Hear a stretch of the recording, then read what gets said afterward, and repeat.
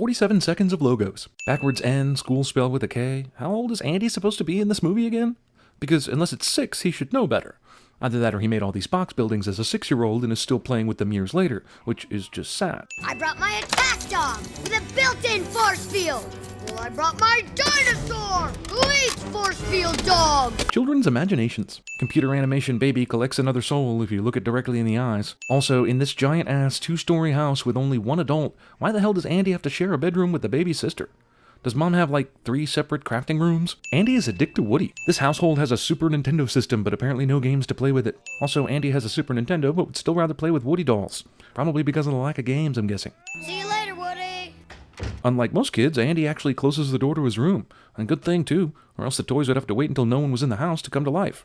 Pull my string, the birthday party's today? With the sheer number of toys strewn around this house and Woody's apparent wealth of logic and street smarts, there is no way he would get the date of the birthday party wrong. Overly dexterous plastic pig not only tosses coin in the air without opposable thumbs, but also lands it perfectly straight up so it goes into his piggy bank slot. I'm Picasso! I don't get it. You uncultured swine! How did Mr. Potato Head even know Picasso's work to make the joke in the first place? Either Slink has all these checker pieces set up on the wrong color, or else, and I really hesitate to say this, but I may have been playing checkers wrong my whole life.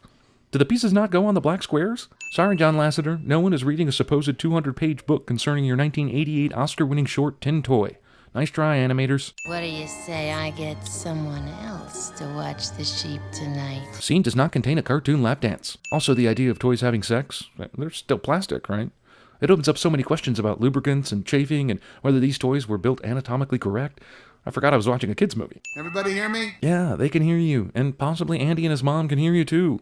And everybody outside that open window as well. A minute ago, Woody needed the speaker to move away so there wouldn't be feedback. Now he can stand as close as he wants. Take a look at all those presents. I can't see a thing! What if Andy were to walk in the bedroom right now, huh? Do you people have any idea the emotional scarring you'd cause if he saw all this?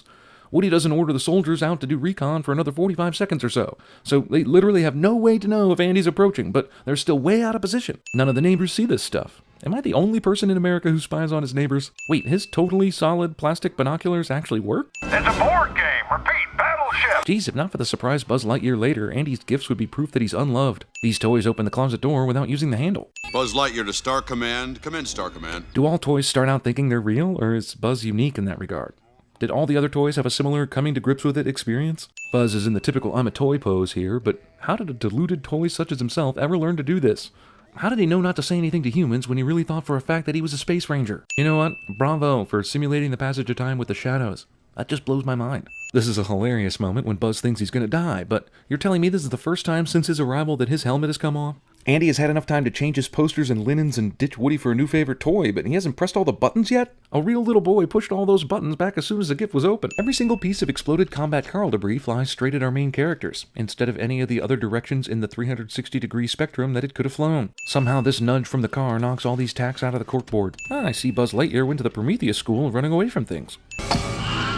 Buzz Wilhelm. Hey, Mom, be right down. This is why this toys come to life while humans are gone thing would never work.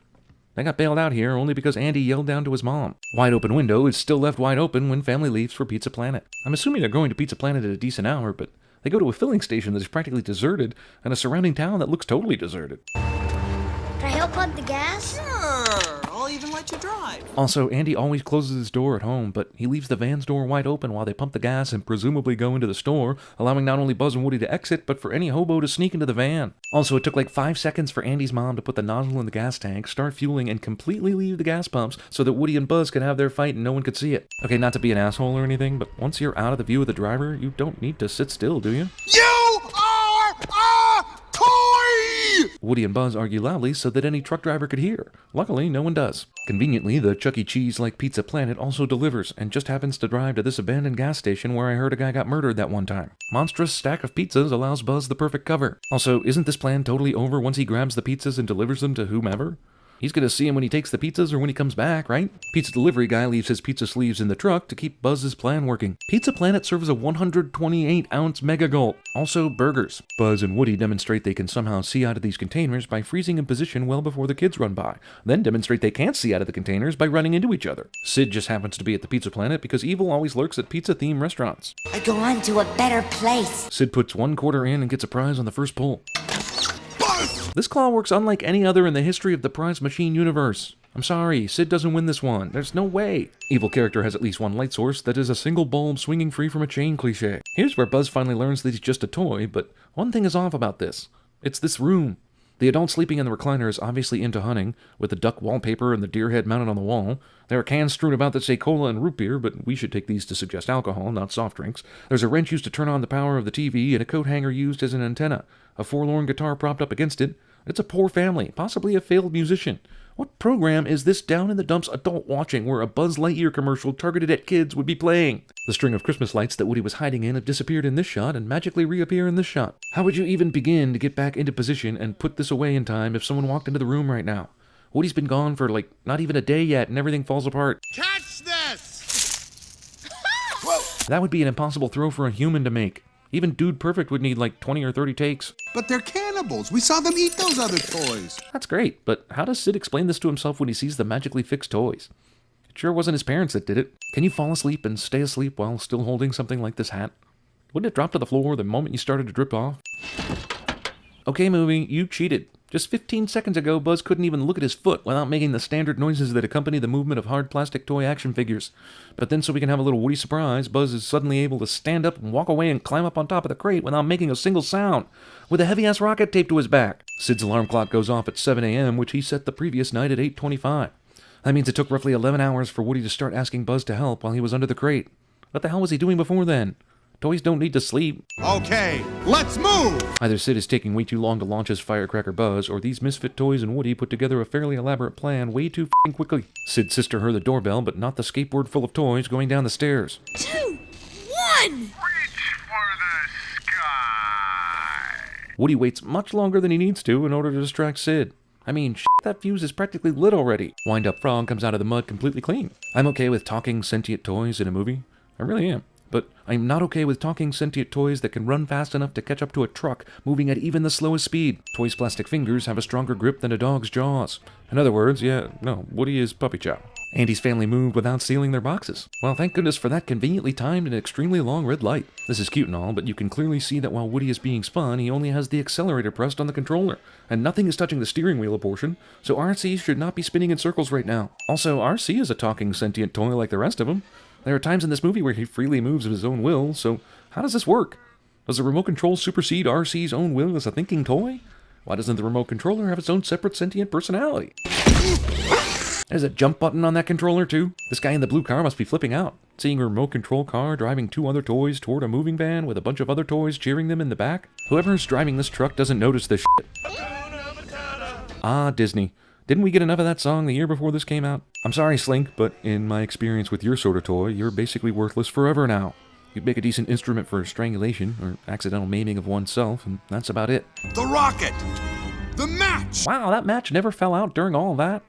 Hell, I'm kind of surprised the rocket didn't fall off, but the match? That thing is long gone. And don't get me started on Woody's hat, either. What? This is where I stop and ask you to ponder one thing. If Sid had never tortured Woody, then Woody and Buzz would never be able to put this plan together and be returned to Andy, which means the movie's sort of saying torture is a necessary evil, and I'm okay with that. And I am not okay with that. The street was dead empty for forever just a second ago.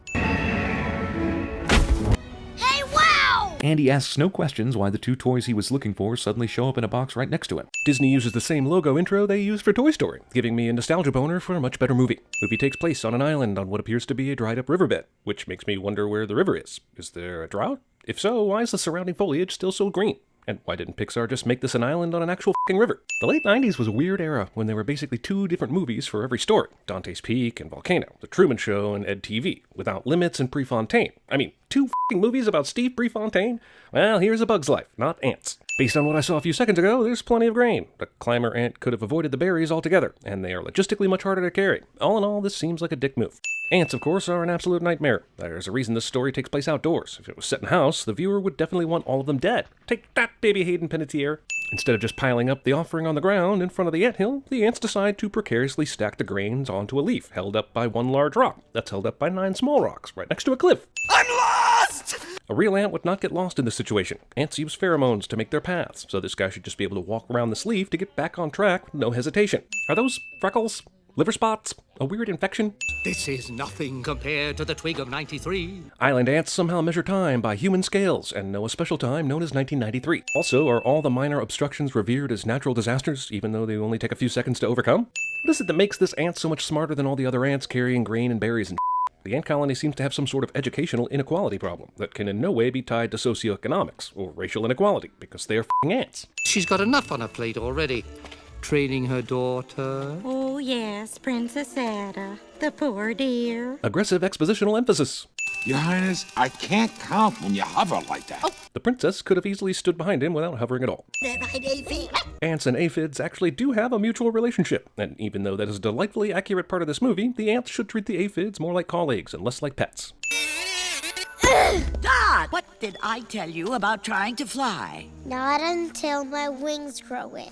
I'm impressed her wings were able to lift her off the ground at all. These ants are so iridescent, they look like drugstore eyeshadow. Flick's machine is powered by movie magic. This is my new idea for harvesting grain. Flick's invention bypassed thousands of years of harvesting innovation and jumped right to the Industrial Revolution. He's basically a witch. A telescope! A spherical drop of dew couldn't telescope.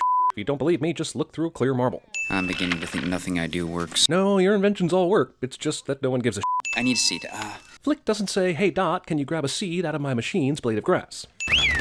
Okay, everyone, single file, food to the offering stone. These ants didn't just do this to begin with. Instead, they resorted to chaos and ran around like a bunch of dumb humans. These ants have discovered the illuminating power of fluorescent mushrooms that definitely exist. Bullshit contraption somehow has the strength to knock out a rock weighted down by two heavier rocks. Since this was so easy to knock down, it's amazing that this poorly constructed pedestal stayed up as long as it did. There must be a wormhole in this puddle, because the grain seems to vanish as soon as it enters the puddle. I can see the bottom of the puddle, but I can't see any of the grain. Also, whose genius idea was it to put the offering stone next to a cliff? It's convenient for the grasshoppers that the ants' large gathering room isn't any deeper into the earth. One of those circle of life kind of things. A little Disney cross-promotion for you. The birds eat the grasshoppers. Hey, like the one that nearly ate you remember? Bumbling idiot bad guy lackeys saying things at inappropriate times that are expositional, ultimately helpful to the audience cliche.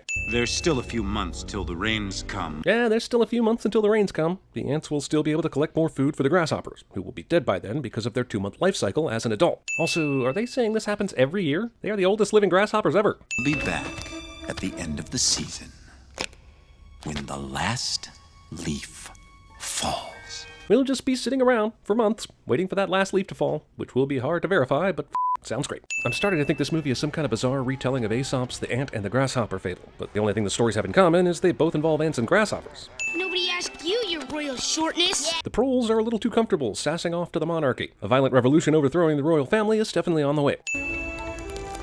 Oh. Yeah, but you're an ant, right? You have those wicked claws where you can climb up and down everything without a problem. And the f*** do you need a giant backpack anyway? The contents of your pack are literally all around you. This scene is brought to you by Cartoon Physics. Cartoon Physics, bending the lines of reality to conveniently serve the movie's plot. Bye! Apparently Flick has much greater mass than I am accustomed to ants having. Your dad's right. He's gonna die. Yeah, but wasn't it your dad that said he was gonna die? My dad doesn't think that. He doesn't, huh? Nah, he's betting you're gonna die. I have been in outhouses that didn't stink that bad. Don't flies like stinky things? If the show really did stink, they should have enjoyed it. You always cast me as the broom, the pole, the stick. That's racist. You parasite. That's racist. Oh, it's a flea? Fleas. Hey, cutie! Wanna pollinate with a real bug? This is one of those moments that I didn't realize I should be disgusted by until I became an adult. So, being a ladybug automatically makes me a girl. Is that it, flyboy? It's also amazing that the insect kingdom even uses the word ladybug. But hey, funny joke, yo. If Francis is so bothered with the other bugs thinking he looks like a girl, he could at least try and look a little less like Betty Boop. This movie was way ahead of the curve on Minions. What if they were all blindfolded? It seems like this is the only thing they actually had planned. PT survives this. I wonder what came first, the circus or the red and white umbrella and the animal cookie box. I guess it's technically still an Easter egg, even if they just tilt up and show it to you. So beautiful!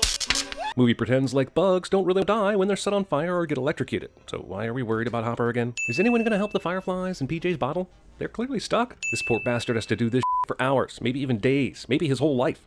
Who ordered the poo-poo platter? Poo-poo platter. Hey, I said no salt! This slug missed the giant pieces of salt on top of his food. Now he's going to die. Fired by a flea. How humiliating. To be fair, you were employed by a flea, so it's hard for me to believe you didn't see this as a possibility.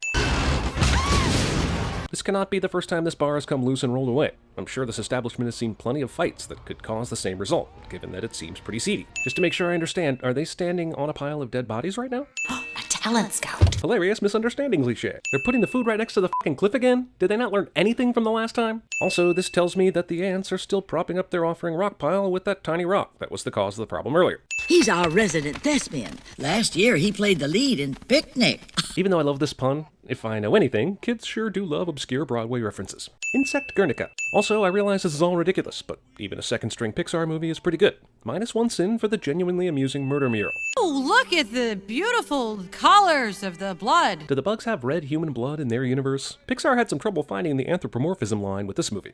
We are the grasshoppers! Where's our food? We are the warriors! Here to defend you! Holy shit, I just realized this movie is The Three Amigos. Jesus, what are these ants teaching their kid ants? After this and the mural from before, I feel like these ant kids have been watching nothing but Quentin Tarantino. The warriors. That rolled up blade of grass just had a feedback issue. Also, with this kind of technology, they could have built a bomb out of twigs and the urine from a horsefly. Circumventing, they can trapeze, trap them with ease. Guy caught in a lie that almost reveals his lie with puns cliché. Come on, Wink. Is what America said after hearing the silly love songs. Cutting off the circulation to my foot! Circulation might be a strong word. Hungry Bird Ex Machina. Nobody really believes I can do this job. I thought all ant queens had to do was reproduce, which to me sounds like a pretty sweet gig.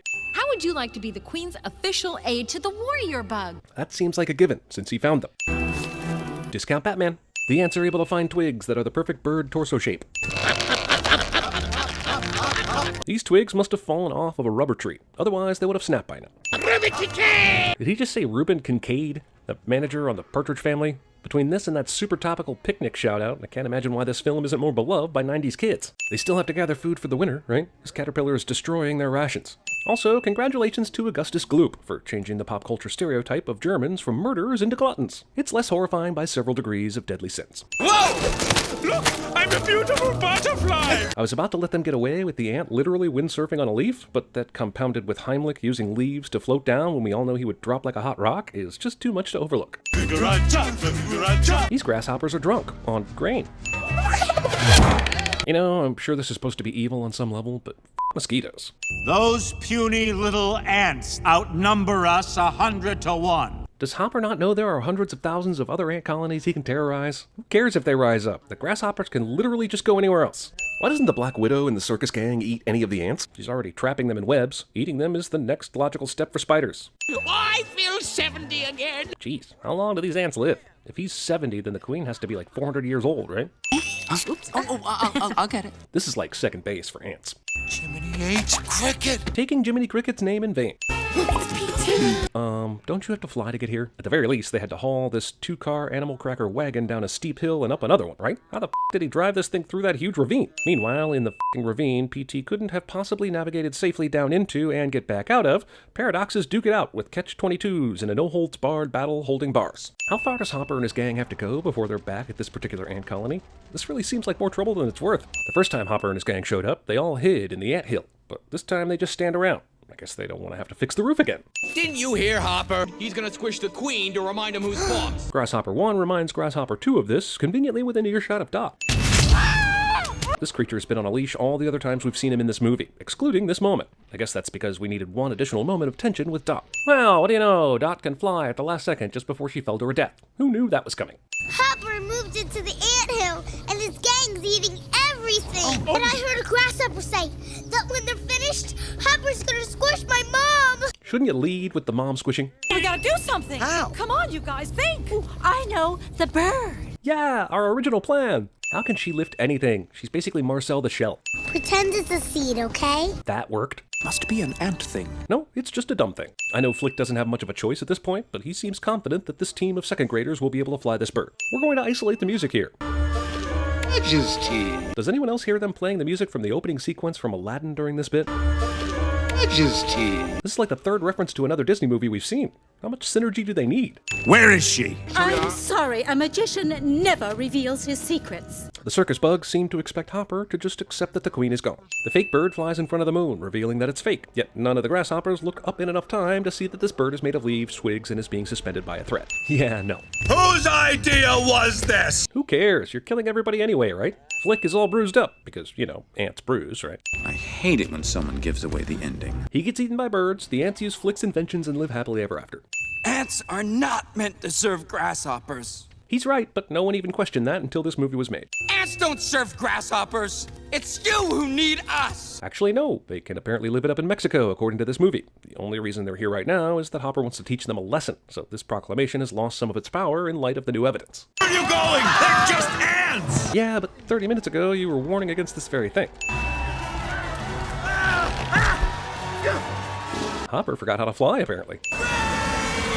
You, as ants, should have been able to detect that long before visual proof was necessary. I'll get more grasshoppers and be back next season. Because I was apparently created in a lab and possess a tortoise gene of some sort that keeps me alive for years and years. Oh, hello, bird ex machina. Coming in twice now, I see. Say hi to the eagles for me, will you? Isn't it customary for the mother bird to chew up the food before giving it to her baby birds? This technique here promises to shove this big grasshopper down the middle chick's beak, leaving the other two hungry and this one in need of surgery. Imagine some Russians playing with Hitler's index finger like a toy shortly after the end of World War II. That's basically what's going on here. They didn't do this before, and this may explain how they navigated that ravine, but it doesn't explain why they were driving on the ground in the middle of it, if Tim could do this all along. And besides, he can't. That noise. Well, this seems like yet another colossal waste of food. 45 seconds of logos, again. Awesome! Did Disney buy DC as well? Is it Superman? Even though this movie is great, like a solid A, that doesn't change the fact that it's the third best Toy Story film. Super short fluff sequel finds time for over 3 goddamn minutes of imaginary Buzz Lightyear video game adventure bullshit. Seriously? Buzz breathes like a discount Darth Vader, and he's white too? I know Gary Reinstrom is a big part of the sound of this movie, but damn, dude, how many times are you gonna go to that Star Wars well? Hey, this will be the first year I miss cowboy camp, all because of my stupid hat. Woody has lost his hat. Has anyone checked with that fucking prankster shark? The boy who wrote that would take you to camp with or without your hat. Does he have any reason to think he can't go to camp without the hat? Because if not, Woody needs a psychiatrist more than he needs Andy. Where'd you find it? Well, that's the bad news. So wait, did Slink steal the hat back from the dog and then manage to outrun said dog? Because, you know, Slink is a slinky with very poor motor skills, right? Okay, have a good weekend. I see the humans in this house continue to give the toys extremely helpful warnings before anyone walks into a room and has their world change forever. 5 minutes. It would take 15 minutes bare minimum to set up all these army men. That's probably the joke they're making, but 5 minutes is 5 minutes. Somehow this hasn't happened before now. Also, a small tear will somehow mean Andy can't take this toy he's been taking to cowboy camp for years to cowboy camp. Candyland, Mousetrap, Twister, Guess Who, Life. Where's the fucking chutes and ladders, assholes? Andy's mom has had some work done, no? She looks nothing like she did in the last movie, is what I'm saying. You know, I feel like Andy continued his love of Woody simply because the first movie demanded a happy ending. This kid would have moved on from Woody 2 weeks after they moved into the new house, if that. Woody drops his dead arm, but then also has a perfect view of Andy getting into the Super Nintendo! Let's play some Bomberman right fucking now! You know, if you're gonna make a joke about cousin AJ, Joe, Jim Bob writing a book about the real big trucks, you might want to make that thing 300 pages lighter. You know what I mean, Vern? Nearly every board game in this stack is also a movie with the same name. That Guess Who movie really went off the rails when it came to adapting the source material. I sinned a whole bunch of stuff, and the whole thing turned out to be a dream sequence. But the movie is a dickhead for spending its first 12 minutes on video game footage and dream sequences. Also, even toys have disturbing dream sequences. Now, what if this happened while Andy was in the room? Nah, she just told him that to calm him down, and then put me on the shelf. Yeah, but you guys are living toys, right? Why have you never made your presence known since you were put on the shelf? Does the shelf have some sort of magical properties we aren't aware of? No one could hear me. Yeah, your squeaker is broken, but not your voice. Yard sale!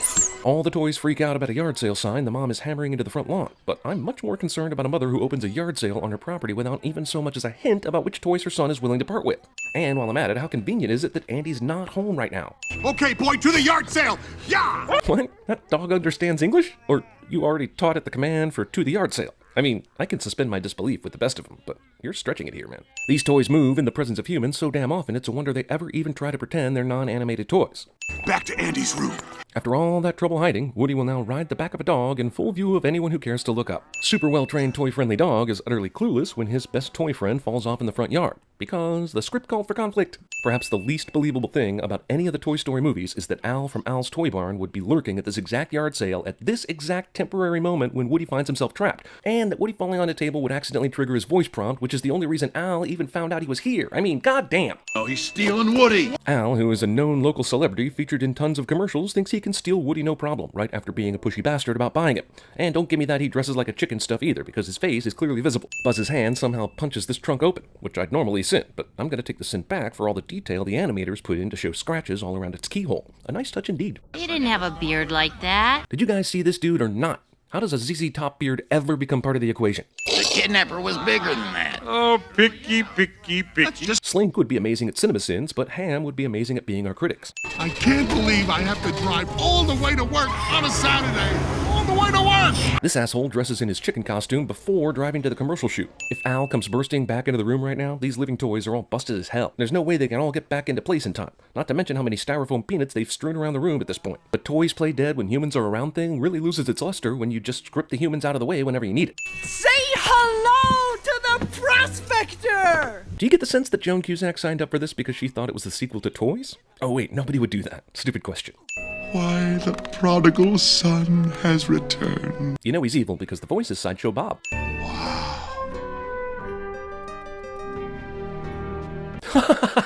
What the hell? Why does Collector Al Dude have priceless Woody magazines strewn across the floor? Answer, he doesn't. Just made a cool shot, so they did it. Every single one of these tapes is episodes 4 through 6. Nothing, Prospector. I reckon we ought to get out of here. They've been sitting here dumbfounded watching TV for hours, and even if Al somehow ended up doing 100 takes on his chicken soup commercial across the street, there's no way these f***ers knew that was happening, so they should be caught dead to rights as living toys by all measure of logic and sanity.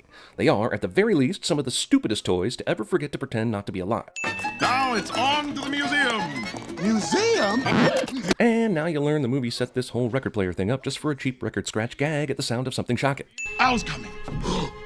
Go! Go on, Jesse! Yes, go, and somehow clean up all those styrofoam peanuts on the floor, and put away the videotapes, and turn off the TV, and Jesus, this is hopeless, isn't it?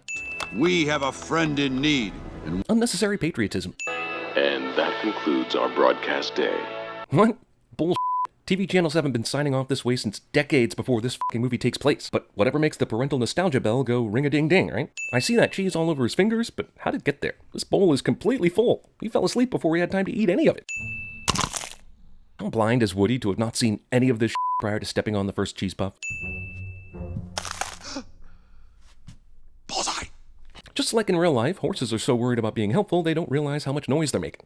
Wait. Well, lucky Bullseye decided to wake up and join Woody then, because I don't think he could have climbed the couch without it. Let's just say Al wakes up now, by chance. Is there some kind of toy court where Woody would face charges of failing to pretend to not be alive? Bullseye ignores hundreds of actual cheese puffs in order to lick the dust off the fingers of a dude I'm pretty sure didn't even eat any himself.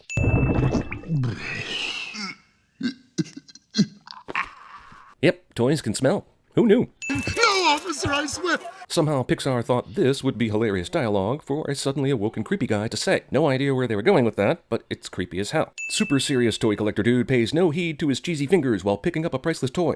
What? You think I did that? Woody accuses Jessie of turning on the TV when he tried to take back his arm, but somehow she didn't see Stinky Pete do it. Why are there spikes on this road when there's no boom barrier blocking it?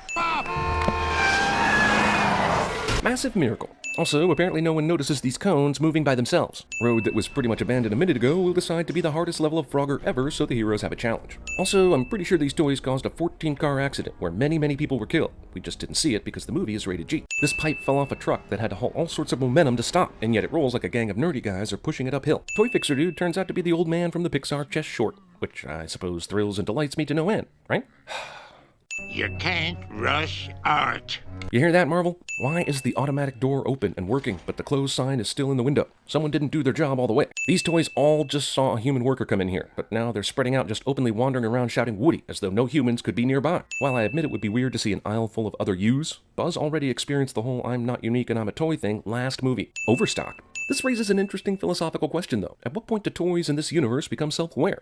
You know, they make it so you can't defeat Zurg unless you buy this book. It's extortion, that's what it is. Wait until you get to the era of DLC and in-game purchases, T-Rex. You got it good right now, trust me. This thing has working gas and brake pedals. Get the f*** out of here, movie. These guys are in a car driving around a toy store where there are no helpful warnings from Andy's mom that someone's about to come into the room. Movie thinks that if it swaps in a second Buzz in place of Woody, then I'll overlook the fact that it's literally repeating an entire scene from the first movie. You know how the rest of this goes at this point, right? Movie is wrong. These Barbies know how to party. One question though, why didn't they let any of the Ken dolls join the bash? They'd be in the same aisle, right? Also, no other toy sold in this store is stupid enough to be awake at this point, but all the Barbie stuff is having a pool party right now? What do toys do in the age of security cameras, by the way? I feel sad for this Barbie because she is cooking a steak that will never get cooked enough. Dinosaur overboard! Back in 1995, short-sighted retailers did not order enough dolls to meet demand. Disney complaining about not getting enough money. Also, I guess they've more than made up for it by overbuying on the next go-around. See how that works? Tiny Tim can still get his operation after all. No, if this guy was the true collector he's been made out to be, he'd know better than to put his greasy fingers all over the priceless toy just to take an obscene number of posed photos in order to then sell said priceless toy. Oils, dust, potential damage, this guy is ignoring all the obsessive collector basics. It's like printing my own money. What serious toy collector or serious eBay seller would take and use Polaroids of the merchandise? Sure, it looks better for this shot to have him holding physical pics, but it's dumb as hell.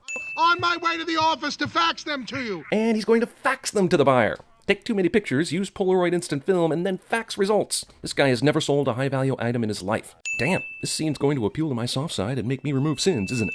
Every one of these transitions suggests this girl outgrew her love of horses for stuff like makeup and music. But what's going to outgrow her love of being a stereotype? Huh.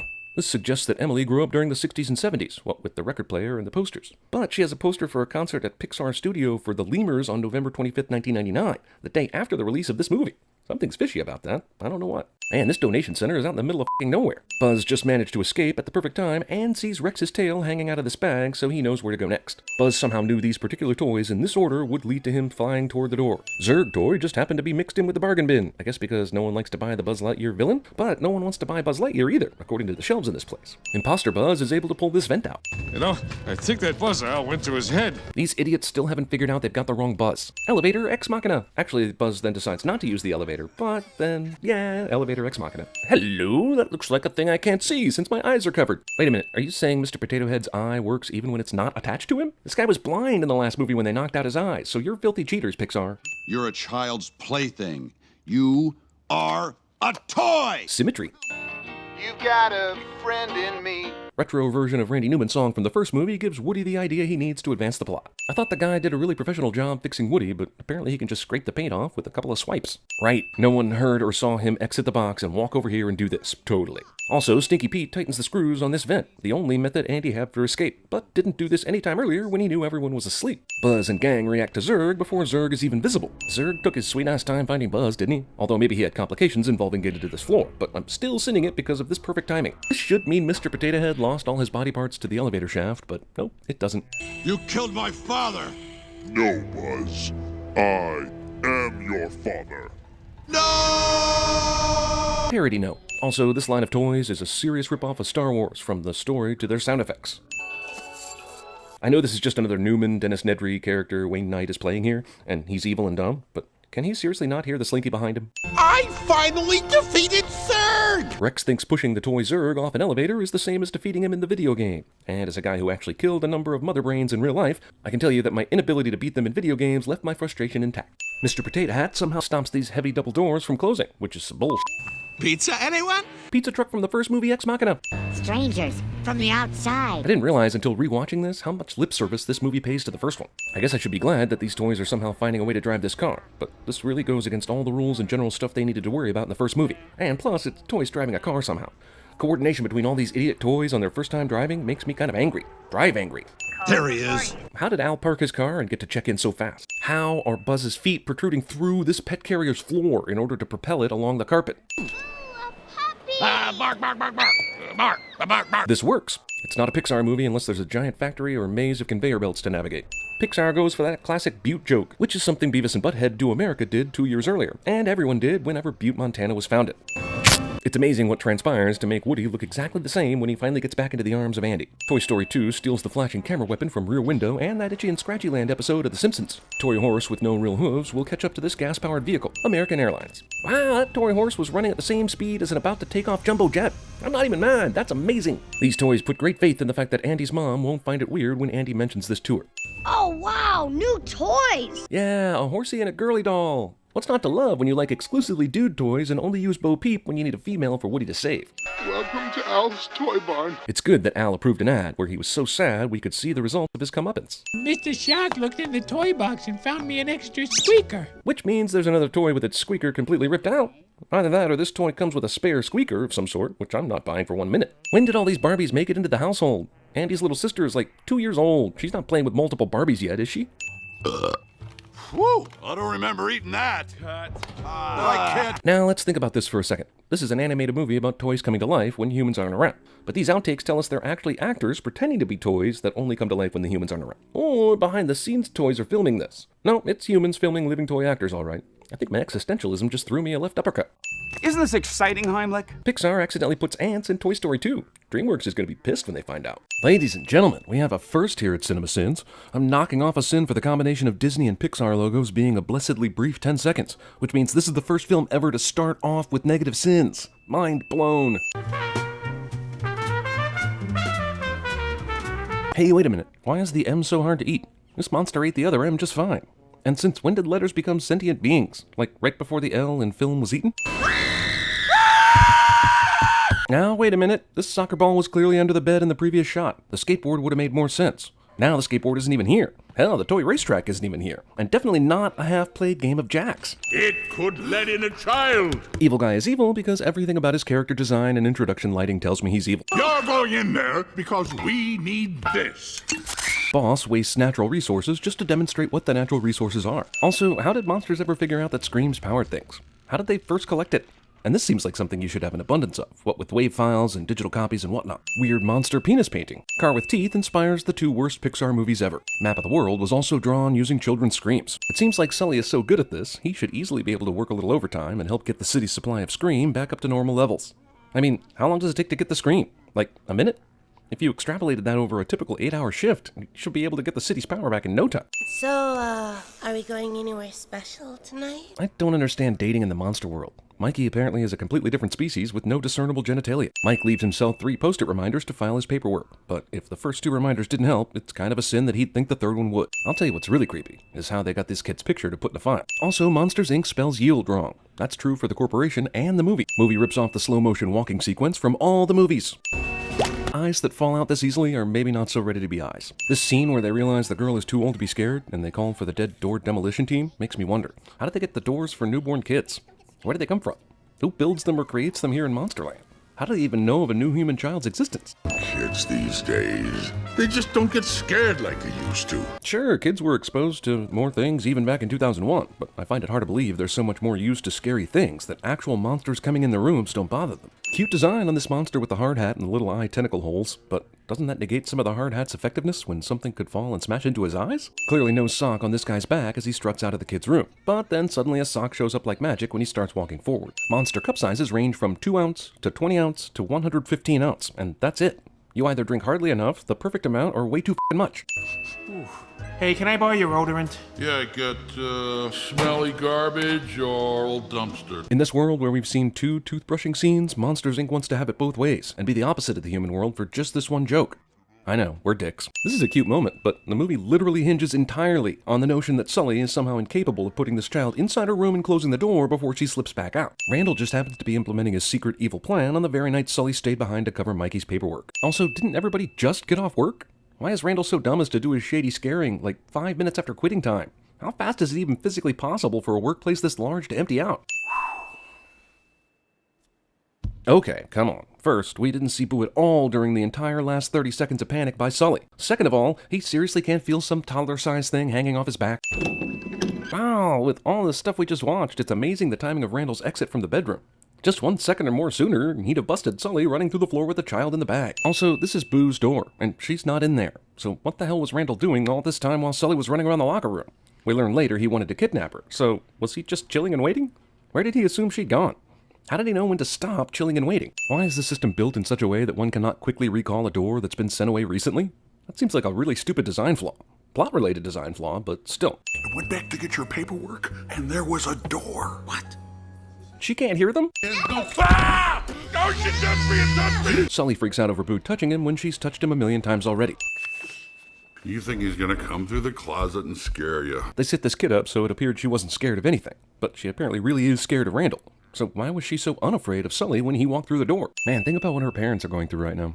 If you think about this movie from their perspective, it gets a lot more lovely bones than you want it to. The candles are still burning. Jeez, Hollywood has terrible flame discipline. Good thing monsters have both the same physiology and toilet fixtures as humans. Randall! Thank goodness! What are we gonna do about the child? Randall's worker buddy openly discusses the kid he's ultimately responsible for inside a public restroom. The front page! Jeff Fungus Ex Machina. Super observant monster is momentarily super unobservant for comedy's sake. Toilet paper sticks to your heel after using the bathroom cliche. Although, when I think about it, how? They were in the cleanest bathroom in the history of bathrooms. Or so help me! Oh, hey! We're rehearsing a scene for the upcoming company play called Put That Thing Back Where It Came From, or So Help Me! Mike and Sully's co-workers believe this. Celia shows up out of nowhere so that she can yell at Mikey, and Randall can figure out that they were at the sushi place last night. The articles on this newspaper are the biggest bunch of nonsense we've ever seen here at CinemaSins, and that's saying something. The writer even bothered to write ums and uhs in this thing. Sure, it could be a joke, but what's not a joke is somebody was able to snap this photo of Boo while she rampaged the sushi restaurant. I know you want to keep giving Randall reasons to use his abilities, but Mike had a huge head start here and didn't even know himself where he was running, so this bullshit is impossible. It's 11:55 a.m. right now, and a mere 2 minutes ago, with no significant passage of time whatsoever, it was 8:50. Now, normally this would be a really stupid nitpick that has nothing to do with the quality of the movie, and in all fairness, it still doesn't. And a ton of you will try to think the worst thing ever commented on YouTube ever because of it. But in this case, it's important because the next plot development entirely hinges on the scare floor going to lunch in 5 minutes. How are they going to lunch when they just got here? Kid has been wandering free in Monsters, Inc. without one monster seeing her. Can we get an autograph? CDA assholes appear so you'll think Sully's in trouble, but then become fanboys? Which also allows Boo to once again avoid capture. These CDA guys were all going number 2 at the same time. Will you stop making Boo laugh? That's weird, because the last time Boo made the lights go out, it was because she was crying, not laughing. She's been laughing the whole damn time she's been in this building and nothing happened. Randall actually thinks Mikey is Boo for some reason. Why does Randall ever bother becoming visible?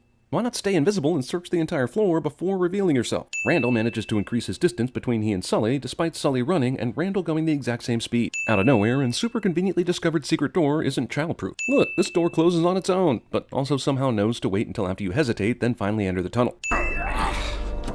Jesus, you had no problem carrying the crate earlier when you first kidnapped Mikey, so why is this any different? And with 2 monsters no less. Yeah, so this scream extractor sounds evil, but the only reason is that they're going to have to kidnap kids. But why do they need to do that? Why not bring the machine to the scare floor? Or make it smaller, for Christ's sake? What's different about this machine that's any more unethical than running in and scaring little kids for their screams? Furthermore, Randall's actions on the night Boo came over to the monster world don't really make sense now. If the whole reason he set the door up that night was to kidnap Boo, then why didn't he just take her, instead of stopping midway to get some scream tubes? Didn't he have plenty near the secret door? Or the secret evil lab where he's testing this machine out? Scream extractor is plugged into a place where it is easily unplugged without detection. Goodbye, Monsters, Inc. Roll credits. No, sir, you don't understand. Now, show these monsters how it's done. Person who has something really important to say is constantly interrupted by interrupting douchebag cliche. Yeah, so why isn't this kid's fake recorded screams worth some scream energy again? It's midichlorians, isn't it? That wasn't real. It's just I was just... Recording of Sully's scare just happens to be rewound and paused on the perfect spot, and contains all the important story information.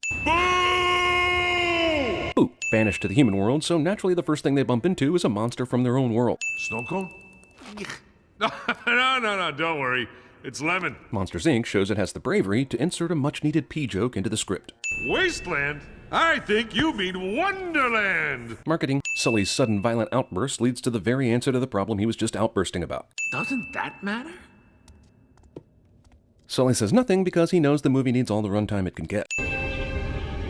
Damn it, Randy Newman, that music is almost exactly the same piece of music you did in The Natural. You didn't think I'd notice, did you? Luckily, at this exact moment, kids are being scared by monsters right now.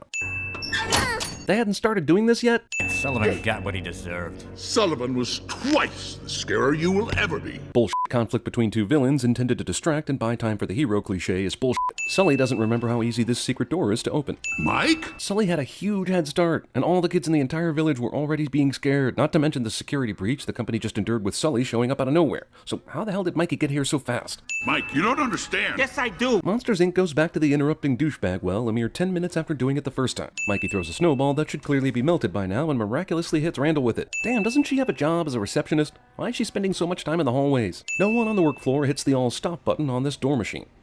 Or, wait, are you saying there is no all-stop button for this thing? These monsters did zero planning ahead when building this factory. It's weird how many Pixar movies end up in a giant factory of some sort where the heroes have to navigate unthinking and unfeeling machinery. There was no reason whatsoever for this door storage facility track to be laid out like a theme park ride. Boo's door! There it is! All by itself so it can be easily identified. Make her laugh! What? Sully? Just do it! Ow! I still contend this is total nonsense after her crying caused the blackout before. Also, doors somehow can get powered up without all the stuff from the scare floor, which makes everything nice and tidy and convenient for this adventure. Come on, we gotta find another door! Mikey and Sully manage to find another kid's closet door in the very next beach house they run into. Look! Boo's door! Wow, there are 10 billion doors in here, and you manage to leave and return within 2 rows of Boo's door each time? F*** you, movie. Why doesn't Randall just camp out in front of Boo's door? There's no need to chase these guys throughout the door warehouse, is there? We lost him! God damn it.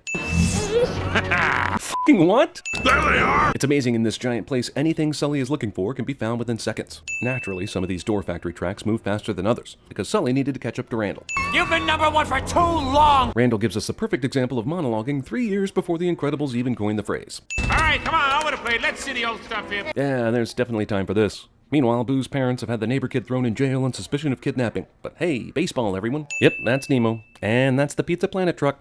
Yep, you're observant. What do you want, a cookie?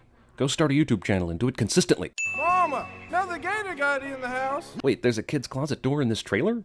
Also, luckily for the heroes, they threw Randall into a place where he would immediately get his comeuppance, and he couldn't just do exactly what they did to get back. And while we're on the subject, why don't Bigfoot and the abominable snowman do the same thing, and just come home to Monstropolis? When the door lands in the station, cut the power. You'll have the child and the criminals responsible for this whole mess. How does he know that? He's a character in the movie. He's not watching all the bullshit we just watched, right? Right? No one sees these fingers. Every CDA person and Water News fall for this and run away from the door. This is an accident, but as it turns out, totally necessary to the plan to expose Water News's evil plot. Well, I don't know about the rest of you guys, but I spotted several big mistakes. This is exactly what our intern Kyle says every time we watch a movie. And this is why he doesn't get to write sins with us. It's because of your attitude, Kyle. Monsters Incorporated is dead! I wish. Instead, you're not going to believe this, we actually get a prequel in about 10 years. 2.5 years of undercover work were almost wasted. It took you 2.5 years to figure out what was going on here? And why were you investigating them in the first place? There wasn't anything shady going on until recently, if the movie I just watched is to be believed, especially with the shortage of screen that this very movie's plot is contingent upon. Wouldn't an abundance of screen be cause for alarm? I realize I'm more prone than the average bear to notice stuff like this, but the deliberateness of this old lady's sweater boobs is making me uncomfortable.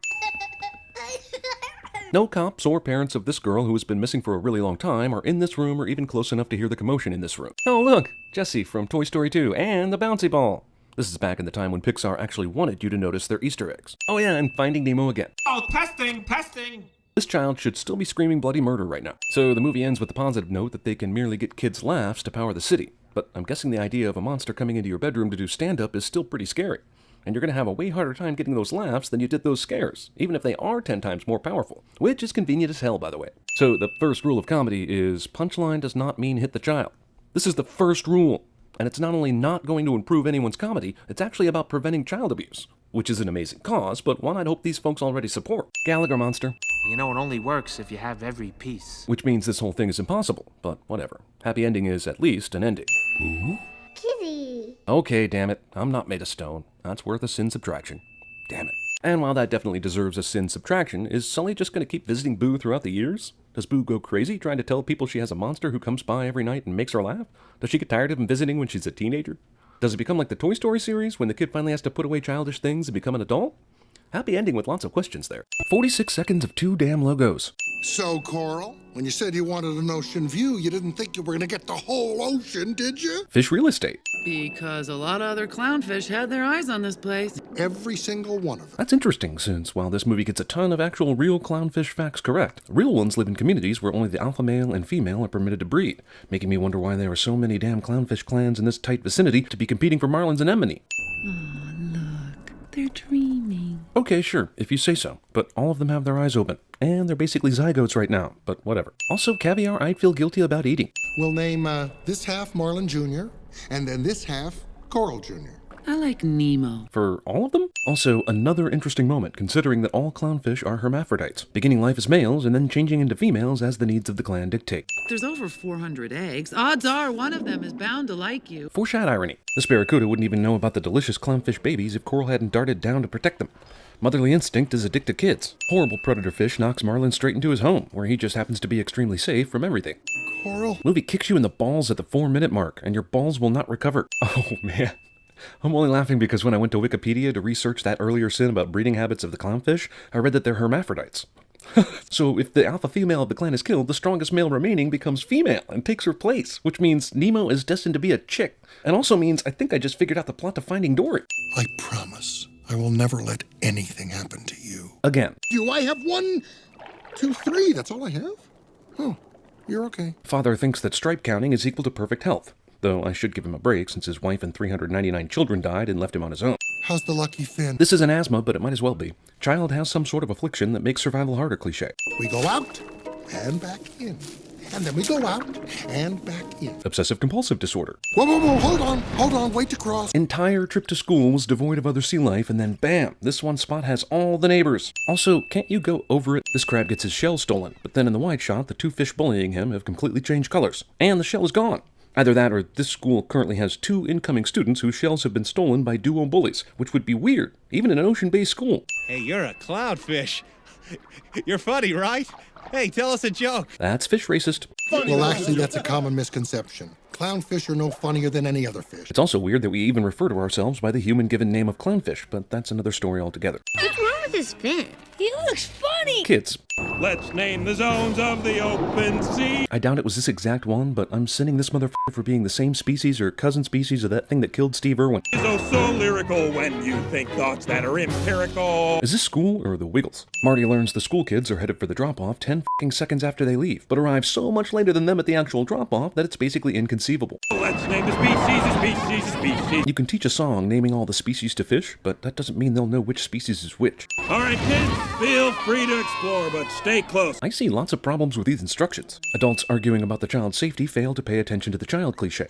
This is exactly how Harry Potter lost his son in The Woman in Black. Fish only notice the scuba diver when we do, which is when he comes into frame. Why did no one see him the entire time Marlin, the teacher, and all the students were looking in this direction? Okay, so I've seen this movie before. I know the ultimate moral is that Marlin should let Nemo live his life and not be a nagging rules-based father. But the problem is, this scene that sets the entire movie in motion sort of proves that Marlin was right, and Nemo was a dumbass, right? These goggles fall off the boat here, but rest assured, not only will they be found long after this by Marlin and Dory, but they'll also end up being some sort of a goggles ex machina kind of thing, despite them having fallen off the boat basically in shouting distance of where all this began. Jeez, do these fish ever know when there's something dangerous in their immediate vicinity? Bruce turns out to be a nice shark, but still. I am a nice shark. Okay, sure, you're a nice shark, but you did everything in your power to make the fish you brought here uncomfortable. Why not tell Dory and Marlin that you're a nice shark and have no intention of eating them before going to your meeting? A clownfish? Really? Go on, tell us a joke. Man, sea creatures are really literal. Is it customary for scuba divers to write a return address on their masks?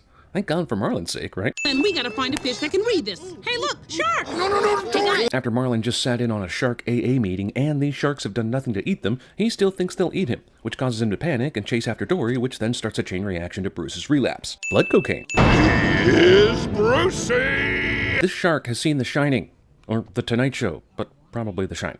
Regardless, it's ridiculous. You can read? I can read? That's right, I can read! But why can you read? You're a goddamn fish. If fish can read in this universe, why is Marlin so mind-blown about it? Also, sure, discuss this when a shark is chasing after you. Inside jokes. Hello, little fella. Ah, dentists. He likes bubbles. That's great, but you were not on any of these walls a second ago in the wide shot. Kid And if there's anything you need, just ask your Auntie Deb. That's me. Or if I'm not around, you can always talk to my sister, Flo. Auntie Deb calls her sister Flo, which, if she weren't a reflection, would mean she's Aunt Flo. So there's that to think about. Can't hear you, Peach. I said we got a live one. Yes! Boy, oh boy, oh boy, oh What do we got? Root canal. The f***? You just established they can't understand her unless she has one or two of her arms off the glass. Then immediately ignore that rule? Hey, Nigel. What did I miss in my life? Yeah, none of the humans heard that big-ass pelican smack the window. None at all. The pelican broke a picture, which the dentist takes as an excuse to talk about his niece and directly addresses Nemo with the ultimate reason why he doesn't want to be in this aquarium right now. Plus, Nemo understands English, so that's an amazing series of fortunate events that happen just so he can plan his escape. She wouldn't stop shaking the bag. So her parents took the cutest picture of her with a dead fish after she murdered it. Dory and Marlin went to the Prometheus School of Running Away from Things. Are you my conscience? Movie saves a ton of animation time and money by putting Dory and Marlin in the darkest place possible. Anglerfish decides to wait an insane amount of time to eat its prey, allowing Dory and Marlin to not only admire its prey-attracting light, but to allow them to figure out that they're in danger. No eating here tonight. Woo! Eating here tonight. Get the f*** out of there! They'll take us out of the tank, put us in individual baggies, then we'll roll ourselves down the counter, out of the window. Holy shit, everything was good to the point of getting in the bags, but then you're going to roll the bags? How? And then the window is magically going to be open? How? All drains lead to the ocean, kid. And in one line of dialogue, Pixar killed thousands of real fish owned by stupid little kids who believe things. Oh, little Blue. She is sub-level, dude. Okay, so Dory is lying on top of this turtle's back, all unconscious and shit. But just a second ago, they went through some sort of roller coaster ride where Marlin had to hold on to Crush's shell. So who kept Dory in place? Which brings up another question. Why did Marlin have to hold on to Crush anyway? It's not like Marlin, as a free-swimming fish, was going to fall out of the current or anything. The only reason I can think of is they wanted to have this cool roller coaster ride before Marlin found Dory again and Crush wasn't really needed anymore. Two little fish have been searching the ocean for days. Good thing there's a good old oceanic network where all sorts of different species report the news of a father looking for his son. Does this happen every time a fish gets lost? Is Marlin the only dad who ever looked for his son in the ocean blue? Okay, so this time the dentist hears the giant pelican smacking the window. That's convenient to the tension of the scene, if you ask me. Darn kids. Well... Okay, first of all, you thought that was kids? You didn't see the f***ing pelican? How? Second of all, you're going to leave the window open after something you think was prankster kids throwing something at it when it was closed. I get that maybe the dentist is just so dumb he doesn't look over here. Fine, whatever. But how is the pelican speaking English to fish without making any noise a human can hear? The word is he's headed this way, right now, to Sydney! Thanks to a dentist who labels his scuba masks just in case he loses it and can't afford a new one. Heroes get trapped in a whale cliché. You know, I wouldn't be surprised if he's out there in the harbor waiting for you right now. You know, trying to figure out how the f*** he gets on dry land to enter a dentist's office and help with your escape. Okay, so this whale has a uvula, and whales just don't have uvulas. Which is weird because I was told the filmmakers really went into crazy detail on everything about all the creatures in this movie. You know, beyond the personification inaccuracies in order to tell the story. This dentist places every bit of information these fish could possibly need close by in every situation. The Aquascom is programmed to scan your tank environment every 5 minutes? Can? What does that mean? 5 minutes is a pretty small increment of time, but this instant scan starting right when it's being talked about is beyond convenient timing. Dennis gets the net taken from him, but he immediately has a plastic bag ready, which amazingly enough actually freaking works. And he does this despite simply retrieving the net from the water. Have you ever tried to catch a fish in one of these things? It's impossible. Marlin and Dory hop down the length of the pier instead of going at a right angle and getting in the water in 2 hops. It's the Prometheus School of Running Away from Things for the second time in this movie. Not one single seagull gets through the sailboat pick set by Nigel. Not even one. Guy who clearly flushed the last fish decides, nah, I'll put a stinky old fish complete with a bag full of water into this everyday trash can. We've seen Nigel run into this window every single time he's flown here, but now that he's Marlin and Dory's chauffeur, the window is wide open today. Ring of fire! Somehow, despite the fact that this has never been done before, this shoots Gil to the perfect spot. All drains lead to the ocean. Movie kills another several thousand pets with terrible, terrible science. No one's ever stuck with me for so long before. How would you know? Nemo just happens to pop out 20 yards away from his dad after going through a water treatment pipe. I'm looking for someone too. Hey, we can look together. Maybe we're even looking for the same exact person. And there's no way you're gonna make me. Hilarious, but 2 things. Obviously, there's no way Dory has the strength to lift a freaking crab out of the water.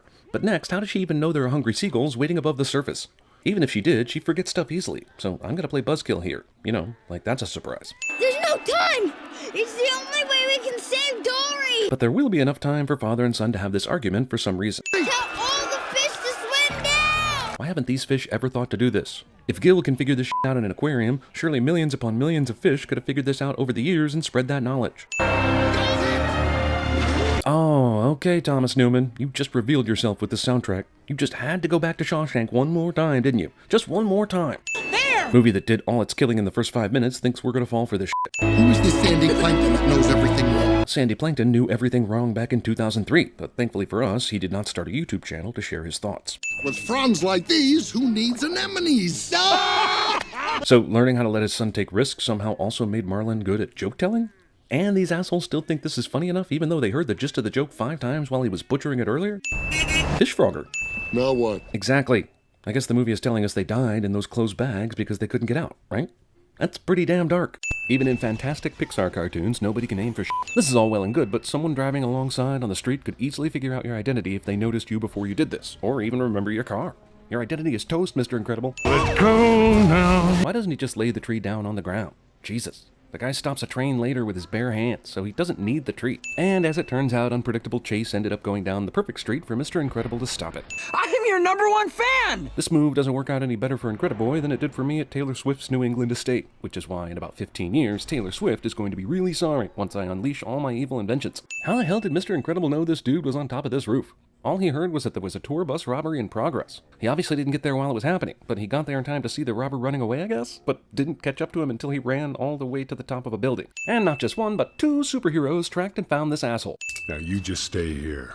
They usually pick up the garbage in an hour. On the roof? Mr. Incredible accidentally saves someone into the scene of another crime he can stop. So I guess this minister knows their secret identity? Nearly all the wedding guests are dressed in their superhero outfits, which is odd, considering you'd think proper wedding attire would be called for, even here. They took a risk this guy wouldn't say anything, which is kind of amazing. You and your son can go now, Mrs. Parr. Did the principal ask her to come out here without looking at the tape first? Isn't it just a little possible someone would see that? Especially since the most popular kid in school just happens to be around in that same area. Man, that kid is riding the quietest big wheel in existence. He must have that Caterpillar drive from the Red October. Now I gotta pay to fix the table. The car! The table? You broke a plate, dude, not a table. Man, you are distracted. Jesus. Why is it that none of the kids in this family have the same powers as their parents? You'd think genetically, with 3 kids, there'd be at least one. And you'd think even if they had different powers, each would have either elasticity or super strength or some combination. Also, we'll bring up the Fantastic Four elephant in the room, since half the characters have the same powers, and you could even make a case Mr. Incredible is a non-monster-y the Thing. That leaves Dash, who's just the Flash as a kid, so we'll send that. But for all the people who are down on this because it's an animated Fantastic Four, when's the last time you saw a Fantastic Four movie that was even good? Much less as good as this. Well, this article on the right is some bullshit. The first 2 sentences are about a shooting, the rest is copy-pasted from the InsureCare Insurance Employee Manual. And this article on the far left is obviously also copy-pasted from the insurance manual. Whoa! Awesome, but that's still spit. It can't be a superhero movie in the early 2000s without heroes saving people from a burning building. I wanted to go bowling! Both these superheroes used their rescued fire victims as shields during this debris shower. Freeze! Thankfully for our heroes, only one cop bursts into the store right now, while the others wait outside to see if he dies in. Oh, he fired his gun? Maybe we should go help that single cop we sent in to capture the jewel thieves all by himself. What am I going to do about my dip husband face? In a world where superpowers are real, physical injuries as a result of superpowers are not real. Also, luckily this happens right at the time when Mr. Incredible has another job offer waiting for him when he gets home. We gotta pay damages, erase memories, relocate your family. Wait, hold up. You can f***ing erase memories? And if you can erase memories, why do you need to relocate the family? This message will self-destruct. Brad Bird steals the Mission Impossible from a franchise he will one day direct. Do residential homes have water sprinklers? Convenient jungle waterless slip and slide. Since later we see this thing has propeller arms, why is it not using said propeller arms right now? This molten lava causes no damage whatsoever to the Omnidroid. Mr. Incredible uses my older brother's stop hitting yourself method to defeat the robot. Also, how lucky is he to not be hit by any of this robot self-harm bullshit? And invite him to dinner. Why? So he can witness the lava wall thing he'll use later to infiltrate your secure computer room? Is there any other reason? I take it our host is... I'm sorry. Mirage and Mr. Incredible are definitely not this close, and not close enough to have a normal conversation for sure. And that is a waterfall of lava. How can they even remotely hear each other at all? Good thing this train yard is entirely deserted all day, every day, so that no one ever sees this. Why is he training? He got that 1 gig and got paid, but Mirage gave no indication he'd have more work in the future. I mean, sure, maybe he's just trying to feel better about his body, and that's cool. But with workouts and the new cars, the movie suggests Bob somehow knows he'll have more superhero work coming. Oh no, wait, there's a train, which is fine and all, but no one else here? I mean, if trains are coming through here, then there have to be workers all over this train yard, right? Stray hair on a jacket always means your man is cheating cliché. Also, has he not cleaned that thing since he got a Mirage hair on it? That was months ago, right? And Helen didn't notice this until now? Also, right after she finds the stray hair, guess who's calling right now? Hello? We have a new assignment for you. First time, they sent a self-destructing iPad. Second mission, regular-ass phone call direct to this family's home phone line. Because f*** security, right? I mean, this is ultimately what gets Helen curious enough to go after Bob later. So Syndrome's outfit's sloppy mission delivery really caused his own demise, if you think about it. By the way, you're getting banged 3 ways to Sunday lately, and you think he's cheating on you? You sly dog! You got me monologuing! Well, he didn't get you to do anything, asshole. And just because you're self-aware about the monologuing doesn't make it right, does it? Alright, try this one on for size, big boy. If you wanted to kill him, couldn't you have done that already? Well, if not for this handy underground cave, Mr. Incredible is a dead man. Phew, thank God for this island's fluky geography. Life reading negative. Mr. Incredible terminated. This is the worst goddamn life-sensing probe ever created. It doesn't have any proof of Mr. Incredible being dead, unless it got fooled by the convenient gazer beam skeleton down in the cavern. Even so, how did it miss Mr. Incredible right behind the skeleton? And can also withstand a temperature of over 1,000 degrees. Can the baby's face? Let's go do what? Can't that asshole radio it in? Luckily, Mirage just happens to be looking down and has no peripheral vision whatsoever, as Mr. Incredible holds a giant statue over his head. Well, that's awesome that Mr. Incredible was able to use that password that Gazer Beam just happened to carve into the cavern walls with his last dying breath. But how did f***ing Gazer Beam learn that damn password? Also, Super Genius Syndrome uses a 6-letter password for the computer that holds the secret to all his island operations. It's pretty ridiculous that all these superheroes died and there wasn't one word about it through their network. Sure, they may have gotten out of touch over the years, but all these people dying and not even a whisper about it? Incredible fire-based garbage disposal here. But what if you accidentally bump dinner into this thing? Shouldn't the fire at least be button activated? Pull yourself together! Encouragement abuse.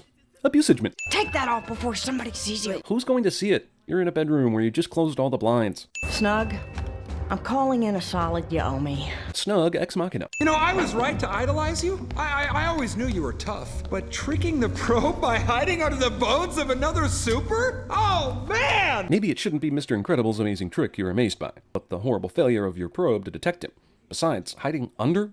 Where is he hiding under? Also, how the f*** do you know that's what he did? Your probe didn't notice him. Did you send another better probe after the fact?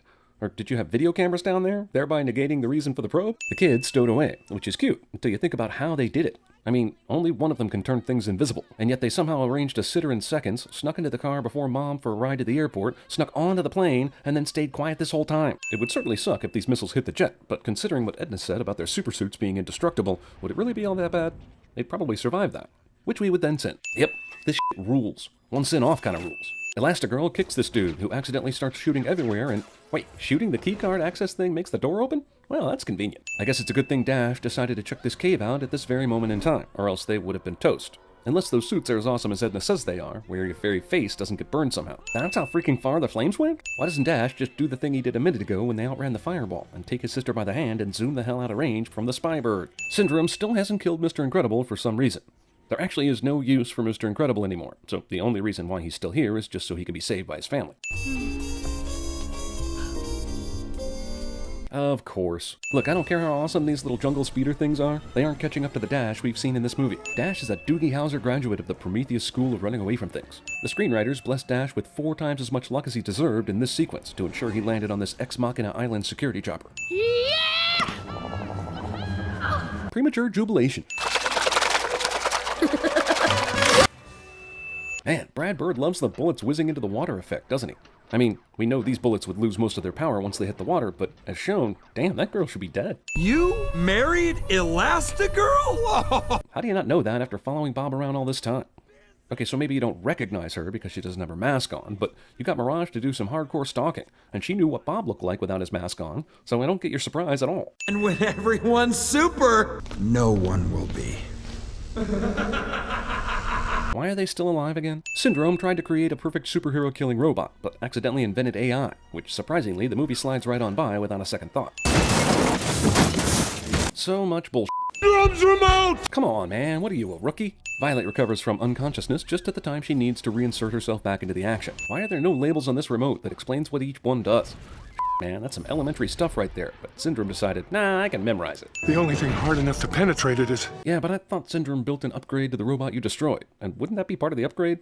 You mean this is actually going to work? This is some incredible aim by Mr. Incredible here, to take out the robot's brain core, considering he couldn't see the core and the claw rocket changed directions after he let go of it. You mean after he got slammed into the building and fell unconscious, he got up and went to the Parr household because Why again? Only here did he first learn Bob was married and had these 2 kids, but he didn't know anything about Jack. So what the hell? Is no one else in the neighborhood besides Big Wheel Kid concerned about this huge disturbance? This underminer just starts blabbering away immediately, as though he's positive someone important will be right there outside the elementary school track to hear him and be in awe. I'm pretty sure I would have figured out these people's secret identities by now. Oh, by the way, one last thing. Did we mention how much this movie steals all the James Bond? This movie steals all the James Bond. Okay, here we go. Focus. Car narration.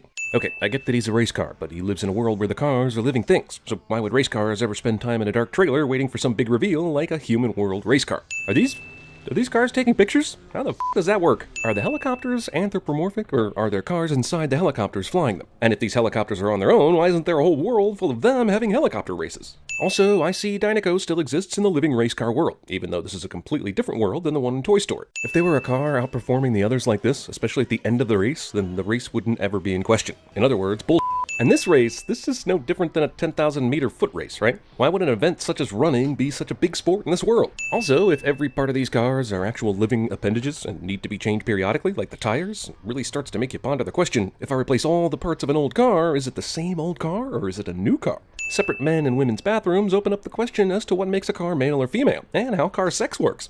Also, shouldn't this sexist joke about this long line of women cars be the other way around? Or am I being sexist thinking it should be another way? F it. Also, because even female cars take so much longer in the bathroom than men, am I right? Wait, what are these cars even going to the bathroom for? Oil changes? Top-offs? This long line makes no sense. Tony Stewart. I'm Bob Cutlass, here with my good friend Daryl Cartrip. Get it? It's just like the Flintstones, for cars. This race also brings into question why there are nothing but male cars driving in it. Are male cars inherently faster than female cars? What kind of bullshit is that? 10 yards, unsportsmanlike conduct. There's no way the rookie can make it through. Not in one piece, that is. Daryl Cartrip would be excellent at CinemaSins. This maneuver is total bullshit. But if this really is a race like Daytona or something like that, this mega wreck would cause a delay or a stoppage that would freeze the action until it got sorted out. He's not pitting! Wait, you're saying everyone pitted at the 215-mile mark except McQueen, and he's still somehow in the lead 80 laps later without pitting, and his car hasn't broken down? Cars should not have tongues, but whatever. Even if they did, the tongue extension should not count in this automobile race. It's taking them a really long time to figure out who won this thing. We're like your biggest fans! Ka-chow! That's a headlight joke right there. Piston Cup officials have determined that a tiebreaker race between the 3 leaders will be held in California in 1 week. Hope you didn't have plans. Also, why not just f***ing race right now? And why is that gotta take place in California? This race shot off fireworks after announcing a 3-way tie. I bet the fans were like, you race, I'm stuck in traffic after paying big money to see an inconclusive sporting event. Don't drive like my brother! Oh yeah, don't drive like my brother! This click and clack cameo is now sad since one of them died. Nice going, Pixar. Thanks, Obama. Instead of a moonroof allowing him to see the stars, this truck has a digital ceiling, allowing him to see the stars, while also wasting a lot more energy. Sweet! Somehow a truck this interesting to the press will still go missing, like moments after this. I get what you're going for here with the hustle and bustle of life, but is there any highway in the US with this much f***ery of exits and entrance ramps going on? By the way, this car getting a ride from a truck doesn't endear me much to Lightning McQueen, but I'm already having trouble figuring out why I should root for this guy since he's been nothing but an asshole since the movie started. The Fast and the Curious! This rough and tough car street gang's main motivation is to make tired vehicles sleep? Well, in order for this movie to happen, it needs the truck to fall asleep, the asshat neon cars to push the truck into the rumble strips, and the rumble strips to cause a bobblehead to fall and open the back door.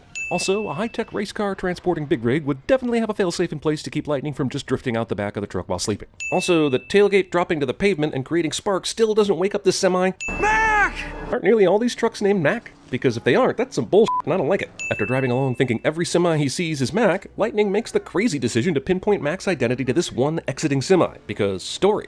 I mean, think about it, Lightning. Why would Mac be getting off the highway to California at a lonely exit offering no truck stops or gasoline or anything? The entire movie hinges on this terrible split-second decision made by Lightning. Magic Train appears so that this movie has an exciting beat-the-train scene that is only in this movie and no movies before it. In this world, you can get a ticket for running too fast. Electrical and phone wires are not made out of bungee, and neither are the wooden poles they're attached to.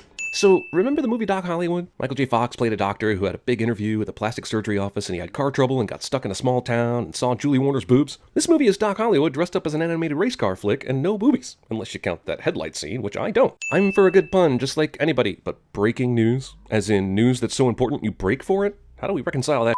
This movie has zero respect for the actual mobility impact of parking boots. You're all aware of our town's proud history. Here she goes again. Again? Do you have regular court sessions in this tiny-ass podunk town? Enough that she's given this speech before? I don't think so, is what I'm saying. Luigi, what do you have at your store? Tires. Jesus, she didn't even call him to the stand or anything. This is more like a church revival meeting than a real court. The only guy strong enough to fix that road is Big Al. Oh, he can do it. He's got the horsepower. Yeah, but not the actual towing capacity. If you think a race car is going to lug some giant tar rig, then you guys are living in a cartoon. Oh, man, you get to work with Bessie. I'd give him a left two lug nuts or something like that. The whole movie is filled with like this. Also, in 2006, this was right around the time you thought, man, Pixar has a perfect record. They may lose that perfect record. Why, Cars? Why? After an attempted getaway, Lightning runs out of gas at the exact spot the cop and district attorney are inexplicably waiting to taunt him. Jesus, how long is this fire truck going to water those flowers? And did I just say that? They just dart around this massive road damage as though it's a puddle, paying it no attention whatsoever, thereby kind of proving Lightning's point about how little the pavement damage really matters. Radiator Springs is filled with the most desperate salesmen created this side of Glengarry Glen Ross. I also think I now understand how this town went extinct. Extremely old joke about Butte that was used in Toy Story 2 rears its ugly butte in the ass end of another Pixar movie. Movie wastes time with a Lightning McQueen nightmare where Chick Hicks gets the Dynaco sponsorship, something we don't give a about right now because Lightning has been nothing but a big asshole this whole movie. We like Chick better than this dude, so it seems like a good fantasy to us. I'm actually wondering right now why Bessie isn't a self-contained living vehicle. Everything else, like this, is a living thing. Why isn't this? Then why don't we just have a little race, me and you? This guy is super flexible on applying the law after spending the first half of the movie being super stringent about it. Wait, are those tire tracks in the sky? They have flying vehicles that make normal smoke, right? The Uno Lapo. That is racist. By the way, nearly an hour in, and this guy is still a terrible person. You got your tow cable? Well, yeah, I always got my tow cable. And why wouldn't he? It's attached to him. Mama ain't seen you that low in years. I haven't seen a road like this in years. Do these cars really never go anywhere? I mean, what's the point of being a car? Huh. That punk actually did a good job. And it makes up for all the bad stuff he's done so far. If you're going hard enough left, you'll find yourself turning right. Is he talking about race cars or sexual fluidity or city planning? There is no part of this machine stretching out over this far right foot and a half of road, and yet it's being newly repaved by magic. Porsche tramp stamp. With this tar machine still running while Lightning sits and talks to everyone, shouldn't there be a pile of unused tar on the road? Or is he actually making a speed bump? Car's sworn enemy. Tractor tipping's fun. Oh, come on. What kind of bullshit am I watching right now? How does this field, let alone this entire empty-ass town, require this many goddamn tractors? Yes, this is rough terrain, but Frank should still not be able to keep up with or catch up to a fucking race car. He's a combine or a thresher or something, for fuck's sake. Also, from this point forward, the much slower Mater will somehow keep up with Lightning during this chase. Frank could easily decimate that fence and keep chasing them. Except for the invisible dog fence I'm assuming is in place here, for some reason. You're in love with Miss Sally. Wait, did something happen in this movie that would make a love story possible? Have they spoken more than 50 words to each other? It's actually insane I'm watching a Pixar movie right now. It's got so much filler in it. When it came to making this movie, I guess they just threw out that story first philosophy. I knowed I made a good choice. In what? My best friend. Movie makes an attempt at a half-assed emotional connection an hour into the movie. Also, this says a lot more about what a whole Radiator Springs is than any other attempt by the movie to convince me this place is a Hey, stickers. How did Lightning turn all the way around in this thing? Wait a minute, are all the countries the same in this car world? I mean, the exact same American flag? Was there a Revolutionary War where George Carr Washington crossed the Delaware? A midnight ride by Paul Reving? A traitor by the name of Benedict Arnold? I like Sally as much as the next car, but cone-shaped clock, cone-shaped lamps, cone-shaped artwork, wallpaper, baseboards, flower pot, picture frame, and that's beyond the huts themselves. I think it's safe to say Sally took the cone theme way too many steps too far. Like, she might be a serial killer, for reals. This asshole dreams this for the third time, and with a third different car winning all the shit he wants to win. And amazingly, despite the total nothing of the plot, Cars is quite long for a Pixar movie. Lightning kicks this can, which causes a noise, which leads him to investigating and finding out Doc's racing past, which makes that the most plot-convenient can that ever existed in a movie. Trespassing. He has a Piston Cup? 3 Piston Cups? No, 4 Piston Cups! Also, could you possibly land in a less likely place to find a past Piston Cup winner and your future wife in a town that has 10 total cars in it? I mean, have you ever seen him race?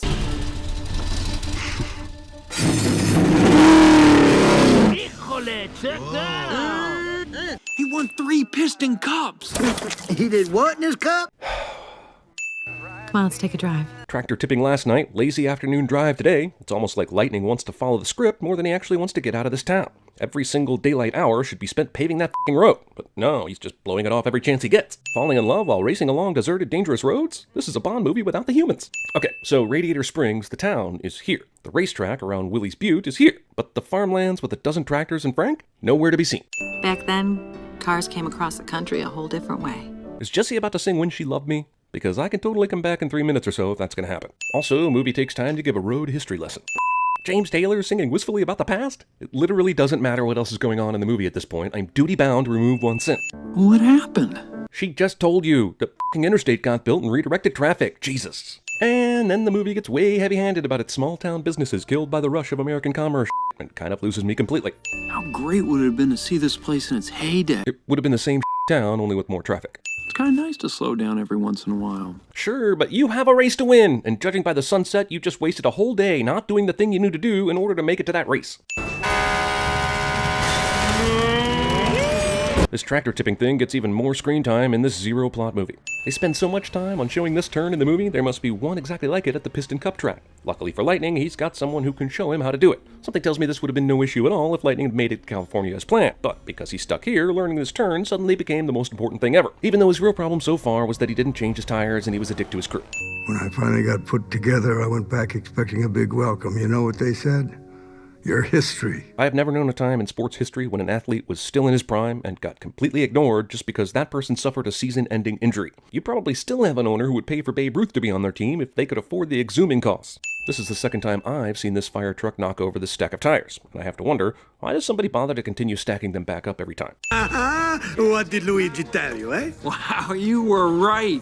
Better than a Ferrari, huh? The message of the next montage is that if you buy a whole bunch of stuff, you are suddenly a good person. This looks like you've helped everybody in town. With one sale each, they should be able to stay in business for 30 more years. Or maybe the interstate will suddenly disappear. When did everybody in town have time to fix all this up without Sally seeing it? And how long did it take?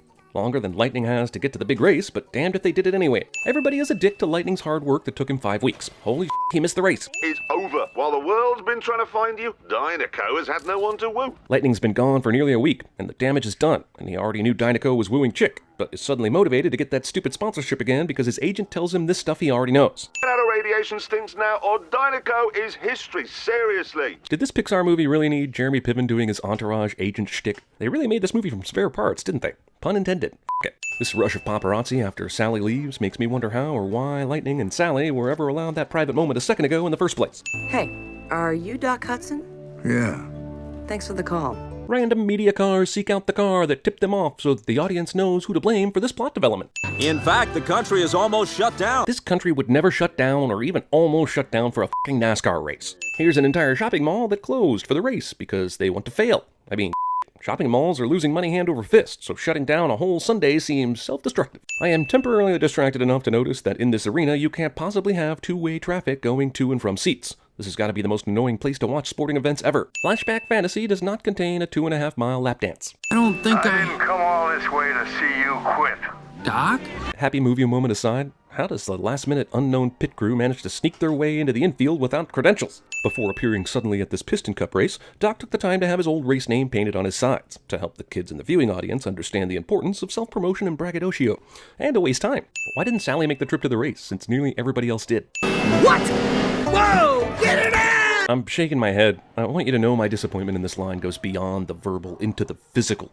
This is truly a contractual sin against America, and I'm giving it 3 sins at once. Lightning catches up to the field pretty easily after being a lap down, and despite that amazing burst of speed, will not zoom past these cars and win easily, and will make this dramatic somehow. So remember all that time the movie spent with that turn? Finally gets its moment to shine here. But one question, how is Lightning an expert at it after failing 1,000,000 times and seeing Doc do it once? Also, I'm glad McQueen finally learns and understands the go hard enough left you'll find yourself going right lesson. Truly I am, but isn't he cheating his ass off by utterly shortcutting this track by running through the grass? Lightning grows a conscience at the stupidest time. A moment that should show me how much he's grown actually makes me physically angry. I think the king should finish his last race. Something you could have helped with after winning, but whatever. Good moral lesson, yo.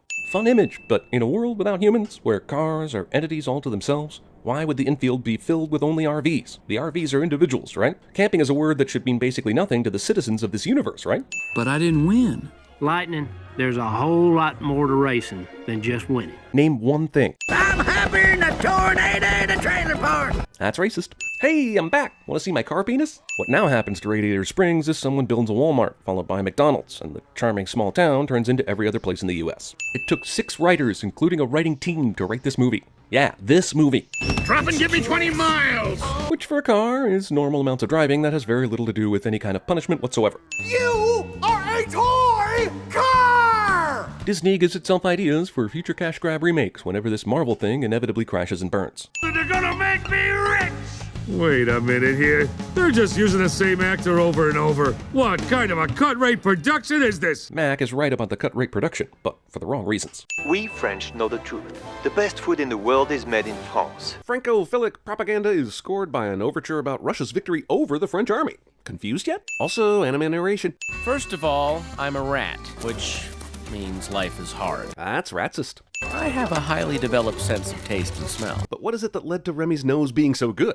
It can't be his love of food alone. There has to be a genetic reason or explanation, right? Turns out that funny smell was rat poison. Suddenly Dad didn't think my talent was useless. I agree that it was sudden. It was only 30 seconds ago that you were telling me about your talent and your dad not respecting it. Now here we are. And yes, that was fast. We gotta cook this. Now exactly how we cook this is the real question. Why are the rats only hanging around this one house? Is it really enough to sustain an entire colony? How the hell is this one elderly woman producing so much garbage? You think that maybe we shouldn't be so... Mother Nature goes caviezeling and these rats get blasted off a roof and into the plot-propelling situation. Also, holy they survived that. She's gonna wake up. These guys tasted a thing and then decided it needed only saffron to be perfect. Then realized this lady had saffron, I think. Then decided to steal her saffron so they could experience the perfect bite, and honestly, this convoluted reasoning is flimsier than most Bugs Bunny cartoons. You... read? Not sure if I should be more shocked at Remy reading or the brother only just now realizing Remy can read. Or even knowing what reading is. And the broken-hearted chef died shortly afterwards. He got his first bad review, then literally died from it. How sensitive was this dude? I've gotten hundreds of thousands of bad reviews, a few dozen hate mails, and 2 separate hand-drawn maps leading me to dangerous locations. But none of them has caused me to die of sadness. Somehow pulling the trigger on this gun opens the umbrella that's stuck in the barrel, because movie frequently forgets how to physics. Also, seriously? The sight of a couple rats causes Granny to immediately reach for the shotgun? She'd rather destroy her house in a rain of fire than, say, grab a broom? Damn, this old lady gun stores more impossible shells than an action movie villain. If these rats were all living in this woman's attic before now, that was not made clear. So Remy felt his dish needed saffron, and he robbed the old lady's house for it, which caused a chain reaction that led to the entire rat clan being washed away all the way to Paris. And none of that is ever addressed again. The movie wanted to get everyone to Paris and decided to show it to us, but it meant nothing. No one is mad at Remy when they meet up later on. Everyone adjusts fine to Paris. I suppose the old lady was snatched up by the EU's version of Medicaid and was probably lost or killed via negligence, but this whole opening is pretty meaningless. How the hell is that book readable after taking that long-ass trip in the storm sewer? My copy of 50 Shades of Grey was ruined after I walked through the rain for 1 block. You don't have no guts. Holy did movie just seriously yada yada this confrontation at gunpoint? Is this a regular occurrence in Paris? Man, France is weird. This sequence of the camera following Remy as he explores Paris is awesome. Really worthy of a sin removal. But it makes me wonder how the hell Remy knows exactly where to go at all times without ever stopping to see which way to turn. All this time, I've been underneath Paris? Movie inadvertently writes the most salacious Gilmore Girls fanfiction ever. Also, luckily for Remy and the plot, he emerged directly on a perfect view of the city to confirm his location. I mean, it's better than an obvious title card, but still. Cousteau's? You've led me to your restaurant! Lottery odds? I mean, here is a rat that loves Cousteau's cookbooks and suddenly finds himself swept into Paris and right to the doorstep of Cousteau's. And this is so unrealistic, the Justice League mustache team sent a congratulatory fruit basket. I was, my mother, She died. That's right, kids. We've killed off 2 characters in the first 20 minutes of this movie. Jesus, even Die Hard didn't have this body count so soon. You've read my book. Let us see how much you know, huh? Which one is the chef? This entire scene of Remy identifying all the various kitchen workers, all very important, is purely expositional. Later on, this ghost is going to tell Remy he's not real, and Remy is talking to himself, so he's just proving to himself here how smart he is. But mostly he's letting the audience know. Movie notwithstanding, it takes a kitchen full of employees ignoring an entire station for several minutes in order for this magical plot-propelling soup to even begin to get made in the first place, which is even more damning since Remy pointed out that this was the Saucier's workstation. Where does f***ing Saucier go, huh? Extended cigarette break? No, wait, this is France. Also, Linguini grabs this piping hot pot of soup with no ill effects. I guess he does have talent in the kitchen. I mean, I could say this at virtually any point in this movie, but how do all these assholes not notice this obvious rat? Man, this scene gets dangerously close to a bad Tom and Jerry episode. Some rat Dude, all Linguini did was add some water, garlic, and leeks to the soup, so why is it immediately nauseating? Without soap, this act is meaningless. Even more so for rats than humans. Rats carry the f***ing plague, guys. He dumps that entire container of broth into his soup without any spills or issues, even though the movie already showed this soup was nearing the top of its container and would definitely overflow if a gallon of broth were poured on it. What are you playing at? I'd like to point out that this guy is basically the primary villain in this movie, but even he just immediately admits and accepts that this soup is rad. And a true asshole would have called it disgusting and refused to ever let Linguini cook again. Instead, this guy knows the soup rules, but he can't accept the fact that Linguini cooked it, because he didn't. This guy gets a bad rap. I'm sending this movie for not making this villain more villainy. Also, I'm pretty sure a simple security camera would solve almost all this movie's conflict. The Saucier would get fired for abandoning his station, and Linguini would keep his job as garbage boy once everyone saw the rat was the one that messed with the soup. Done and done. This is a modern movie, right? And one of the most famous, high-end, expensive restaurants in Paris, but no cameras? Not even to safeguard the expensive wines and other high-end ingredients? I'm responsible for it. I guess Linguini trained at the esteemed Mario Batali Culinary School. Right! Is this how you keep a restaurant at 4 stars? There's literally only a swinging double door separating you and the customers, and you are screaming. Wait, when did he punch a triangular air hole in this lid, and why? And does he just carry a f***ing can opener on his person at all times? Have you been nodding? Remy can understand English, but he can't speak. And we're all speaking English even though we're in Paris? Movie yada yada's over the solution to the language barrier here so hard that even 6-year-olds came out asking their parents what the f*** was going on. I can't cook. Can I? Awesome! So we've immediately undermined the central premise of the movie by determining our secondary protagonist is unable to do what Gusteau says anyone can do. Hey, they like the soup! Ah! They like the soup. Linguini fell into the goddamn Seine River, survived it, found the jar that Remy was in, rescued him, and climbed out of the Seine in record time. Why can't we see that story? This uncoordinated asshat keeps losing jobs and can't do anything and has no money and lives in this tiny cramped apartment, and you expect me to believe he takes up valuable kitchen shelf space with a goddamn soccer ball? Okay, back the f*** up. Beep, beep, beep.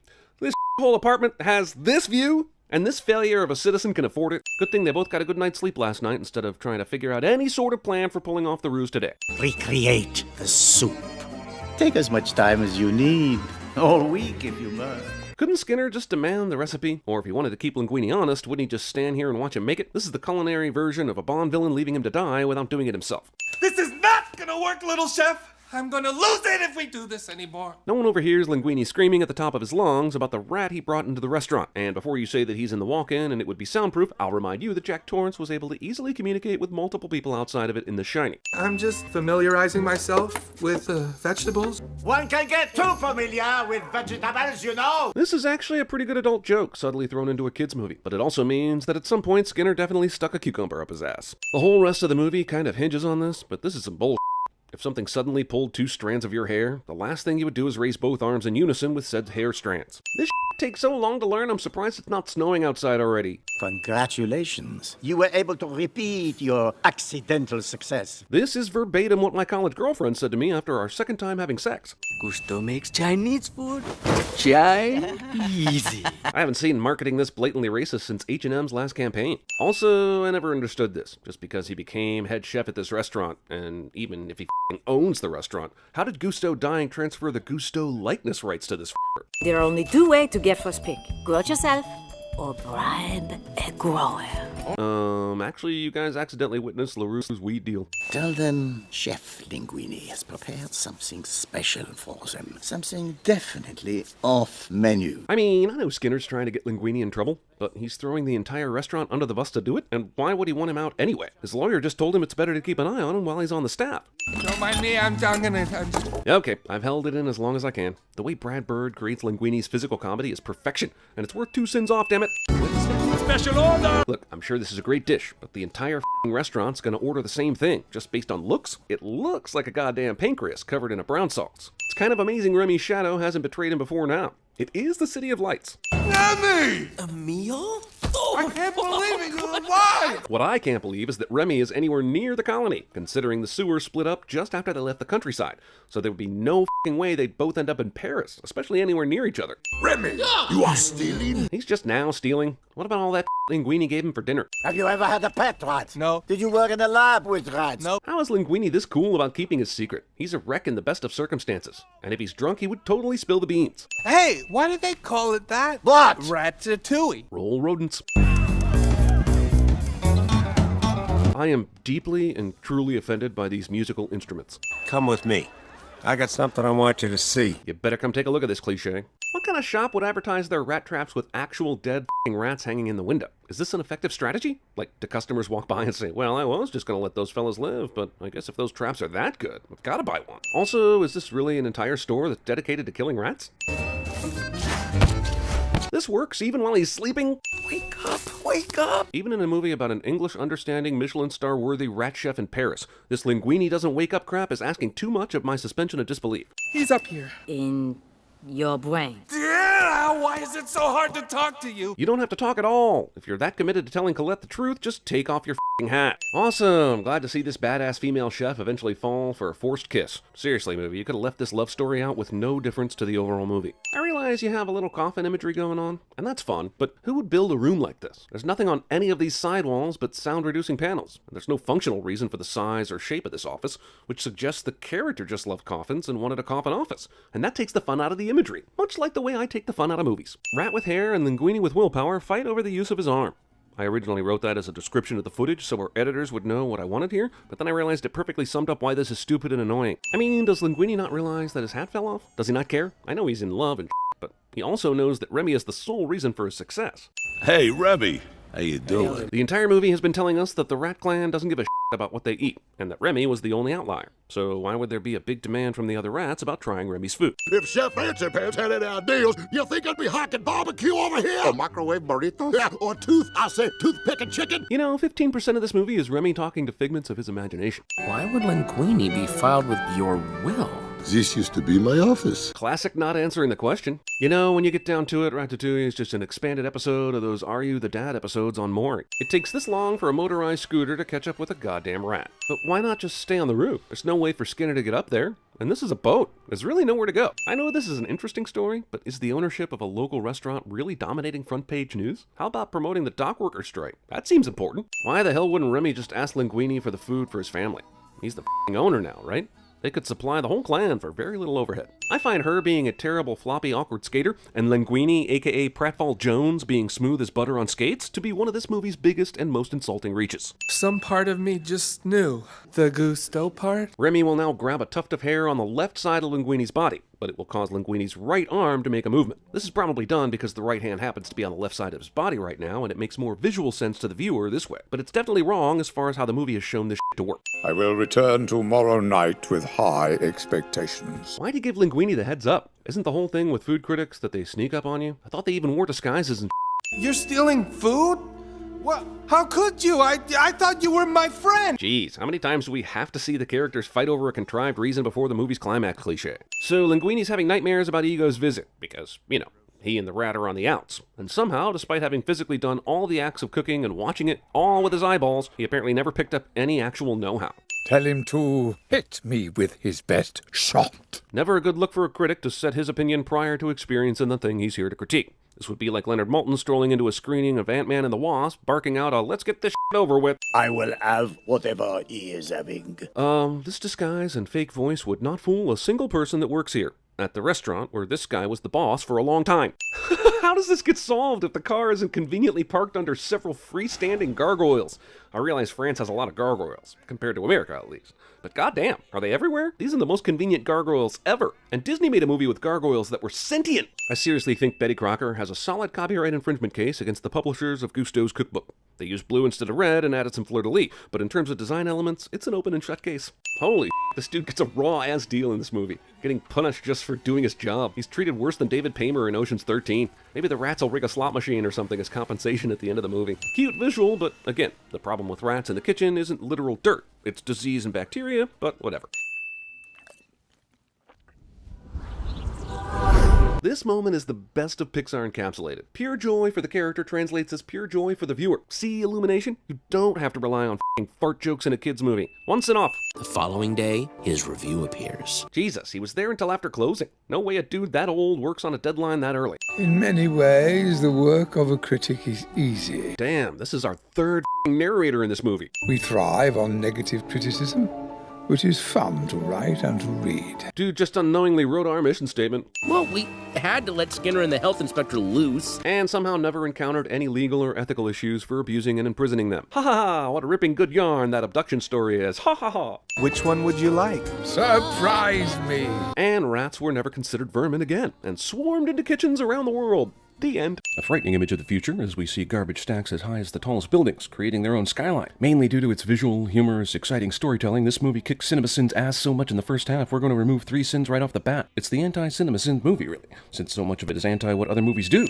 See? Even the sin counter doesn't obey. In the future, you can train cockroaches to be like dogs. I can't wait to see the Sarah McLachlan commercials for these poor bastards.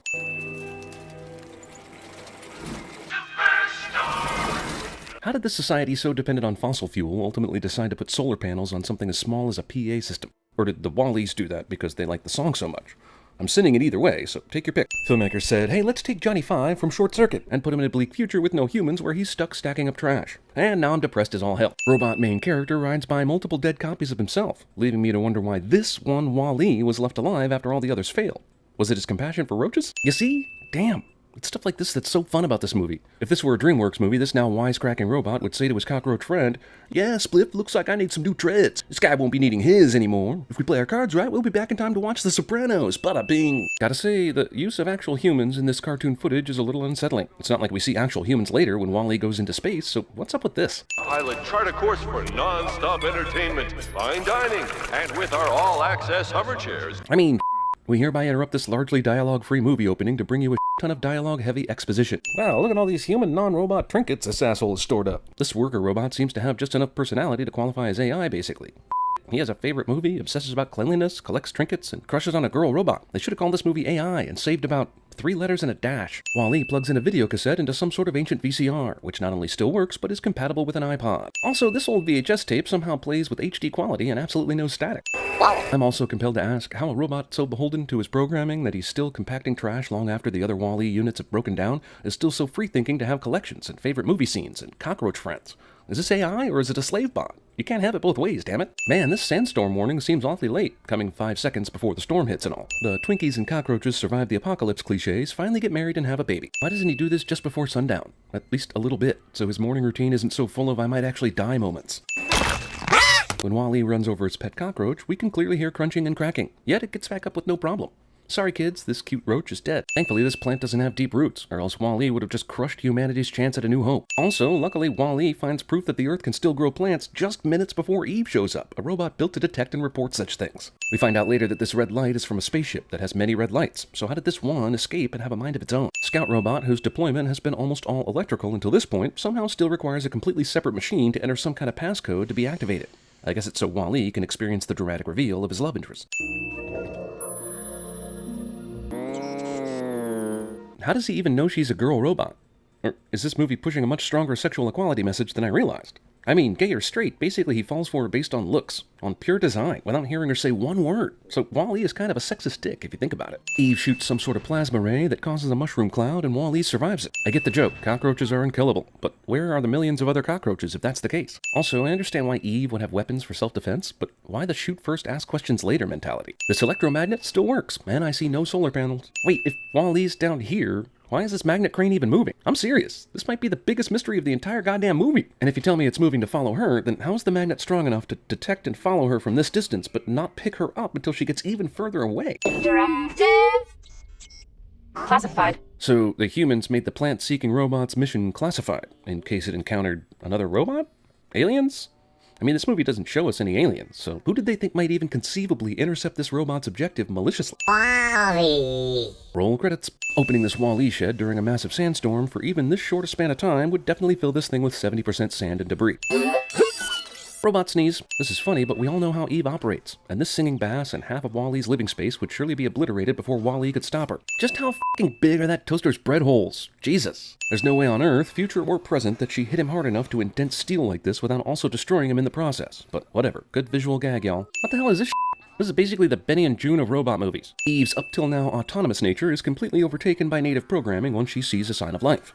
Why was she ever autonomous in the first place? Wall-E gets struck by lightning twice in rapid succession, because this movie is either trying too hard to show how selfless he is, or is making a weird Jim Caviezel parallel I was unprepared for. Pong? What kind of society was the future living in where Wall-E could easily find an Atari 2600 and a playable cartridge of Pong? Wall-E finally goes off to work and stops waiting for Eve to come back online. How much you want to bet this is the exact same day the space humans come for Eve? God damn it! Wall-E wastes a bunch of precious Eve-saving time driving back to show the cockroach where to stay. This cockroach is like, dude, you forgot to open the shed door so I can get to the Twinkie bed. Why didn't you give me a cockroach-friendly garage door opener for this exact situation? Wall-E is addicted to alien robots. Because these robots are so awful at their jobs, Wall-E is allowed to escape from this situation. Plus, the little cleaning robot that he totally angered a minute ago decided not to narc on him.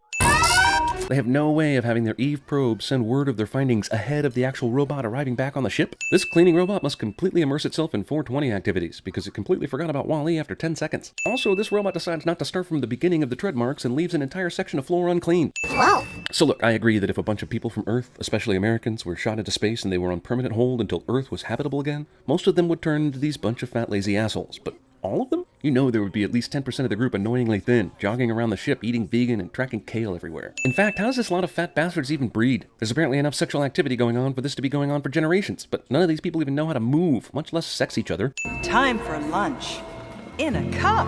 This is Pixar's most biting satire to date. Before this movie, all the messaging in Pixar films had been self-esteem related and feel good. Toy Story is be a kid again. Cars was slow down and enjoy life. Bug's Life was if you're a misfit, be a proud one and you can contribute.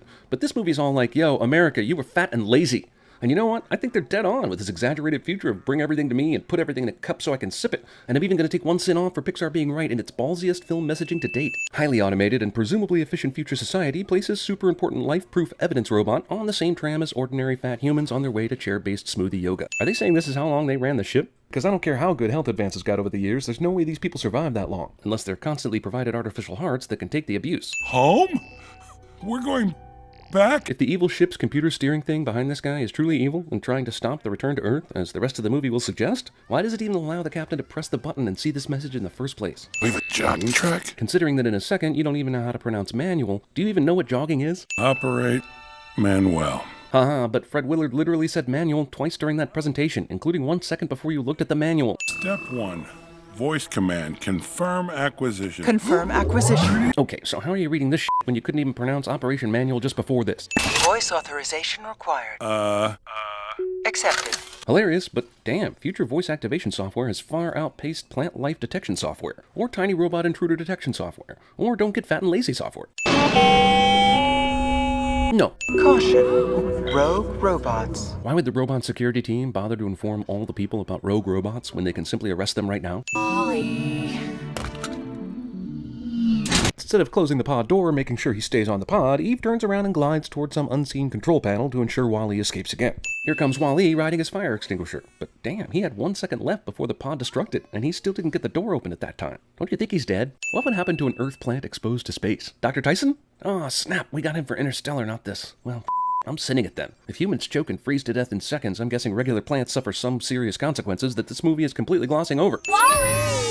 And here comes the point in the movie where I itch if I don't take a sin off for how damn great this movie is. Way to waste your propulsion substance, ass. Accidental meat fat. Also, because our hands touched accidentally, we must be in love cliche. Define hoedown. This guy's been researching Earth a few minutes and somehow ended up at Showdown. I didn't know we had a pool. I realize this comment is intended to show the extreme clueless laziness of humans, but you're telling me this 100% marketed B&L cruise ship isn't shoving all the craft's amenities like pools down the residents' throats via constant advertisements? Security cam footage will now conveniently tell Eve what she should already know, that Wall-E loves her and sacrifices himself for her. Thank God for the kind of romantic comedy love-proof real-life humans never actually get. This asshole is such a slave to his cleaning program, it makes me wonder how Wall-E ever fell in love with Eve instead of just ignoring her to do his program task. I insist you give me the plan. Discount homage HAL 9000. Also, this A113 directive is such that it makes you wonder why the computer-controlled ship even bothered to continue dropping off Eves on Earth if the directive could never be broken. That's an order! Aye, aye, sir. So this proves the captain can order Otto to do his bidding, yet Otto will still represent a significant threat throughout the rest of this movie, because reasons. Eva? Wally! Movie steals 90% of its dialogue template from Titanic. Wall-E rips off the 0-point energy from The Incredibles. Villain makes classic stupid-ass mistake of sending his nemesis and said nemesis' helper to the same place. You can bet that anytime a robot is shut down or broken, a reboot or an alternative power source will revive them. Not only did the Wall-E robots manage to stack Eve and Wall-E next to each other, but both robots happen to be crunched into these garbage cubes at just the right spot in order to still communicate. Mo blocks the doors ex machina. Why can't the guard robot use the same death grip ray on Eve that it's using on this other robot? The captain smartly retrieves the image of Wall-E and the plant, so he can trick the evil robot into thinking he has it. Problem is, the captain didn't see this part of the transmission, because Eve was alone when that image came up, so he shouldn't even know this exists. Having a good look at all these people that comprise the Axiom reminds me that this ship appears entirely American. Even if that's not true, I wonder how this ship handles politics. I have so many questions about this arrangement. Now the movie's stealing the ending of Titanic. John, get ready to have some kids! The movie makes an attempt to make these human characters matter, but these kids are in virtually no danger. They simply would have landed in the ungodly mass of humanity further down, unharmed. You may have forgotten by this point, due to all the adventure and action that has occurred since we last really saw him, that Wall-E can barely move because a motherboard inside him is damaged. But I guess the power of robo-owners can give you strength in certain situations. The movie will now reinforce the lie that just because you really want to win, you can do that, despite all obstacles, including the fact that you haven't used your muscles since you were born. 10 seconds to hyperjump. This ship decides it can go into hyperjump 10 seconds after a plant gets inserted into a thing. Doesn't it need to worry about safety? And these assholes are mildly inconvenienced when the ship blasts into hyperspace, and they're not even buckled in or anything. Wally? The Wall-E amnesia is, of course, heartbreaking, but it's no different from the movie that makes you think the main character died for 2 minutes before his or her hand dramatically appears on the edge of the cliff. Of course Wall-E is going to remember. This is Disney, not Paul Schrader. Tiny electrical spark will somehow return Wall-E's memory loss, because that's how electronics work. Baby instantly kills the only plant Earth has with whatever the hell is in that cup. When Wall-E appears for a mini end credit sequence, he changes the Pixar lamp's light bulb, replacing it with a CFL bulb to be more environmentally friendly. But when Pixar returns next year with Toy Story 3, that asshole has his old environmentally wasteful bulb back in. We're all painfully aware that Disney and Pixar are the same thing, yet Disney still feels the need to jerk itself off for 40 seconds before the movie starts. Spotlight on adventure! Movie steals the expositional documentary inside the actual movie motif from Citizen Kane. Undiscovered by science! Science doesn't make discoveries, people do. Who would dare set foot on this inhospitable summit? Charles Muntz! And also these two assholes and whoever's filming this newsreel. This lighter-than aircraft was designed by Muntz himself and is longer than 22 Prohibition paddy wagons placed end to end. As opposed to the normal, everyday paddy wagon, which was somehow lesser capacity and had no chance in hell of telling us what era this movie is set in. Canine comfort, complete with doggy bath and mechanical canine walker. These look more like dog torture devices than contraptions conceived for canine comfort. Jiminy cricket, do the locals consider Muntz the bee's knees? And how? It sounds like Pixar's turn-of-the-century idiom generator just malfunctioned. I mean, holy mackerel, how many cockeyed phrases are these bums gonna throw at me? The National Explorers Society accuses Muntz of fabricating the skeleton. Why? Because this guy doesn't know how to use a compass? Or this guy doesn't know how bones work? Or possibly because it's convenient to the plot? Adventure! Carl conveniently overhears Ellie say this just as he walks past the dilapidated house, prompting him to find out who said it. If Ellie just saw the same screening of Muntz's documentary, how was she able to find this abandoned house and rig it up to play Explorer before Carl had enough time to walk past it and catch her in the middle of her narrative? What's wrong? Can't you talk? Nope, and he won't be able to for 60 years. Carl's balloon, that Ellie now inexplicably possesses, still has enough helium in it to lift a large stick just high enough into the air to go into Carl's room, and by some kind of dog-talking level witchcraft is able to change directions as soon as it reaches Carl's bedroom window. Cross it! Cross your heart! Behind every great man is a woman pointing and yelling at him to make unkeepable promises. Wow. Movie completely blows past Ellie dropping her tomboy persona and how this couple managed to stay in love during their awkward high school years and college years based on their mutual respect of Charles Muntz. This is a prime example of when sentimental value goes totally wrong. Instead of buying a house they can actually live in, Carl and Ellie decide to buy the condemned house they met in and spend the first few years of their lives basically rebuilding the entire thing. I can't even imagine what the inspection for this was like, and this house has been abandoned for well over a decade. That's not a fun renovation project, that's a tetanus shack. Ellie and Carl do manual labor in their wedding clothes. The movie takes place in an alternate universe where super helium exists, but adoption apparently doesn't. Weren't quite ready to explain miscarriages to your children? Well, now you have to. How much change could they possibly have in that jug? $15? And if they fill it up, maybe $30. They'll have enough money to check out a documentary about Paradise Falls, but we'll definitely be a few $1,000s short of actually paying for a trip. Also, when we actually go to Paradise Falls later in the film, we see that it's still completely remote and uninhabited. How do they plan on actually getting there? Are they saving up for their own Zeppelin? Also, Paradise Falls is based on a real place in Venezuela called Canaima National Park, and if we make believe that's the actual Paradise Falls, I bet it would be challenging for them to claim residence in a Venezuelan national park. Goddamn, they did a fantastic job restoring that probably 70-year-old house. Did they reinforce it with steel beams? And then suddenly, without any warning, Pixar sends you into a montage that is both full of sadness and joy and more sadness, without a word of dialogue spoken. It's like one of those great Pixar shorts that precede all of the full-length features. And I think I just cried a little. It's downright incredible, and we're removing 5 sins for its brilliance. I believe I made my position to your boss quite clear. You poured prune juice in his gas tank. I find this unlikely. This assumes the boss drives a car that doesn't have one of those spring-loaded gas doors that you'd have to actually break into the car to open. Or the boss just leaves his car unlocked all day at a construction site. Also, this old man who uses a cane somehow managed to get to the car without being seen, carrying a funnel and some prune juice. And how did they even figure out it was prune juice? Unless they saw him and let him do it, or Carl told them, or they ran it to a lab. And why didn't the boss press charges? He's out to get your house! John Ratzenberger is acting like this is new information, even though he said earlier, My boss would be happy to take this whole place off your hands and... Also, I have a hard time believing whatever faceless corporation is in charge of this project doesn't just pay off whoever and abuse a little eminent domain to steal Carl's house away from him. Russell's persistence leads me to believe he thinks Carl is the only old person in this town. Earlier, we're told that Carl poured prune juice in his gas tank. And that didn't seem to create any issues, but after Carl assaults this worker, he's forced to sell his house and move into an old folks' home. I understand that assault is a worse crime than damage of personal property, but the latter is still a crime, and that seemingly went completely unpunished. These assholes still wear their sunglasses in court, which no so-called judge would allow. So, was Carl sentenced by the court to live in a retirement community? Is it a retirement village/prison? Man, Carl was a terrible balloon salesman. Also, how did he have the time to blow up all these balloons and keep them hidden before the Shady Oaks folks showed up? And are we really expected to believe that Carl isn't physically fit enough to walk down the stairs in his own house, but can climb all over the roof to tie those balloons and set up a steering mechanism? There's no amount of balloons this movie could animate that would convince me balloons could rip a house from its foundation and all its connected utilities. Also, Carl doesn't disconnect the electricity and water before his grand escape. Also, if these balloons could rip up a house off its foundation and let it fly away, then how the actual was Carl able to keep them concealed behind his house until this point? Are the impossibly giant tarps that he has for some reason as dense as neutron stars? Also ×3, way to use an increasingly scarce resource to fly your house irresponsibly, you jackass. Even though Carl has yet to engage his steering apparatus, the house manages to avoid all the tall buildings during its ascent. Carl's balloon house is addicted to analog television. Aw, ain't that nice? The airplane billboard features South America prominently in this North American town. You know, because of the story and all. These shower curtains make clever sales and imply that Carl always possessed the knowledge how to fly a house without at least one practice try. Also, numerous military and police would have been called when they heard the reports of a flying house using balloons. But fortunately for Carl, this took place during Taco Tuesday and no one called or cared. And I followed it under your porch? Oh, really? Then where were you when this happened? Not only do I not see any wilderness explorers under Carl's porch, but I also can't see a way to get under the porch in the first place. Whoa, is this how you steer your house?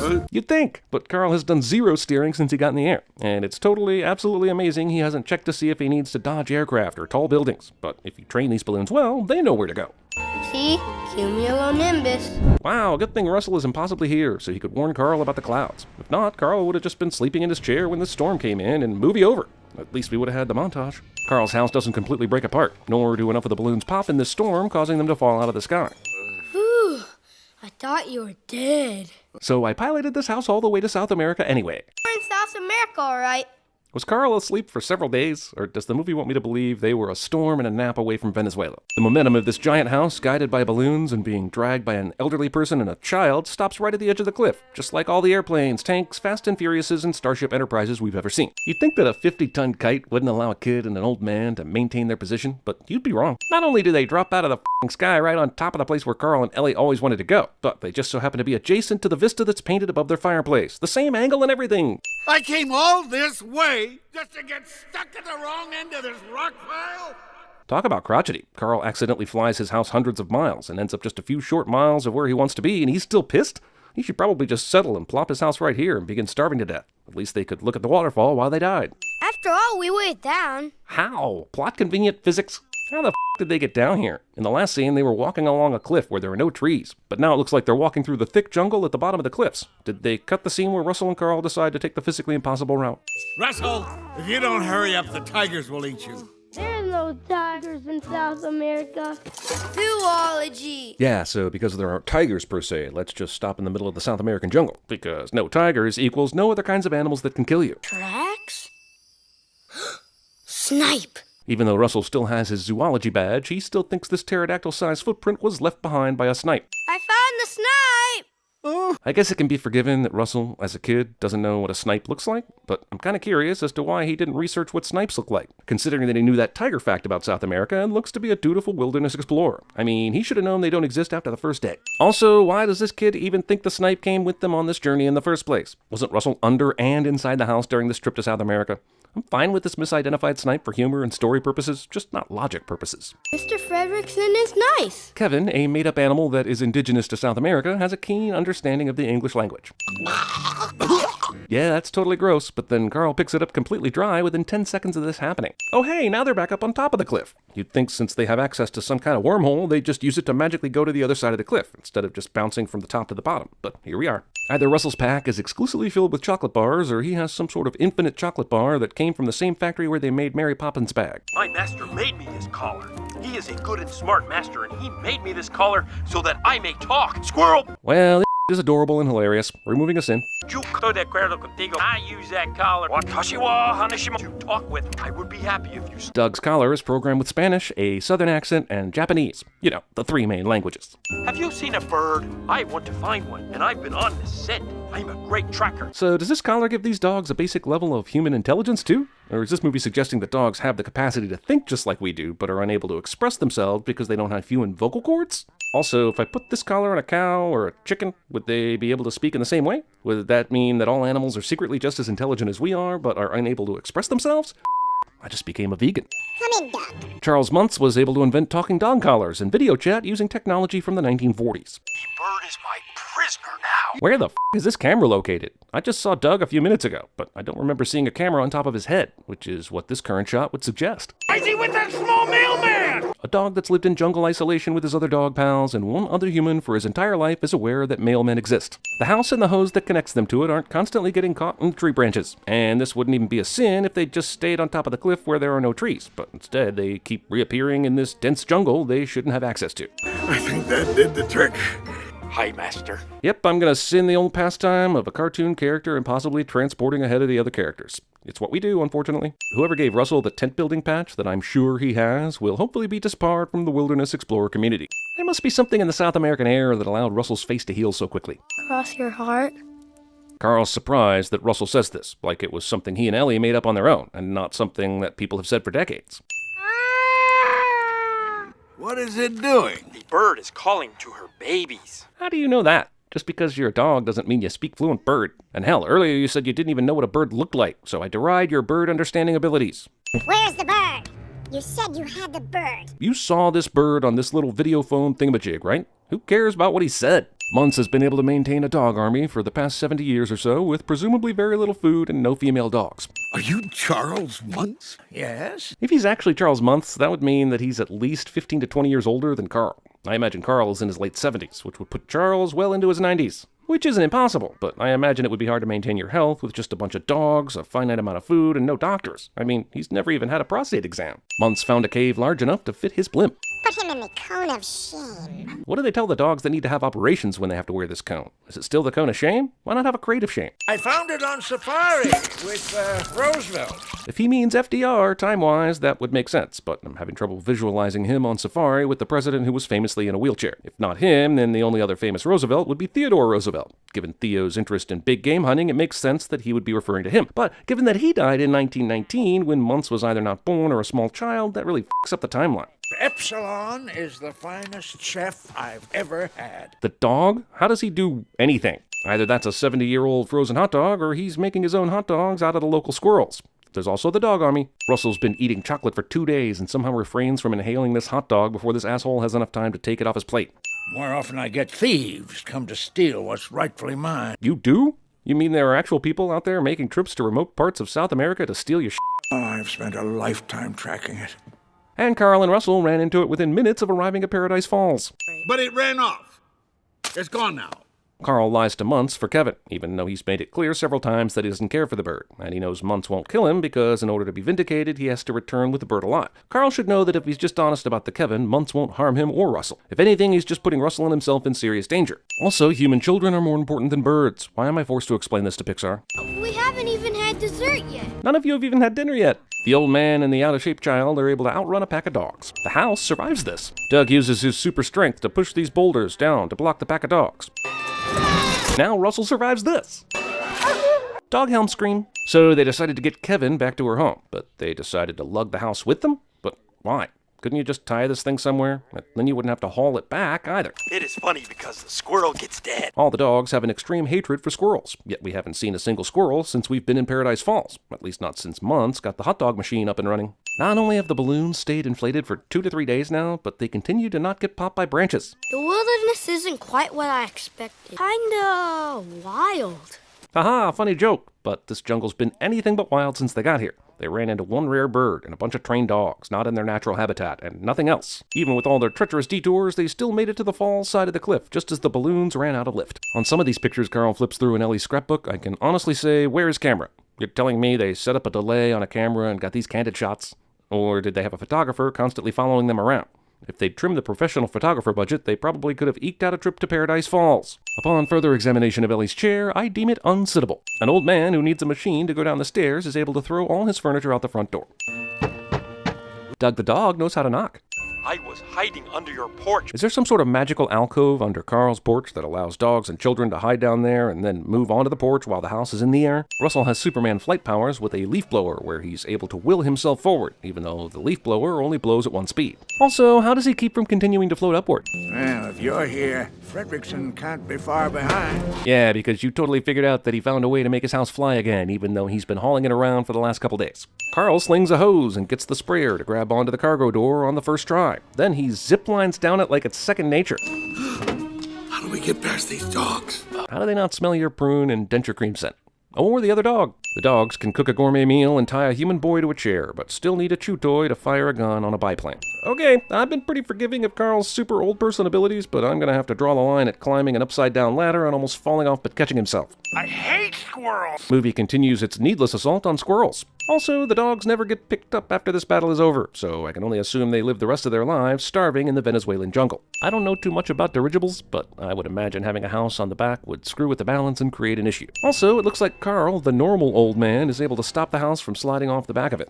I put more faith in the house ripping Carl's arms off before I believe any of the shit I'm seeing right now. Bad guy falling to his death because showing him die any other way would be too gruesome for a kids movie cliche. Nice transition, but allow me to be a dick for a moment, because that means they would have had to be in the exact same position and do the exact same things twice for this to be possible. Yep, I'm a dick. You know what? Keep him. Yeah, he clearly doesn't need a cane. Did you see all the shit he pulled in the last scene? Will graduate to senior explorers. Why do all these kids get to graduate to senior explorer? They don't have all the badges. Man, Russell's mom was super okay with her son being gone for 3 or 4 days, and continuing to let Russell see the man the courts say is a menace to society, and is responsible for her kid being gone in the first place. I wonder how much trouble Carl will get in with the FAA for parking an unlicensed 60-year-old airship above an ice cream store. You mean to tell me the house landed right off? Forget it. These end credits are some more where is camera nonsense. 5 seconds of Disney and Pixar basically 69ing each other. Boy, Andy's toy-based daydreams got a budget increase, no? Didn't Pixar miss a golden opportunity here to put the car-shaped bluffs from Cars in the background of the scene? Even if this is in some kid's imagination, Jessie and Bullseye were nowhere near the back of this train in order to save Woody. Take that, imagination. Also, all Toy Story movies must open with a fantasy sequence. The first one had Woody's Old West adventures, the second had the T-Rex playing the video game that was supposedly real for a few minutes, and this one has this. That's what you call a formula, kids. Andy imagines an ex machina for the train falling off the cliff, and later grows up to write Hollywood screenplays. I brought my attack dog with a built-in force field. Well, I brought my dinosaur who eats force field dogs. Andy's imagination has improved greatly, but he still does the old force field dog dinosaur who eats the force field dogs routine. Cartoon found footage. I would make fun of Andy setting up all his toys to watch a movie, but then I remember laying out all my baseball cards as a kid while watching a baseball game, and I'd sub in the right card when the manager made a roster change, and goddamn, I miss being a kid. F*** you, movie, for making me miss being a kid. Even in the young Andy era depicted by this video, I still can't believe he's still enamored with his Woody doll. Woody was practically replaced in the first movie by Buzz Lightyear, but because of some bullshit, he suddenly gets equal billing in Andy's mind. Wait! I I can't find my other eye. Then why did you take it out in the first place? Also, didn't previous movies show us your organs still work even when not attached? So why not just look through that eye to figure out where it is, eh? Who are we kidding? The kid's 17 years old. He's 17 and still has a gigantic toy chest prominently featured in his room. Let's face it, when the trash bags come out, we Army guys are the first to go. So many thoughts sprung up here. First off, the Army guys have a network of other Army guys, where they know they're the first to go when it's time to clean out toys. Second off, there are only 3 Army guys here, so they've apparently left the hundreds of other Army guys to be trashed. Third off, they do this despite a decent chance of getting seen. Fourth, I guess they just knock around people's houses until they find a bunch of other Army guys to hang with. We've lost friends along the way. Wheezy and Etch and Bo Peep. I guess these toys weren't worth having an adventure for. Also, holy shit, movie hints at an even darker Toy Story 3 storyline regarding the fate of Bo Peep, but then it passes it by like it's no big deal. And those guys from the Christmas decorations box, they're fun, right? How many inanimate objects come to life in this world? Christmas decorations? Are they infused with the life of toys? Come on, let's see how much we're going for on eBay. You two? Not much is my guess. Also, it's 2010, so thinking eBay is the ultimate online aftermarket sales destination at this point is just living in the past. Andy, who is an asshole, ate this apple and left it on a plate on his dresser. The first thing that I noticed here is that these concert tickets are dated 2009, which is 14 years after the original Toy Story, which means Andy should be 20 years old at this point, not 17, unless Toy Story was set in the future or some shit. Also, you might remember that November 17th, 2009 was a Tuesday, like I do, because I have that kind of calendar memory and shit.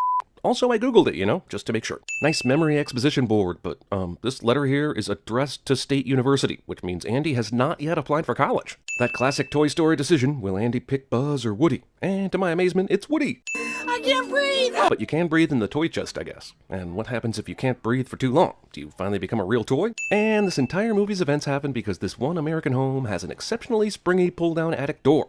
Do I have that right? Jesus. Andy clearly wanted to save all the toys, but thanks to construction work, we have an adventure to watch first. What are the odds that the garbage truck is 3 houses away right at this moment? Astronomical, you say? Point!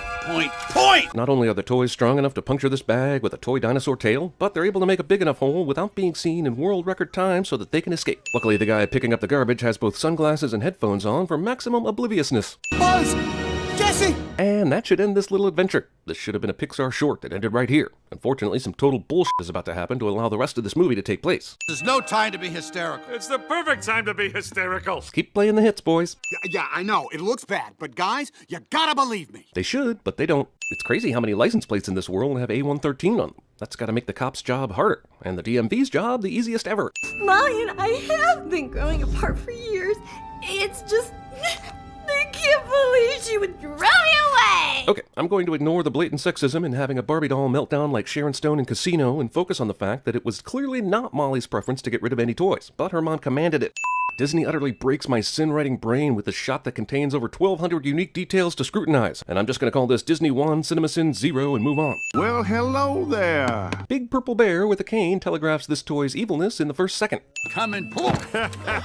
First thing you gotta know about me, I'm a hugger. This is exactly what Uncle Henry said to me just before he took me out behind the, hey, is that a purple dinosaur? Maybe Andy doesn't care about us anymore. This movie gets so much mileage out of that upstairs hallway trash bag misunderstanding. He was putting you in the attic. I saw. You can't just... All toys disregard or flat out don't hear this statement. At this point, doesn't Woody deserve the benefit of the doubt?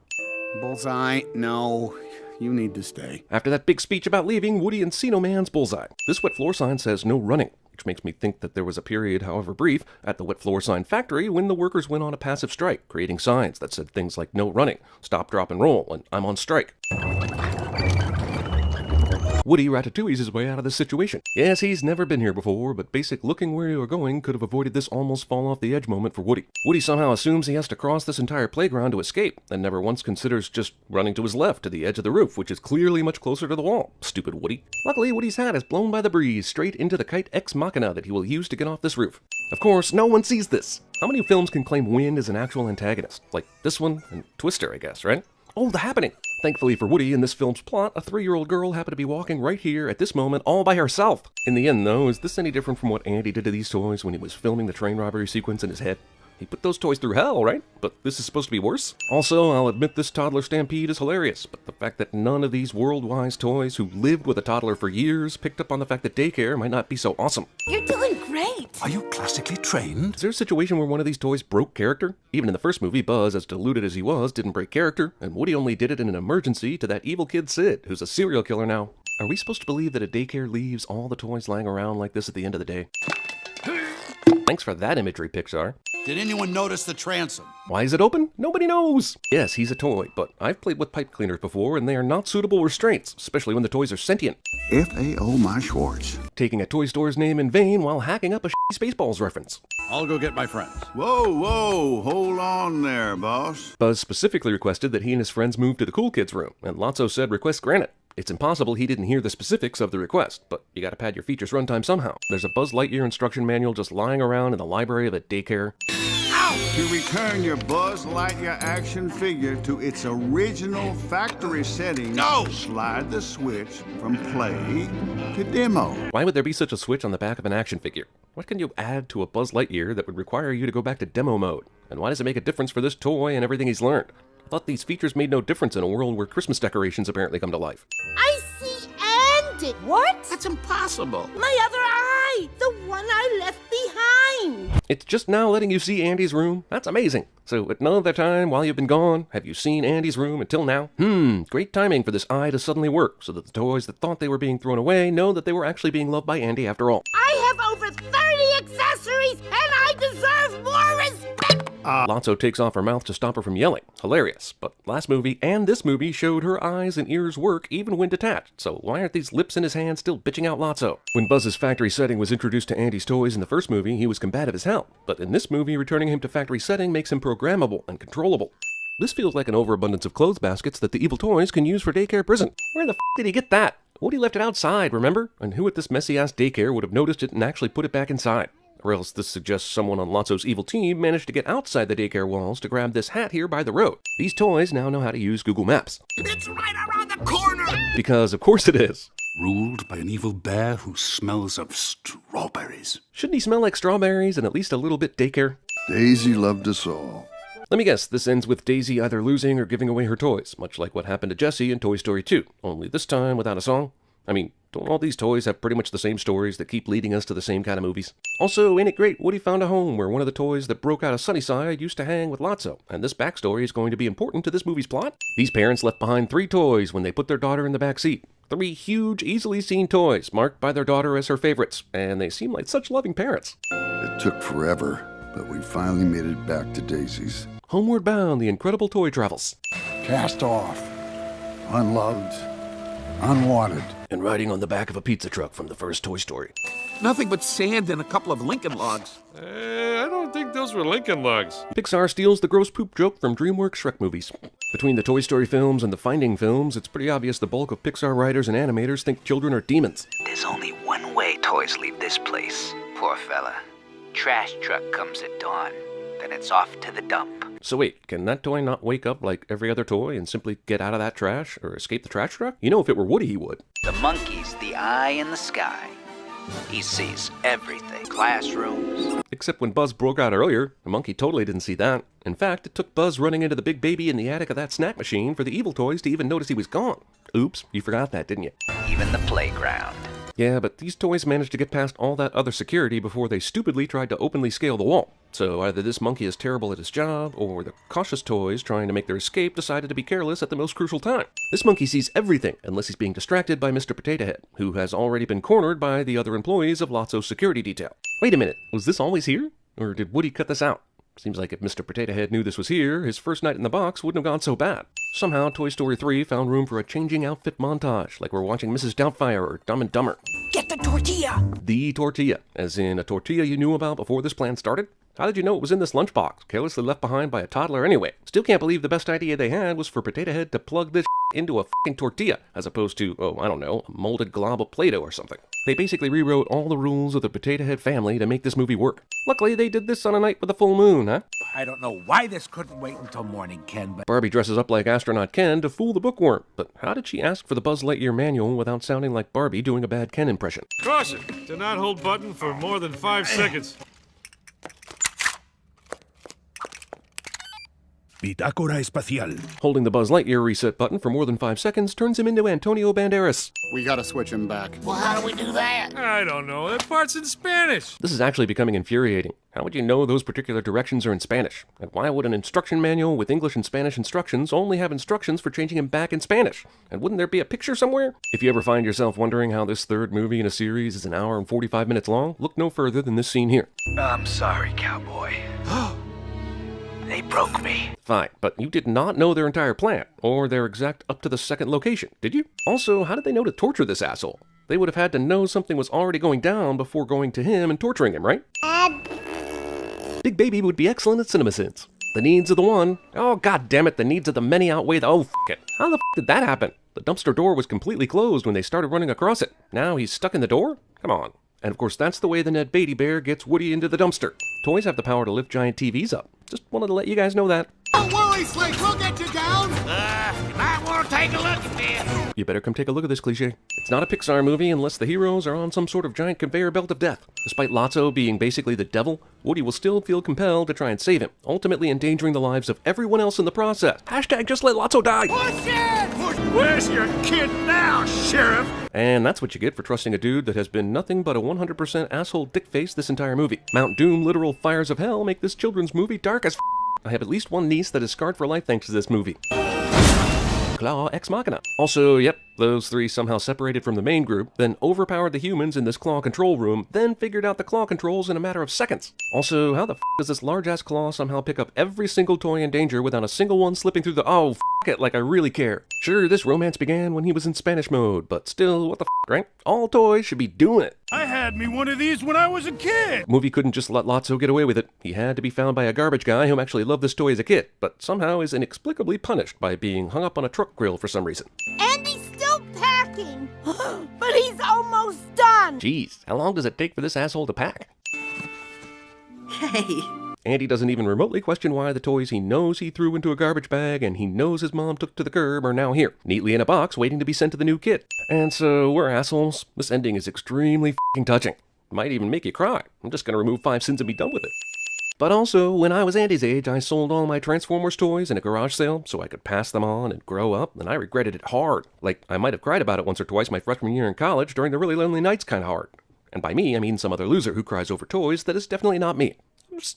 I'm sorry, Optimus. Zurg sits out the entire third movie, and somehow I'm supposed to be satisfied because he's ending up at the Guantanamo Bay daycare. It still takes 45 seconds for Pixar and Disney's logos to jerk each other off. This is Agent Leland Turbo. Pixar takes the Doc Hollywood-style story of Cars and makes the sequel a spy movie, like it's f***ing James Bond. I'm sure on paper it sounds really shitty, but sometimes you have to make an entire movie to figure that out. This is Pixar, so I'm sure these coordinates are accurate for some place in the Pacific Ocean. But who cares the latitude and longitude? I haven't had to care about that since I aced my 5th grade geography class and forgot all about it. Okay, fine. He found a way to sneak over to the other ship when no one was looking. The problem is, the ship he's hanging on to is alive and probably has feelings and so how does he hook on to another sentient vehicle's flesh without that guy knowing? Ben, please respond. Over. Movie also airs and spending way too many opening minutes on characters we don't know. Headlight-based zoom and enhance cliche. Come on, guys. These crates aren't gonna unload themselves. Although we are living in a world where if the crates did unload themselves, we wouldn't bat an eye. Even if you could do this, why would you do this? You had a perfect look into what this operation was and got crystal clear audio. The only reason you do this is so you can get caught for movie purposes. 2 tons of bull here, folks. 2 tons of bull. See, why does this car fall to absolute pieces upon hitting the water, but the pieces still maintain their basic body shape? If every car on this rig was following him up the ramp that just exploded, then how are there any cars up here at the top ready to chase after him? About a minute ago, we just saw a car explode from the surface tension. So how does Finn survive an even higher jump? Is it because of his Greg Louganis-style form as he enters the water? Because I'm pretty sure the surface tension doesn't give a about your 4 Olympic gold medals. Here's a car operating a gun on board a boat. And again, I raise my concerns about how this f***ing vehicle society works. Why is a car sentient enough to fire a boat gun, but the boat itself is not? Finn's got all the cool spy gadgets, and that comes with the territory in spy movies. But if he could do this, why did he need to hitch a ride on a boat? He could have gone completely stealth mode underwater all the way up to the rig. Who can stop us now? Mater, Tow Mater, that's who. That moment when you realize Mater is the sequel's main character instead of Lightning. I thought I could make it this time. How do cars that break down in the middle of the desert call for help? Advantage humans, assholes. Because when our cars break down, we still have legs and sometimes phones. This is your 10th tow this month, so that means it's on the house. What kind of ass-faced tow company has a rewards policy where your 10th tow in a month is free? Literally no one in the entire US gets towed 10 times a month, except characters written by a screenwriter. Mater is a dick. Is Lightning McQueen back yet? Movie literally imitates conversations between children and their parents almost 9 minutes into this Cars sequel. He must be crazy excited about winning his 4th Piston Cup. Expositional towing. McQueen! Mater is as excited as a puppy to see McQueen, to the point he's about to kill the guy he's towing. Mater, it's so good to see you. You too, buddy. Speak for yourselves. I can't believe they renamed the Piston Cup after our very own dog Hutch. How is this new? Doesn't everybody watch the Piston Cup? Certainly this town would follow Lightning and get word that they renamed the cup in Doc's honor, since he's from here. Look, I know Paul Newman died a couple years after Cars, but how did his character die? That motherfucker was in tip-top shape. If this asshole Otis can keep driving around and breaking down on the side of the road, surely Doc could do better than that. I feel like they could say he moved to some faraway island to get the same effect. Hey, train crashes! We find out this is some dickhead playing a practical joke, but that means this asshole's been sitting here in the tunnel on the off chance Cars are driving down the tracks. Tireless Mater and Lightning film a recruiting commercial for the Prometheus School of Running Away from Things. This car offshoot of cow tipping raises more questions than it answers. Like, why is a sentient vehicle out in the pasture sleeping like an animal? Also, what the f*** is a machine this big doing out in this tiny-ass town full of nothing? The Incredimobiles is probably 10 times better than this movie. Mater is officially the cable guy level of creepy, showing up to Lightning and Sally's date as a waiter. And yes, I know he's being played by Larry the Cable Guy, but I meant the Jim Carrey character. Pun not intended. To show the world what his new super fuel can do, he's created a racing competition like no other. What? Why not just scientifically demonstrate your fuel's benefits on a YouTube video? You definitely don't need to host a car race. And how will all these competitors be able to run on your new fuel without having advanced time to test it and see how their engine reacts? You're bringing Mater, right? You never bring him to any of your races. That's racist. Let me see if I have this right. Lightning is chilling on vacation at home, but some open-wheel race brags on Lightning, and Mater just happens to be watching, so he calls in to challenge that ragging dude. Lightning comes to see what the fuss is about, sees his friend getting dissed on TV, and then agrees to a road course race challenge out of pure defense of Mater, and no concept of the race itself. And that's how this movie kicks its main plot into gear? I mean, using a Cars song for this montage is a little too on the nose. The Cars rule. The Cars movies do not. Let's not confuse the two for younger generations. Also, this is a relationship song, or likely a breakup song, wherein the singer says, "All I want is you," to a girl or boy he's in love with. But this is a travel montage, making the song choice even more confusing. Oh, and by the way, the same band has a song called Drive, FYI. Maybe I'm just being a dick to cartoons giving me funny details while I watch a travel montage, but what the f*** does Mater need with a travel pillow? Everyone on this plane is asleep except Lightning and Mater, and they're awake because they're watching Japanese Ninja Warrior for Cars, I guess? This movie is so f***ing offensively terrible, Jesus. Lightning McQueen is on a giant billboard here, but no one recognizes him driving the common streets among the normals. In fact, here's Lightning McQueen in a store dedicated to merchandise about him, yet he is still unmobbed. Check out that tow truck. Man, I wonder who that guy's with. Cars 2 is seriously about to try and wring emotional conflict out of Lightning being embarrassed by Mater's hickness, which not only did the first movie cover, but is also a bit of a cliche storyline anyway. Excuse me, can I get a picture with you? Mater suddenly wants to be friends with the asshole he just yelled at on national TV for the disrespect towards his best friend. Is this his character? I think as annoying as he is, this is not something he would do. Hey, look, it's that spy car from the opening, about whom I remember nothing. Sitting on the biggest oil reserve in the world. How did we miss that? They've been scrambling everyone's satellites. Oh! American is here tonight to pass it to you. Why would some important spy be happening here, in the preamble to the big race? Why isn't this exchange happening somewhere that's secluded? Is it so there will be a hilarious mix-up with Mater, where he becomes relevant to the story? Those thugs down there were on the oil platform. If they see me, the whole mission is compromised. No. Even further reason why no top-secret exchanges would be happening in public places like this. He's a little excited, isn't he? P-joke. How Shrek of you, Pixar sequel. Straight from a wasabi misunderstanding joke into a P-joke. I refuse to believe Hong Kong's bathroom door symbols for gender are this vague. This is just more manufactured confusion to create Mater hilariousness. This movie seriously erred on what it thought people might have enjoyed about the first one. Like, super hard erred. What could he possibly have seen that would lead to this reaction? Everyone is driving around this place naked. I'm again left wondering why a car in disguise needs to get out of disguise for any reason ever, especially for something like this. Mater is oblivious to this battle because he's been sidetracked by his first bidet experience. Whatever you do, I would not go in there. Mater takes a second to pay homage to Ace Ventura. When she starts giggling, prepare to be squirted. This is the exact same thing that happened to me the last time I visited a porn set. A Volkswagen Common Gear has no radiator. Well, of course it doesn't. That's because it's air-cooled. Yep, the spies came up with passphrases that are easily answered by anyone with knowledge of cars. Could find somewhere more private. Yeah, no shit. Cars 2 makes spying look even harder than it already is. Why do you have HD video surveillance of basically everywhere but no audio, which would tell you that Mater is not the second agent you have mistaken him for? Also, I saw The Man Who Knew Too Little, and I'm looking down at you for basically doing a car-based rip-off of that movie. All in all, making its debut tonight is the required fuel. Again, and I do think this is worth seeing twice. How do you force cars to race on your new fuel without giving them time beforehand to test it out? Somehow, the two most drummed-up participants in this race, Lightning and Francesco, are both starting the race in the very last two spots at the back of the pack. Why were they so favored if they polled so poorly as to be last at the starting line? How the f*** is there a camera in front of Lightning McQueen that is faster than him in order to record this shit? Why is he in the pits? He's so exposed. It's amazing to me that these spies who were just seen hanging out in public suddenly give a shit about where other spies are hanging out. Ain't look happier than a roll bar at a demolition derby. This analogy is stupid. Why would a roll bar, an inanimate object, be excited about the prospect of being repeatedly put to the test? Even when protecting a human, a roll bar is going to suffer during a car crash, right? Pain, dents, scratches. Mostly I just think this is a super lazy car-based analogy, and I wanted to call it out. The EMPs work on electronic devices and equipment, yet this movie will suggest the gasoline in these cars somehow reacts negatively to the EMP, as though there is electronics inside the gasoline, when really an EMP would stop a car regardless of fuel, because modern cars are all electronically controlled. So this fuel additive of death is just pointless and stupid, much like this entire sequel. Get out now! Well, I usually like to have a proper detailing done before I meet a lady friend. Somehow, Mater is coaxed into getting out of the pits just because this beautiful lady car begs him to do it. And yeah, the power of car boners is probably strong, but enough to get Mater away from his best friend's race that he's leading and is almost over? Look, I know that Finn is a high priority target for the bad guys, but they are specifically looking for Mater right now. He's the one with the thing that they need. So why is the entire bad guy crew going after Finn? Want me to head toward that ruckus? No, don't go down that street!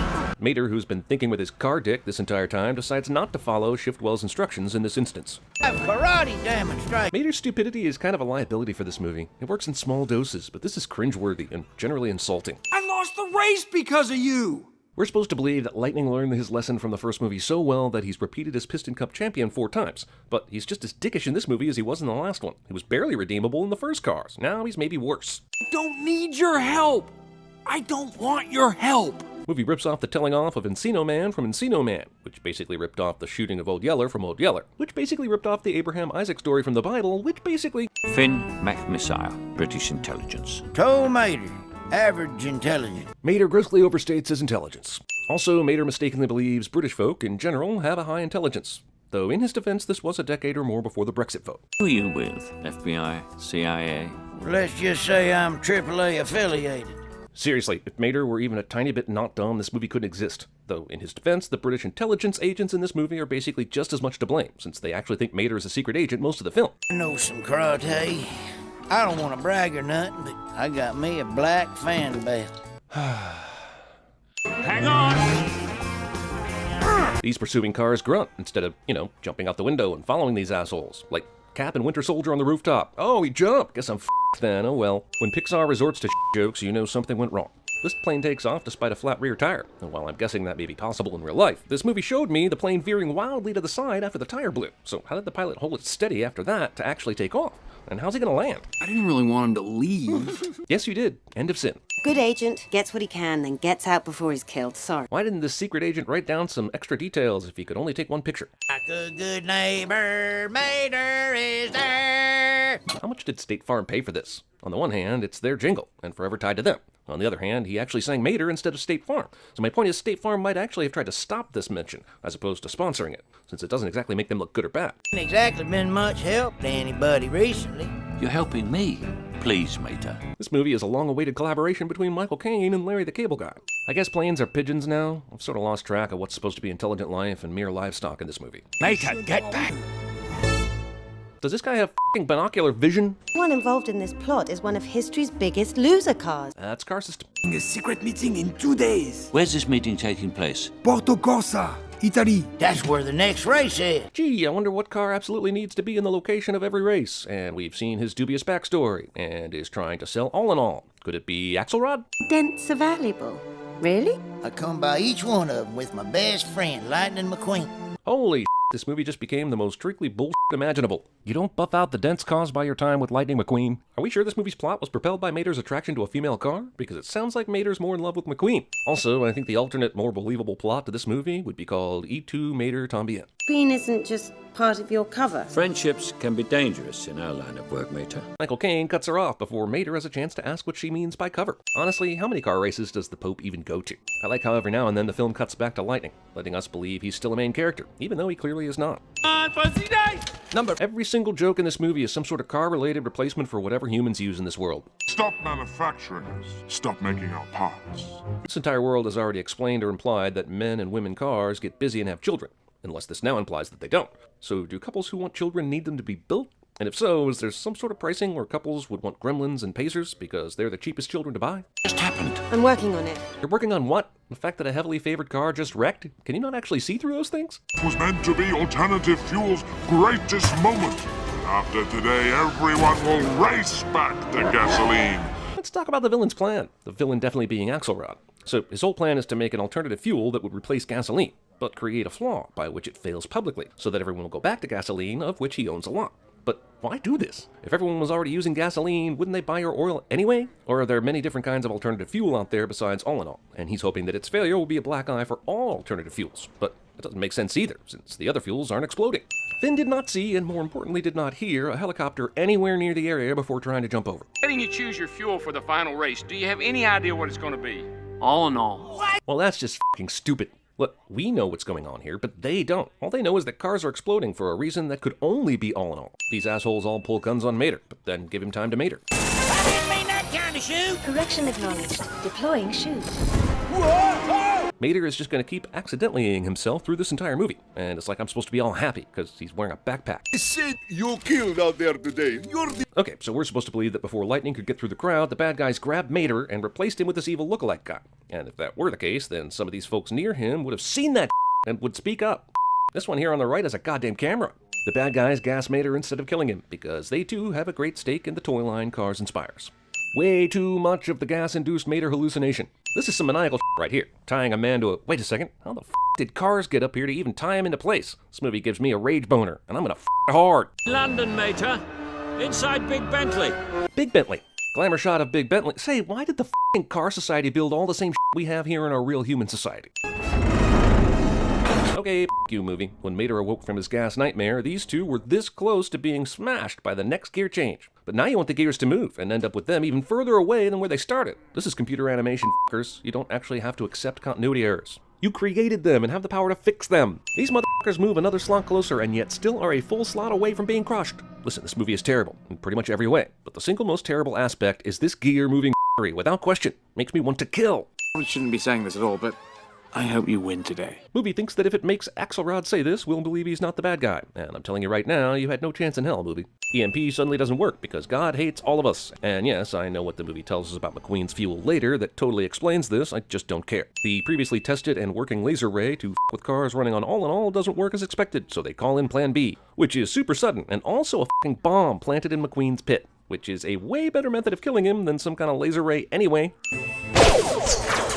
Did you know she had twin batarangs in her front tires? Because I definitely did not know that. Listen to me! The bomb is on you! They somehow knew that Mater would be able to get out of these ropes by activating his machine guns? Come the f*** on. They so did not. Why not have a bomb in the pit and a bomb on Mater? Who that truck is, Brent, but I tell you what, he's... Yes, you do know who that tow truck is, because he was seen with McQueen everywhere before the first race, and he's the reason why McQueen is racing in the first place, because he called into that show.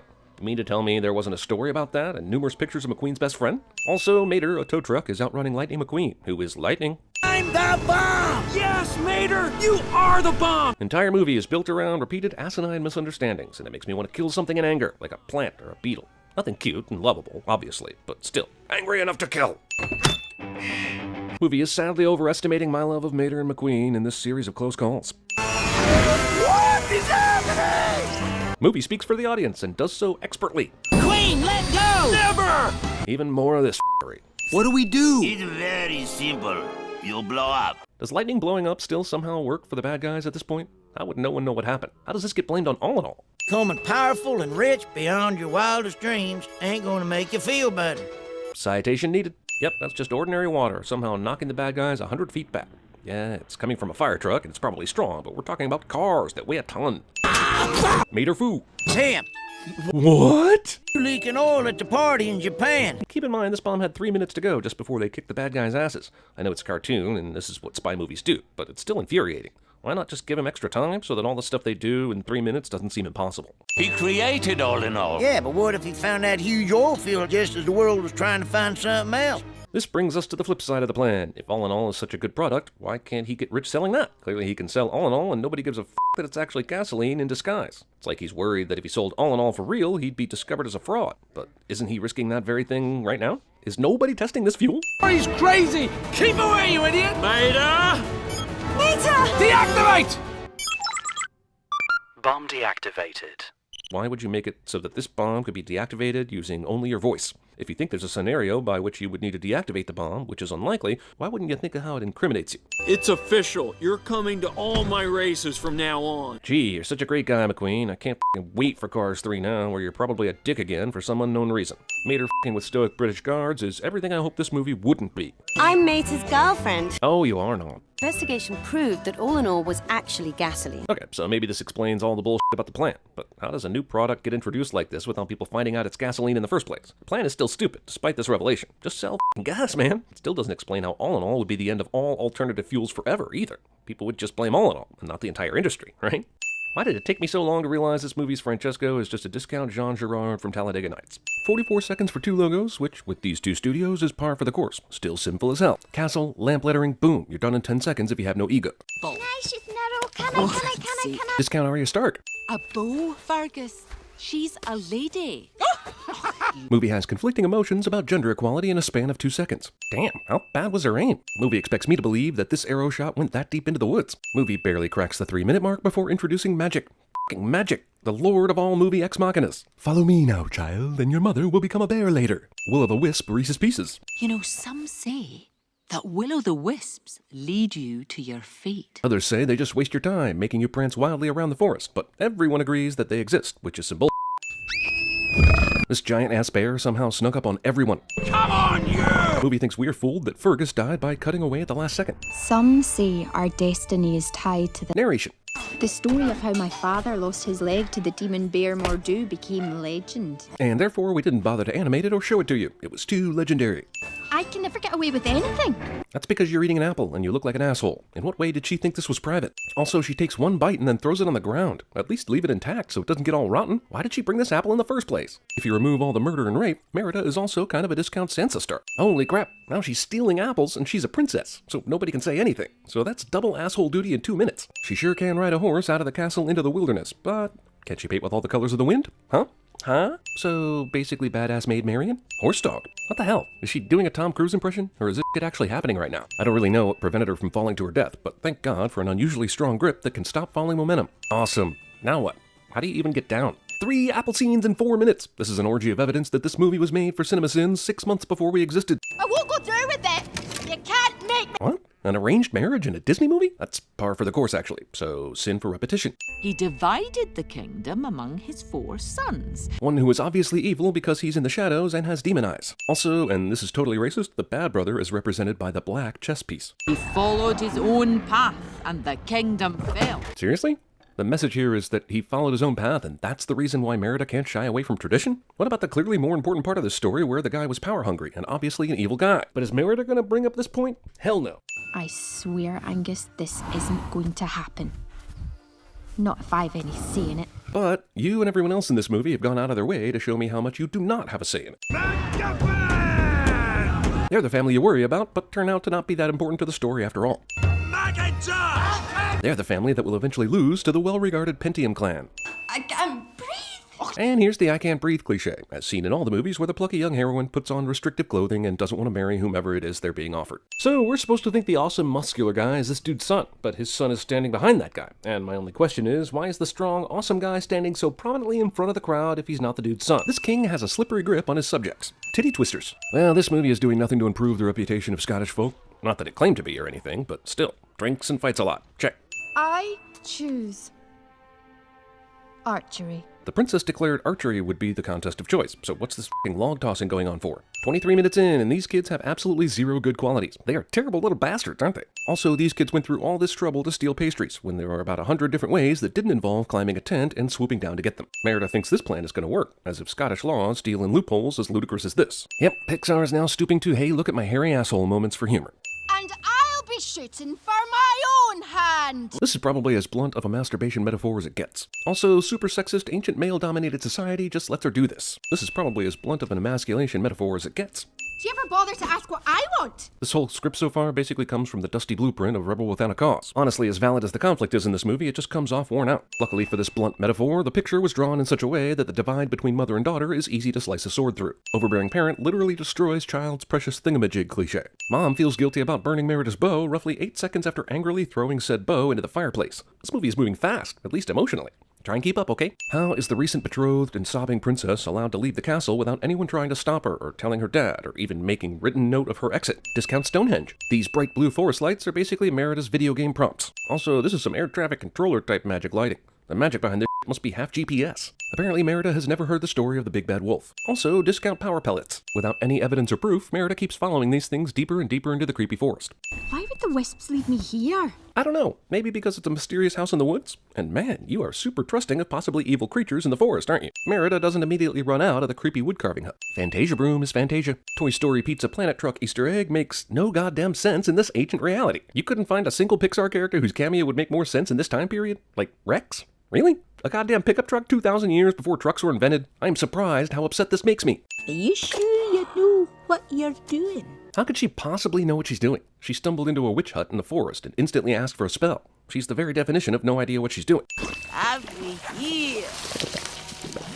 This witch's brew has somehow produced a perfectly cooked fruit pastry from a cauldron of bubbling acid. And I've seen enough Top Chef to know that this is some bullshit here. You're sure? If I give this to my mom, it will change my fate. Why is it that when these characters in these types of stories get a wish or something, they ask for the vaguest possible wish open for interpretation? Changing your fate could literally mean all outcomes, positive and negative, that don't involve marrying the 3 dumbasses at the archery competition. What was that thing about the spell? Did you say something? For no reason, the witch completely disappears before she can remember an important thing about the spell. Doesn't she have control over whether she disappears or not? Are the wisps responsible? Or was this house and witch created by a fairy godmother spell that expires after midnight? You made this for me. I don't know, this mom seems awfully trusting of her rebellious daughter after the she pulled today. Did Merida's mom really just turn into a bear? Because that is not the movie I signed up for. I know she said, I want a spell to change my mum. But that was frighteningly vague and contained no mention of bears. Also, if you're wondering why this Pixar original didn't connect with you like you thought it might, look no further than the story, which sets up this badass independent woman as its heroine and gives her nothing to do except clean up a mess she started. Also, and they finally did it. Disney remade Brother Bear and made it into Mother Bear. The witch is to blame. But actually, no. Even though she's seen the shadow and saw her claws and all things pointing to being a bear, the mirror is what sends her into a surprised frenzy of destruction. It's funny her mom is still trying to be prim and proper even as a bear, but I'm shocked she's not concerned about her safety right now. What's worse, that this guy can smell a wife bear at over 500 kilometers? Or that said wife bear doesn't realize this and get the f*** out of Dodge as soon as she realizes she's a goddamn bear? You can have my desserts for 2-3 weeks. How are these kids not insanely fat at this point? Don't give me that kid metabolism nonsense either. These kids steal hundreds of pastries a day.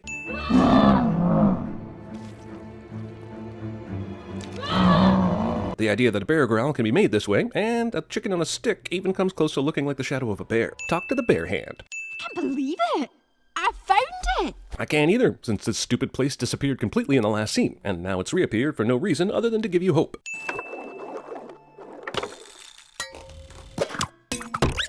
Rube Goldberg, Ex Machina. There's one bit I forgot to tell you about the spell. Yeah, there really was no way I could just hang around for 5 more seconds, or leave you a note that didn't require a Rube Goldberg contraption. One more time. Fate be changed. Seriously, this couldn't be written down? Magically etched in stone? Welcome to the crafty carver. What? Remember when the witch did this earlier? She went through 3 choices, one ending with, if you're that red-haired girl, use vial 3. But instead of waiting for that, Merida panics and throws all the potions into the cauldron because she's a dick. Also, despite the fact that Merida just screwed herself anyway, couldn't the witch have left a few more vials of number 3, just in case she needed to hear that message again? How is that crown still on her damn bear head? Hell, that should have fallen off and gotten lost as soon as she went into bear mode. Look, either there's enough room to hide from the rain or there isn't. Don't show me a structure that seems to have all the room, and then show me 2 protagonists camped out on the edge, to where they're both getting rained on a ton. I mean, move back 10 inches, Jesus.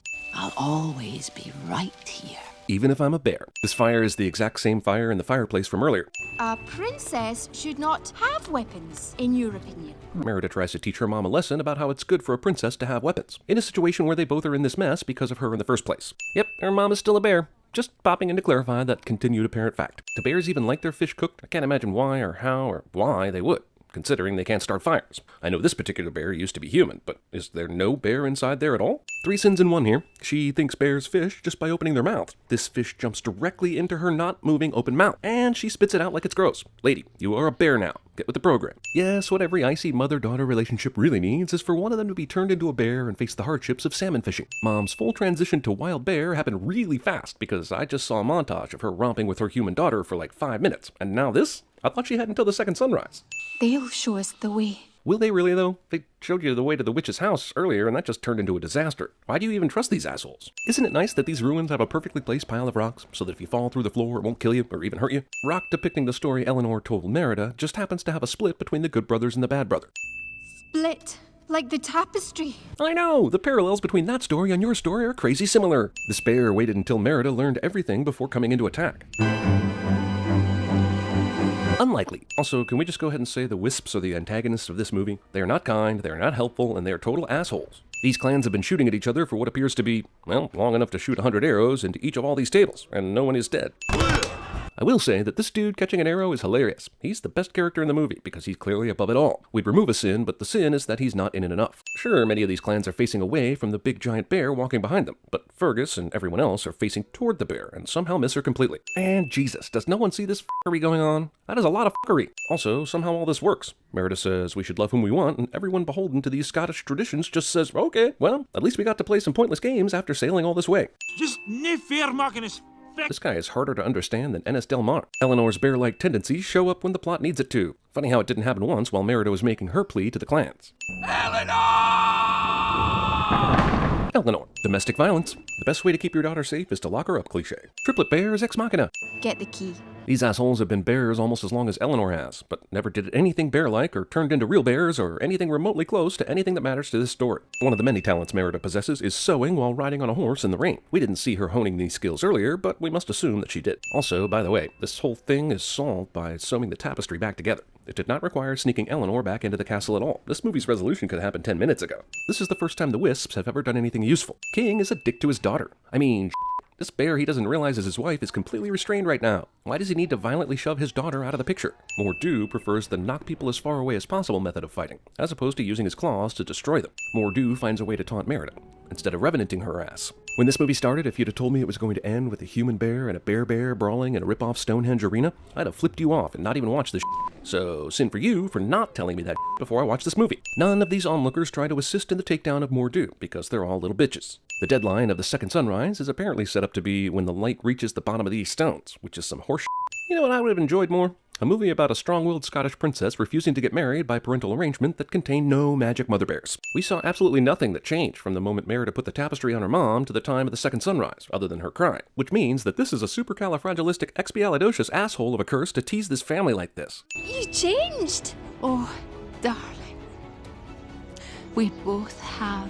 Well, no, actually. Merida got everything she wanted without changing a bit. I'm naked. Well, no. Actually, you have a tapestry wrapped around you. I mean, I kind of get it and all, but stop saying things that aren't true. Yeah, that seems like the perfect match. Maudie, the most annoying character in the movie, gets the awesome warrior dude in the end. Makes sense. There are those who say fate is something beyond our command. And those people are correct. Our fate lives within us. You only have to be brave enough to see it. You can't sneak a roll credits past me, assholes. Also, I guess she was indeed brave, but that doesn't mean you didn't steal this title from Braveheart, which was also about Scottish people fighting for freedom, and whose hero's mom memorably turned into a bear, if you remember.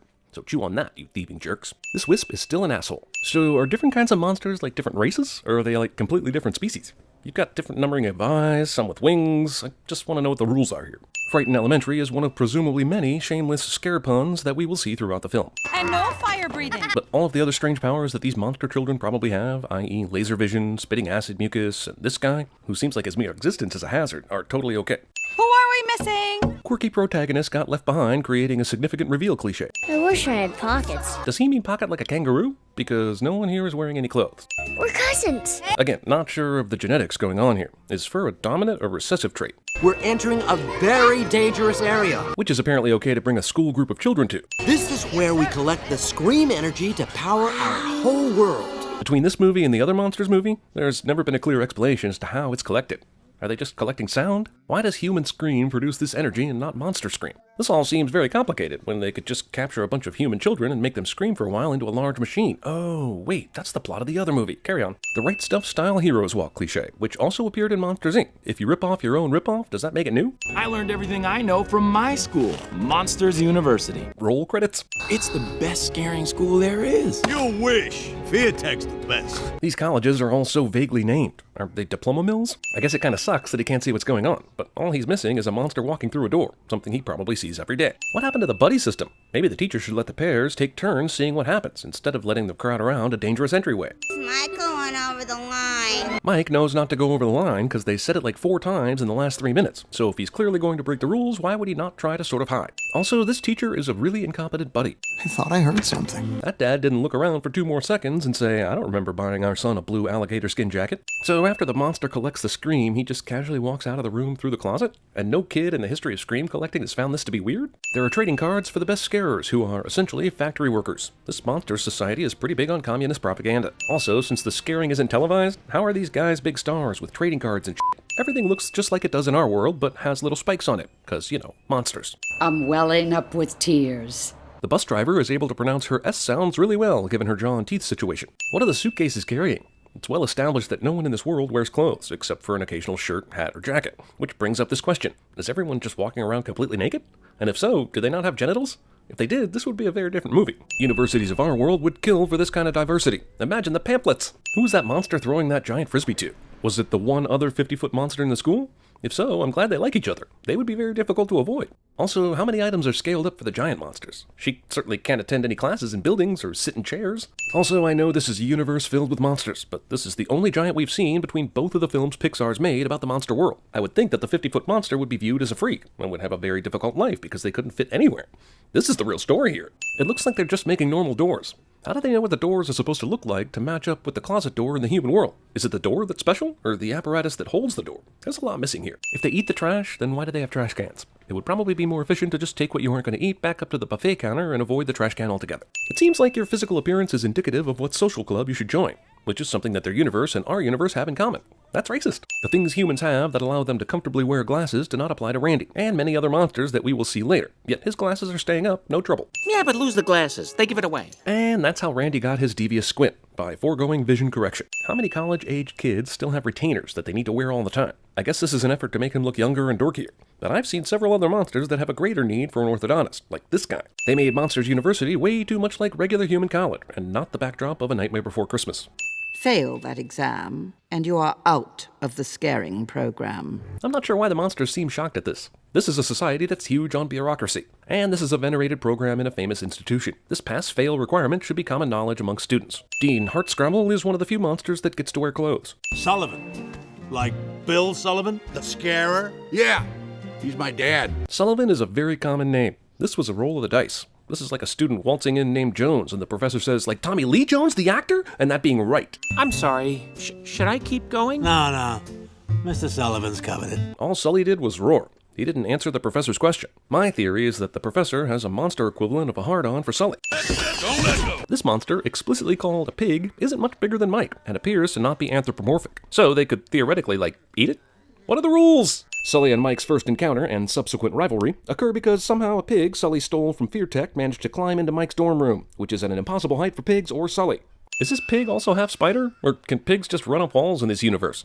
It is convenient that the pig spider took Mike to the place they were just discussing minutes earlier where he didn't want to go. Just in case you didn't get that Randy was lame, the animators of this film used his cupcakes against him by writing lame across his face. For the record, I would probably hang out with the guy at the party who had the cupcakes. I love cupcakes. Mike makes a quick decision to make an impossible shot that would in no way work in a real-world situation. You might be saying to yourself, well, this is a college filled with monsters. This isn't the real world. But the physical properties of things are the same there as they are here.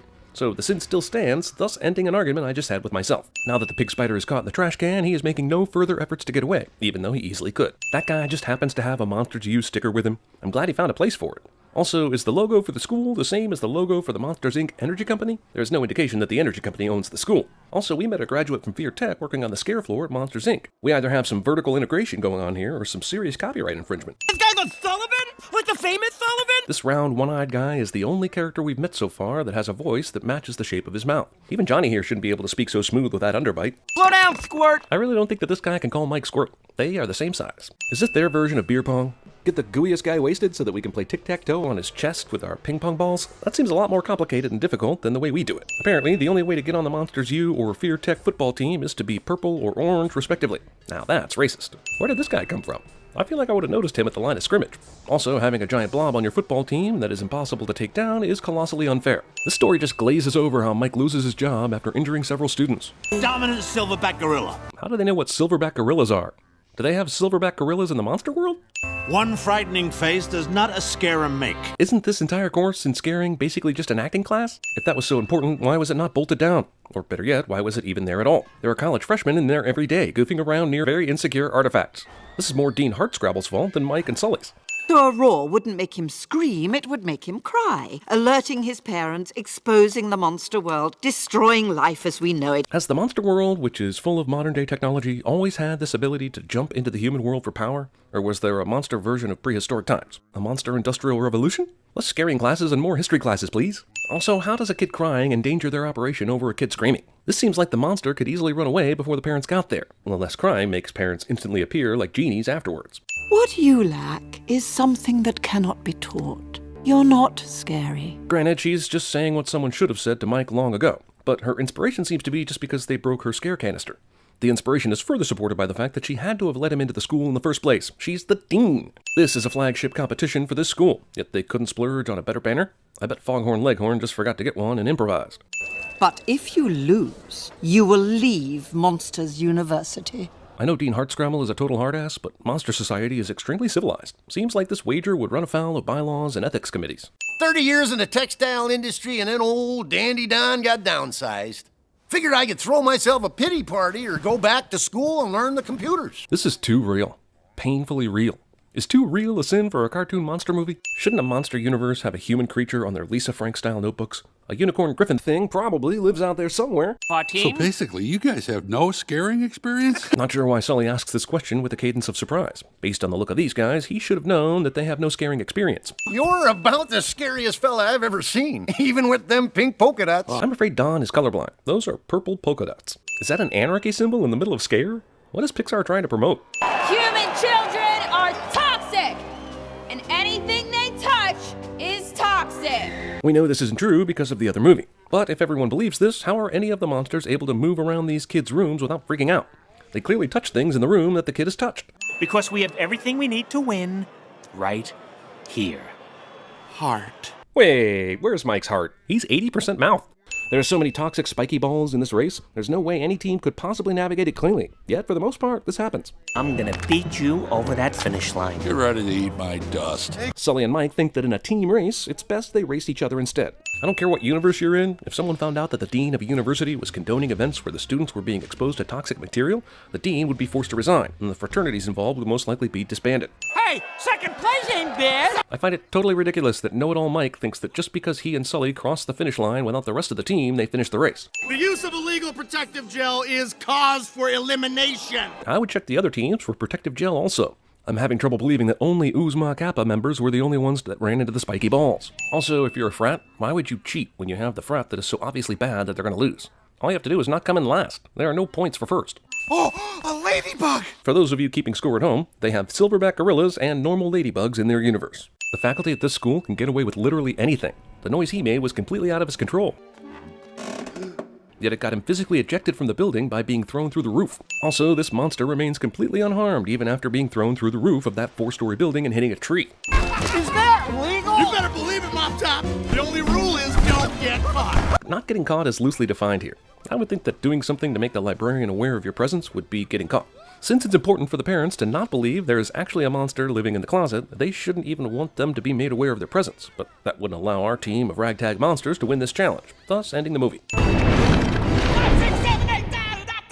This librarian has a very severe case of ADD. The librarian is now making more noise and causing more distracting damage than anyone else in a library ever has, and she's not throwing herself out through the roof. You should have stuck to my strategy. Mike thinks his strategy was working, even though they were on the cusp of losing because of his strategy. The girls from the PNK sorority all look exactly the same when all the other monsters look extremely different from each other. Are they all sisters, or just extremely selective, or perhaps racist? They were able to precisely dump each color on each guy without getting any mixed up or slightly missing. Did that substance that they dumped on them make them all stand in those cutesy, embarrassing poses? Or is that Polaroid camera able to change someone's stance? Because they clearly were not standing that way when the picture was taken. Does the school have no law enforcement or disciplinary entity at all? Because I'm sure this would fall in the extreme vandalism category. Hey, where are we? Did no one else know where they were going? They all seem to have just found out where they are. No one thought to ask Mike where they were going this whole walk over? And now Pixar is going to teach your kids that breaking and entering is okay. This is an extremely complex facility that Mike only visited once when he was a small child, yet he knows exactly where to go. One would think that the only company that provides energy for the monster world would have better security. Possibly security at its perimeter, which was easily breached by these college students. It looks like all the security guards were just in the middle of the facility, making it easy for them to break in and to escape. How many times do monsters walk through a kid's door and there are teenagers lurking behind it, doing stupid shit like talking on the phone and rebelling against their parents? This sorority, which has been very skilled up until this point, is arbitrarily thwarted by this Avoid the Teenager challenge. We only saw 3 of the PNK girls get trapped, yet suddenly all 6 of them are in the trapped area of this maze. Randy has an unfair advantage in the hide and sneak challenge because he can just turn himself invisible. There really is no need for him to even hide in the lamp. Apparently you only get caught in this game if you're just so shitty at hiding it looks like you're not even trying, because everyone knows what Sully looks like, and him lying on the ground like a bear rug should not be a good hiding place, but it did require a small amount of effort. Tomorrow, each of you must prove that you are undeniably scary, and I know for a fact that one of you is not. Just one? I feel like excluding Sully, Mike is the scariest of all the Oozma Kappa members. There's no reason for her to single Mike out when all the rest of them are not scary. If they did the hide and sneak challenge on this field, Mike would clearly have the advantage because he and the grass are the exact same color. They are running to the scare simulators when that clearly isn't necessary because this competition is not a race. This guy's scare, clearly not as good as Sully's where his roar shook the other room, gives him a higher score for some arbitrary reason. I know everyone likes a good underdog, but why is no one suspicious that Mike got a perfect score? Everyone just seemed to accept that Mike was able to beat everyone else's score, including Sully's. No one is suspicious that maybe someone tampered with this machine. Why would you ever have settings like this? A scare is a scare, f***os. Who among these students pursuing a degree benefits from the easy setting? Also, why does the bed have settings for 6 different scarers, instead of just one uniform setting for everybody? What was I supposed to do? Let the whole team fail because you don't have it? I'm still not with them on the Mike has no potential to be scary thing. No one seems to be saying that for any of the other members of Oozma Kappa, but they all seem to have equal scariness to Mike. If the relationship between the monsters world and the humans world is so volatile, why would a student's ID allow Mike to access the lab and operation of a door? Maybe I was just jumpy as a kid, but even if I saw a little green one-eyed thing in the middle of the night, I wouldn't want to approach it, even if it sounded like Billy Crystal. Because you were born a Sullivan. Yeah, I'm a Sullivan. I'm the Sullivan who flunked every test. The humans are hunting you, but let's stand in the open air and yell at each other. Mike's extremely muddy feet are now magically clean. But most of the time, I'm terrified. How come you never told me that before? We weren't friends before. They weren't friends after the exchange at Monsters, Inc.? This question is not Mike's follow-up question. They forgot for a moment that they were being chased by toxic humans. In the human world, it is not standard operating procedure to chase after a bear with nothing but flashlights and righteousness. They're adults. I can't do that. Were they told that adults couldn't be scared by monsters? I know a lot of adults, and most of them would be poop their pants scared if a Sully-like monster came out of nowhere and roared at them. Maybe the monsters should study the energy capabilities of pants pooping. Why the flashlights again? There's probably a light switch inside the cabin. Do Mike or Sully have telekinetic powers? How are they able to get the fan to move and the window to open from the ceiling? Also, a bunch of other things are going to happen that they have no way of actually controlling without some sort of supernatural power. If the canisters can be filled without being attached to the door, is attaching them really necessary? Also, it seems like adult screams are more powerful than kid screams. Why did this moment not teach them that scaring adults is more effective? Hardscrabble's letting us into the scare program. Hardscrabble showed no mercy to Mike and Sully, who were able to power a door from the other side, which is apparently something no one has done before. But she gives the rest of Oozma Kappa a chance to be in the scare program because they were kinda scary. Come on, Don. There has to be a Monster Kinko's for you to make new business cards. It should just be like a regular Kinko's, but with spikes on it.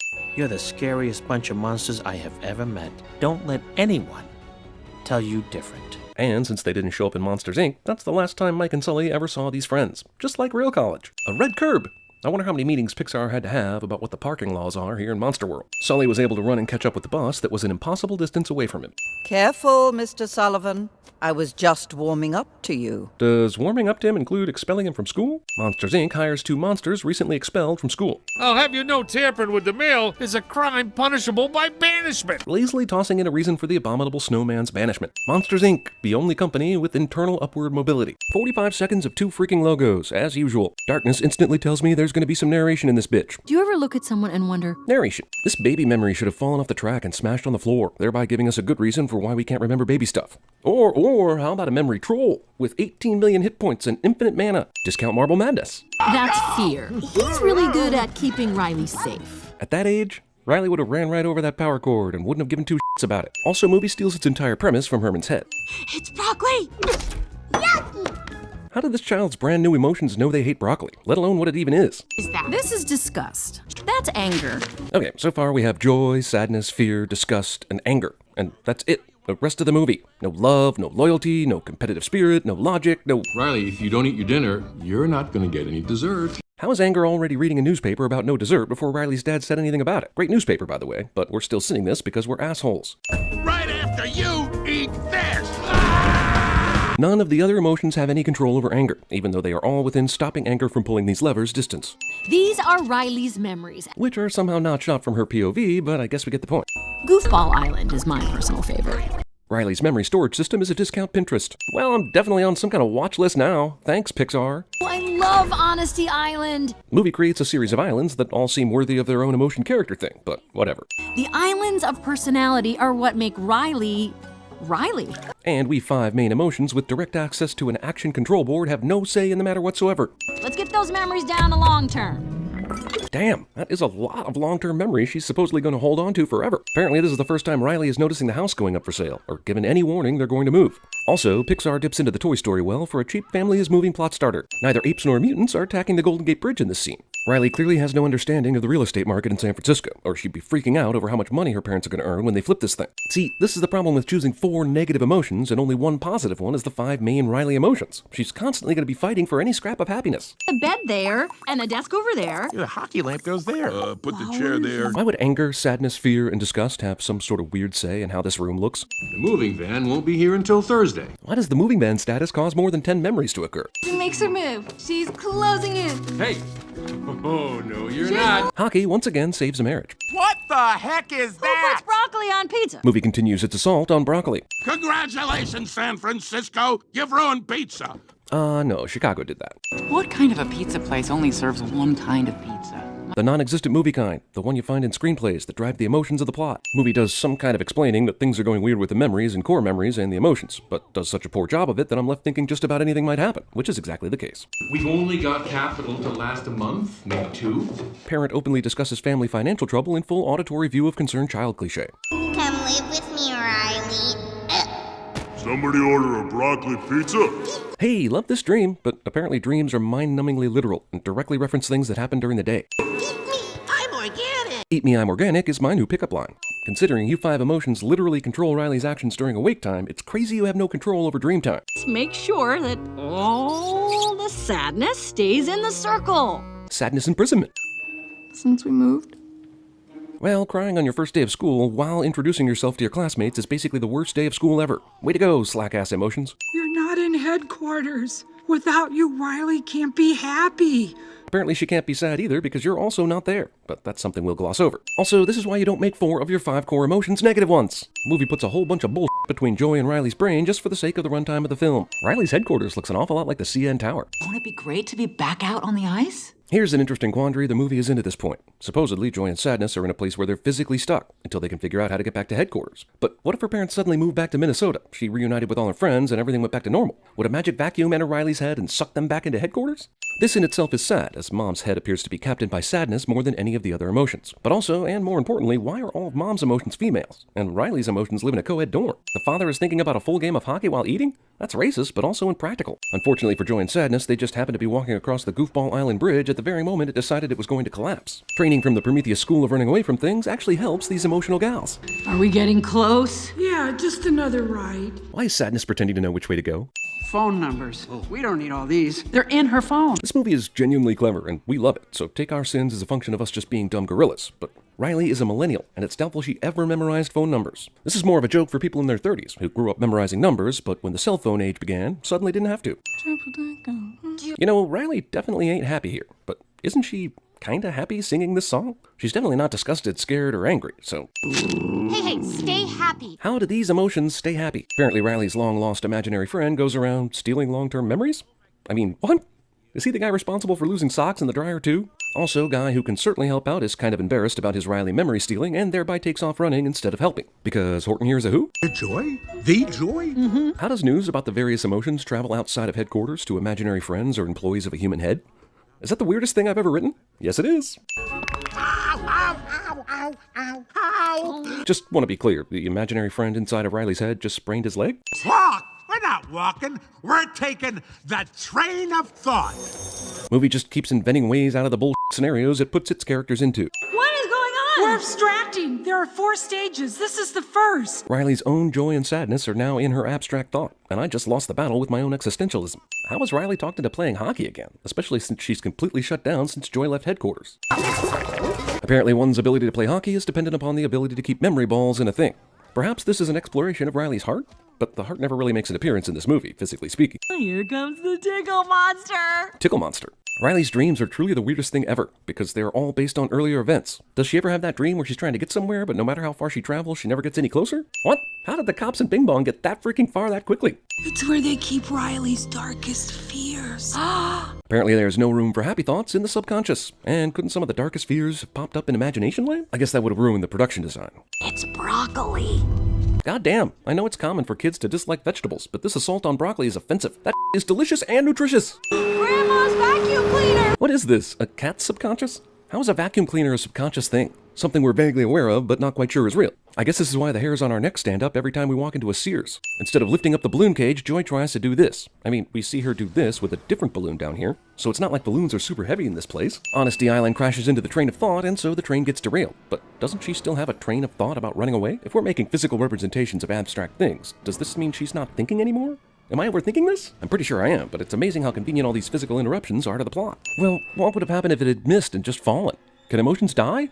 See, look how convenient it all is. You say, who cares? It's a kid's movie about the inside of a brain. But I say, I care, damn it, because cheap tension does not equate as real tension. Joy is a dick. In Brainland, this is basically manslaughter. I mean, see, there's an unseen villain at work in this movie. Something that knows Joy is trying to get back to headquarters, but is doing everything in its power to keep her from doing so. Is it the Nothing? I think it's the Nothing. And now that Joy has fallen down here with Bing Bong, it means it's a harmless fall, because this movie is not going to kill Joy, which then undercuts the earlier cheap tension train bullshit even further. How could this kid have forgotten this first day of school sadness in the few days since it happened? That's literally not possible. I could listen to her stories all day. I guess this is a tear-jerking scene, but it doesn't really make sense if you consider how often the movie showed us these 5 emotions controlling Riley's actions. So the stories were probably made up by you assholes too. You flip-flop all over this movie from acting parental and protective of Riley to actually being Riley. I just wanted Riley to be happy. And sadness wants her to be sad, and anger wants her to be... How could this have ended any other way? The deck was stacked against happiness from the start. Imaginary rockin' wagon ex machina. Why is there a fucking ramp in the middle of all these forgotten memories? And it looks like it's a giant book. How the did that get down here? Imaginary hero sacrifices himself to save the mind cliche. Why does he need to disappear all of a sudden? Also, why did he disappear so quickly? His hand evaporated as soon as they got down here, and now he's completely gone, but Joy's okie dokie. What's up with that? They fell into the forgotten at the same time, right? I'll try. Bing Bong.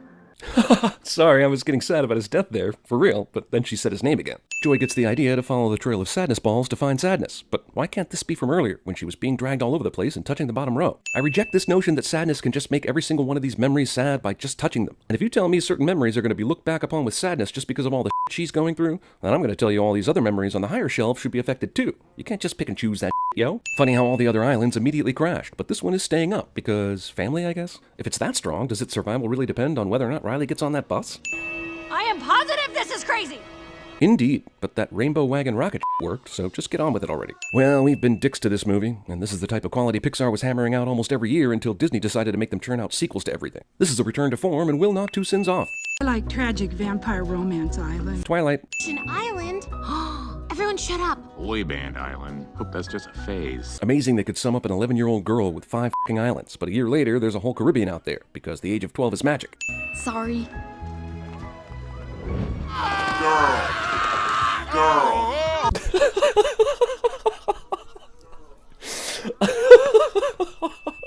Let's play some hockey. What? Now you're controlling her every move again? You weren't doing that while she walked from her parents to the ice or interacted with that boy. But way to make hockey a video game, basically, movie. But we still love our girl. You are that girl! This entire end credit sequence is inspired and awesome. 45 seconds of Disney and Pixar logos, as usual, even though you all have them memorized at this point. I understand the movie is rewriting prehistory here for the sake of the story, but I think it's worth mentioning that dinosaurs went extinct 66 million years ago, and humans started to do human things around 10 million-ish years ago. So the movie wants me to believe that nothing else could have happened to the dinosaurs within the 50 million years between this moment and this moment that would have either killed the dinosaurs or through evolution altered their appearance so drastically we wouldn't be able to tell what is what. I guess so. Minus one sin for holy f***, that looks like real f***ing water. Man, these dinosaurs learned how to grow crops in some straight-ass lines. Pixar expects me to believe that the apatosauruses evolved to presumably have retractable axes in their tails. And super strength. Well, with this kind of evolution, it's a wonder the Earth ever thought humans were necessary at all. If they can build a device for seeding, they can certainly build a plow. They also evolved hyperintelligence, which raises the question, how are they able to build tools like this without hands? There's no way they could tail whack that thing together. Okay, we eat the big one, we raise the little ones as slaves. Agreed? Other than surprising the viewers and the dino parents, is there any reason for this egg to have been so big when he's so small? Because I don't think that would actually happen. Also, if I was Arlo's mom, I'd be kind of pissed right now. I pushed out this giant-ass egg for this? Arlo's siblings come out of their eggs running and practically flying, yet Arlo struggles to take his first steps. That's Clawtooth Mountain. Clawtooth Mountain looks very similar to the Expedition Everest ride at Animal Kingdom. Not exactly the same, but enough to confuse some children. Also, these dinosaurs couldn't decide if it looked like a claw or a tooth, so they said, F it, let's just call it Clawtooth. And we're all gonna take care of it together. They've been alive for like 2 minutes and already have chores. We'd never see them eat a chicken or an egg from a chicken. And based on what Arlo eats during another scene in this movie, and science, I can safely assume he's an herbivore. So why are these things even here? Is Henry only keeping them here to teach Arlo a lesson about fear? Convenient dead broken log is convenient. Mud is not paint. Mud washes away in the rain. Yet this and every other mark made remains on the corn silo for the duration of the film. Go on, Buck. You earned it. Making your mark apparently just means doing your job. You might be expecting me to sin this dino society placing such a high value on muddy footprints. Instead, I'm going to sin this massively heavy stone-based structure for standing upright all this time on 4 tiny, skinny wooden legs. What the f***? All right, you clockers! Pixar basically snuck all right you f***ers into this movie. You will, darling. You just need a little more time. How are these chickens not dead yet if Arlo can't successfully feed them? I got an idea. Genuinely surprised a light bulb didn't appear above his head just before he said this. Arlo, wake up. And no one else in this room within the same earshot as Arlo hears that. Stomping around these lightning bugs doesn't make them move, but lightly waving a tail over them makes them light up and fly away. Is Henry's tail magic? I've seen The Lion King. This will not end well. With this single jump, yeah, he sets off a pretty looking firefly event, but he also killed hundreds of other unsuspecting fireflies who did not expect him to jump and land on them, right? Right? The dang wilderness critters coming over the fence, eating our food. But I thought you said... Now this'll keep them rotten critters from stealing our food. Because if this keeps up, we won't have enough food to survive the winter. But all you keep here is corn. Is corn the only food you plan to eat all winter? Do you not have other storehouses with other foods that collectively might mostly cover the shortfall of this one corn storehouse? How can you have farms and storehouses like this but not have any goddamn farming sense? Are you destined to go extinct regardless of the circumstances? The movie expects me to believe adorable dinosaurs are capable of this kind of trap building and critical thinking, despite being, dinosaurs. And this is how you're gonna finish the job. Henry knows that Arlo struggles to feed the chickens, yet he thinks Arlo is capable of killing. Shouldn't he be hiding? Arlo was instructed to catch and kill the critter, not keep it from showing up. That's why they built that trap. See? I told you he couldn't be trusted with this. Jump scare? What are you doing here? Arlo cuts the tree rope, but then the kid climbs out one of the holes in the net that he totally should have been able to climb out of earlier.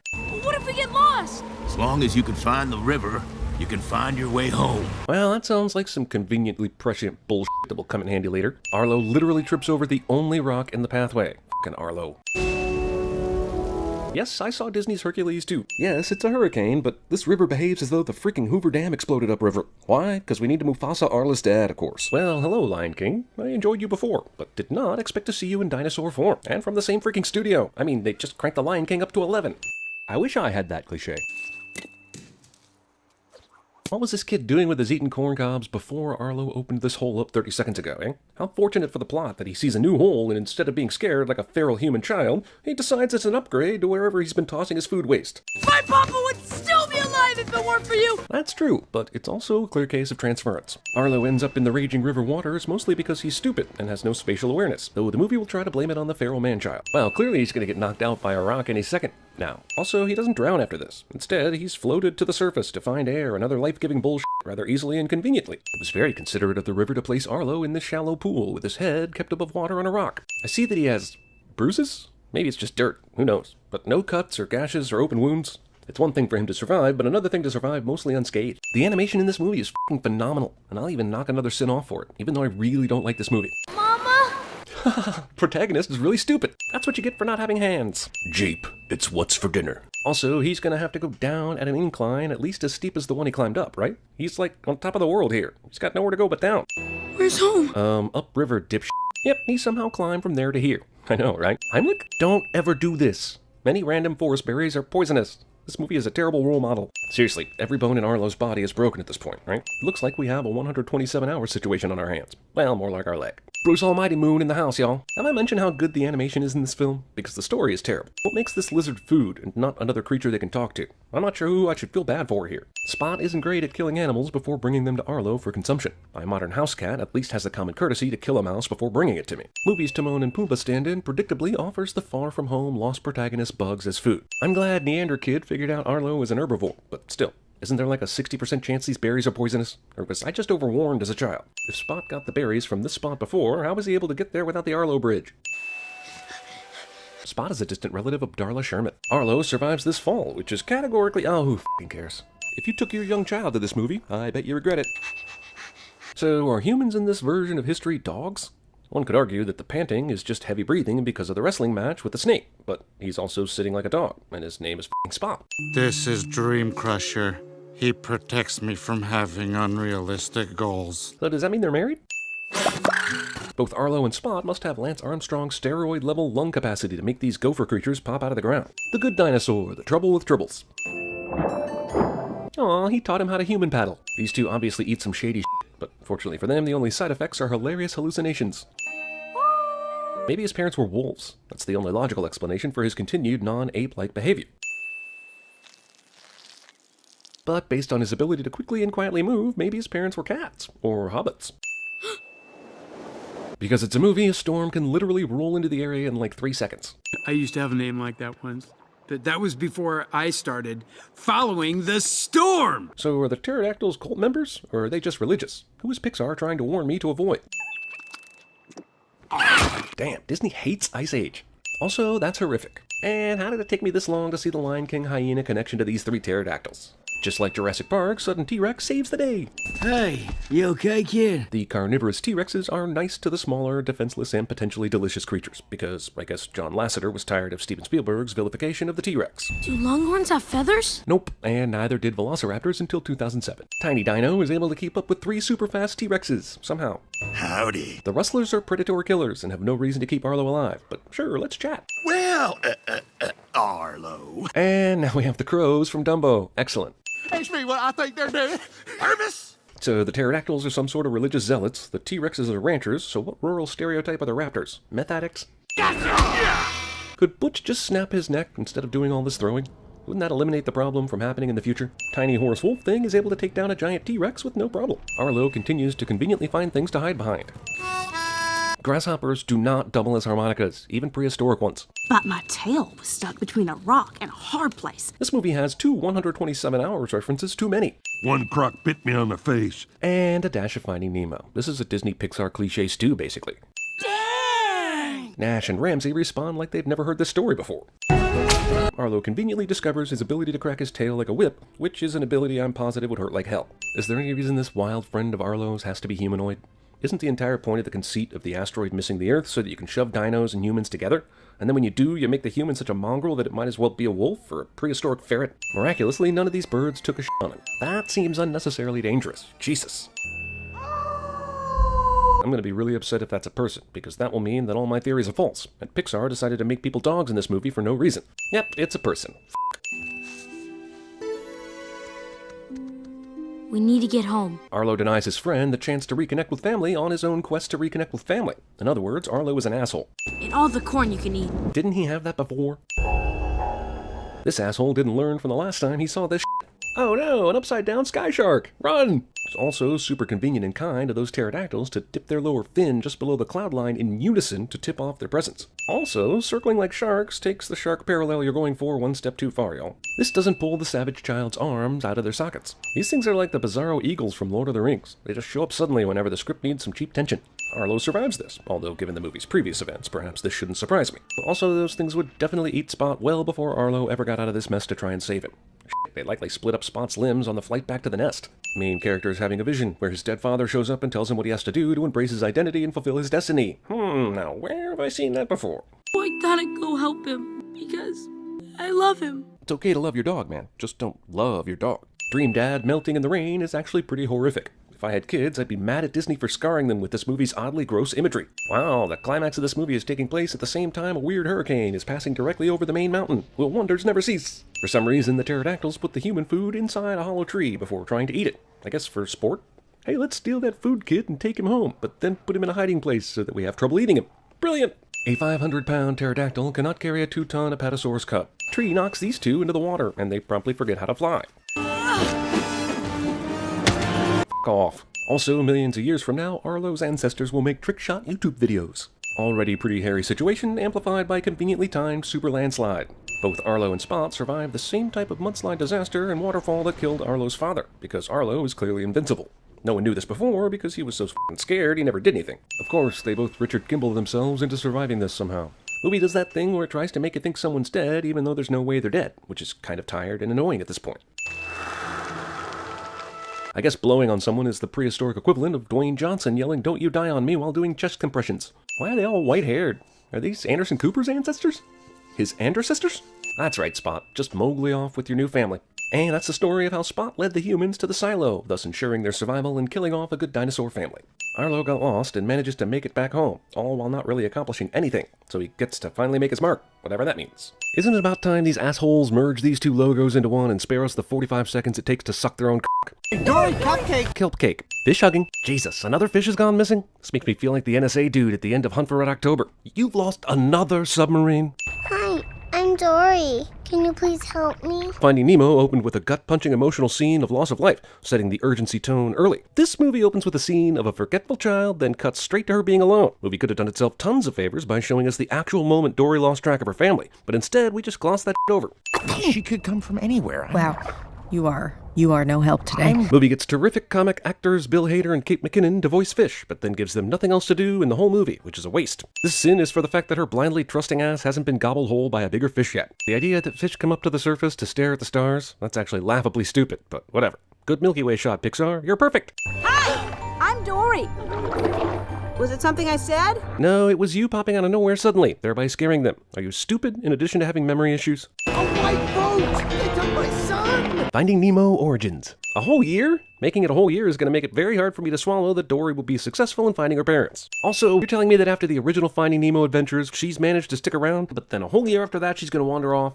Seriously? I thought there were 3 sharks. No, there were definitely 4. But last time you told it there were 3. Movie decides Marlin is a compulsive liar, which was not a trait he displayed prior to this movie, but whatever. Sequels gotta find humor where they can. You almost missed the field trip. Even though Dory got you up early. Where are we going? I thought you told her. I did tell her. Yeah, Marlin, but why did you bring her here if you told her she couldn't go on the field trip anyway? And hasn't Nemo been through enough shit that he could have made this trip on his own? I mean, it's 1 fucking year later. Well, I am so honored. I have never been a teaching assistant before. Mr. Ray, you got help. Marlin, who has absolutely nothing to do, gives up on trying to tell Dory she can't go on this field trip after one misunderstanding. But I guess he's busy and all, what with all the many anemone amenities back at home. You see, kids, when 2 fish love each other. And we'll stop right there. Apparently Dory, who was never taught about reproduction, knows about reproduction. And also the act of egg fertilization is given the same Puritan embarrassment as human reproduction, even though these kids are a year older and should already know this. I remembered something. Luckily, this class Mr. Ray taught today contained exactly the sort of clues Dory needed to kickstart her journey. And she doesn't forget them within seconds, making her memory in this movie super convenient. Something important? What? How the f*** is Marlin here right now? Did he get a premonition about checking on Mr. Ray's field trip and somehow find all these assholes, who then somehow found Dory even though she was carried into the undertow in a mass of stingrays? Somewhere out there is my family. It's a massively ginormous ocean, though. Do you really think you can strike finding a missing fish gold twice? Also, it takes nearly 1/3 of this Finding Dory movie for Dory to even go looking for herself. You can get us all the way across the ocean, right? No, but I know a guy. Good thing it's been a whole year and these turtles are migrating again, huh? Also, as happy as I am to see Dude Crush again, he rides the East Australian Current and shouldn't have any f***ing knowledge or ability to get these fish to California. Sea turtles are not an entire globe-inhabiting species. Sequel to Finding Nemo perpetuates the myth of clownfish being able to hold on to turtle shells during this speedy tubular journey. We call that feeding the fishes! Recommend Squirt hasn't aged a day in the last year. I'm concerned about his growth and lack of nutrition. Dory somehow doesn't see or doesn't react to this scary giant-ass eyeball that appears right in her field of view while Marlin is talking. Once again, Predator decides to announce itself instead of just killing these fish right now. Have you ever seen that show, Animal Ninja Warriors? Yeah, those fuckers don't announce their presence. They just suddenly snap, and they're dead. 20,000 leagues under the entertainment value. Also, fortunately for the scene setting, an entire cargo ship and all its containers sunk here, and all those containers have stayed stacked on the ship despite the 45-degree angle. Nemo! This is why you don't bring your child on intercontinental ocean adventures. Physics ex machina. You can go wait over there. Go wait over there and forget. It's what you do best. This is super mean for a fish that's lived near her and called her friend, and tolerated her forgetfulness for an entire year. And now, of course, she's going to get just far enough to get separated from them to cause further calamity, all because Marlin was an uncharacteristic dick. I'm Sigourney Weaver. Why is audio intended for human guests of the park so audible from outside and underwater, other than to advance the plot?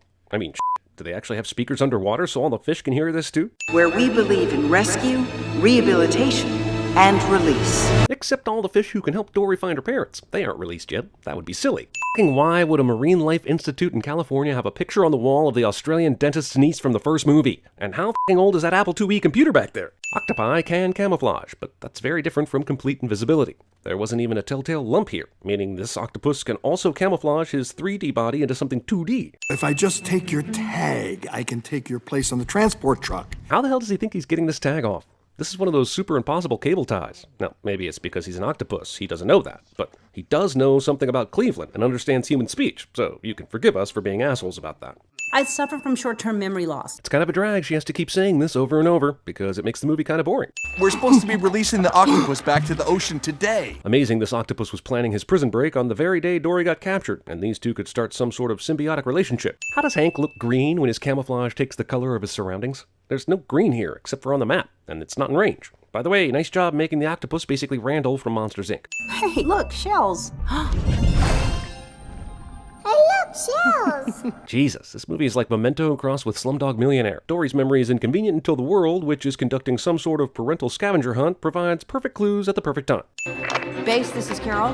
I think I might have found that missing octopus. Over? What a liar. When did you ever see the octopus during this walk down the stairs? Yeah, you might have stepped on octopus goop, but you didn't get visual confirmation, so stop lying, you lying liar. Destiny. Destiny? Destiny is not only the name of a whale Dory knows, but the mantra by which this screenplay was written. Dory knocks over the coffee pot without breaking it or making a noise, and absolutely nobody will wonder why a f***ing coffee pot is suddenly here. This employee can't hear Hank's grunts and loud-ass monkey barring. Also, this octopus is so James Bond, I'm wondering how he hasn't broken out of this place on his own yet, or found and put himself in whatever tank he's trying to get to. And then this person absent-mindedly throws a regal blue tang out into the whale shark tank. I mean, people look at things, right? You and I were friends! No. We'd talk through the pipes when we were little. We were pipe pals! Because aquarium rehab places like this always have pipes connecting each exhibit for easy marine life communication, of course. Also, no, you weren't pipe pals. You f***ing weren't. You were not. Dory's little voice couldn't carry that far, or even help Horton hear a hoot, much less be pipe pals with a f***ing whale shark. An ocean exhibit.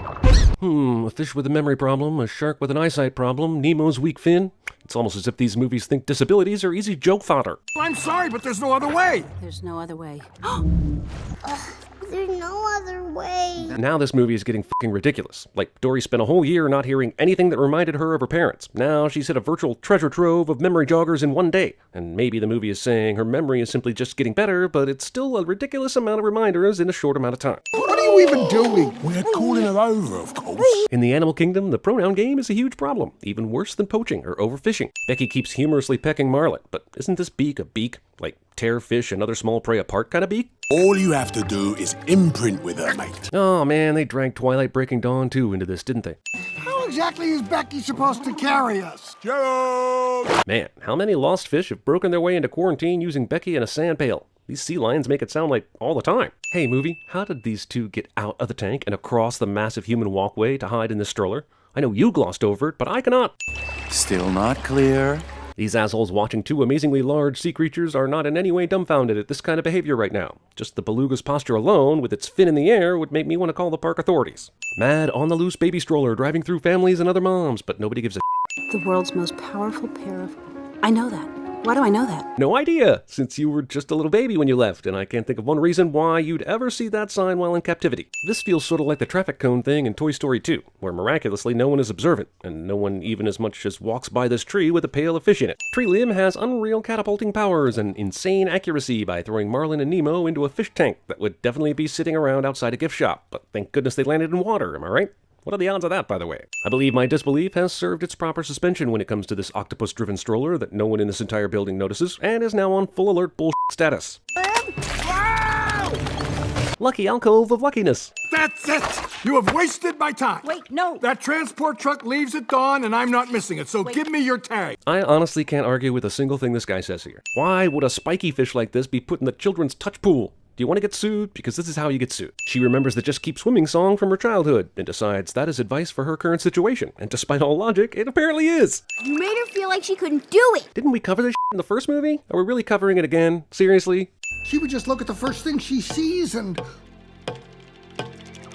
It's at this point Jeremy lost his ability to sigh. This is a sigh moment. But the movie thoroughly extinguished all of them in the first 30 minutes, so I've been forced to do it. Sigh. Nemo, hold on to me. Fishix. The tag. Right. This tag comes off way too easily, considering what we know about it, which is way too much. My parents are actually down there. Probably not, actually, but whatever. There we go.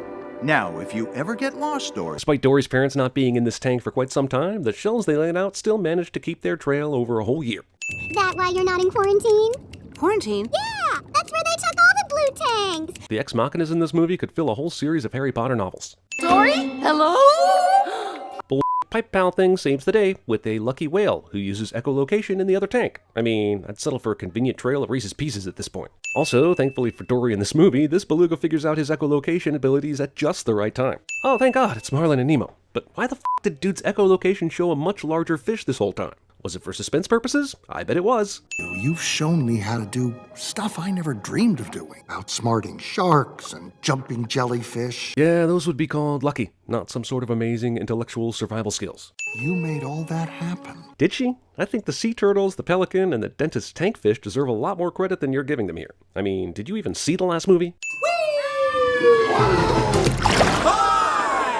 Is this quarantine? Yes, this is it. And just in time to be carted away, too. You were about 5 seconds away from being on the floor and dead, but luck is so much on your side, you should buy a fish lottery ticket right now. My family! And it's miraculously lit, unlike all the other loser tanks in here. Who do you think made sure all these open-topped fish tanks were in the right order for this progression of jumps? The screenwriter or God? I want to know what kind of Marine Life Institute leaves a fucking vat of mop water lying around during working hours when the janitors aren't even here yet. Also, let's not forget all the nastiness that is in this mop water that would likely kill fish and is dumped into another fish tank later. Dilution can only do so much, people. Dory, that was years ago. They never came back. How long have these blue tangs been in the MLI to know the Dory story? And just now the Institute decides, we'll take them to Cleveland. F*** 'em. Them. Can you be more specific? My them. All movie long, Dory's been talking about her parents and calling them by name, but suddenly she forgets Marlin and Nemo and is fucking clueless because the plot needs her to be. Dory gets out to the open sea and is so unsure of what to do that I'm positive she's about to accidentally herself into her parents. Dory was thrown out of the quarantine and down a sewer grate and funneled out into the sea, where she couldn't remember anything except what would Dory do. Miraculously, this leads her to some kill, which leads her to a magic seashell, which leads her to her parents, who just happen to be here all these years. I'm all for Dory doing this without help, but this officially broke me watching this movie. It's way too lucky. Everything in this movie is way too lucky. With the numerous seashell trails, wouldn't she have seen one of these well before she actually did? There are so many trails here that finding any particular one should have been easier than the miracle it appeared to be a minute ago. Also, all shells lead to the drowned radial tire. Wait, what? Okay, the parents put this together and hung out here for years, just in case Dory somehow came here. This is like the parable of the talents, and these parents are the ones that buried their talent, which did not impress the master. It's a big f***ing ocean, y'all. Last movie we saw what a real parent does when a child goes missing. He goes looking for them. When did Dory's dad's eyes turn hazel, or whatever the f*** this color is? Why do you think we stayed put here all these years? Instead of going to the MLI and finding a way back in the exhibit, which would have been way more logical considering the problem-solving skills of fish in these movies, but f*** it. Marlin and Nemo! Oh yeah, the problem that makes this movie feel longer than it is. See, when they found me, it felt like fate. Do you know what I mean? What's another word for fate? Like, destiny. We all knew what you meant by fate, but somehow that triggers your thesaurus and bails you out of yet another jam. It's your destiny. Writes itself. Oh yes, my beautiful gift. Would this whale's echolocation work this well above water? Also, get used to it, Gerald! Why are these California sea lions British? Oh man, if only there was a way to stop traffic. This is something that I highly doubt a beluga whale, a whale shark, and a blue tang will be able to figure out, considering this is human stuff they've never encountered. But Dory gets the bright idea to use these ex-machina to stop traffic. Whoa, Dory, honey, you're not leaving us again. This is actually exactly like Marlin doubting Nemo at the climax of the first movie. This shit is so paint by numbers even Bob Ross looks down on it. From heaven. These otters willingly stand in traffic to stop it for a fish they'd never met. Yeah, those things just appeared out of nowhere, well within your sight 1 minute ago. Also, these otters are f***ing dead. These cars are going too damn fast to prevent roadkill right now. Apparently, the otters also knew they needed to hug in the street, or else their natural cuteness would not have been enough. None of this glass breaks after this rough stop by the truck. Becky! Becky, come back! We need your help! Becky! I'll forgive the cartoon speed at which this bird showed up, but I will not forgive the fact that this bird heard Marlin's call in the first place. Dory, follow me! But of course, she doesn't follow, because this movie is an aggressive dickhead to stuff like ending. Okay, kid. I guess this is goodbye. No! What do you mean, no? The assholes who shooed away the otters a minute ago decided, f it, there's a multi-million-dollar animated aquatic adventure going on, so we'll leave the doors open for a record amount of time to allow all that to happen. What is so great about plans? I never had a plan. Thing that Andrew Stanton told the writers when this movie began production somehow finds its way into the script.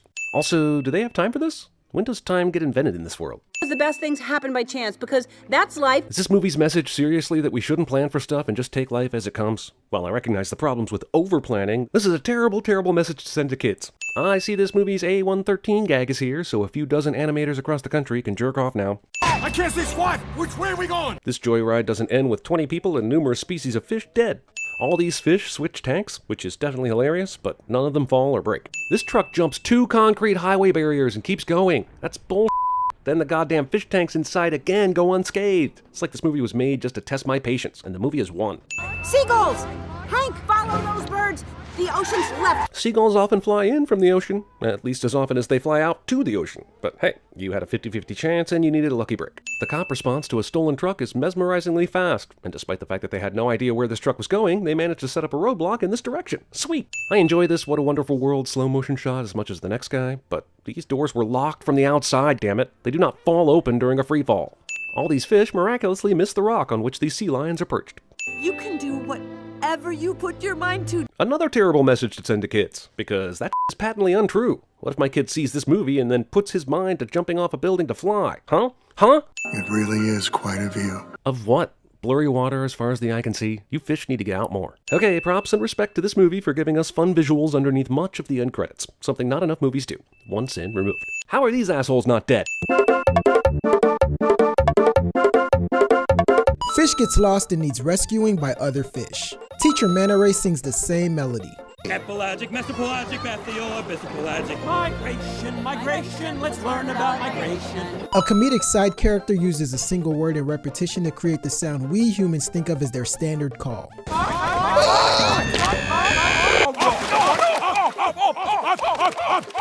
Sudden frantic attack from a predator. During said attack, Dory has a stretchy item on her head. Crucial directions provided by Crush. Captive main character's helper fish has a disability. Rescue fish carried in water and flown by bird to save the day. Pixar shames humanity with casual ocean garbage. Crush says righteous. Righteous! Righteous! Righteous! Righteous! Crucial well assistance. Plot turning reliance on strangers. Initially, the disabled helper creature has selfish motives. We're all gonna escape. You have wasted my time. Wait, no. That transport truck leaves at dawn and... Human kids are terrible to fish. An octopus is made to ink when he's not ready. Therapy fish. It has been 3 weeks since my last fish, on my honor. I feel fantastic! Main character finds self in open ocean near climax and total despair. Main character's helper fish break out of their confinement. Heroes have to follow a white human vehicle. Multiple good fish chant something over and over.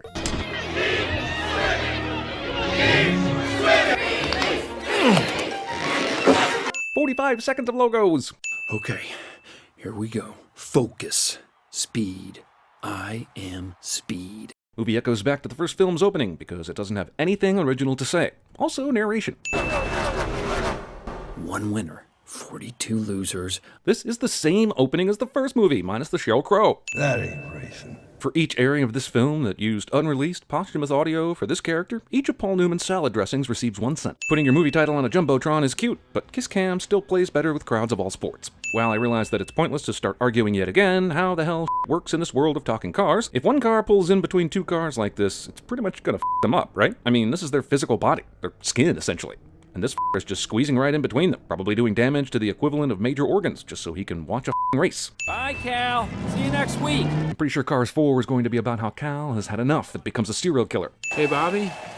Who is that? He's a next-generation race car, inexplicably voiced by Armie Hammer. Better than you in every way, but somehow he was built, added to the circuit, and enrolled in this race without you ever hearing about him, or the media even knowing he existed until now? Who is this mysterious newcomer, Jackson Storm? And why is he so mysterious, given his existence represents a massive leap forward in racing technology? Also, naming Lightning's main antagonist Storm is just the amount of lazy I expect from Disney these days. Jackson Storm is part of the next generation of high-tech racers, unlike the veterans of yesterday. What, old-timers like this guy? Cars 3, get off my lawn! Storm achieves his top speeds by exploiting the numbers. I refer, of course, to racing data. Moneyball.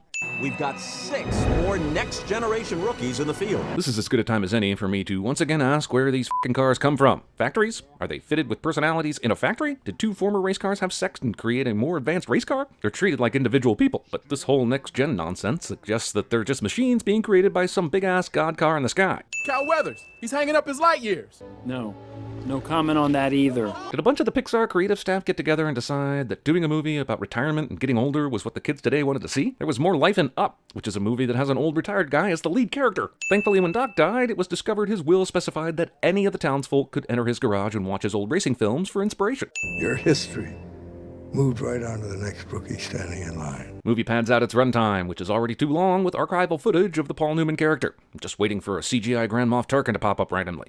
Been thinking about Doc again? Why? Because I'm sad and in Doc's garage staring at old Doc racing news clippings? And you can either take it, or you can do what you've been doing, sitting. Aren't they always in the same position? So couldn't you argue that they're always sitting? Biggest problem with the Cars universe is that the dialogue is full of humanistic expressions that don't fit into the parameters of their universe. I get that after the reception of the second Cars movie, the creators wisely realized that less Mater is better. However, couldn't they have tried no Mater? If I'm gonna be faster than Storm, I need to train like him. No, you need to be rebuilt to have 2% lower drag coefficient and 1.2% higher top speed. He's literally better than you in every way. And you already used that turn right to go left thing in the first movie, so you cannot win. It's impossible. McQueen, you can't race in Primer, man. Come on, let's go. That's primest. Instead of Life is a Highway by Rascal Flatts, this movie's driving montage gives us this. Knoxville? Really? You couldn't just drive through regular old real-ass Knoxville on your way from Colorado to Florida? This is the most unnecessary fictional name since Mr. Donkey Penis. Guido, can you believe them? Paparazzi. Luigi and Guido might be the most culturally insensitive set of autonomous robots since Skids and Mudflat. Electronic suit. With it, we'll be able to track your speed and your vital signs. Things we previously could not track, apparently. Gotta have the next-gen plastic wrap paint job if you want to track a racer's speed. Does it have a phone? Don't be crazy. Race cars don't have phones. I mean, but they do, right? Basically, they have radios to their pit crew. Don't dismiss phone just because it doesn't literally cover all the car's audio capabilities. Lightning McQueen, I'd like to introduce you to the multi-million-dollar flagship of interactive race simulation. Multi-million? How much could Rusty's have been worth? You can use anything negative as fuel to push through to the positive. Like the flu, chronic psoriasis, or feline AIDS. Not taking a nap! Character insists he's not going to do something, only to do said something in the next scene cliché. Shouldn't be this hard, should it? No, it should not. I am fine, Cruz, I can do it! This is the first movie all over again. Someone's trying to help him, but Lightning is too stubborn to realize it and accept that help. I feel like every time someone at Pixar brought this up during pre-production, they were shouted down by a suddenly apparating group of Disney accountants singing a barbershop version of Pink Floyd's Money. You have jumped a barrier. Did she say barrier or shark? You have crashed. So the simulator has a response set up if you crash into it? How is it even still functioning? You are about to become the biggest brand in racing. We are talking saturation on all continents for every demographic. Movie deals, infomercials, product endorsements. Nice of Pixar to include a scene that pretty much sums up the only reason Cars 3 was made. Get your tires dirty. That's how you're gonna get faster than Storm? Yes, exactly. I mean, sacred dirt, right? I don't ask a lot from my sentient automobile cartoons, but I do ask them to stay away from terrible dialogue and sacred dirt. Usually I get my wish. You're brittle, like a fossil. He is a machine. Just fix and or upgrade him. Well, life's a beach, and then you drive. Oh, okay. Cars 3 recycles the Wall-E joke about the Apple boot-up noise that was only kind of cute in Wall-E. Hey, what was my speed? Can he not see the speedometer because his eyes are in front of the dash in the windshield? Can't really think of a reason why a car, sentient or not, would ever need to ask this question to someone else. Is this movie about training Cruz or McQueen? Oh wait, I just realized how this movie's gonna end. Also, Cars 3 is competing with Rocky 4 for being over 60% montages. How'd I do? You topped out at 198. 198? That's it? Still slower than Storm. Well, I'm no racing expert, and much has been made about the power of dirt on the tires, but maybe you should speed check yourself on asphalt instead of sand. Surface does make a difference, you know. Hey, how am I gonna get faster if I don't... Might be the first ever instance of the street sign ex machina sin. That's what I need, to race against actual racers. You need 10 to 15 more miles per hour speed. You are not going to get it through motivation. I mean, you probably will eventually because this movie hates me, but you should not get it through motivation. This entire movie is happening when they could have just given him a new engine or some f***ing NOS. You, sir, are officially incognito. Unless it rains or the mud flies off while he's racing, but semantics. Did he say Crazy 8? Yep, Lightning entered a small Crazy 8-track race without knowing it, because this movie has you by the balls. Also, no way in shit he can test his top speed on this track, FYI. So basically he entered a race in Vigilante 8. Cruz, this isn't what I thought it was. Come on, follow me and we'll slip out. I wonder how many audience members shared the same sentiment 10 minutes into this movie. Rule number 3, no cursing. It's family night. Fucking goddamn dick bitch ass. Look here, boys. We got us a couple of rookies. I'd like to ask our editors, Brad and Chris, totally different Chris by the way, to find a transparent PNG of a middle finger being flipped and add it to the next couple seconds of the movie footage while also animating it with keyframes to slide back and forth across the screen like a windshield wiper. Okay, as you wish. That's the shit I'm talking about. Right off the bat, the school bus and RV keeping up with Lightning is bull. Right to go left, turn right to go left. I'm glad this extended and utterly useless country track race scene found time for yet another callback to the first movie. Okay, it's not rain, but I was still right. Also, other than weight, why would a former water truck have water in its tank? The school bus doesn't have kids in it. The RV doesn't have Robin Williams in it. This should actually be against the rules. Whatever, we need Lightning to be exposed, so what shall be, shall be. Every mile of this trip was to get me faster than Jackson Storm. I can't get any faster because I'm too busy taking care of my trainer! But you chose all the destinations, bro. From the beach to the country dirt track race, bitching out Cruz is just more selfish behavior, which has become the norm for you. God, Lightning McQueen may be the biggest dick of a protagonist in the history of film. I've wanted to become a racer forever because of you. Because of him? Really? He's a selfish dickhead. He won a lot, sure, but this is like wanting to become an NFL player because of Tom Brady. I used to watch you on TV, flying through the air. Was he on pole vaulting with the car stars? Why would he be flying through the air during a car race? Dream small, Cruz. That's what my family used to say. Dream small or not at all. Cruz's family is a dick to Cruz. I just left. It was my one shot, and I didn't take it. Well, something tells me this bag of cliches movie will give you that chance to race you thought was gone forever. Well, hey there, buddy! Lightning needs 10 to 15 more miles per hour to win this race, so naturally he calls Mater for moral support. That's just it, Mater. I don't know. I feel like I'm all out of ideas. Pixar's new slogan. You know what I'd do? What? I don't know. Pretty sure an early screenplay meeting interaction just made it into the script. I'm sorry. I'm sorry. I'm sorry that I yelled. It wasn't your fault. Some people actually like this movie. Hey, Cruz.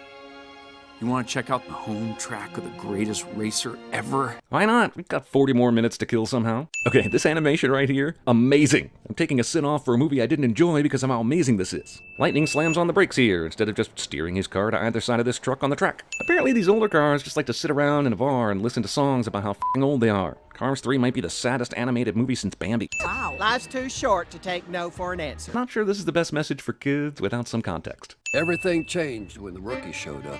How about that? Doc had the exact same thing happen during his career that is happening now to Lightning. What sweet symmetry. I wonder if he did a sweet racing move that Lightning or someone, Cruz, will copy later in the final race. Racing wasn't the best part of Hud's life.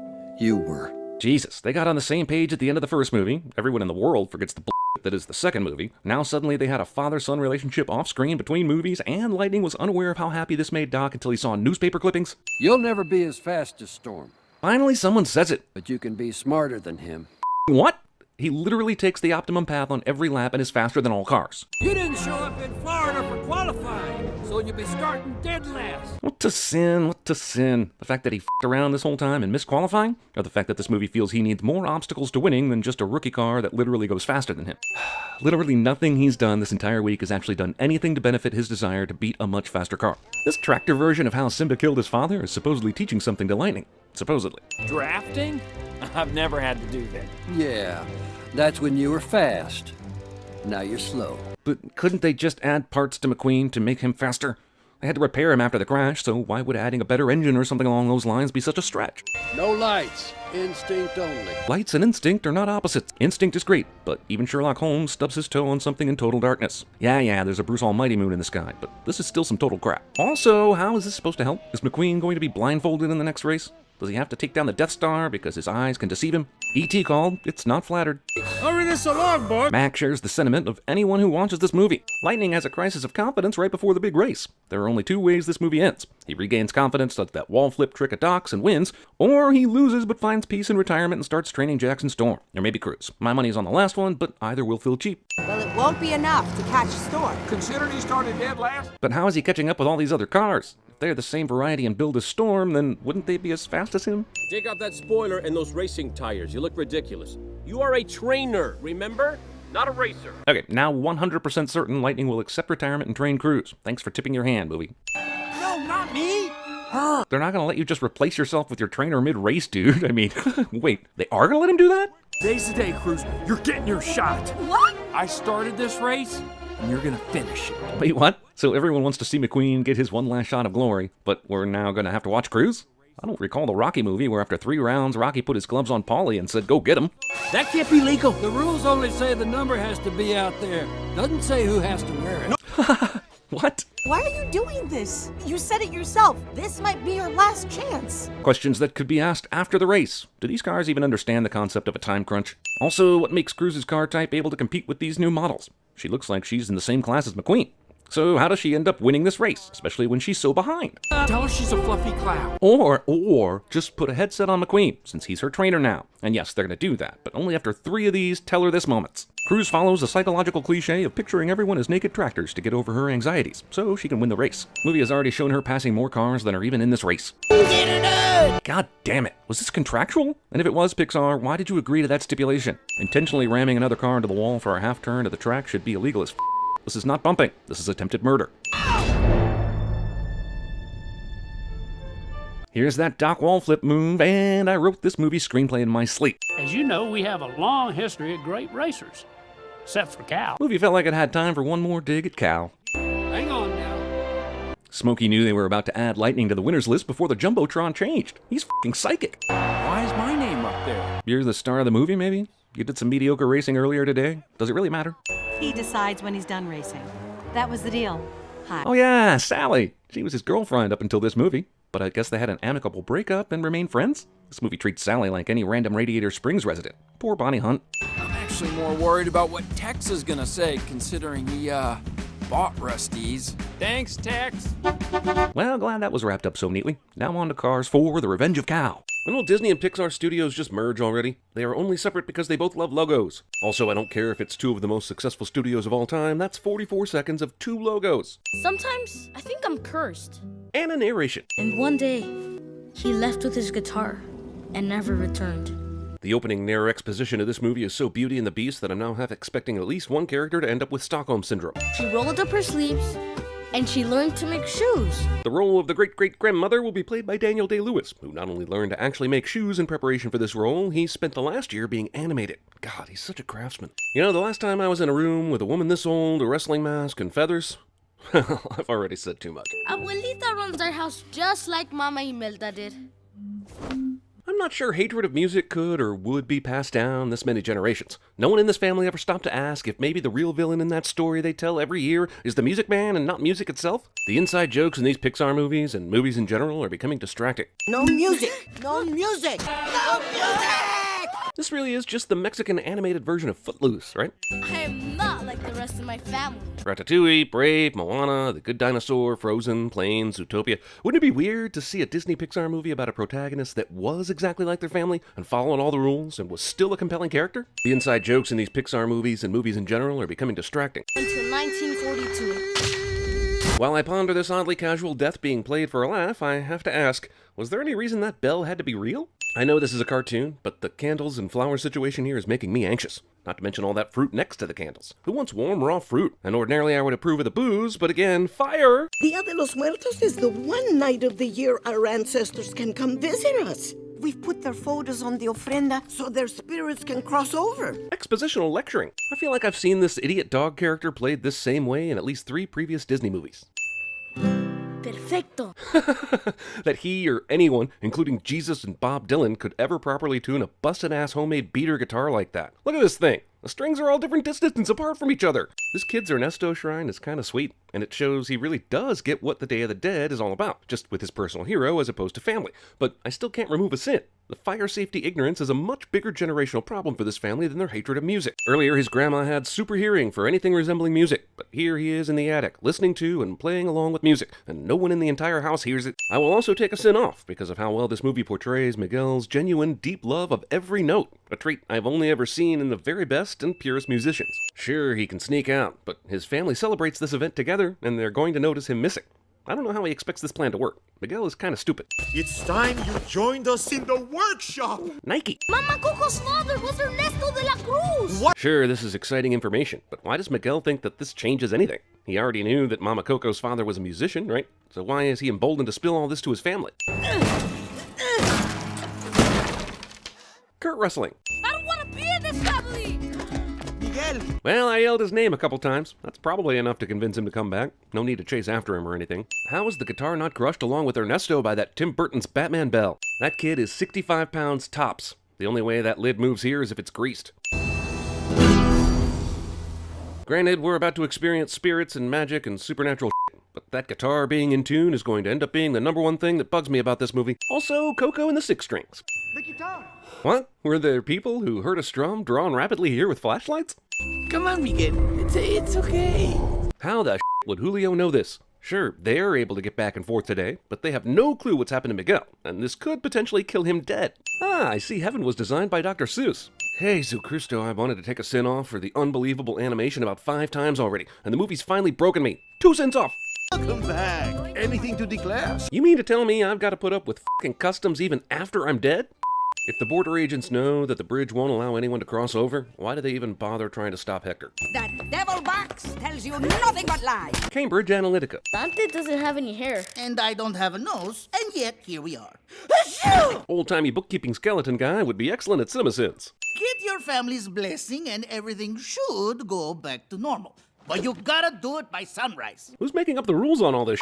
Your hand! His finger is back to the futuring! Should we tell him there are no restrooms in the land of the dead? There are no restrooms, but there are pet allergies. I should lock you up for the rest of the holiday, but my shift's almost up, so I'm letting you off with a warning. So, is there law and order in the land of the dead all the time, or just during the Day of the Dead?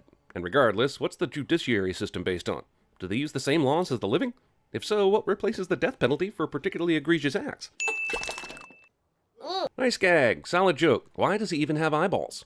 Sure, her spirit guide is a horned panther dragon. Okay. But they said earlier the spirit guides help the spirits find their way, not help find their missing living descendants who are escaping in Deadland. Why does a spirit guide even have any human-finding talents anyway? Who has that barrel Miguel touched? But why the f*** is Pepita taking flight? Miguel just ran down the road a few seconds ago, and Pepita apparently has his scent already. Seriously, they should have given this dog a story credit. What the f***?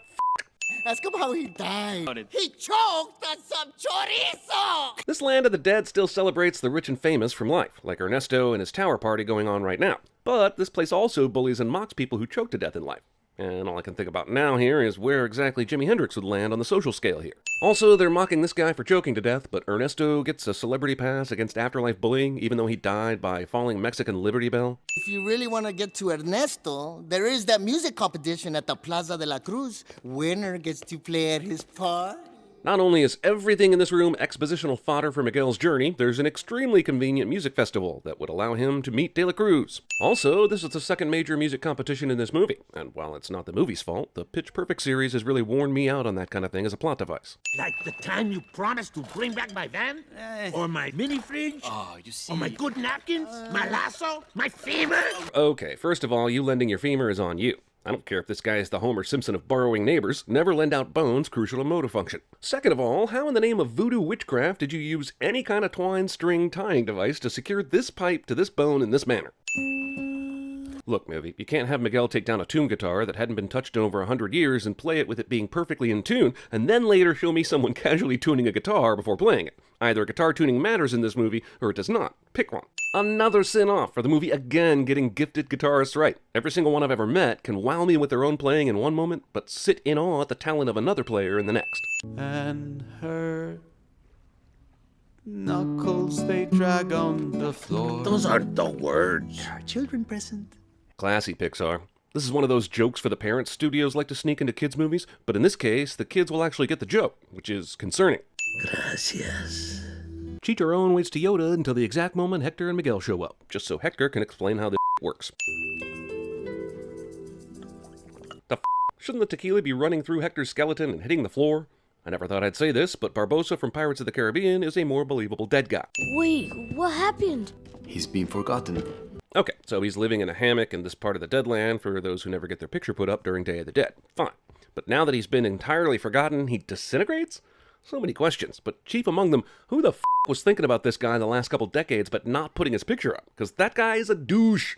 When there's no one left in the living world who remembers you, you disappear from this world. We call it the final death. Cool. And then what happens after final death? Final death land? How many layers are there? Our memories, they have to be passed down by those who knew us in life. Well, I find that to be some bullshit.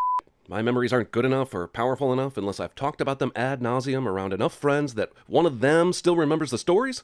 Also, this movie that is clearly pro-family, fine, that is cool, is so pro-family they risk alienating people who don't have a lot of siblings or those that choose not to have children. A minority, yes, I'm just saying, movie is outright suggesting I should have kids and tell them all my stories. And if I'm honest, kids give me panic attacks, but I still have good stories. Let's talk about how the Land of the Dead, but not Final Dead, has electricity. If I can't go out there and play one song, how can I call myself a musician? Never stop Britney Spears, dude. Make me un poco loco. Awesome. I legit applaud this movie for having Miguel kick f***ing ass in his first performance. I get it, and I love it. But when he spin dances 6 feet left of the mic, his voice continues being projected as though he were still in front of the mic. And I'm sorry, I can't let that shit slide. You bothered to put a microphone in Deadland, f***ing carry that shit through, movie. Have you seen a living boy? Have you looked at the stage of the arena you're in? Jesus, lady, he's wearing the same outfit as when he left you guys. Huh, apparently pretending to be dead gives you a zoom and enhance superpower. You don't want to help me, you only care about yourself! Even Pixar isn't immune to shoehorning in a protagonist argue and separate before the climax of the movie cliche. God, does every movie have to do this shit? Flying magical beast combinations somehow can't get through a narrow staircase in the Land of the Dead. I'm honestly clueless on the rules of this movie, and that's a problem worth mentioning, even though the average viewer glosses over it. That's what family's supposed to do! Support you! But you never will. Sick burn, kid. Well, I guess I'll let you run off to your concert, even though I have a magic spirit animal that could easily intercept you on the other side of this alley. Wait, they're using a super powerful spirit animal to serve f***ing hors d'oeuvres? Dead mouse. Nobody notices this shit. It is I, Frida Kahlo. It is an honor, senora. Gracias. This works. Also, how did Hector get the dress back from security? My great-great-grandson. Do they honestly have time for polo? Isn't Miguel on a mission that is time-sensitive and confined to a single day?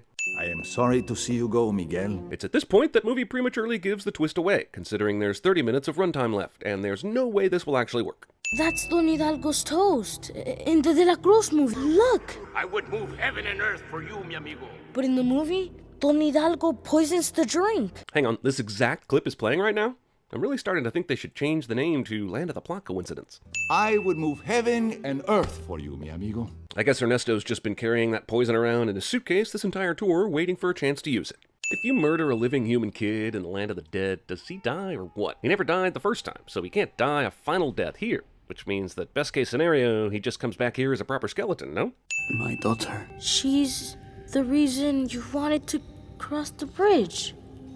I just wanted to see her again. But I neglected to mention the sole reason that I've been trying to make this happen during this entire movie until now. I mean, seriously, this movie would have been over a long time ago if Hector had said anything about his daughter. I wish I could tell her that her papa was trying to come home. Hector plays the pronoun game with Coco just so we can wring a little more tension out of this reveal. My Coco. Roll Cocos! Even after the realization that they're related and can easily rectify both of their situations by finding one of those plentiful petals and getting Hector's blessing, these assholes sit around this cave instead of searching for a way out. Dante! Dantex Machina! You are a real spirit guide! Why was he so stupid and normal looking and stupid then? God, I hate this dog. Does everything here have to be skull-shaped? He left this family. He tried to go home to you and Coco, but De La Cruz murdered him. It's true. God damn it, then why didn't you find a way to tell this to Imelda the whole time that you were in the land of the dead? This entire movie could have been solved with simple communication. You will return home. No more music. Family comes first. What? Oh, did you? And that's for trying to murder my grandson. Not only is this a terrible way to convince Ernesto to hand over the photograph, technically Miguel is Imelda's great-great-grandson, so everything about this scene is kinda wrong. Like basically all Pixar movies, this film devolves into a garden variety chase scene at the end. Fortunately for Imelda and the movie, security takes a Blues Brothers-y tact of advancing on a performer on stage. You're going home. You're not going anywhere. Yeah, that's on Miguel for taking his sweet-ass time to grab that pedal. You think I'd let him go back to the land of the living with your photo? To keep your memory alive? Villain exposits his evil plan for all the world to see cliché. Look, we all knew there would be another spirit animal ex machina moment here, but what the f took Pepita this long? Somehow, even though the cameras are inside the stadium, there's a perfectly framed shot of the killing bell for everyone to see. Miguel, stop! Damn it, Dad's classic move of ordering the kid to stop but not pursuing him is still not working. Don't know what keeps going wrong. Please, if you forget him, he'll be gone. Forever. Ah, Eternal Sunshine! I knew this movie was basically an amalgamation of 5 other movies, and until now I only knew 4 of them. Back to the Future, Crossroads, Heaven Can Wait, The Passion of the Christ, obviously, and finally, Eternal Sunshine of the Spotless Mind. Glad that's solved. Remember me. I should remove a sin for this scene being so emotionally powerful, but since I can't see what I'm writing while ugly crying, I'll just let the sin counter do what it wants. Remember me. Just what we needed, a pop remix of a song we've heard roughly 54 times already in the f***ing movie. 45 seconds of incredible logos. Sure, just about the raddest logos I've ever seen, but logos nonetheless. Agent Rick Dicker interrogating. Rick Dicker!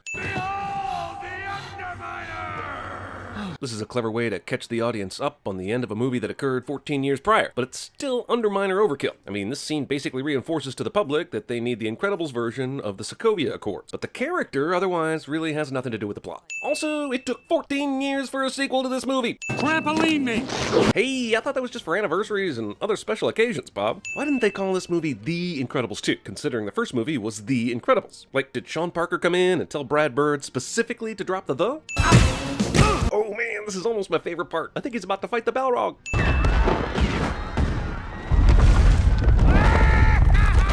That's correct. Movie's telling me that everyone survives this mass bombing. Meet Jack Hammer! I don't care what these jackhammery fists are made of. Given Mr. Incredible's super strength, there is no way this is a fight at all. You're not sticking me with babysitting! If you told me that the next Incredibles movie would also be an Adventures in Babysitting sequel, I don't think I would have believed you. The monorail! Yeah! Deus Ex Monoralia? Stop! Why are these cars even on the road? It's impossible to miss the giant-ass sentient drill that's been on the road for several minutes, let alone all of the quakes it's been causing. This is a great save by Stretch Armstrong and all, but it sure is a good thing that the passenger had the split-second reflexes and foresight to get her car door open, even though there was no way she could have known it would help. We didn't start this fight. Well, you didn't finish it either. Did you stop the Underminer from inflicting more damage? God damn it, I'm sick of this human outrage over superheroes saving everyone bullshit. Yes, the original movie was the first to do it, and it's probably done least offensively in this franchise. But you'd think Incredibles 2 would have moved on from using a story point that Batman v Superman had already drilled into the ground. I'm done. I know they had to replace Bud Lucky for this character, and it's not like Jonathan Banks doesn't have a great voice, but does he always have to play the tired ex-cop that's too old for this shit? We talked about this. You're not old enough to decide about these things. This is another plot point that I thought was resolved in the last movie. Didn't they realize that they all needed each other to take down a threat? And that was even the reason they all put on their masks when the Underminer showed up? This movie's great, but it definitely does replay the hits a lot. You know where my suit and ties are? Burned up when the jet destroyed our house. You know, the cops were just talking about the banks being insured, and Bob used to work in insurance. So why don't the Pars have any coverage on their house? They have to rely on Dicker to set them up? Wasn't Nationwide around in the 1960s? I know the drill. Why is Violet just suspicious now with the boots when the supersuits were clearly visible at the top of the jackets the whole time? My father was so proud that I was even remotely connected to you guys. He was your top supporter. Given the stuff Winston rattles off here that Daddy Dever endeavored to help the supers, wouldn't they already know who he was? An eccentric billionaire is interested in superheroes because his parents were shot and killed by a seemingly random act of violence? Sounds Batmilliar. Sounds Familbat. Bats for Batman Bat. Also, what the These asshole robbers made it all the way inside the house of what has to be one of the richer people in the country, saw him on the superhero phone that he showed it off to everyone, but still couldn't keep their shooting boners from going off. Also, you could say that the robbers were emboldened because the supers were just banned. But if they knew that, how did Denver not know that? I'm just saying this crux of the plot narrative is super thin. Or Dad could have taken Mom to the safe room as soon as he knew there was trouble. I disagree strongly! Wait, they also had a safe room? Why didn't he install the superphones in that shit? If the Dever Dad had any sense of phone placement, he'd have saved countless lives, super rights, and his daughter's pending villainy. She's good. She really a credit to her, but Mr. Incredibly Sexist. Now you get the offer of a lifetime and you don't know? This is an important discussion and all, but why aren't they back at the pool having it? Isn't this a one-room setup? Even if the kids are in a separate room, the walls have got to be thin as around here. Why is the remote for every single feature for this room all the way upstairs and completely out of reach? Also, there is no way that remote contains enough buttons to do all the that Dash was able to do. Wait, there's a water opening directly under the couch? This is about the stupidest moat placement in the history of moat placements. Marry me, Elastigirl! Propose polygamy. No sugar bombs on my watch. But why were they just right out there in the open then? It's not like Helen put them out there. She's the one pushing everyone to be healthy. So, Mom is going out illegally to explain why she shouldn't be illegal. Violet would be super at CinemaSins.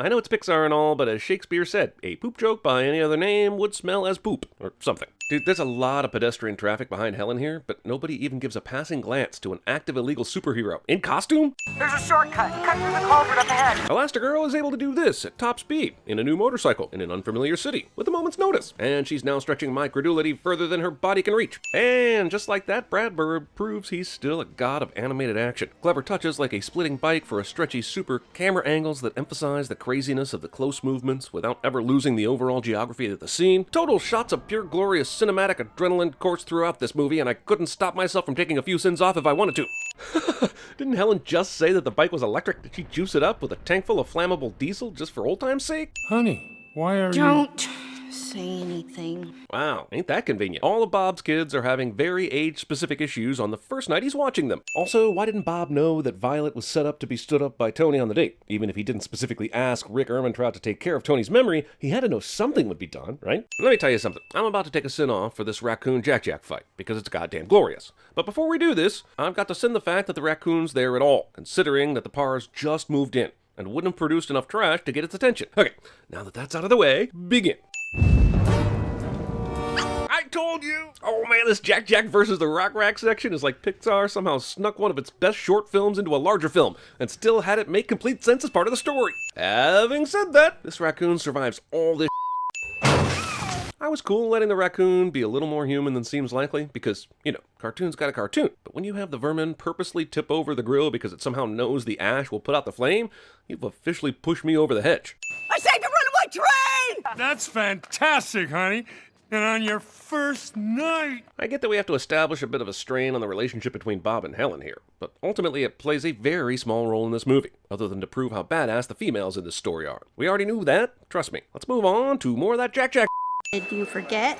Forget what? How did Rick remove only the parts of Tony's memory that involve Violet? Of all the technology presented in this franchise, shouldn't this be one of the most powerful? They're ready for you. Hey, Stretch a leg. Hey, we'll handle the stretching for puns around here. Miss definitely will end up being the surprise villain in this movie. We are controlled by screens. If Helen instinctively knows not to look at the screen, why couldn't she just reach out and move the monitor out of Chad's eyesight? Apparently, as soon as the stimulus is removed, everyone's all good. Maybe try that before resorting to slapping the dude in the face. Why are there f***ing regular-ass screens on the panel of the helicopter in 1962? I'm pretty sure even the top models only had like 4 sets of analog dials that barely worked. Man, there sure are a lot of unoccupied buildings for Helen to crash things into in this city. In support of you.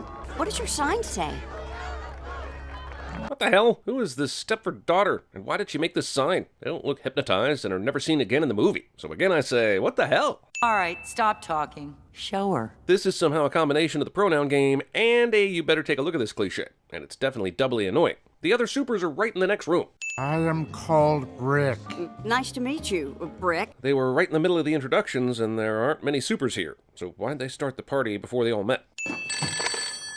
Dicker. Dicker? I don't even know her. Sorry about that. What I meant to say was guy wears a Hawaiian shirt and has a drink with a little umbrella to symbolize retirement, even though he's not even on vacation yet cliche. What do you know about Tony? Not much. Popular, plays sports, music. Parents own the Happy Platter. Kid works there part-time. Jesus, what qualifies as knowing a lot about a subject? The frequency of their bowel movements? Seems like Dicker's got a ton of useful information immediately at his fingertips. Given the sheer amount of wiring and satellite antenna on this building, which would be very weird in 1962, how has this place not been investigated at all before now? This apartment is located in a high-rise building that requires massive exposition of whatever the tenant and or its evil hypnotic overlord is plotting. It's in the charter and everything. Also, look, I know we're in a movie that uses a lot of possibly anachronistic technology, but maglev trains were implemented way after 1962. Like, they only started functional use in the 1980s. I'm not saying it didn't give us a terrific action sequence, but did it have to use this device? Welcome to the oops, I forgot my own superpowers portion of today's film. Why would Elastigirl ever run after anyone when she could just stretch out and catch them, especially if they're this close?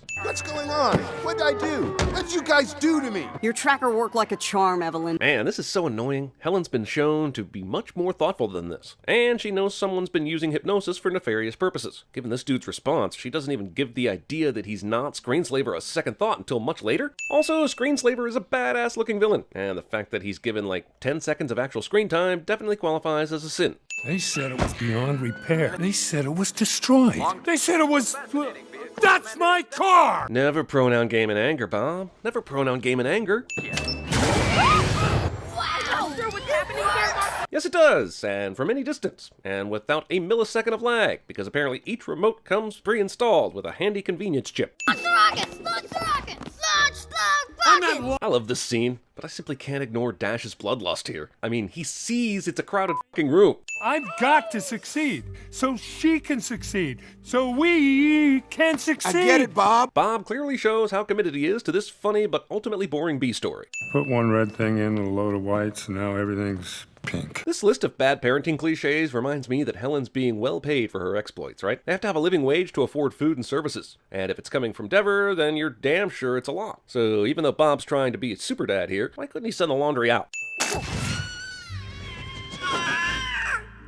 So Jack has all the powers, right? Like, he's better than Superman. He can travel to different dimensions for long periods of time, fly, shoot lasers, do beast mode, multiply, grow to any size, catch fire, and I'm sure whatever else is needed for comedic effect in this movie. My point is, this should be a bigger deal. He has all the powers! His reign was short, huh? And not suspiciously so at all. Just now, at a worldwide summit, leaders from more than 100 of the world's top countries have agreed to make superheroes legal again! It's been what, a couple weeks? Pretty sure changing laws takes a bit more time and bureaucracy than that. I mean, weed is still illegal in most of the country, and the majority of Americans changed their mind on that during the Lebowski administration. Also, damn, they got those super powerful people together faster than the dinosaur auction in Jurassic World Fallen Kingdom. What if the pizza guy is really a pizza guy, but he was controlled by the screens built into his glass?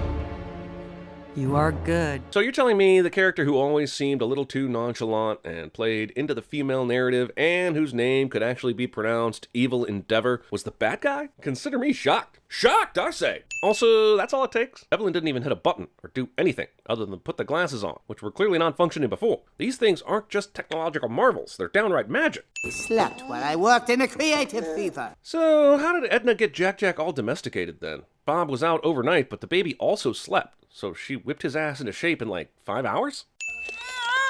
I would resist the temptation to stretch. The temperature around you is well below freezing. So Elastigirl's kryptonite is the entire month of January? Since when is that a thing? I'm using the technology to destroy people's trust in it. Like I'm using superheroes. Wow, seems like we arrived at the unnecessary villainous exposition cliche a little too quick, eh? Trust me, it's not the last time that it'll feel like the movie's rushing to resolve all the plot lines. Like, even Tony comes back into the picture.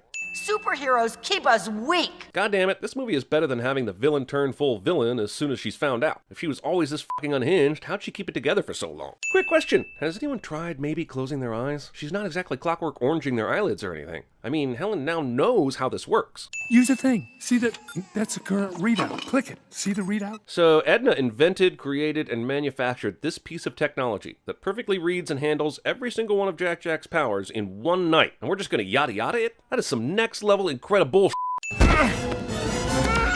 But doesn't Frozone already have a mask with eye protection? Does that really have no effect on this immediate hypnosis? These masks really piss me off, by the way. Incredibile. Pull over. Man, it sure did seem like the villains were hot on abducting these kids a second ago, but apparently immediately abandoned any pursuit. But we got Frozone. Bring him to the ship at DevTech immediately. Can I just get an instruction booklet on exactly how this hypnotech works? I mean, with the pizza guy, it was insinuated his actions were being directly controlled. But these guys seem like independent contractors who still have to be given verbal instructions. So, which is it? Oh, I wish the Incredible could follow that boat. I have to sin this moment for being preposterously convenient, but I'm also smiling too hard at how awesome it is. Straight to sin movie. Damn it! Also, yes, this moment is awesome, but did Dash forget he could run on water? I thought that was very well established in the first movie. At least he could catch the boat. Wait, who's gonna watch Jack? Seriously, we're still doing the whole Babysitter's Club superhero edition thing? Is the whole point of this movie actually about the difficulty in procuring decent childcare? I like Void a lot, and she's got some dope-ass powers, but the ability to track Violet to this exact location after seeing like 10 steps from the dirt cannot be one of them. Also, this fight is badass, but how are all supers fully trained martial artists? Like, I get how Elastigirl and Mr. Incredible, who've been doing this for years, are capable in a fight, but here's teenage Violet throwing haymakers at Void, who's apparently downloaded the Kung Fu program from The Matrix. The movie has the audacity to show us the Which Way Does the Battery Go twins, Fluffy Earbud Man, and Captain Crochet without giving us any clue what their powers may be. I know I'm pointing out a lot of cliches in this movie, but it's got a surprising amount. I mean, did we really need this waiting on the elevator listening to Muzak during an action scene redo? No, put him down! I know, right? Seems like the planned dependence of those goggles staying perfectly in place on every superhero would be a problem, even though they've somehow stayed on place during all sorts of violent fights and scuffles. How could I be mad? I'm proud. Until the next movie, when I'll chide you for using your superpowers again for no reason. But for now, let's hug this out. Laser eyes! Casual shooting of baby lasers toward your hostage brother is casual. Hey, you did this. Can you undo it? You want me to uncrush? Yes. Or if you're really going to stick with this nonsense about not being able to uncrush things, you could just crush it even further so that Mr. Incredible can get through. Or since he's been shown to have pretty immense superpowers, he could probably just bust his way through it himself. Or reflux could melt it away. Or about 100 other different ways that you could just get to the engine room quickly and immediately stop this boat. But climax has to climax, I guess. The reputations of superheroes are ruined. As are the chances Evelyn makes it out of this situation, considering she's spouting yet another unnecessary villainous exposition cliche. This works. Considering this plane is going to continue its descent directly into the ocean, what exactly did pushing the autopilot do? Awesome! I'm sure there was no one on that busy coastal street of this populous city on a very nice-looking day that's now dead. The insinuation here is that they all change into their super suits now, right? In the car? I'm just saying, growing up in the Parr family must be super awkward. I know many people find Luxo Jr.'s booty shake all cute and stuff, but I think he or she is just obnoxiously waving their shiny metal ass in my face after taking 45 seconds to get through just 2 logos. Billy, go, Gruff, raise the blinds. I mean, the blinds are right there, and Woody and Peep aren't doing anything else. Would it be easier to just do it yourself? Or did you need a quick character introduction joke for a 3-headed sheep? I've said it before, I'll say it again. Slinky Dog Slink should be as slack as a geriatric. Barrel of ex-monkiness? How does Andy's mom not see Slinky Dog's spring falling out an open window? A window she should definitely be wondering how it's open since it's pouring rain and Andy's sister is still too young to open it herself. Sometimes they get left in the yard or put in the wrong box. And that box gets taken away. And then the new owners see the toy and tell the previous owner, hey, I think you accidentally put Andy's toy in here. And then that toy is returned. This is why brains are important. As terribly depressing as this moment is, it's visually stunning. The entire rain sequence is a reminder of how far digital animation has come since we first laid eyes on Woody. There you are. Mom, I found him.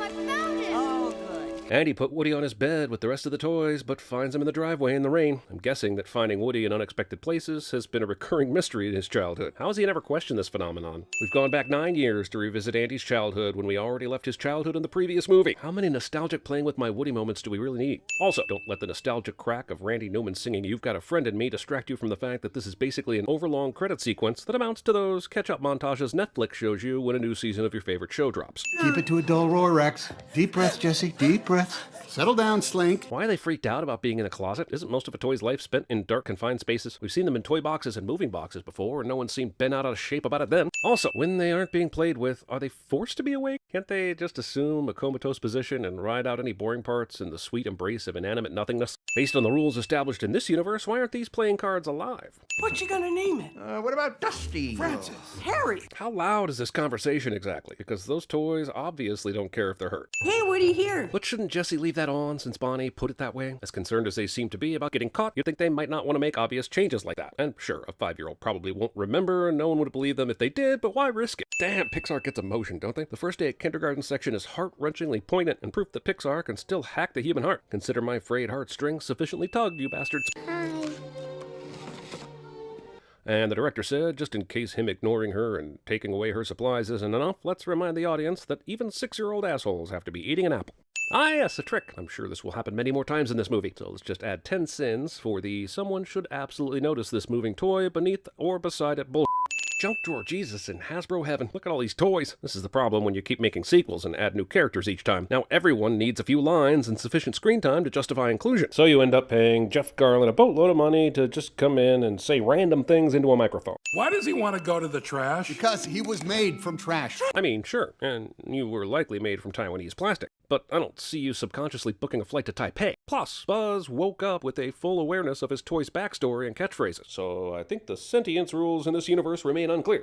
When she started playing with him, she had the biggest smile on her face. How is Forky's mouth clay staying attached to his face? And how is he able to shape it into different expressions on the fly? Forky? Where are you, Forky? There you are. Why is Forky not jumping back into the trash here? We know that the toys control their own playing dead moments, but Forky hasn't bought into any of that, doesn't even want to be a toy, and is completely focused on getting to the trash can. So why is he going limp like the rest of the toys whenever Bonnie is looking? You need help with him on the road trip? Why would Woody be going on the road trip? Bonnie said, I'm gonna bring Dolly and Buttercup and Forky. And Woody isn't mentioned, which isn't a surprise considering they've already established that Woody isn't her favorite toy right now. The meat mountain is suspiciously cheap for having 2 kinds of meat, multiple buns, tons of veggies, and must require 5 minutes to assemble, not to mention the strange container that would have to be custom made to fill it. What is Bonnie doing right now? She leaves the trailer and immediately comes back. Is it because she doesn't know how to use the camera? Or is the movie saying she jumped out of an RV, snapped a photo of the canyon, then ran back to the vehicle in under 3 seconds? Mind you, she is a Kodak Cliff, can barely see over the wall, and is maybe 6 or 7 years old. Where are her goddamn parents? This is an abduction, and this fork is either going to learn to love its captors or get mad enough to stab someone. I'm game for the second. I swear the last 5 minutes of this movie has been comprised of Forky getting lost, people looking for him, then finding him in some random spot that makes no sense, and nobody questioning how he got there. I know you weren't around when Andy was little, but I don't remember it being this hard. Were you in charge of Andy? Was Andy a newly sentient fork whose sole purpose was to throw himself in the trash? How are the two things even comparable? The voice inside of you. Who do you think it is? Is Buzz still an idiot? Because he certainly should know a common figure of speech like this by now. Force B plot has to force its B in my plot, I guess. I am not a toy. I'm a spork. Be quiet. I was made for soup, salad, maybe chili, and then the trash. The ramifications of Forky having an awareness of his purpose even before he became sentient are terrifying. This means on some level your toilet paper is sentient and well aware of the it's about to go through. I never thought I'd see an animated version of The Road, but here we are. Who does she sleep with every night? The big white fluffy thing? No, not her pillow. So you know the words big, fluffy, white, but not pillow? And later you even correct Woody about the difference between a merry-go-round and a carousel. So pillow should definitely be in your vocabulary. Oh no, there's light coming from that window behind me. I better pause dramatically and take a look back. I know it seems like an everyday thing that wouldn't catch anyone's attention, but what if there's an important plot turn that needed to happen? Once he goes in this mail slot, he has no plan on how to get back out again. Believe me, everyone needs an escape plan when antiquing. Is that Bo? Movie is great news for the throng of people who thought the one thing the Toy Story universe needed was jump scares and an Annabelle vibe. Any sign of Woody? Failed Viagra slogans. The slingshot maneuver is all we've got. Full speed ahead. Very specific instructional recording in a toy is strangely specific and instructional. Hello, Mr. Cowboy. How are you today? Of all the carnival and RV parks and all the towns and all the world, Woody just happens to stumble into Bo, and not just any Bo Peep, the Bo Peep. Are discarded playground toys a thing? I mean, I found a shovel in the sandbox once, but never anything of substance. Of course, it's quite possible I was too busy applying salve on my third-degree burns from sliding down the metal slide to notice, so we'll just make this sin about public playgrounds in general. I'll hand it to you, the Frisbee definitely blocks one side of the world from seeing you, but not the other. Ew! I've been practicing. How do I look? Practicing for what? Tea time? But if she's playing with you, you can't be doing any motions, right? So again, I inquire, practicing for what? When my voice box is fixed. So why don't you just remove your broken voice box and talk with your voice you're using now? As the first Toy Story demonstrated, humans can hear you just like when you were talking to your toy friends. So why not just act like a toy but speak when your string is pulled? And if you really want to fool people who think your voice is too real, you can simply disconnect the voice box so that if anyone checks to see if you have one, they'll see it in there and ask no further questions unless they're a sicko. Worker at a place where lots of stuff is going down is wearing headphones and can't hear any of the crazy madness cliche. Why are you so bad at driving? You got 6 eyes. That's highest. Also, better question, how do they see out of this skunk car? Trust me, I've been there. And you know about me and He-Man. I'm not proud. Movie hints at a Giggles He-Man hookup without sharing any of the graphic details, and I, for one, am dissatisfied. What you looking at, Sheriff? Yeah, Woody, how's the Bo peeping? Woody, Woody, Woody, Woody, Woody. Meteor shower. Look out! Woody? Good work, inner voice. Who are these guys? Well, Woody, they're additional secondary comic relief characters to help an established property feel fresh and younger. In the industry, it's known as pulling a poochie. Granted, they are a hilarious poochie to pull, but a poochie has been pulled nonetheless. Go back in time and warn Woody about the future. That's crazy. I'm a flat circus. Was that a True Detective reference in a kid's movie? Because I think that was a True Detective reference in a kid's movie. Oh my maker! That sheep has 3 heads. No. They've been on the roof working toward a plan for several minutes and just noticed this. Okay, Pixar's just showing off now, because that is basically a photorealistic cat. Part of me wants to take off some sins for this incredible digital artistry, but the larger part of me is instead going to sin it because why do cats need to look real? But the humans still look like clumps of plasticine with facial features attached. Is that how we look on the inside? Apart from this toy horror moment, I was just wondering what makes any toy sentient. Is it a name on the foot? Because not all the toys have that. Is it his eyes? Not all the toys have eyes. Is it being loved by a human? Not all toys have been loved by humans. What is the rule? Also, I was thinking about Mrs. Potato Head and her eyeball. If she had to have a replacement eyeball, does that mean that she'd be looking out of another potato's eyes? Or does it acclimate to her toy spirit after being pressed into her eye socket? Is there a Wiki page for this? What are we doing? Shh! Just stand there and be quiet. Why is Bo so insistent on not making a peep about her plan? In the real world, plans work better when you communicate them to the others involved. But in movies, characters are left in the dark for maximum delayed discovery emotional impact. This, as it continues to remind us, is a movie. Woody, me. Duke Kaboom, Canada's greatest stuntman. Yes, I love Keanu too, and Duke is a blast in this, but the movie is introducing new characters so often I can hardly keep track of who's who. What is this, a presidential primary race? I had a kid where Jean was so excited when he got me after Christmas. Another kid not playing with a toy anymore guilt trip. More like a guilt skip, am I right? But when Rajan realized I couldn't jump as far as the toy in the commercial. After one try? Got a ride. Yes. So can Woody choose which recording plays when he fingers his ring and tugs his string? Or is his randomizer calibrated for maximum convenience? One of the many things that irritate me about scenes like this is that I am so distracted by this impossible jump that I can't focus on what the movie wants me to be thinking, which has something to do with wanting to bang a hot toy. This customer is not only buying this wooden duck, but she is very intently examining its backside. This woman's duck obsession has me intrigued enough that I demand the movie follow that story to its completion or face the consequences. There are many things this movie doesn't get right, but this callback to Wally B is a beautiful nod to the rich history of the animators and all they've accomplished. Remove a sin! You can't teach this old toy new tricks. Unless there's billions of dollars to be made, in which case, bring on the new tricks. You're my favorite deputy. Somebody's poisoned the water. Let's talk about pull string mechanics briefly, shall we? The string is pulled to create spring tension that turns the internal disc, plays the sound, and simultaneously retracts the string. But if the string is not released, the tension can't turn the disc, and therefore can't play the sound. In fact, even if the string starts to retract, and then it starts to play sound, but is stopped part way, the sound immediately stops as well. My point is, we should not be hearing any of Woody's catchphrases as long as his string remains fully extended, and we especially shouldn't be hearing multiple consecutive ones. I'm not so heartless that I wanted Bo and her sheep to shatter here, but those sheep should be porcelain dust, and and we all know it. How did changing the tire take this long? It was the middle of the day when Jesse sabotaged you. Also, and this might answer my question, but did he fix the tire without a jack? It's okay. Any minute now, Bonnie will notice her backpack is missing. You good, Bonnie? Yep. Kids. Your backpack's at the antique store. Let's go! Are we pretending that no adults heard that, even though the mother is putting Buzz into this cabinet? If this happened in real life, there would be a nationwide Buzz-burning panic party. The last time we saw this red slap hand, it was stuck to the top of the carousel. How and when was she able to retrieve it? More importantly, how has it kept its tackiness after reuse? I found this old doll. You can take it home if you want. Nah. Wow, brutal and strangely beautiful. The movie somehow manages to not only create empathy for its villain, but reminds us that the things we want to fix about ourselves won't fix everything. These Pixar folks might actually know what they're doing. Forky! Mom, I found him! For f***'s sake, I know stuff always ends up in weird spots all the time, and nobody ever questions it because the alternative is to think toys are alive, but this backpack was probably searched 100 times before Bonnie's parents gave up and Jesse flattened the tire. But what about Gabby? And what about the plush toys from the carnival, and the ones at the rave, and the creepy ventriloquist gang, and anything with eyes? Too many people. Gonna need an alternate route. So let's definitely do something impossible, like going on the carousel and making Duke Kaboom try a 40-foot jump. That's a lot easier than some other things we could take 5 minutes to think about. Recalculating. Take a right. Knowing where to draw the line on your suspension of disbelief is difficult in talking toy movies, but I'm going to go ahead and draw it somewhere before a human believes a completely different voice that doesn't match his GPS screen and also is coming from near his feet instead of the speakers. Another right! Right. Take another right. How does Bonnie's dad hear Mrs. Rex from below but not Buzz from above? If he can hear toys yelling at his feet, shouldn't he be able to hear one yelling that's actually much closer to his ear holes? The real-life physics of a toy this size and weight making this jump would be like a 20-ton city bus jumping a construction site overpass gap without any kind of ramp and maintaining a speed of at least 50 miles per hour on the other side. When all else fails, murder the humans in a horrible vehicular accident. Toy assholes are adorable.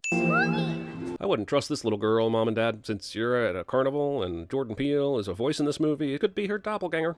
I think I understand the braking and acceleration part of how the toys are doing this, but isn't there a steering element as well to get here? Are we home? The only way this kid stayed asleep during the insane RV ride is if they spiked her sippy cup. Pretty sure that's illegal. You've got to be kidding me! The toys have sown the seeds of distrust in this vehicle so much, it's a sin to drive this trailer home afterwards. Listen to your inner voice. Speaking of which, during the horrific surgery scene, why didn't the ventriloquist hooligans let Woody keep his pull string and box components? Gabby showed that most of hers was intact and fine, just one piece wasn't working. If Woody had kept his, he could maybe have it replaced someday. I'd give 1,000 sins off if Bonnie said, "Where's Woody?" right now. He left Bullseye? He left Bullseye? I mean, I can almost get on board with everything else, but there's no way Woody wouldn't have had Bullseye come with it. That breaks the cowboy code. Stallions before galleons, or something. Do you really have laser eyes? Yeah. Whoa. Forced Keanu. 45 seconds of Luxogos. Long ago, the world was full of wonder. Narration. And that magic helped all in need. And no one ever used it for harm or deceit or abused it for power, because that's just not something people do. Signed, Walt Disney. Okay, Houses Made of Mushrooms is a 100% ripoff of the Smurfs. Gargamel shows up, I'm going to add 1,000,000 sins. Hell, if a cat shows up at some point, I'm adding 500,000 sins just out of pure spite. But it wasn't easy to master. Movie is now making a point about how magic was hard, and so people invented light switches. And that's probably making a great point about the peril of taking the easy way, but here's the thing. It's also bull.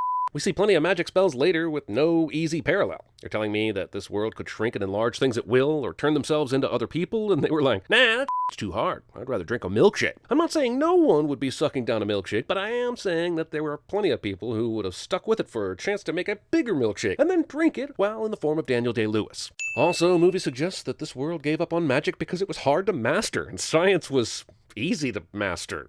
To that I say, science is hard as bitches. Try it once and you'll see.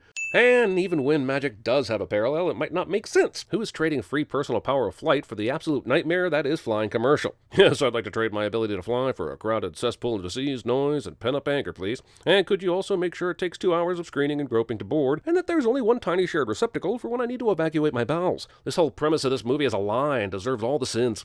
Holy f***ing would you look at the size of this room? Who cares what's in it? That room is ginormous. I grew up sharing a bedroom with my brother the size of a large closet. This fool has 600 square feet all to himself. We don't have much food. I still have to go to the grocery store. Hands off, mister. Those are for your party tonight. So she planned ahead for the party in regard to groceries, but not her family's daily meal needs? Your birthday's a day to try new things. Be that new you. I I thought that was New Year's. Birthdays are for self-loathing and calorie bombing. Any mother of 2 boys worth her salt would definitely get involved once horseplay resulted in wasted food. Wrestling with your mom. You could definitely learn a lot from Quests of Yore. You want to play? Quests of Yore is obviously supposed to be a version of Dungeons & Dragons, but isn't the whole D&D thing about imagining a fantasy world? In this world, D&D would basically be the game of life. And do you know anyone who gets together to play Life? Burgershire, now serving second breakfast. Get it? This is an LOTR reference, dweebs. This was my dad's. Lightfoot? Wilden Lightfoot? Yeah. Holy coincidence, Batman. Not only does this guy happen to be in the Burgershire restaurant right at this second, but he also sees the sweatshirt and then also happens to have known dude's daddy in college? That is some bullshit. Your dad was a great guy. So confident. When he came into a room, people noticed. But also, when Al Capone walked into a room, people noticed too. So recognition alone doesn't mean regarding moral character. Well, learn to drive, be like dad, and invite people to a party are all pretty harmless looking. Unless your dad is Rusty Nail. And was wondering if you wanted to come over and get down on some cake. Look, however much heart this movie has at the end, and I've been told it has some, this opening 10 minutes of exposition and setup is a snooze fest I'd expect from Illumination, not Pixar. What up, dudes? I'm not having a party tonight. Adolescent practices their important social situation speech ahead of time before completely botching it in front of the ones they were trying to impress cliché. I get that Barley is supposed to be reckless, but this van is swerving back and forth at high speed with no one driving it. The situation would have caused at least 3 pedestrian deaths at this point.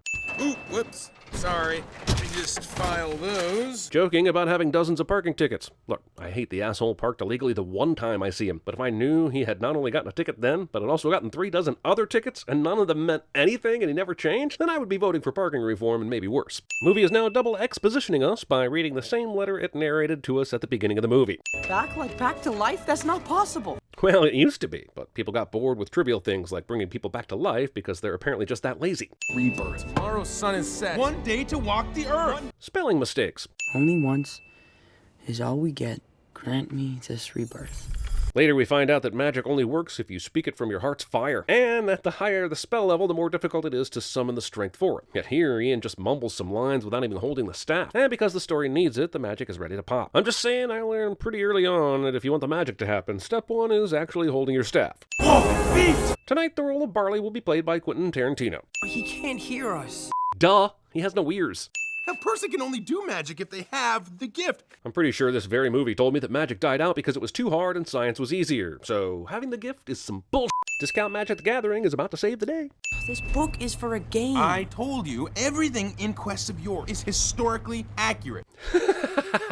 You said it right. It's just for any spell to work, you have to speak from your heart's fire. Oh, for crying out f***ing loud. We will find out in a second that this is basically a Chuck E. Cheese with hundreds of customers. So where is all the traffic? And why is there just one glowing light on? Is it because the joke is more important than accuracy? I think it's because the joke is more important than accuracy. How did they attach a top half dad to the bottom half dad? Shouldn't the top half fake dad be toppling back down the hill? There's no sewing or fastening here. Also, Mount Dew, another LOTR joke. I thought Pixar movies were all about making Pixar in jokes. Might you have the real map? Yeah, it's over there. I'm not sure if I'm sinning that apparently every quest ever started with the same exact map to a single Phoenix gem, or that the exact quest these two need just happens to be the quest that you have displayed on your wall and for your children's menus. But either way, that's some bullshit. Sorry, seasonal allergy. My days of sending people on dangerous quests are over. So there are still creatures living who were alive during the before times? This communal magic amnesia makes less and less sense the further the movie goes. She won't let them take the map because she thinks that constitutes her sending them off on a quest. And she's worried about getting sued and losing her tavern. That's the reason they can't have a piece of paper off the wall that anyone could just take a picture of and follow the, hey, why don't they just take a picture of the map? Was this costume made of marshmallows? Why does it melt like this? Well, to be fair, that could also be used to spell nap investor, spa inventor, or Venus porn. So, you might need to check out Philip Krim, Ancient Rome, or the video you filmed that one time of yourself masturbating in the mirror. Expressway is a little too obvious. On a quest, the clear path is never the right one. The f*** does that mean? We take an ancient trail called the Path of Peril. Considering you just found out about Raven's Point and all your previous adventures have been on a tabletop game, how did you have this information right at your big blue fingertips? Your boys are in grave danger, but I can help. How do you even know that? As far as you know, the map burned up in the fire and they don't even know where they're going. Jeez, the characters of this movie are near omniscient. This head was at the center of the fire as the building burnt to the ground, but had enough comedic sense to crawl itself outside just for this moment. In college, I took a girl on a date one night. We drove up to Chicago, an hour away, had a fancy dinner, saw Fiddler on the Roof move someplace. And on the way home, my car broke down on the highway at midnight in 33-degree weather. Not my best moment. So the tow truck driver dropped us off at Waffle House, and one of my suite mates drove out and picked us up at 1:30 in the morning and drove us back to campus. Then the next day, the same roommate drove me back to where the car was in the shop, and I had to get money from my dad via Western Union because I was broke. My point is, only in the movies do cars break down at super inopportune moments during important trips. My story was the exception that proves the rule. What's worse is that this car didn't break down. It ran out of gas because the gas dial's broken, which Barley knows and yet forgot to plan for. Barley is the worst. Is there a magic way to get gas? Yes, it involves a magical fruit. There's even a whole song about it. Elbows. What? Elbows up. No, it's too high. Man, f***ing elbow position cannot be important for the spell. And it's not funny, so why is this bit here in the movie? Hey, I don't need you to carry me. I'm a grown man. Is this comedy? The center of its power. And only one weapon forged of the... Jesus, historical lore-spewing Christ. This movie just keeps making up as it goes because it knows you don't care as long as you laugh a few times and you cry at the end. Got in a little tax trouble a few years back. But don't worry, I know just where to find it. The Manticore is about to pull an OJ, and the sin is this movie making me use the phrase pull an OJ. Put it in O for onward! Roll D20s. I mean credits. This is my least favorite chase scene of all time. And, of course, this chain grabs his arm because movie whips and chains automatically hold on to anything they wrap around. Oh, it is on, Shades! Got him! They hear this. So he blasts the air and the sprites all go flying, but Tiny Barley doesn't. Then Tiny Barley lets go and flies out the window, but Ian catches him. And I'm beginning to think this movie has no stakes whatsoever. I think the spell is wearing off! And thankfully in the most comedic way possible. You can disguise yourself to be anyone you want. Disguising yourself is a lie, so you must tell the truth to get by. As long as you don't tell a lie, the spell will be fine. God damn it, this movie just keeps making up new rules and new loopholes every other scene. And because said loophole rules create physical comedy, I'm expected to laugh. This might be the laziest Pixar script since Cars 3. And yes, Cars 2 was a worse movie, but it's a more original story. Cars 3 is just Cars all over again. Answer every question with a question. Now we're stealing from 40-year-old virgin. That guy's not all there today. Yeah, he does seem a little off. It's Weekend at Bernie's! It's Weekend at Bernie's! Pixar has now stooped to stealing visual jokes from a movie released in 1989. It's not easy being a new parent. My girlfriend's daughter got me pulling my hair out. And that, ladies and gentlemen, is Pixar Disney's idea of LGBTQ representation. Hooray?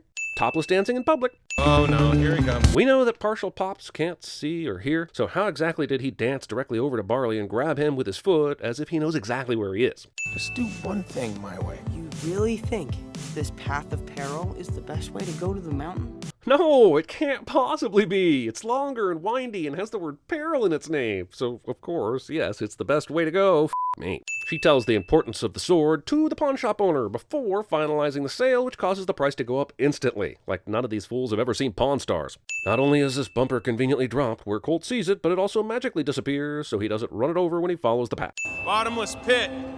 Whatever falls in there, falls forever. But how do you know this? Sure, you played your Quests of Boar game or whatever, but you had no idea this was even here. Just say Bridrigar Invisia. God damn it, this guy knows f***ing everything. This movie is literally, go a few minutes, get info from Barley. Go a few more minutes, get info from Barley. Go a few more minutes, etc. Now we're stealing the invisible bridge you need to step out in faith on from the Last Crusade. Believe with every step. But he did believe with that step. He was excited and confident. Maybe he meant concentrate. Maybe he meant focus. Maybe he meant the story needed another fail so the tension could amp up. If the Centaurs drove cars in this world, then those cars would be designed with doors that work for them, right? Like some sort of Ford Centaurus. So wait, there's a farm out here? And how did these cops get here from the other direction? Kind of makes that whole bridge thing a little pointless, huh? And now they are even on a paved road. I'm guessing it wouldn't have taken too much to drive around that chasm if there was a paved road this close to the other side. Not to mention they are now spotting a raven from this main road. This is one of the most non-hidden hidden quests of all time. Arcane lightning. You said that's the hardest spell. I forgot that part, but I'm sure it happened. And the point is that this movie has given me so many spell rules, I no longer know who to trust. I'd give all the sins back if it went like the movie Sideways and the van immediately wrecked and did no good. This works. I mean, this works. This is a Dude Perfect video snuck into a movie. Only in real life, Dude Perfect can do multiple takes. And in an animated movie, they can just draw the victory from the get-go. I like how he had to run all the way up under this bird statue before he could know which way it was pointing. This is actually kind of cool. But also impossible. I'm not saying cheese puffs wouldn't float. I'm just saying that in liquid and at that speed, that puffy cheese phallus would disintegrate faster than a non-important MCU character before Endgame. Oh, we'll get to them fast. We'll get to them so fast. Wow, now the movie is ripping off the drank too many energy drinks gag from the Yes Man. And it felt stale even in that movie. Come on, pixie dusters, let's take to the sky! Really? No retaliation on the people who just splatted one of you on a windshield? Earlier you just got your bikes knocked over and you went all Mad Max Pixie Road on them, but now you're cool with attempted manslaughter? Good to see they have time to slow down the Cheeto Express for some magic lessons and eventual heart-to-heart conversation, when just moments ago they were in the ultimate time crunch and speeding down this cavern. I guess the time pressure is really only on when the movie needs it to be. This 2 minutes and 13 seconds will translate to 15 minutes and 7 seconds of movie time, because magic? It's some kind of puzzle! This movie Indiana Jones is so hard, I'm surprised they don't end up barely making it through this closing door or have to reach back under just in time for, well, Mr. Lightfoot saves the day, because he doesn't need to breathe and can stand on the button underwater and keep the quest going. But who makes a quest like this? Nobody knows they'll need something heavy when they get here, and the room is required to fill with water so you can reach the next spot. The only reason this quest is like this is because it seems really clever that they can use the no-face dad this way, turning a negative into a positive. No, this doesn't make sense. We took the path of peril. You know, it doesn't make sense that in all these years with all this construction, no one has damaged or discovered this underground river or this booby-trapped tunnel to the surface. Damn it, Pixar. How did you sneak that whole brother as surrogate dad message up on me like that? And here come the emotions. Damn you, Luxo Jr. and your mystical power over my tear ducts. Why does the curse on those who seek the Phoenix Gem immediately start killing the nearby school children, and not those who started the curse? By the time the red evil is transforming itself into a dragon via concrete slabs, I'm tuned way the f*** out on this bitch. Guessing that by the end the heroes win, orders restored, and my college girlfriend loves me again, right? What do you want? The gem? Fine, take it! Suggestion: if you're ever being pursued by a mystical curse attached to an ancient relic, don't try to fool it by tricking it with a cheap imitation. Real mystical curses see right through that shit, trust me. Also, premature celebration. Manticore Ex Machina. The finale of this movie is a ripoff of the halfway point action scene in Goblet of Fire, which is to say that the finale of this movie is not very original. I never had a dad, but I always had you. Sweet, but what is the super grumpy dragon doing during this minute-long brotherly love moment? Apparently there's a little-known dragon code that you can't attack when there's bro bonding taking place. This pile of rubble landed with not one, not two, but 3 convenient plot-based peepholes. Plot holes? Watching Ian watch his dad interact with and hug Barley makes me realize Ian got kind of a deal here. I know the movie makes Ian okay with it, but that's bullshit. Ian should get to see his dad. What did he say? He just kept repeating, "Don't let me die again, don't let me die again. Why did you waste all but 60 seconds of my time? I'm so scared, don't let me die again." Something like that. He also said he's very proud of the person you grew up to be. Based on what? He literally had no conversation or awareness of Ian as a person that entire time. Are they just sitting around Disney trying to figure out ways to make sitting through 45 seconds of logos even more painful? We're already tormenting the eyes. Why not use a middle school band to destroy the ears as well? Also, in real life, no band would ever learn to play the Disney theme, because a team of lawyers would immediately appear out of thin air to sue every child in the room. The sheet music written on this chalkboard is wildly inefficient. A, it only covers the first 2 lines of the song, and B, it skips the bass notes entirely. So good luck if you plan to include your tuba and cello players. No wonder these kids suck. If the first, second, third, fourth, and fifth saxophones aren't cutting it, I doubt sax the 6th is going to save the day. Would it kill you to throw in some French horns? Rachel, now you! Forgot my socks, Mr. G. Is he only noticing this now? Surely this would have come up, oh, I don't know, immediately? Also, how is Rachel taking a nap during all this? I wake up if I feel the vibration of the air change. Book fairs were the biggest lie our teachers ever pulled on us. Fairs are for corn dogs, tilt-a-whirls, and washed-up rock artists, not literature. Welcome to the MS-70 family, Joe. Permanently. I feel like you only deliver good news in this tone and with this emphasis if your intention is to let the audience know that the recipient isn't actually happy about said good news. How you been, Mr. G? It's Curly. Bald guy named Curly cliche. Listen, you can call me Joe now, Curly. I'm not your teacher anymore. Okay, Mr. Gardner. So he's been doing this for so long that he has students old enough to offer him gigs, but he doesn't want to take a full-time job doing what he's already been doing for years? Wow. I would die a happy man if I could perform with Dorothea Williams. Wow, that sure would be a dark direction to take this story, but this is a kid's movie, so I'm sure it'll be fine. Also, movie uses this tortured artist gets his big break bit to build tension. But the truth is, Joe could be excited about getting full-time benefits and the opportunity to play with Dorothea Williams. 29% interest on a car loan? I know this is New York, but my God, that's a sin. LSD. I really wish I could play some of this music for you because it's absolutely astonishing. I know I'm supposed to be adding sins, but this music is too good not to remove a sin to settle the score. You got a suit? Get a suit, Teach. A good suit. Maybe you didn't hear the part where he said he teaches middle school band. Joe survives this, and this, and this, and this, and... Oh... Also, sure, Joe's oblivious to this near-death montage, but the majority of the sin here is on the assholes in every case who have either insufficiently blocked off the danger zone or don't try to stop him. I'm Joe Gardner. Look, I'm not supposed to be here. Are you really telling me a fedora is so essential to his being that he even has one when he dies? Who is this guy, Jason Mraz? You see, Joe, I'm 106 years old. Been waiting a long time for this. For what?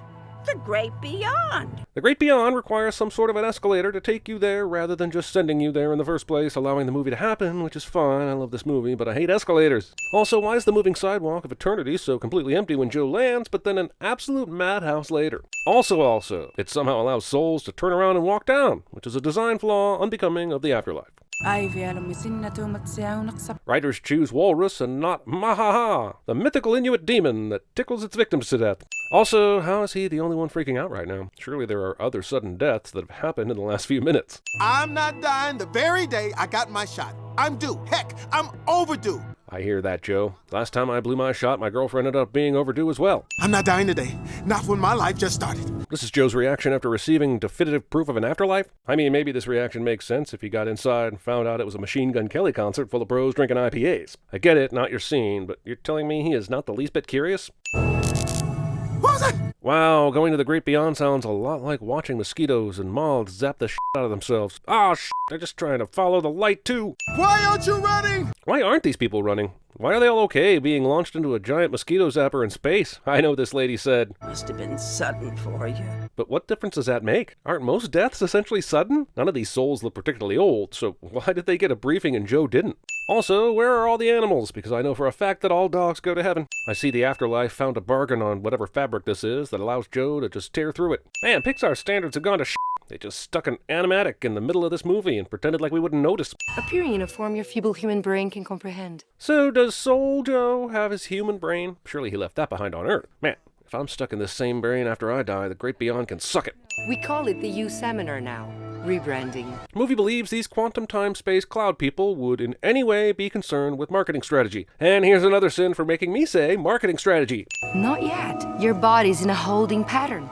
It's complicated. I'll get you back to your group. If my parents don't accept it's complicated as a reason for why I'm still living in their basement, you're damn right I'm not going to accept it as a reason for this bull. Forcibly placing someone on your butt hand without explicit consent. Afterlife depends on a guy with an abacus to count souls and makes him watch from this far away to count them. That is a sea of blue souls blending in down there. How do you count this shit? Also, why is this advanced being using such rudimentary technology? Terry is being a real hipster and I'm still upset about them driving up the price of Pabst. Also, the row on this abacus is totally useless. Now, I'm not as frequent an abacuser as I once was, but surely for it to work, you need to be able to move the beads at least one space. First stop is the excitable pavilion. Skipping foreplay. If this mechanism knows Joel's soul isn't allowed on Earth, why does it wait until now to send him back? What a tease! And why wouldn't it just send him back to the Great Beyond escalator? Using preschool souls to game the system. What in the Great Beyond is this name badge claiming system? Who is monitoring who takes which name? Why are there so many unclaimed? What is this madness? Also, they have a mentoring program? You mean people die and their souls become mentors? If that happened to my soul, I'd become a D-mentor. Jerry will take it from here. Thanks, Jerry. Head right on over there to Jerry. Thank you, Jerry. Is everyone here named Jerry? Soul Joe would be great at CinemaSins. Also, the way I see it, either the Jerrys constitute one being, or God is a two-time heavyweight boxing champion with a steady stream of grill-based income. The count's off! I seriously doubt that. The count hasn't been off in centuries. But in a place that doesn't age and has been around for thousands of years, is a couple centuries even a lot? A couple centuries there is probably like a couple months here. And honestly, if something goes wrong every couple of months, it shouldn't be a big surprise. 151,000 souls going to the Great Beyond every day. It's 105.2 souls per minute, Jerry. 1.75 souls per second. Math. I'm always counting. I'm counting right now. You blinked 5 times since I started talking.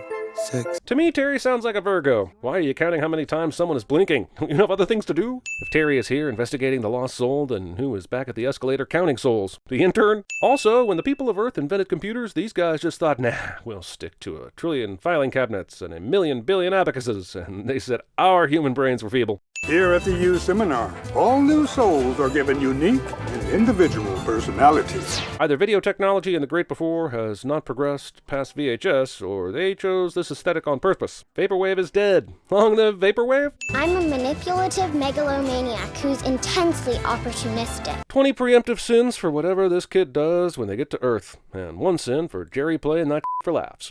They're matching a mentor with each soul, applauding as they come down from the audience, showing a clip from the mentor's life, and there is no way something this inefficient is getting through this many souls a day. How the omnipotent Jerrys don't realize that Dr. Borgenson looks nothing like Joe is baffling. We know that souls carry over at least some of their physical characteristics from their bodies on Earth. You know, this could have easily been avoided by having a badge monitor. Marie Antoinette. Nobody can help you. Nobody. So in this timeline, Marie Antoinette is mentoring people, even though she basically told poor French people to go f cake or whatever. Is there any way to show a different life in this place? Apparently there is. Why would this console be here? Why is Joe's Hall of You featuring his lamest moments? The instructional expositional video used the word inspiring, and clipping toenails on the toilet is the best it could come up with? Or a monument to waiting for the washing machine? Sure, maybe there aren't a ton of top-notch Joe moments, but at the very least it shouldn't droop to below average Joe, right? This is the moment where I fell in love with jazz. Skip. Sure, this afterlife can make a soul's bad return to it any time it wants, but it can't figure out Joe needs to be on the escalator to the great beyond. Lighters exist in this dimension? What are the rules? Are there rules? You don't know. Why do you sound like a middle-aged white lady? I just use this voice because it annoys people. That's Karenist. If this works, then the time I accidentally threw a basketball at Tamara's head during gym class in 6th grade, and she got so pissed that snot started pouring out of her nose, and she raged at me like a bull, she really should have been thanking me for giving her a spark, instead of trying to fight me in the locker room, right? You're right, I can't smell.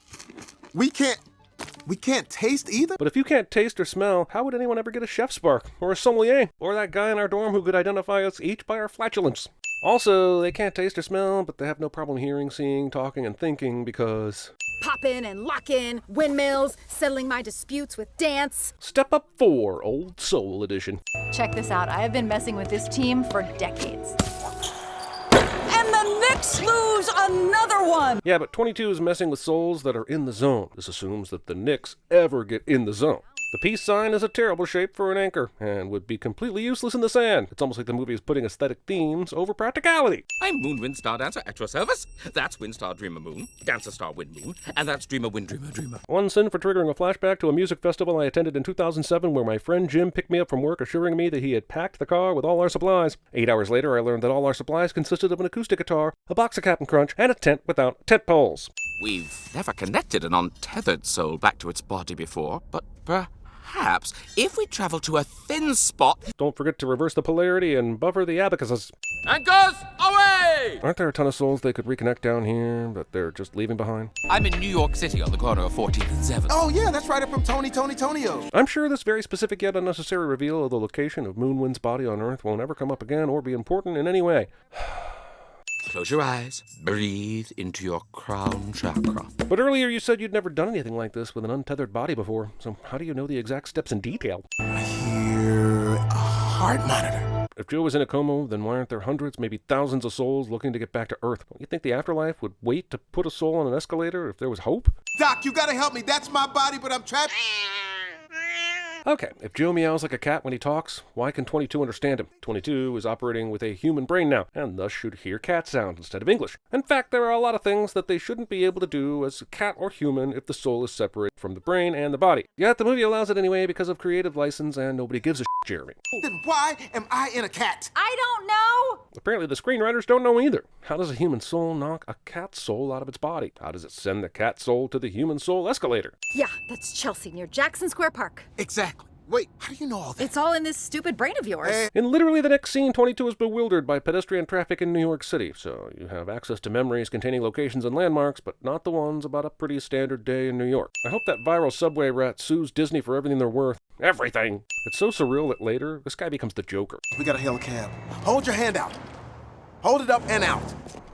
This would be hard even if I wasn't wearing a hospital gown. I've heard the black guy can't get a cab in New York joke so many times that I'm convinced this is a serious problem. That's not a sin for the movie, but it is like a million sins for New York. Seriously, New York, get your shit together. Okay, so if this was anywhere near the club, the unfortunate run-in with Dorothea the Explorer would make sense. But some random club in a completely different place? Man, this movie really wants to pile more conflict on poor Joe, and the man's dead already. Dorothea freaked out when she saw you, and she called this other guy Robert. Without even seeking an explanation? Look, I've known enough artists to know they put up with a lot of nonsense to work with great talent. This is basically just a typical afternoon for most jazz musicians. I came to tell you that I quit.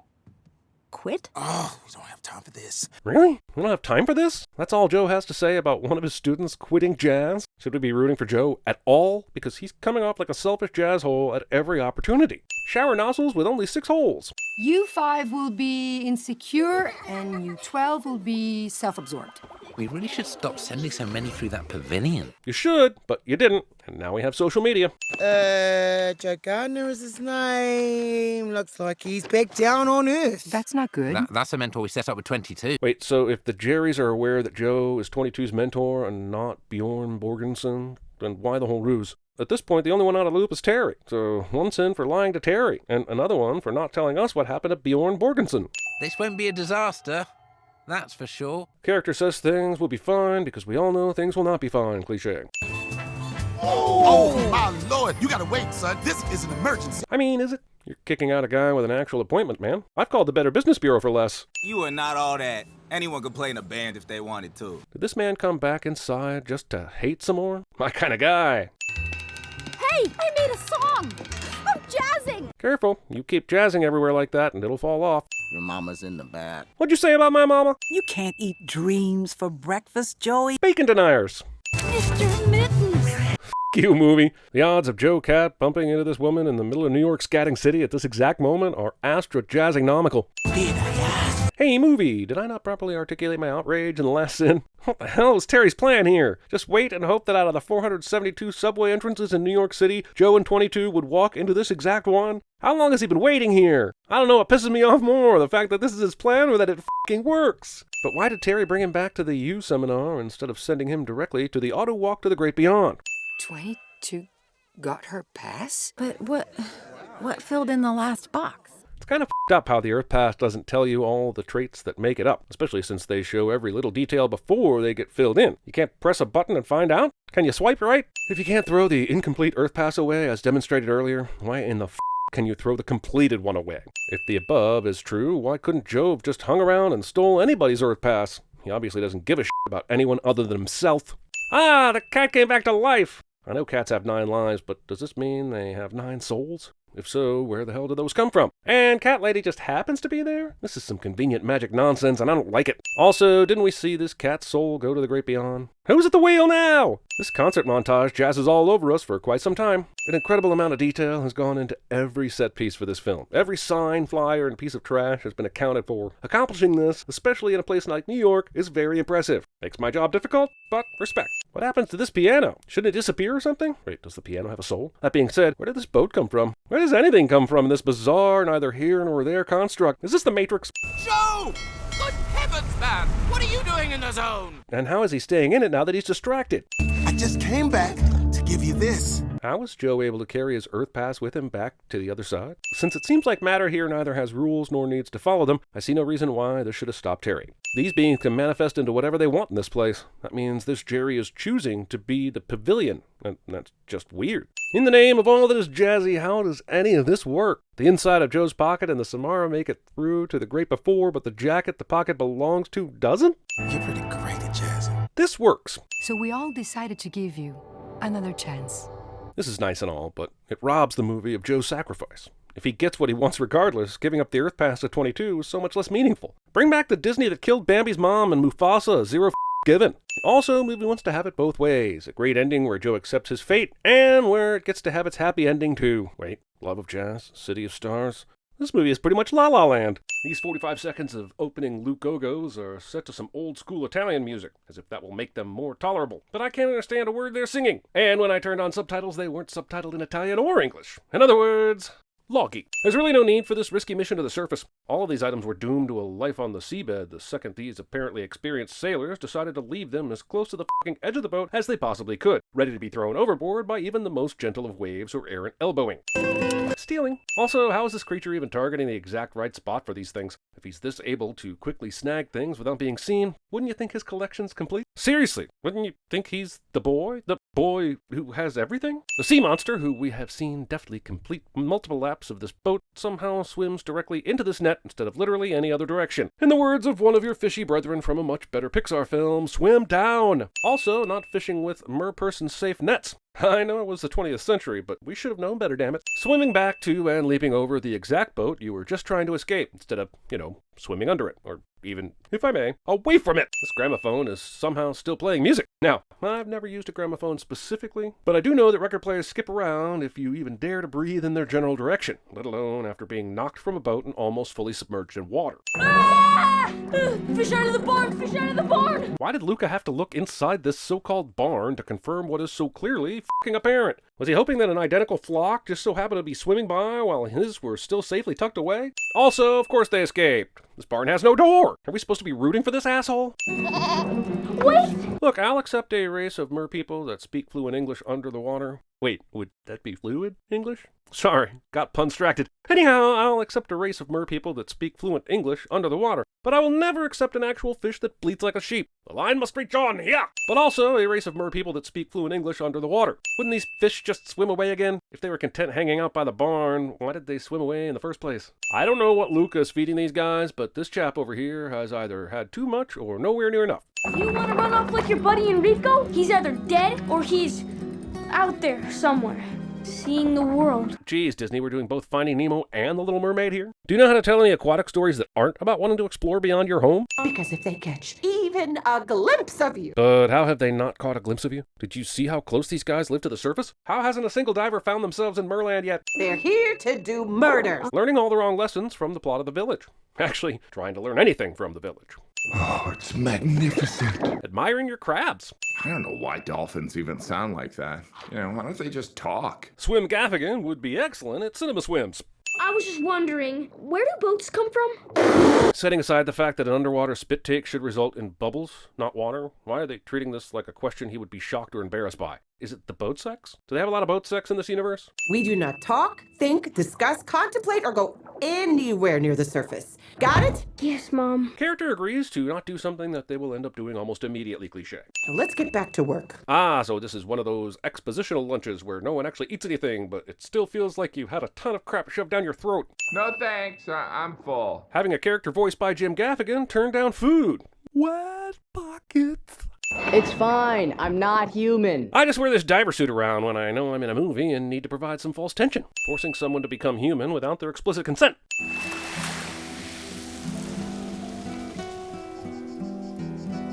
Terrence Malick's Luca. Luca immediately turns back into a merson at the moment he hits the water, and earlier took about a second to completely dry off and turn human when he first came out. I just mention it because I'm sure the rest of the movie will be super consistent with these rules they've established.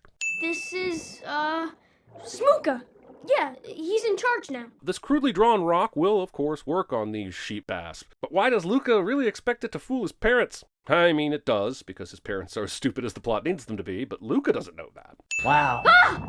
That was hard to watch. My daily recitation after finishing a Sin script somehow makes it into this script. Walking. Don't worry, you're in luck. I basically invented it. Citation needed. Walking is just like swimming, but without fins, or a tail. And also there's no water. Saying something new is exactly like something old, and then listing a bunch of caveats disproving that claim is a clever, funny, and effective literary device. Except it's not clever, or funny, and it's not effective. See?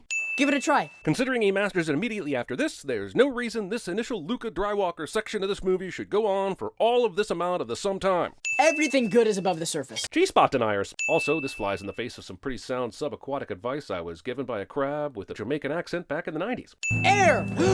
Except Luca was blowing bubbles underwater earlier, so I'm pretty sure he's aware of the concept. Gravity! Also exists underwater. The sky, clouds, the sun. All also visible from underwater. Honestly, Alberto, you might as well give up with trying to convince me there are things on land you can't do underwater. I've seen SpongeBob. Whoa! You unbroke it. This f***ing thing still works. You just sit on it, and it takes you anywhere you want to go. Line I used to pick up my college girlfriend somehow ends up in this Pixar movie. Her response was, citation needed. Delayed gravity. Alberto gets face gold here, and Fabio taught me what happens when this occurs in real life. And you don't want to see the pictures, so let's just go with the bird survives this. Gotta ride together. If you don't sit on the back and hold on to the front, the whole thing falls apart. How's that supposed to be any more effective than a single occupant sitting on the back and holding on to the front? You got a Bruno in your head. Alberto, you can't. Alberto, you're gonna die. Alberto, don't put that in your mouth. Hey, I'm Bruno. Don't listen to stupid Bruno. Well, you too, kid. Flying Vespas, skyfish, lava water, high as Also letting your Pixar movie feel anything like the Cars universe. The overprotective mother that is hyper-paranoid about the deadly land monsters was apparently content to wait until Luca had been missing for almost an entire night, rather than stopping him as soon as she saw him sneaking off. Too much oxygen up here, not like the deep, as you'll learn. Uncle Ugo is probably the most off-putting character in the history of Pixar. A transparent, mindless uncle that Sacha Baron Cohen is voicing to be the exact kind of uncle you would never send your kid away with. It's almost painful to listen to. So, seriously, silenzio, Bruno. The world is a very dangerous place, Luca. And if I have to send you to the bottom of the ocean to keep you safe, so be it. Between Triton, Marlin, and now Daniela, the Disney execs should really think about putting together a support group for overbearing aquatic parents. They're sending me to the deep. But instead of sending you immediately, they're going to allow you just enough time and wiggle room to escape, so that we still have a movie. Luca, think about it. Every day we'll ride someplace new. No one to tell us what to do. No one to tell you no? Or where to go? Or say you're only dreaming? I swear when it comes to Disney themes, this movie is recycling more than the entire city of San Francisco put together. This is either a maddening ripoff or a brilliant parody. It's remarkable how often those two things coincide. Why is Luca's head shaded by the laundry right now when it's clear from his shadow that his head is in full sunlight? That's right, we're throwing some shade. F*** you and your cartoon physics. This unsecured radio wouldn't have made it past the first cobble on this street. Who got lucky? Narcs!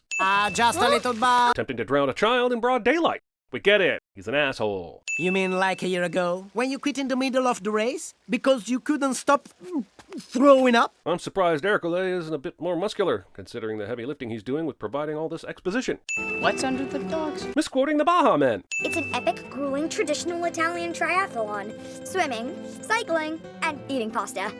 So you'd need a teammate. If that's the case, then why has she been flying solo every year? She must enjoy losing more than the Detroit Lions. Luca learns to ride a bike faster than he learns how to walk. Who knows how quickly he will master other things like skateboarding or rocket science or baiting. Can you withstand passive-aggressive verbal assault? Race a bike, number one, and number two. I wasn't kidding. Your bike is a disgrace. That's not passive-aggressive, that's sarcasm, followed by a direct insult. Passive-aggressive would be like me saying, this movie must be absolutely amazing if you're under the age of 7. You guys want it just as bad as I do. You have the hunger. That's the most important thing. Yes, because nothing trumps talent and training like really wanting to win, or the major league effect for short. Re-chopping the head off a fish. Why repeat work you've already done? It's so inefficient. This room contains a veritable orgy of evidence that this is a 100% nope zone for our Pisces protagonist here. Dinner's ready. Trenete al pesto. Why is Massimo cutting these fish if he's not cooking them for dinner? Was it just to intimidate the fish that he doesn't know are fish yet? You can't really blame Luca for being confused here. Who uses a hairbrush to eat pasta? I already mentioned how inconsistent the water rules are in this movie, but have we talked about liquid and food? How do these noodles not change the color of parts of his hand or face as he's eating? Can his skin tell what's plot-convenient moisture and what isn't? Can this face lose? Well, yes, actually, because we've already been told that you've lost this competition 5 times already. There's going to be land monsters everywhere. As fun as spouse-on-spouse violence is, the fact that they know about the change and that Lorenzo was literally right behind her should have been plenty enough to ensure Daniela didn't think he was a sudden land monster. What? Ah! The sky's been leaking! Right, because it's somehow much easier to dry off after being completely submerged in the ocean than it is from having been rained on an indeterminate amount of time ago. Yes, this expedition is utilizing their skills, but Santa Stilton is this risky. As soon as they are hit with a splash of water from an expected wave, you can guarantee they'll be turned into a lovely 2-course meal of spaghetti Alberto and polenta de Luca. This time of day, most fish will be right about there. Selling out your fish friends to be trapped, beheaded, and eaten. So they were sitting under the fish, on top of the fish. How the fishy f*** did they even get this boat back? You thought we wouldn't find you? Well, guess what? It's time for us to go home. Why would Lorenzo confront this child so aggressively? He can't know this is Luca. Yes, it's done for comedic effect, but I still think there are a few steps he could have tried between, hey, are you my son, and into the ocean with you. I'm afraid your friends still need to pay the out-of-town weirdo tax. Geez, Pixar, I think you could have maybe gone a bit lighter on the villaining. I've never seen someone with such a weak mustache twirl it this hard. Thrush like you can try it, Vespas. That's Vespist. Every year they change the pasta. You have to be ready for anything. But isn't the real issue here stomach space, not pasta shape? It's like they always say, it's not the size of the noodle, it's the meaty and the ziti. Not our kid, not our kid. So let me get this straight. The parents that are scared shitless that their child is going to be discovered as a American decide that the best way to find him is to dip children into water publicly to see if they turn into one? Every summer I come here and everyone thinks I'm just some weird kid who doesn't belong. Trust Disney to bring us a metaphorical fish out of water B-plot alongside a literal fish out of water main plot. E.T. clichéing your Bruce Almighty moon. Hey, Luca, I've been looking everywhere for you. Alberto decided to try everywhere other than the place they have been staying for the last few days to give these two just enough bonding time before the inevitable third act conflict cliché. Luca! Okay. Awesome! This fun little kids movie about expanding horizons and trying new things is adding a jealous friend cliché an hour in. Yay! Despite getting drenched and exposed the other night, Alberto and Luca still risk sleeping outdoors. What are they not understanding about the literal bounty that is on their heads right now? This training montage is not set to Eye of the Tigerfish. Massimo is teaching Alberto the fork spin maneuver for pasta, and as much as I've tried this, it never works for me. It's just like chopsticks. I watch others do it effortlessly, and I just can't make it work. So every time someone tries to teach me a new tip, I just get angrier and angrier until I end up telling someone to chopstick it and they're forking ravioli. Nice try, I guess, but I doubt that spinning the checkers board will make your opponent forget what color piece they were playing, or not notice that they are suddenly and inexplicably losing. I want to go to school. This sentence somehow manages to be the least believable thing in this movie about sea monsters that magically change into humans. See? I knew this would happen. Sea monster! Oof. Pixar capturing the pathos of humanity in a kids' movie alert. The way this movie subtly echoes coming-out stories and pain of being misunderstood is top-notch allegory. And the pain of this moment is lingering like a harpoon to the heart, which somehow is a good thing. Take your scent off, you digital drawing demigods. Of all the places for sea monsters to visit, Porto Rosso? Have you seen this town? My father hunts sea monsters. Julia would be the catch of the day at CinemaSins. What are those marks on the wall? Tell me what they mean. I'd give all the sins back if they represent confirmed human kills and we find out that Alberto is actually the famed Monster of Florence serial killer, and then Iron Man, Hulk, and Mysterio show up to solve the case. Well, maybe I'm crazy. Take me, gravity! I could go with a simple he survives this, but considering the behavioral example this might set for the children, I think I'll just point out that take me gravity is not a great catchphrase for your protagonist. Do you want your kid to become Steve-O? Because this is how you get a Steve-O. Volunteers! You're late. Huh? 1 cup for each kid. Oh sure, everyone in this town knows everybody else, when these two need to convenience themselves into the water table of convenience. Sure, this is an inventive solution, but Luca can't really think he has a kipper's chance at breakfast of winning the race in this thing. This outfit would put him so far behind, he'd have to rely on the other competitors being taken out by totally ridiculous Oh, f me out loud, that's exactly what's gonna happen, isn't it? It's cool Luca Luigi's got his metal cap on and all, and maybe he'll find a secret star down there, but how is anyone on the surface going to know he actually rounded this buoy? F you, movie, if you think I'm gonna believe that none of this huge crowd saw this bull shark right here. Bullshit! How in the name of Aquaman's anus did Alberto manage to see the rain, find an oversized umbrella, and get it to Luca this quickly? Luca! Why? How does covering his eyes help anybody in this situation? Poseidon, take the wheel! You should have left when I told you. Now, I gotta kill some sea monsters! Why is he standing on the f***ing bike? He was throwing the harpoon just fine earlier. Can't prematurely celebrate from a seated position. So long, evil empire of injustice. Certainly adds dramatic flair, but there was really no need for Julia to sacrifice herself here. Hercule is so precariously balanced that even the slightest tire bump would have sufficed without requiring her to go full Russell Cass on his ass. They can't be the winners! They're not even people! I mean, also Alberto wasn't even registered in the race, so there's that. And I'm so proud of you, and I am so mad at you! Parents. The winners of this year's Porto Rosso Cup. The underdogs. Wait, when did Julia get lumped into the winner's circle? This whole race is a travesty of a mockery of a sham of a mockery of a travesty of two mockeries of a sham. Sure is handy that this summer rainfall is persisting just long enough to allow us to witness these lovely scenes of land monsters and sea monsters existing in harmony. Handy, but sinny. Hey kids, hope you enjoy all the tetanus that comes with this rusty-ass janky Vespa. Santa mozzarella. We did it. Praying to Jesus. Just remember, we are always here. Skip! I don't care how good the selfie will look. Luca hanging out of the train like this is just taunting the hereditary gods, and you never taunt the hereditary gods. Ending your film by admitting it was just fine. This still f***ing works. 45 seconds of Luxogos. The #1 rule in my family, honor your parents. Did your parents not teach you to show, not tell? What kind of parents completely miss warning their kids about the dangers of excessive narration? Why are we hearing a clicking shutter noise between pictures? It's not like these pictures are being taken right now, and they aren't being switched by some sort of mechanical slideshow. Even phones do this when taking pictures, and it's dumb. This would be like designing your electric car to make a backfiring engine noise every few minutes just for the fossil fuel nostalgia. But if you take it too far, well, you might forget to honor yourself. May is quoting someone's wisdom to honor your parents without losing yourself, but who the is giving that advice to a middle schooler? This identity crisis tied into your parents is you work out in counseling as a 30-year-old. She's 13. Does she have a choice to honor her parents? Luckily, I don't have that problem. Why is she yelling everything? Also, this is apparently going to be one of those movies where pictures come to life and talk directly to the audience. I see you, Pixar, trying to short-circuit my sins by breaking all sorts of fourth walls, all willy-nilly and such. And to that I say, obstinate ding!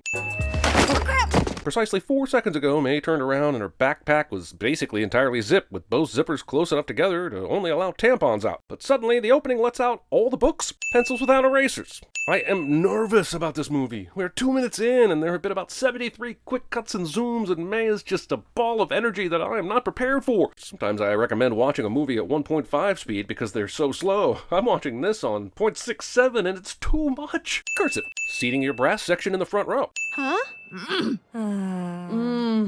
Devin. Sexually objectifying someone, totem pole style. Also, there is no way this conglomeration of humans pulled off this synchronized slide in from these positions. In what world would Priya's head have ever looked like it was directly between Miriam and Abby's heads? She's literally standing beside her. I know this whole movie is a wild Looney Tune and everything, but if I'm not sitting detachable heads, what am I even doing anymore? And Aaron T and Aaron Z are like really talented too. Aaron T and Aaron Z. This movie's funny, I'll give it that. But also, Four Town has 5 members. And though I'm sure they will address this in the movie, it's exactly this kind of reckless number play that corrupts the education of our youth, and I can't let it go without doing my part to fight for the betterment of the next generation. Devin's right here. And free! On the one hand, I'm glad that this movie isn't portraying horny 8th grade boys panting over girls, but on the other, I think just avoiding this behavior in a movie altogether is wise. Does it matter what gender is on screen right now when the message to the impressionable is that talking about a person's appeal based on convenience and cost is pretty f***ing creepy? 99 Australian tour. Bootlegging concerts. Would you steal a car? Did Lars from Metallica teach you nothing? Hey Bart. Hey Lisa. Making Simpsons references without including a quote from the show. Look, movie, you tried your best and you failed miserably. The lesson is never try. Swallowing a bao bun whole. Oh snap. What kind of delinquent tags a private wall in broad daylight on a busy city street? Even the dumbest of vandals knows a concept as simple as darkness. The red panda. Cute reveal for us, but would these temple goers be all that impressed? We've seen the interior of this temple, and there are no long hallways for May to suddenly slide in from. She's already in the room, dressed as a red panda. May tosses out confetti that is somehow magically appearing in her paws. Jin Lee is not my chef friend in this scene, giving Devin Marge Simpson's pearl necklace instead of nipples. Being a teenage girl must be all sorts of f***ed up. That hat. Is that the sketchy clerk from the Daisy Mine? Look, if you recognize the person who your daughter drew from sketches she literally did in seconds, one of 2 things is true. Either your daughter is such a talented artist that you should probably be investing in art school, or you're in a movie where convenient things happen to cringe the plot forward. Whoever organized this wall of behind-the-counter items should be fired. The batteries and bulbs aren't together, and the glue is on the same hook as a throat lozenge. Chaos! Mom, no! No, but also moms. Also giving Devin a full merman tail, but still denying him nipples. May's mother sees this face and decides that there wasn't anything else her daughter wanted to tell her. A slight glance at a notebook earlier set her on a hunt for what was going on, but this face doesn't trigger any warnings. This will never happen again. Lying to your mirror. For the love of Luca, Pixar, these Easter egg callbacks to previous Pixar movies are getting weirder and weirder. Guys, what the absolute is going on with this movie right now? Are we trying to make the Pixar kids grow up to love horror movies? Because this is how you do that. Breakfast is ready. No sugar. Setting donuts directly in front of someone who shouldn't eat them. But it's too soon. She's 13. It is not too soon. Jin! It's happening! Probably the most upsetting thing to happen in this entire movie is the sheer panic these 2 human adults go through when their child potentially starts her cycle. Like, a completely normal thing is the end of the goddamn world, but their child transforming into a f***ing panda is not panic-worthy and totally normal to them. Perhaps we should talk about why this is happening. Perhaps you should have talked to her about why this is happening before it started happening. You are now a beautiful, strong flower. No. who must protect your delicate petals and clean them regularly. I'm torn here. I want to send the fact that women in movies always get the flower analogy when dealing with their sexuality, but honestly, the fact that this movie is dealing with female adolescence so frankly is also kind of refreshing. I'm sending the whole protect your flower thing, but then I'm subtracting 2 sins for the willingness to actually have the conversation. Are the parents completely useless in emergencies? Now they're panicking about burning porridge. The mother is yelling at the father to open a window when she could clearly do that herself. He's acting like a lunatic with a fire extinguisher while calling for someone to call emergency for help. Have neither of them ever experienced a cooking disaster? It's not like the porridge would burst into flames all of a sudden. We cut from May's disaster room and newly acquired red hair to a shot of her going to school. Is the idea that her very invasive mother was so distracted by the burning porridge on the stove that she forgets to ask about her daughter's period again? Or her sudden new hair color? But I promise, nobody will notice a thing. But why doesn't her own highly particular mother notice that her daughter's eyebrows are red? Driving into a school zone while not watching where you are driving in a school zone. No one stops May from covering her neck and face with deodorant. And this was before the natural deodorant trend, so you know this stick is 50% aluminum. I am not a... Nice catch, May, but earlier all she had to do was exclaim, Yes! and she went full furball. I get the feeling the inciting of transformation is much less dependent on her level of anxiety and excitement, and much more dependent on what the script needs the plot to do. You know, with the time you spent on the extra question mark and 2 little hearts, you could have just spelled your correctly, Miriam. Much better with a your this time, but now where's the punctuation? You can do both things, Miriam. We believe in you. This mom stalks 8th grade daughter scene will cringe escalate into a battle with security, and then cringe culminate with her loudly telling May she forgot her pads. And before we get to the part where mom somehow doesn't know this isn't something you would publicly yell in front of an 8th grade class, can we just visit the part where she brought her daughter's pads to school and thought she was going to give them to her, through the window? How does any human with a single functioning brain cell not take them to the office first and have her called down? In what world does a parent hide behind a tree to deliver something to their child? I swear an 8th grader turning into an actual f***ing panda makes more sense than these actions. No one in the room turns around to see what the explosion behind them was, because the movie needs to hide May May's secret, even though it will unhide it within the next 10 minutes. The security guard stops restraining the trespassing adult when he realizes the class is in distress. You'd think he'd be on high alert, talking into his radio to let others know about a couple very alarming situations happening, but nope, he stares on like a potato, and when the strange lady goes into the building through the window, he doesn't attempt to stop her. Jin, get home now. There's been an emergency. No! Another one! Why insinuate that getting your period is an emergency? It's normal. Imagine being a restaurant that serves lunch and this is the sign you made. The sign is a coffee pot that says you can drop in any time, which is a clever take on drip coffee, but the word lunch indicates this is a restaurant dedicated to serving food. That of the restaurant is called lunch, in which case why would your sign be a coffee pot? It's happened already? What did you say? I'm with May May here. If you know your child will eventually turn into a giant red panda, how is it not something you start to prepare them for? This would be as dumb as hiding the children of the most powerful force wielder in the universe and never telling them they might be able to move rocks and stuff with their minds someday. That's right, Pixar, you're as bad as Star Wars now, so the sin, as always, is Disney. As you know, our ancestors... There's no greater tell that we're about to get exposition than when a character utters the phrase, as you know, to people who already know the thing they're about to say out loud to them anyway. They might as well replace the phrase with, as the audience doesn't know. Also, I think it says a lot about May's character that she patiently goes to the temple to watch a scroll show about her cursed condition. I'd be under the blanket in my room, combing my face, demanding we skip to the important parts. I mean, sure, the movie needs us to understand why this is happening, but I'm pretty sure Panda May just wants to know how to make it stop. And the mom takes way too long to let her know there's a curse clause. How strong are Jin and Ming? I just saw this giant panda's weight take down an entire fire escape, but how are they holding back this ton of panda rage like they should be playing offensive line for the Cowboys? And I will be with you every step of the way. Which seemed to be a negative trigger for May earlier, but you know, now it calms her down. No one can see her like this. Parents somehow decide to have a secret conversation directly outside of their child's door and loud enough for them to hear so the plot can plot cliché. Considering this is something you're trying to keep a secret, did you really want to put closed due to family emergency on the sign? Wouldn't that stir up more questions? Was anyone really going to stop by for a tour and be like, honey, they're closed, but it doesn't say why, so maybe we break in anyway? May heard her parents whispering behind closed doors last night, but somehow her parents don't hear her friends screaming. Smothering your friends in the fur of your adolescence metaphor. Boots and cats and boots and cats. Boots and cats and boots and cats? That's not even a Pixar movie. You're never not on my mind. I'm not going to ignore the friends sing to a sad friend to cheer them up trope, and I'll even forgive the prominent double negatives that aren't not in the lyrics. What I will not look past is the fact that if someone is singing to you, that you are never not on their mind, that this is a creepy person, and you should run away immediately. I don't care what Willie Nelson says. This is codependency just waiting to happen. Deforestation. If the Paretals are trying to get discount Bruce Banner to Hulk out here, why wouldn't they do it in a place that maybe wouldn't destroy their dining room table and chair if they succeed? As cute as this moment is anyone else concerned about why or how Ming had a box of kittens at the ready? Maybe one of the most unbelievable moments in this movie is that none of the kittens get their razor-sharp claws stuck in May's shirt. What was that? That was a tiny kid managing to balance the load of a bust and tray table of pop paraphernalia without struggling or dropping anything. That's what. I'm not here. Ming is in the fetal position, traumatized by a call from her mother. She told her husband that she's not here and he hands her the phone anyway? What an asshole. No one knows anything. They barely saw her. Yeah, because an official investigation into the sighting of a massive red panda wouldn't direct anyone to the only temple dedicated to red pandas. Nope. So is May's transformation one big poof, or does it happen body part by body part? I've seen both, but the movie is not helping me figure out why sometimes it takes a while and other times it's all Panda Express. Dude, keep it together. I can't!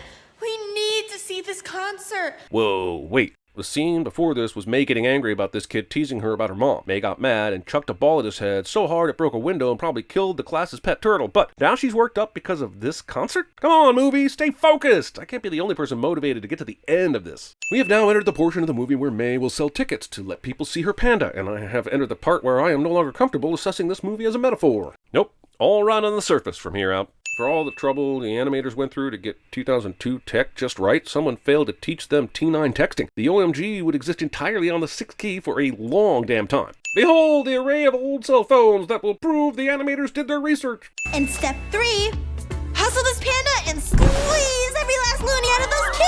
I love how Canada this movie is. It just throws out loony like everyone knows that's Canada's dollar coin, when the truth is most of you didn't know what it was and thought I accidentally misspelled Looney Tune earlier. I knew it was Looney Tunes, but I was making a subtle joke. And when a movie is smart enough to use the same terrible inside references as me, that must be a sin off, right? This movie's about to get a sin for me explaining my own joke, isn't it? I swear sometimes I don't even understand how sin math works. Miriam snaps a picture of the kids with the panda, but then the kids walk away like they didn't want the picture at all, so why snap the shot in the first place? Storing your merchandise where you The director of this also directed the Pixar short Bow, and thanks to that flick, I'm now traumatized every time anyone eats one of these steamed buns because you never know whose loved one it might be, so now I'm giving this movie a sin for the way that movie triggered me. If only I could have sinned Bow as well as released it as a bonus sin video for the Sin Club members at Patreon in conjunction with this video as a blatant self-promotional ploy to introduce more people to the awesomeness that is the Sin Club at patreon.com/CinemaSins, then maybe I could have saved this movie a sin. If only. Life lessons, kids. Hiding stuff under your bed is a terrible location. I hate to break it to you, but your parents probably check there, and on the shelf, in your closet, every day. If you aren't going full air duct with your contraband, you honestly aren't even trying.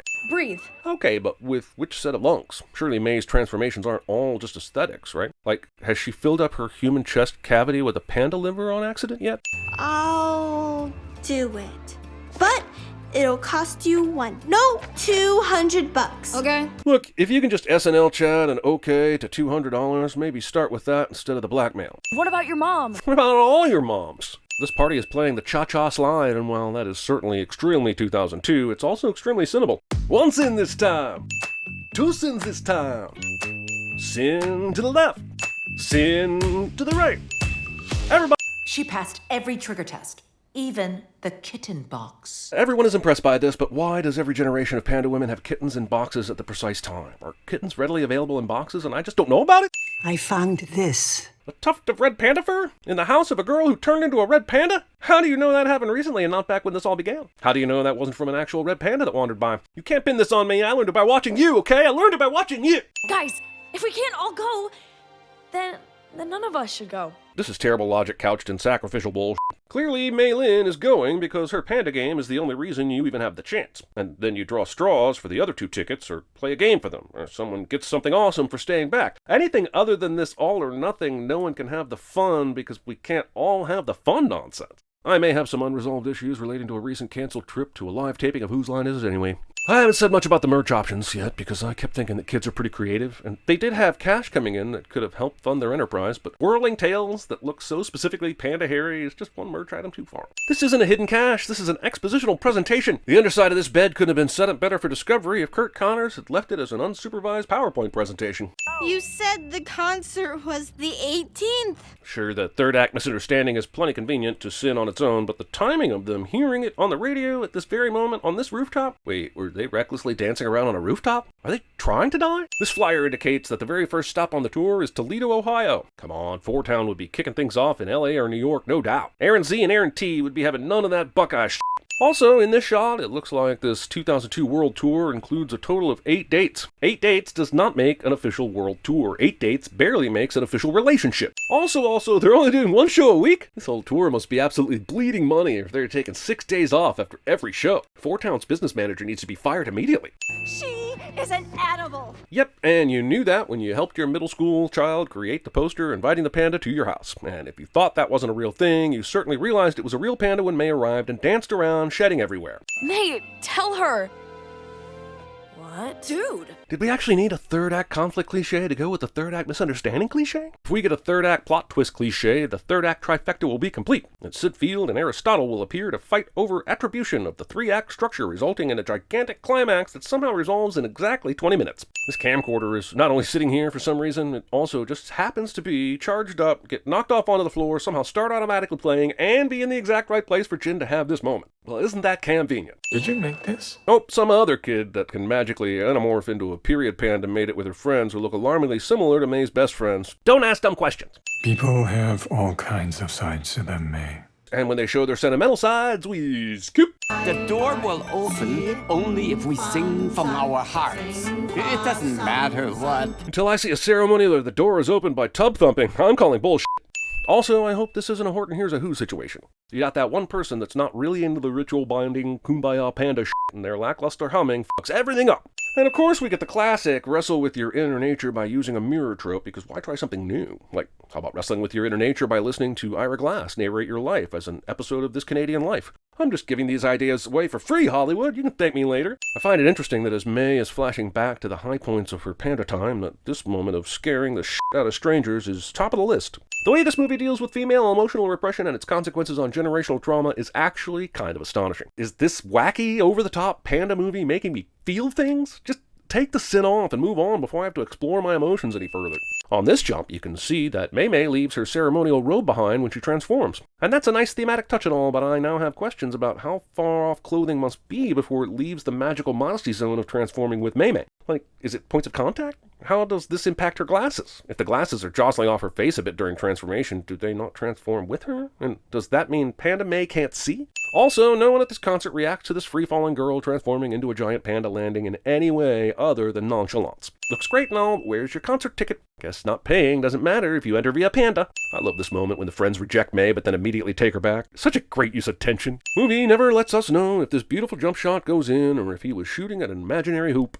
You want it. I want it. You want it. I want it. You want it. I do not want it. This kid who was holding up a sign to show his support, but also completely blocking his own view of the concert. So as the kids run out, the adults run in. What was the conversation at the ticket booth like for them? Hey, my wife is a giant panda and likely attacking everyone inside right now. Yeah, the kids are screaming. Okay, let us in because we do a ritual. I lied, Mom! What? I've always said that one thing that most kaiju fights have lacked is a moment where the one kaiju stops to have a heart-to-heart with the other kaiju. Glad we're finally rectifying that. You want to see crap? What are you doing? This twerks. This Panda Auntie's moment is kind of fun, but are we seriously suggesting that Auntie 4 could break this jade ring by punching it into her own hand? Panda Ming literally took out the entire stage and speaker array when she collapsed, so I'm not sure how any of these lights or mics are still working or what speakers they are meant to be sending sound through. The magic sword only headshots Ming, so why do all the furious furries get to cross into Panda Mention? This movie forces this Sun Yi with a chance to meet y'all's moment more than I just forced that movie title pun. Ming will now gradually transform back to her current age while walking through this forest, which is fine, I guess, but I'm just saying the creators of this movie should be very thankful that this mystical in-between world has such a good sense of storytelling. I'm changing, Mom, but I'm scared it'll take me away from you. Me too. From the company that's started by asking, what if toys had feelings? And what if bugs or fish or cars had feelings? Comes one of the most groundbreaking questions yet. What if women had feelings? People still talk about Pandapocalypse 2002. But thankfully, leave me and my family alone about it. I just get to exist as a panda girl with no fear or distrust from the citizens of Toronto because humans are naturally just awesome like that. Eye injuries. Setting up the bullshit concept of your movie by making me read something. Wait, this is that movie? Andy must have flipped out when he saw a movie that opened by not only mentioning him by name, but also telling him what he was getting for Christmas the next year. No wonder it's his favorite movie. Opening your sci-fi movie on an empty starfield cliche. If it's uncharted space, then how do you know it's 4.2 million miles from Earth? Don't you have to have a chart for those kinds of things? Initiating wake. Did Buzz Lightyear die already? Why are they starting his wake? Look, if you meant to say wake up cycle, then just say it. Otherwise, I'm going to get mad because I was promised a funeral. Cracking your own neck like this. Stop it. It makes things so much worse when you're old. Stardate 3901. You only need 4 digits to do a stardate? What madness is this? Is that just the year? Either this stardate is too general to be helpful, or each number is so complex it involves variations in tone and speed at which it's spoken to determine what it means, and I'm honestly just not willing to give this movie that much credit. Sensors have detected potential life forms on an uncharted planet, so we're making a detour to investigate. The entire rest of this movie is Buzz wishing he could have avoided pressing the yes button for this detour and just gone home. So why did he press it to begin with? Are the 1,199 space sleepy people aware that they could be diverted because of someone's curiosity? Is he breaking protocol? Explain yourself, movie. The entire colony enters orbit and lands on this uncharted planet rather than, I don't know, sending a small shuttle to peep around. Why anyone would want to be a space ranger of a civilization this dumb is beyond me. Space Rangers will make initial evaluations, then assess whether— Wait, their protocol is to leave everyone in stasis while 1 or 2 people explore an alien planet? What happens if they die out here? Who made these rules designed solely for dramatic effect? Barrel rolling down a hill, putting yourself and your equipment at risk when you could have cautiously walked around and down because you're on a f***ing alien planet. You were narrating again. I mean, I was going to let it go, but if your own partner is calling you out on it, I guess I'll have to add that narration sin after all. The risk of sinning yourself, I guess. Super advanced ship built for landing on remote and unknown environments doesn't have any sort of automatic exterior tactile defense system. I'm better off just doing the job myself. Which is why I brought the rookie. Hello? Hardy har har, and also bull. There's no way Buzz could be on alert exploring a new planet and not be aware of a third human who has been with them the entire time. Buzz, protocol requires we bring him along. Protocol, the scapegoat of plot development. Look at the rookie, Buzz. Nope. Look at the Look. No. Lightyear. Nope. This look knows on for all the do they remember they are in an alien environment sometime. You will not speak unless spoken to. Yes, sir. Still talking. Because he's being spoken to. You're mocking me, aren't you? It's a line from the Toy Story movies. Quick, everyone orgasm. Also, it's not even a line that Buzz the Toy is programmed to say, because it would barely be a known line from this movie. It's a line that 2 separate Buzzes just happen to say in 2 completely unrelated situations, and its repetition has no narrative impact, other than to goose the audience with a jolt of 10 cc's of nostalgia. Lines! That have waited until now to attack us for reasons. Bugs! That have waited until now to attack us for reasons. Buzz shoots his weapon off 3 times and it runs out of ammo. I'm not sure if the movie is saying that Buzz is so bad at his job he forgets to refill his ammunition before going on to an alien planet and is then surprised about that during combat, or if the weapon only has 3 shots in it at any time, and this is shocking. Considering Alicia only shoots 3 times, it is likely the second option, and the weapon is as useless as a single-use water bottle. I suppose leaving advanced weaponry for others to find discarded by their previous owner is just fine. You just engaged stealth mode and it's already down to 8%? Who designed your suits, Apple? I understand that I can't gauge the interest of every child based on the interest of a single kid that I know that watched this movie, but it was at this point that said kid turned to her mom and grumbled, "This is too serious. They are murdering those insects. Can we watch Daniel Tiger now?" I honestly wish I could join her. Where is the— rookie? You're just thinking about him now? I assume that you assume he must have been dead, but you thought he might have survived and just left him there? The Wilhelm scream was a fun inside joke for audio engineers 40 years ago, but it's 2022 now, and it's now so well known that it's more of a distraction than an addition. Stop using the Wilhelm scream, because I hate fun! This launch was doomed from the start, and the only explanation as to why Buzz even attempts this launch with a cliff ahead and the ship tilted like this is that he wants everyone to die and the movie to end early. I'm Buzz Lightyear. I'm always sure. That is a terrible role model quote, and so help me if that's one of the taglines on the pre-recorded Buzz buttons. This 8-minute open was was actually pretty spectacular, but in 1995, Pixar didn't have access to this kind of animation technology. I'm beginning to think this movie wasn't actually made before 1995. So apparently the atmosphere is fine to breathe, but your fancy technology couldn't tell you that in the time you were out exploring earlier? Your tech sucks, the future.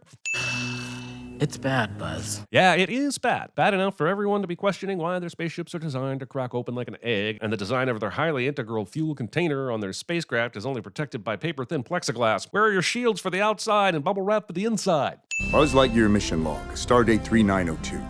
After a full year of being marooned. So it is a stardate that only includes the year. Do you know how useless that is? That would be like someone asking your location and you say the Milky Way. I'm adding another sin for this ridiculous stardate system, displaying that you are 0% positive. I think this is supposed to indicate that they now have perimeter defenses against the killer bugs on this planet that can apparently not fly another 2 feet higher.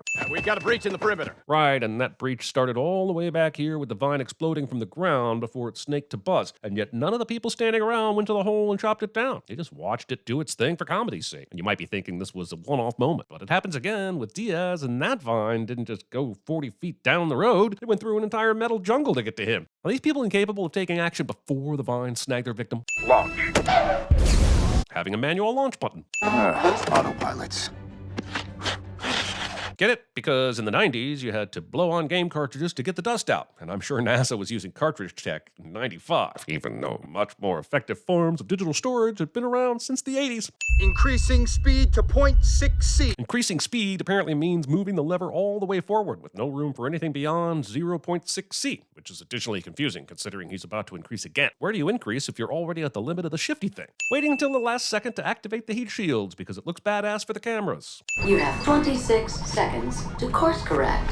You now have... Considering it takes Ivan 3 seconds to say this sentence every time, there may be a bit of a flaw in this warning system. Open the fuel door, Ivan. I'm sorry, I didn't quite catch that. The movie decides to poke fun at the frustrations we all feel when the AI systems fail us, and it works as intended. I am immediately angry. I am mad at my own experiences. I'm mad at this dumb computer and a super important spacecraft. I am mad that I will instantly forget that I should be super impressed with Buzz doing advanced mathematics on the windshield in only 20 seconds. Also, in a situation that's dependent on precise timing, all of this comedic back and forth should result in all those math equations Buzz just did being null and void. And honestly, there isn't a Buzz survives this strong enough for this scene.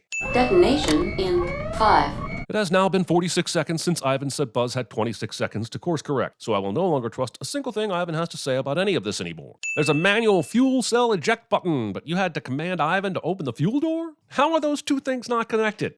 What happened? Time dilation. A concept that's been well established in science fiction and even science fact since the 20th century, and yet somehow we had never even thought of or prepped for. Oh, I got engaged.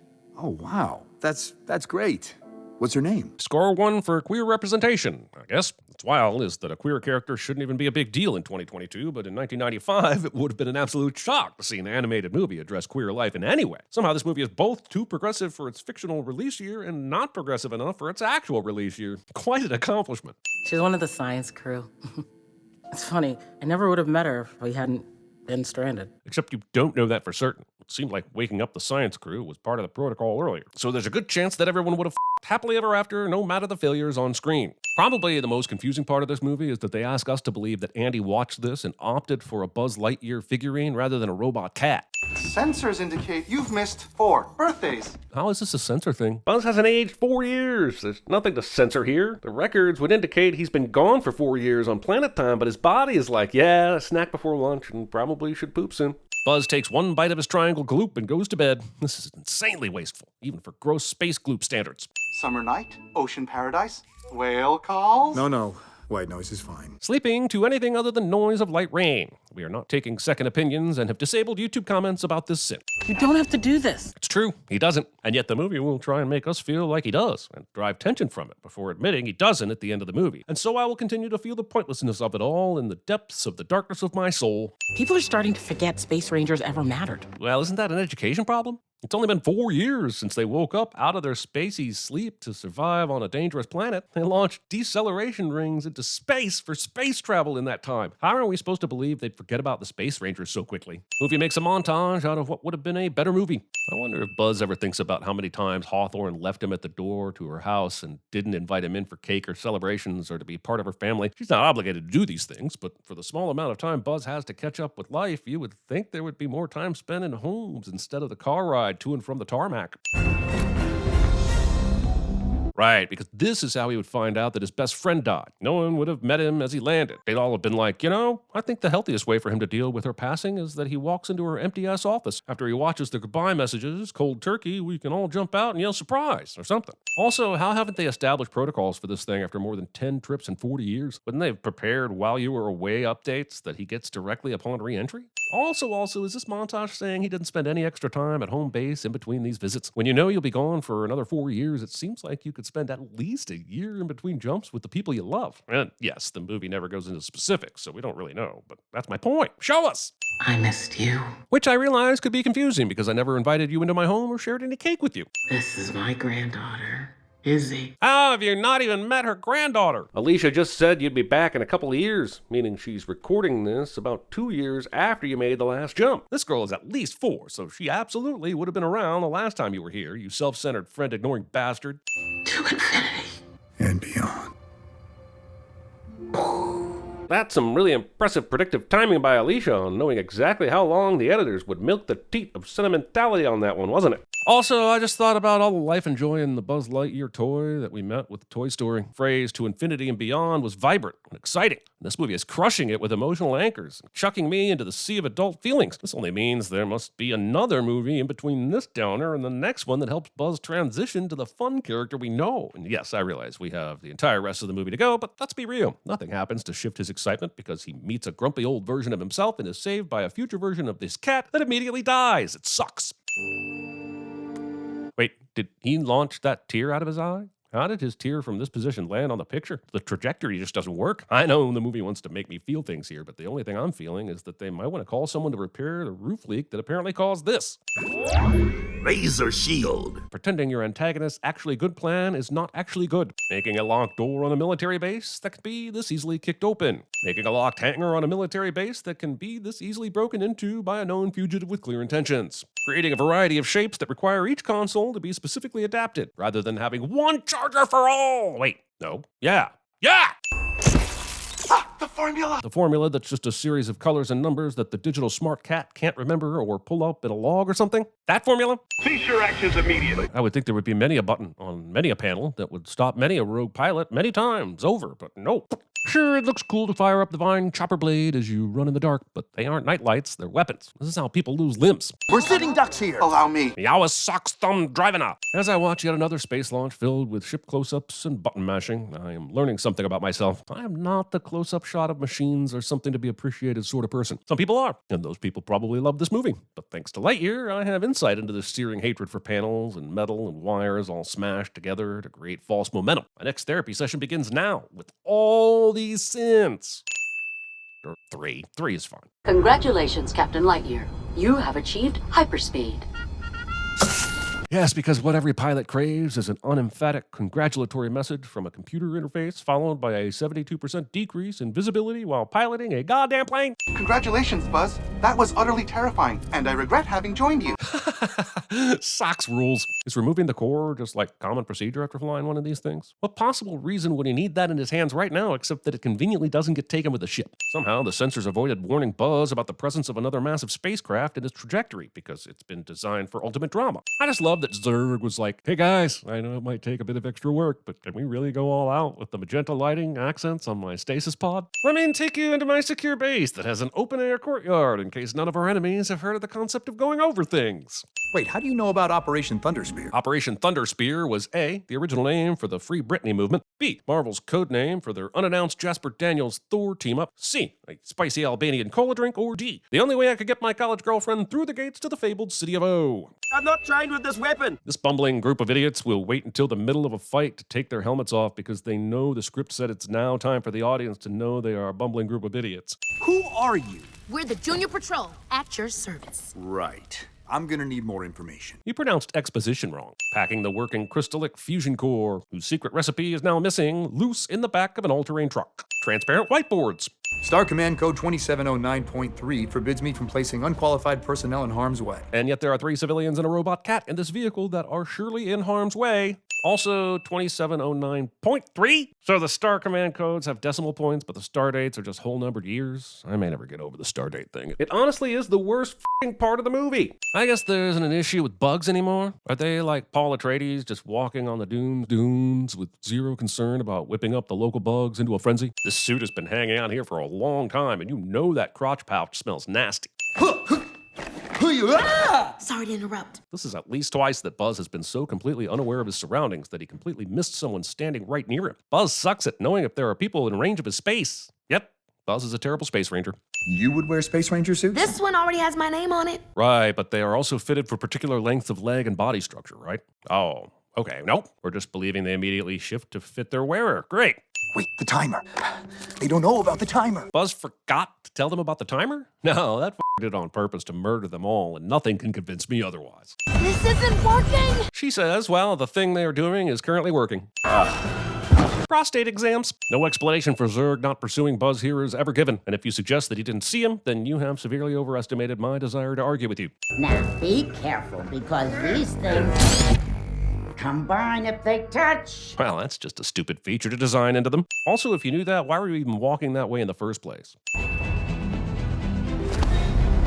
Last second catch, despite the improbability of the catcher's arm being long enough to reach for the faller's hand cliche. We got you. It's a metaphor. Get it? Do you get it? Yeah, but this is all wet. Yeah, juicy fingers. That's the best part. In any and every situation, and I cannot state this strongly enough, juicy fingers is never the best part. Also, eating this wet, nasty thing earlier was okay. It was glistening after being in the cabinet for 4 years, for f***'s sake.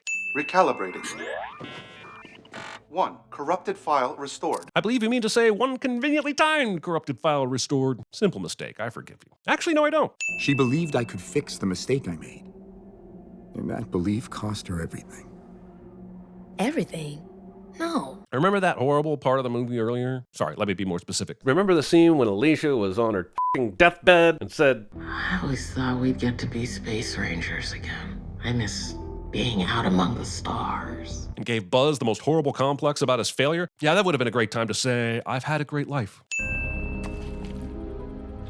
Eating a sandwich that you set meat first directly onto a dirty old table from an alien planet. Socks lights a path that is already lit by other lights, and I'm beginning to wonder if anything that is happening during this entire movie actually makes any f***ing sense. Cool, a dysfunctional arm panel that fires up to 10 robots, but actually only 6, no, wait, maybe 8. Does this movie care about anything? By the end of the sequence, we'll have droids joining the fight and dying in the fight until only 1 droid remains, except by my count, there should be 2 robots that survive. This is undoubtedly the start of the next Lightyear movie, a love story set on the dark side of the planet. 2 droids have only each other after being abandoned by old Buzz. They eventually find our Buzz, who is actually old again, having lived his life here on the boring planet. Our Buzz finds a recorded message from evil old Buzz and realizes that he wants to live longer, so he needs the secret algorithm for time travel. Socks has had enough time to rediscover the equation for light speed, so our Buzz steals a ship and goes back in time, but starts this movie again. This time, he makes it fun to watch. We might lose them in the fire geysers. And if not, I'm sure the RESs will take care of them. 90% complete!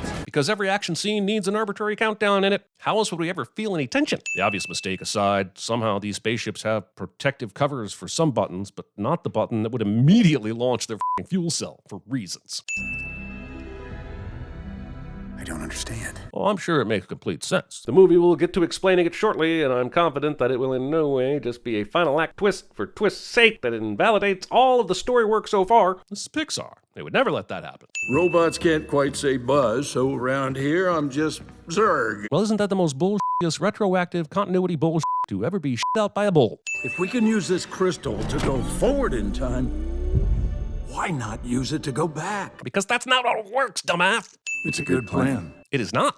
Turns out this isn't an exact science. This is as far back in time as I could get. Of course it is. We are headed for about 5 minutes straight of this exposition dump, and every new development is just as forced and convenient as the last. Also, can we talk for a few moments about the villain's plan? He knows he's got this ace card up his sleeve about being Buzz 50 years from now that will easily pique new Buzz's curiosity, and he decides to go with a violent robot invader costume instead of leading with his big reveal? She had a whole life down there. What kind of life? You know what kind of life. You literally saw all of it, including the final goodbye message. You went on 90% of the same character journey as this Buzz, so what's with acting like you don't understand what Buzz is talking about? No, Buzz. I'm sorry. Do you ever wonder how many internal meetings there are for this villain snaps his fingers and something specific happens to go so smoothly in every movie? Like, are there different types of snaps that do different things? How many variations of hand positions and heights are there? How many results? Is one an instant cupcake or a clean handkerchief or an instant air freshener to waft out the nasty remnants of ripping ass or a pen? You're showing me the pen again? This is the third time. There has to be a new term for beating us over the head with foreshadowing. Forebludgeoning? Yeah, that works. They're forebludgeoning us so hard with Chekhov's pen here that I'm worried the audience has a concussion by now. Get inside the ship! I'm not going to explain to you at all what's about to happen or even ask your opinions on the plan. The movie's got 15 minutes left and we got to do. Just tell me where the crystal is. You mean the one sitting right there by Buzz on the console that you were just staring at a moment ago? Oh, nice. Do you need a pen? Here, the big bad guy loses all credibility when he doesn't use his go-go gadget arm to retrieve the thing he desires most in this universe. There's no f***ing way in goddamn hell that this bolt can be slipped off by petting it with a gloved finger. F*** you, movie. F*** you, Pixar. And f*** you, Andy. But what if I miss? Don't miss. Thanks, Socks. Big help. You are literally a computer with all sorts of computation power. Go choke on a metal hairball and die, you frivolous fabricated feline. Oh, please. There's no way she caught Socks based on what we saw. Go back to the last frame of her reaching out from below. You see that? Socks is a good 5 feet below the bottom of the ship and already clearing the edge at a decent rate of speed. But a full 3 seconds later, he's now somehow moved the trajectory to where he's in line with the ship and somehow only a few feet away? What is this sorcery? You can't hide from me, Buzz. Yeah, but he's also in a tiny corridor that clearly just goes in one direction, so there's no real hiding at all. Do you ever feel like modern movies are more foreshadowing than actual movie? In this single moment, we have both the using the cloaking device payoff and the Izzy throwing Buzz something to catch payoff, and that's just after we have the Izzy faces her fear of space payoff, the Socks I bought you 5 minutes payoff, and of course, we're just a few moments away from the dreaded Mo wants to use a pen payoff. Setups and payoffs are fine, but when it's the whole movie, my brain starts to see it as scripted convenience bullshit instead of authentic story impact. Self-destruct sequence complete in 10. Because the best way to restart a computer process is to shoot the computer with a laser. That's like Geek Squad 101 stuff. I always hesitate to throw he survives this into a movie like this, but I don't care if you're an animated sci-fi action movie. If you slam a character into a solid metal object this hard, you leave me no choice. I'm gonna go back and matter again, Buzz. But didn't your whole time ship explode? I'm not sure how many new holes this movie has torn physics, but it continues to f*** it in every single one of them. For the first time in a long time, I feel like I am home. So all the trauma you caused yourself and so many others desperately trying to accomplish your mission is now pointless and moot? Good times. Considering they are yelling as they run, there's no way we didn't hear Burnside and his goons approach. Lightyear! Roll credits. I already have my team. I mean, sure, choose the team you just haphazardly survived with based on necessity alone. But why dismiss an elite group entirely? Surely there was room on the squad for one or two of the best to sort of help the derp squad along? Look, Grandma, I'm a space ranger. The movie wants me to feel things. The movie did not give me enough of this relationship to feel those things. The movie will be very disappointed in how much I am not feeling these things. To infinity? And beyond. Forget infinity. The box office for this movie couldn't even get beyond Minions, Sonic, or even the freaking bad guys. We're not going to have time to go over all the buttons. Time. Initiating hyperlock.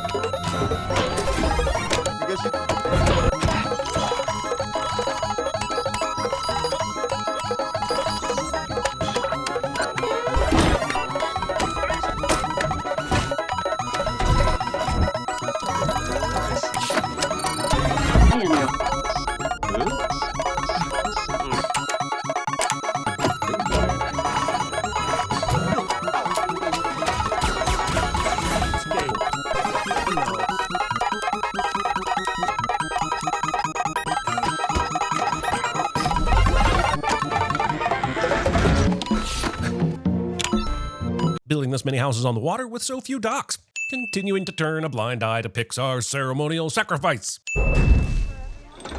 Soil and greens is people! There will be other hints along the way, and yes, we know Wade is voiced by a person of color, but that doesn't make it any less obvious these watery assholes symbolize white people, based solely on the way they just show up and spill out all over the place like a Carnival cruise ship owned and operated by Columbus on its way to the Caribbean.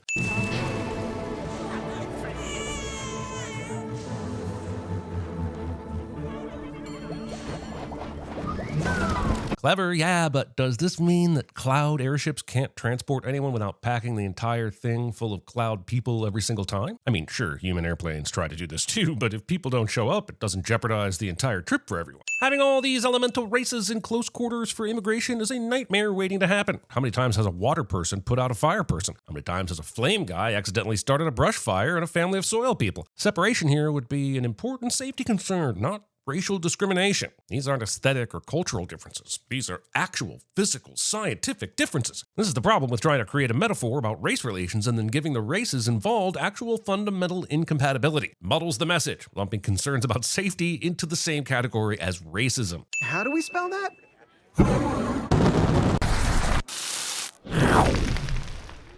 How about we just go with Bernie and Cinder? Playing the changing of their names for laughs instead of acknowledging how little fucks were just given about the culture and history of the fire peoples. Cool city and all, but how does this Galileo thermometer building work? Are the interior spaces moving based on the temperature of the city? This seems wildly inefficient. Having to deal with unexpected bodily fluids the first time you ride the subway. They're chilling under the subway that washes water over the edge every time it passes. We've been in Element City for less than 5 minutes, but even I already know that one of the most dangerous places for a fire person to hang out in this city has to be beneath one of these raised train lines. Bernie and Cinder couldn't find a landlord that liked money more than racism, so they ended up buying this rundown terracotta pot, which raises all sorts of questions about this housing market where people can turn away renters and you can also find a reasonably priced fixer-upper. Lacking all known biological structures and consisting of only fire, how exactly was this baby even conceived? And the same goes for the water and cloud people. At least with the earth people, we eventually find out it involves apple fondling. The movie wants kids to know that fire is fun, telling your customers to go scorch themselves. If you were to tell me that the reason the Fire Nation wears clothing is to cover their private bits, then all I have to say to you is, liar, liar, no pants on fire! But I just want the free one. Sorry, that's not how this works. But the customer is always right. You literally took the phrase buy one, get one free and pretended that meant you were entitled to only the free one. So you're not a customer, you're just an asshole. Ember will now use her fire powers to form new glass from the glass pieces. And while I don't question her ability to melt and reform glass, I do question her ability to do it manually with perfect precision to fit this exact counter display this quickly. Also, she takes a bite out of one end of the glass and never reintroduces that glass to the fix. So doesn't that mean this sheet of glass would have less mass than the original? This scene is based on all those times you go into a bodega and the owner is sitting in the food. I splash this on your heart to bring love to the surface. And I will read the smoke. Scorchin' tellers. Promise me one thing, Mary Fire. That's terrifying. How did this moment not scar Ember for life? Can you imagine if right before your grandma died, she demanded you make her a promise, and then she burst into flames and vanished? An act of God or an act of cloud? This little clump of dirt has more riz than I do as a big clump of man. Scene does not contain a new Final Destination movie.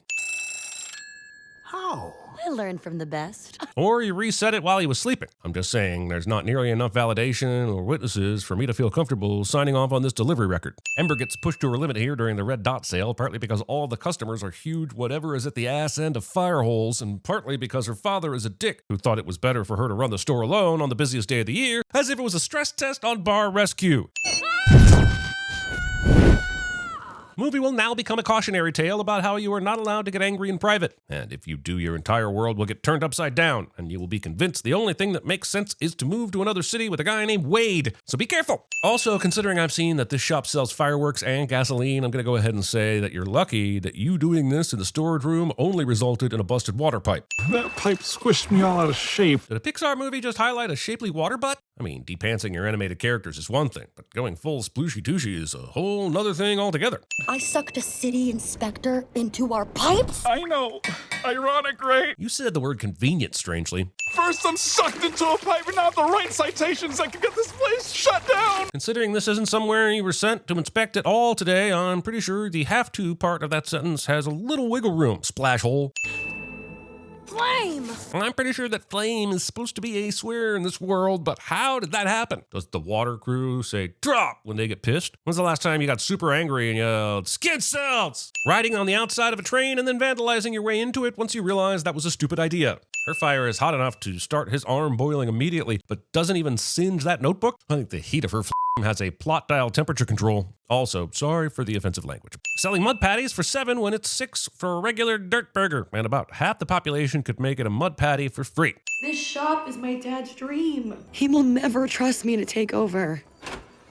Why didn't you say that before? Oh, you, Wade. You broke into their shop and then started immediately writing tickets and then sprinted off to tattle like a small child. Sorry, the exposition of the family story wasn't convenient enough for you to not be an annoying water balloon of an inciting incident. Hey, Fern. How you doing? Why does everyone in this universe have a name directly related to their race? This would be like if I was named White Dude, or Crackers, or Dave Matthews. I was about to send them to Mrs. Cumulus, then get sprayed for fungus rot. Fern probably doesn't need to get sprayed for fungus rot now that Ember's gone all scorched earth on him, and he doesn't even say thank you. Also, how did Wade survive that? Part of the movie, he will bubble when he is just near Ember. Other times, he has to be touching her for things to get steamy. And finally, he will completely evaporate from being in the same room for too long. Just saying, there's a difference between remaining cool under pressure and having a boiling point that changes whenever the plot needs it to. Hand peeing on your coworker's desk. Water. Always trying to water us down. He was a water person, Dad, not just water. Interesting. So the people are made of water but are not water itself, but also can transform to look like water itself. This actually seems like a nightmare I had once where the walls started growing fingernails, so I may need a bit more explanation. There is a reason we left Fireland. A great storm came. All was lost for us. But when they came here, they got their start by buying a place that was in disrepair and fixing it up. So missing from this story is the reason why fixing a shitty building in Element City was easier than rebuilding their home in Fireland. We put everything into it, but then a great storm came. F***ing cloud people. I may be learning the wrong lessons here. She's a huge airball fan, and the Windbreakers are finally in the playoffs. Toot toot! Wet farts. Sports ball games designed so that literally only one race gets to play, aka America's first 150 years. Where is she? Up there in that skybox. That might be the world's worst skybox in the history of boxing things in the sky. It's not secluded, is in a terrible location, and you have to rub shoulders with the plebes to even get there. This stadium has severely misunderstood the desires of the rich. Toot toot juice. Willingly drinking toot toot juice. Lumen? Yeah, a fire shop with 30 citations. A bureaucrat who cares enough to not only pay attention to the paperwork crossing their desk, but have it memorized? Movie doesn't know how to government correctly. This is the playoffs, so forgive me if I don't want to hear a sob story about the problems of some little shop! We will be asked momentarily to forgive and forget this character on the grounds of her being overly nostalgic about a fart ball game. You can see why I can get all churned up, but as a cloud puff who used to come here with her dad, oh, these wins mean a little bit more. As if that justifies insulting someone based on their race, and like not being a gasshole wasn't an option all along. Well, that little shop matters way more than a bunch of overpaid cloud puffs blowing some ball around. I dare you. Say cloud puffs one more time.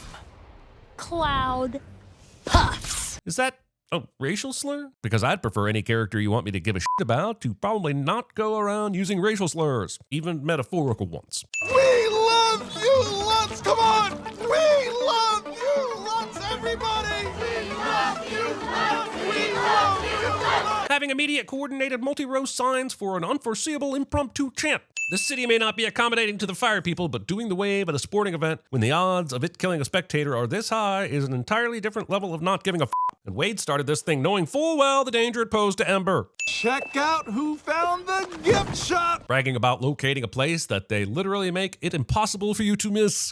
How do you apply eyeshadow to a cloud? You got until Friday. If you can find the leak and get a crew to fix it by then, those tickets are forgiven. As the story transitions to a love story, I would like to remind everyone that Ember is only involved because of Wade's watery boner, and that the massive failure of bureaucracy we are witnessing should in no way be her problem to solve. But I got you a hat. Why would the gift shop sell an exploding hat? Even if it wasn't fireproof, why would it explode? Rusty with a hint of motor oil? Taste test response for Natty Light somehow makes it into the script. No, absolutely not. We saw every second of her closing off that pipe earlier, and we did not see a face or yellow shirt come flying through there. Also, she didn't even get up to the pipe to close it off until about 15 seconds after the water started coming through. So if you were at the front of that water rush, how did you manage to hold off on bursting out? Answer me that, Pixar! Answer me! Oh, Flame! My temper caused this. It did not, and Wade doesn't reiterate this nearly enough. Ember's ingenuity in building this hot air balloon from scratch is only eclipsed by the number of laws she breaks in the process. But we'll keep rooting for her because the movie has yet to give us a champion that is more worthy. More water! Go that way. Except the only way to steer a hot air balloon is by changing altitude to take advantage of different wind directions. So either you're just getting incredibly lucky with immediate and convenient wind changes, or you're lying to the children of the world about how hot air balloon travel works. Monsters. Nothing weird going on here. And the director said, let's have these dirtbags pick each other's apples standing right in front of a wide open window and then look all embarrassed for getting caught so the audience will know they're assholes. You okay? It's just that building over there. Is going to unlock a core memory from her past and force us into a flashback position about it. But they said our fire was too dangerous, and they wouldn't let us in. Listen, I saw my neighbor's house go up in flames. It was one of the scariest things I've ever seen in my life. The intensity of the heat I felt on my face from across the street is something I will never forget. So even though I get the point the movie is trying to make, there is no f***ing way I'm just going to sit here and let you say that fire is not dangerous. And since I'm not willing to risk defending metaphorical racism again in this video, here's a few more sins that should cover the remaining balance. What are you screaming about? It's water. We've literally seen you add to your size by just stretching through water. Just use your water morphing powers to climb out, crybaby. Also, how much spillover did that one ship create? Random sandbags are found right next to the random problems that happen to be able to be solved with random sandbags. Oh, sure, now you use your water weight. This guy can't make up his mind. He's so wishy-washy. Do I smell something on Ember? Forget your voodoo love-smelling magic. How has this entire candle not melted while you're holding it? Yo, Ember! Claude! I grew another one! This character seems to exist solely as the token sod character instead of being cultivated into fully developed topsoil that has a reason to be in the movie. We are 2 full minutes into this dating montage sent to a modern song, and I got everything I needed in the first 30 seconds. What's this? This guy thinks he is dash par, and you, sir, are no dash par. Okay, fine. This movie is f***ing beautiful. There's definitely a lesson somewhere in here about learning to embrace the things that you think might destroy you. But in the case of the Firish, there is a good chance that this much water could insta-kill them. The amount of literal danger here dramatically overshadows any kind of symbolism. You knocked over 3 tons of cement dust. Half the guys still haven't recovered. That's not how cement works.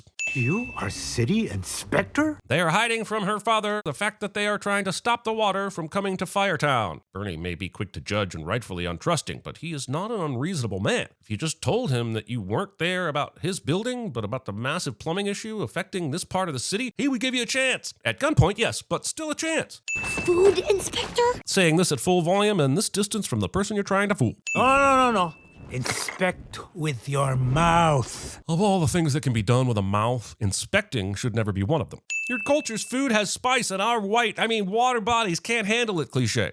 Finger peeing in your girlfriend's dad's coffee mug. You see, the sun, which is a big ball of fire, is now approaching the ocean, which is a big ball of water. Except it isn't, because it's like 90 million miles away, so your cute visual metaphor means nothing to me. Let me just say that fire sleeping on log pillows is a terrible idea. Not only for the fire hazard, but also the dependence they would have to have from the dirt people's barbershops for supply is problematic. You're surprisingly good at your job. You're surprisingly fast for your age. You have no idea. Are they gonna now? Do you die if you fall in water?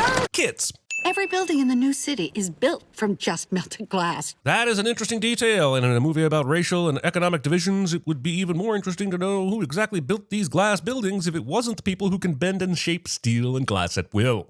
Maybe after dinner we play the crying game? I mean, it wouldn't have been my first choice for a family movie night, but you do you, man. Ember, when I met you, I thought I was drowning. Drip! I know! Could be cool! Yeah, super cool, Wade. I could move out and make glass in a faraway city, do whatever I want. I don't understand. Being oblivious to your wet privilege. You're smelling love on me? This movie is gross. And then you must light these with your fire and I read the smoke. Cinder was going to waste all our time with the multiple steps of this ceremony, knowing full well she didn't think Wade could light his stick on fire. But thankfully, Wade's water boner came up with this lensing trick to keep his stick dry. What are you doing? It's not so crazy. This is the exact same move my college girlfriend made to prove we were in love too, although hers was less scientific and more just presentational. But my father did not return the bow, did not give me his blessing. Waiting until the last half hour to let us realize the story is actually about generational trauma and not inter-elemental relationships, but then also still making it mostly about inter-elemental relationships. This glass starts to crack under the tension of the approaching third act. Why do they even have these? The idea of the fence isn't the problem. What's stupid is thinking that fences wouldn't have evolved to be able to keep these assholes out.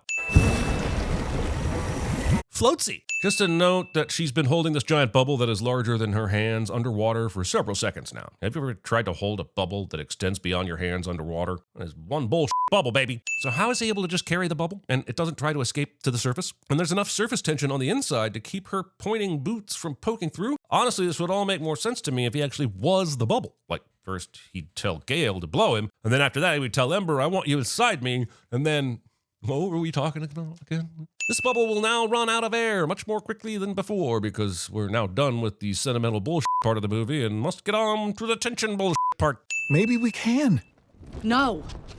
But can't we just prove it? Asking someone to prove their love by touching you. Element City isn't a real place I can visit. I cannot throw all of that away just for you!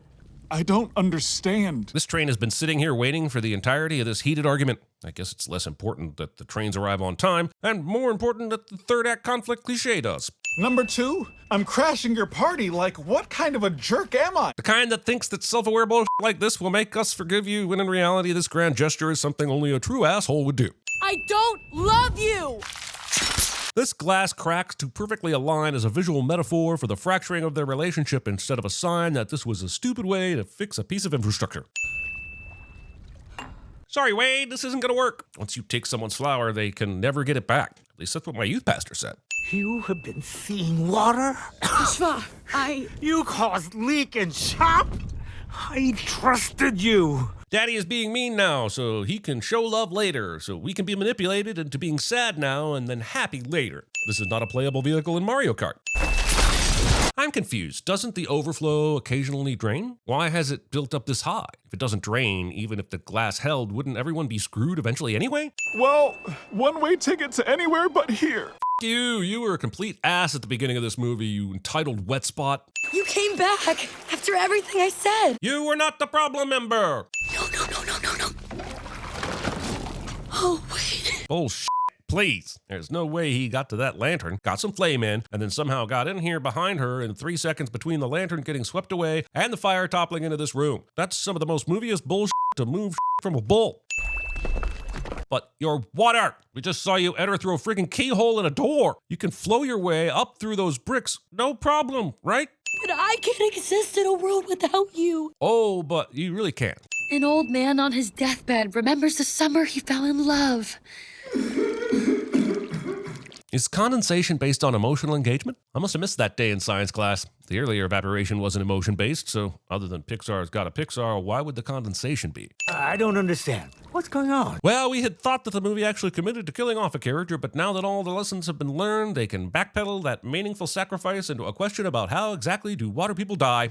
Your, chimney needs cleaning. Deciding your first act after coming back to life should be to give euphemistic personal advice to your girlfriend. The hour and a half of playing up just how shocked everyone is about this pairing completely ignores the quiet population that frequently peruses the inter-element category of Compound Hub. I can't believe I was going to shut this place down. Gail decides, now that she is against racism, she can move on to gentrification. Fern, you're a Windbreakers fan? Dude. Sure, I'm glad we're getting this clear resolution on the plot about the inadequacies of government oversight as it relates to underserved communities. Powerful stuff, really.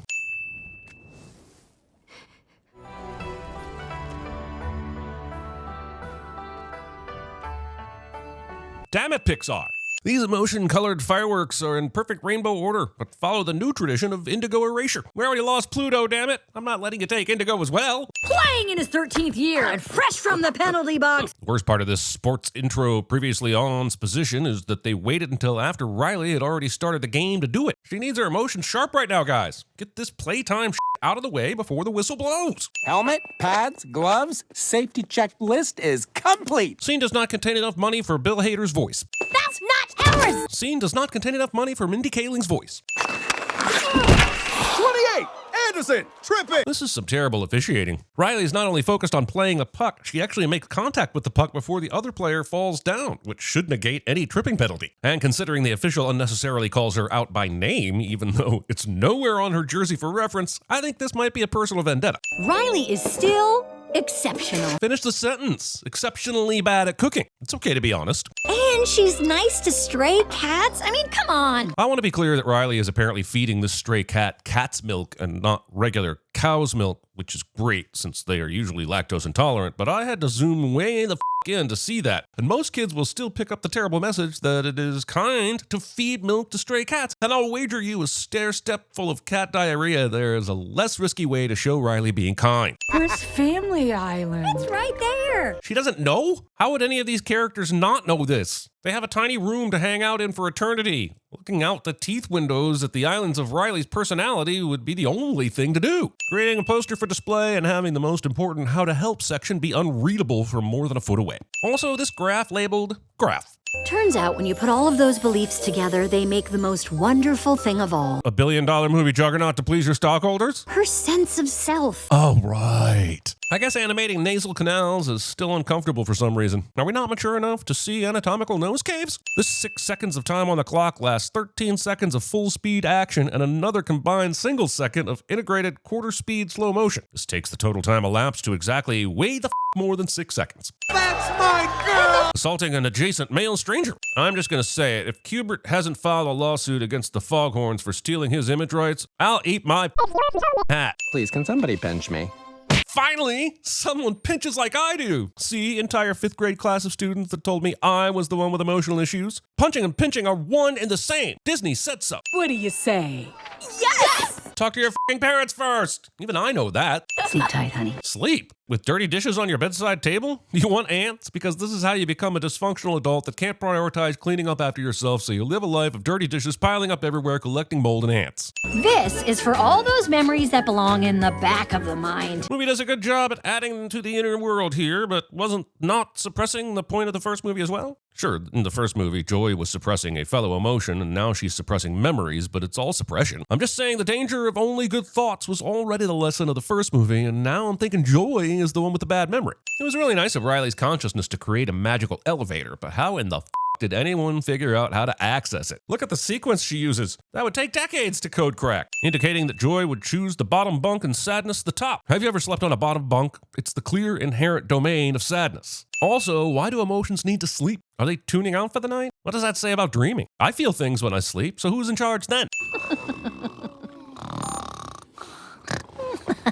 How anyone can sleep with this terrifying snore laugh thing is insane to me. Distribute some earplugs to your friends, or I refuse to believe you consider them friends at all. Being scared of the chainsaw that is chainsawing the couch you are seated on while remaining seated on the couch that is being chainsawed. Also, demo day does not need to involve slicing up a perfectly good couch. There are other places in Riley's mind that could use a fancy couch. Put it on the curb at least. And as a caterpillar, and just like that caterpillar. Easy. Fear would definitely be at the back of this group and not second in line attempting to push this button again. So, big weekend for us.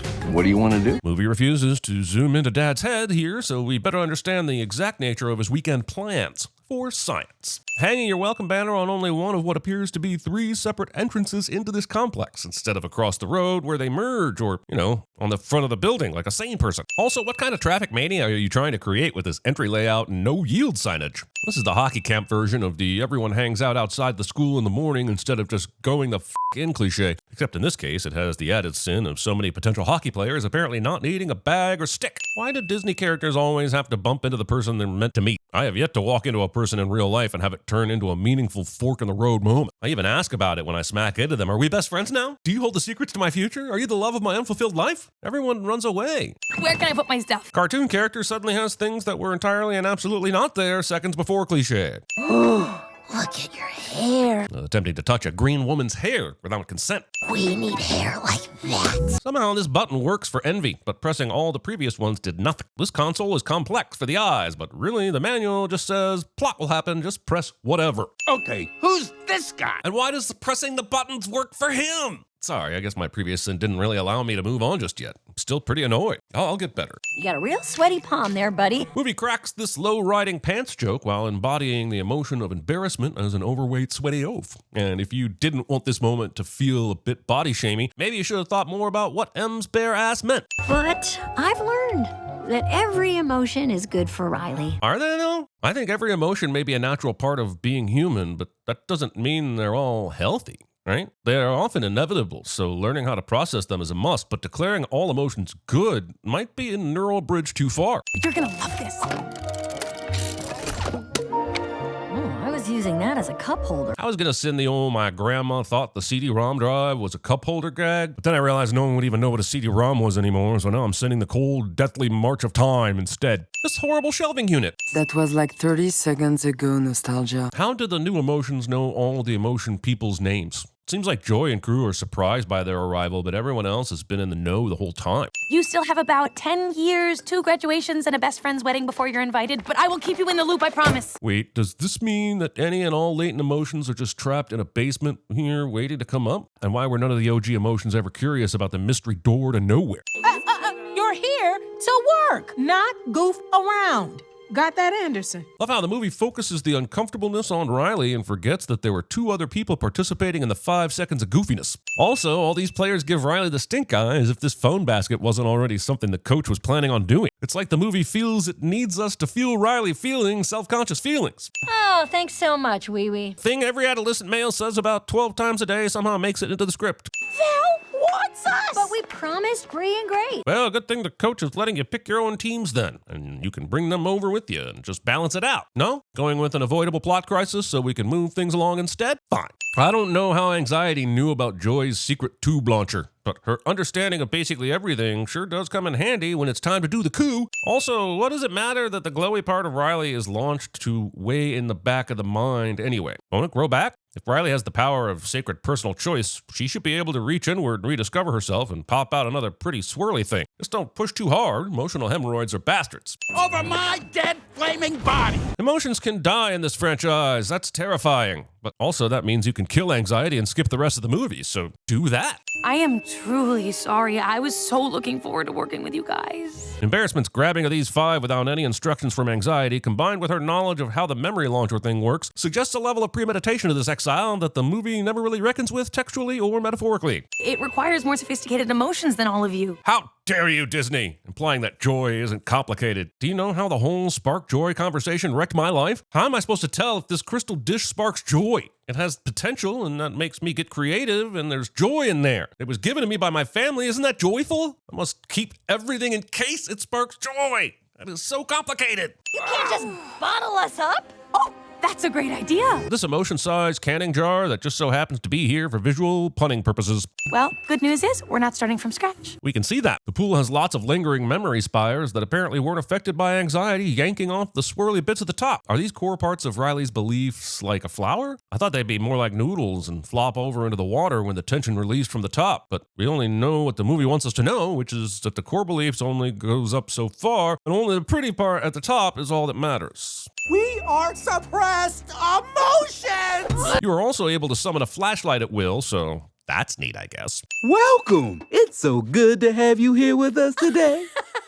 It's Bluefy! Naming your children's character Bluefy without first checking Urban Dictionary. Please kill me. Asking your friends to murder you so you can avoid a kid's show. But he's a video game character. Why is he here? Because Riley's subconscious apparently anthropomorphizes some memories into actual characters in her mind and just creates glowy balls for other memories because of reasons, sadness. I said reasons. Don't you remember his power move? Throwing shade at Sonic. Also, Joy doesn't want Disgust to crush on a cartoon because of his embarrassing move. Why does Joy care who Disgust likes? Why is this even a conversation right now? I shall set you all free!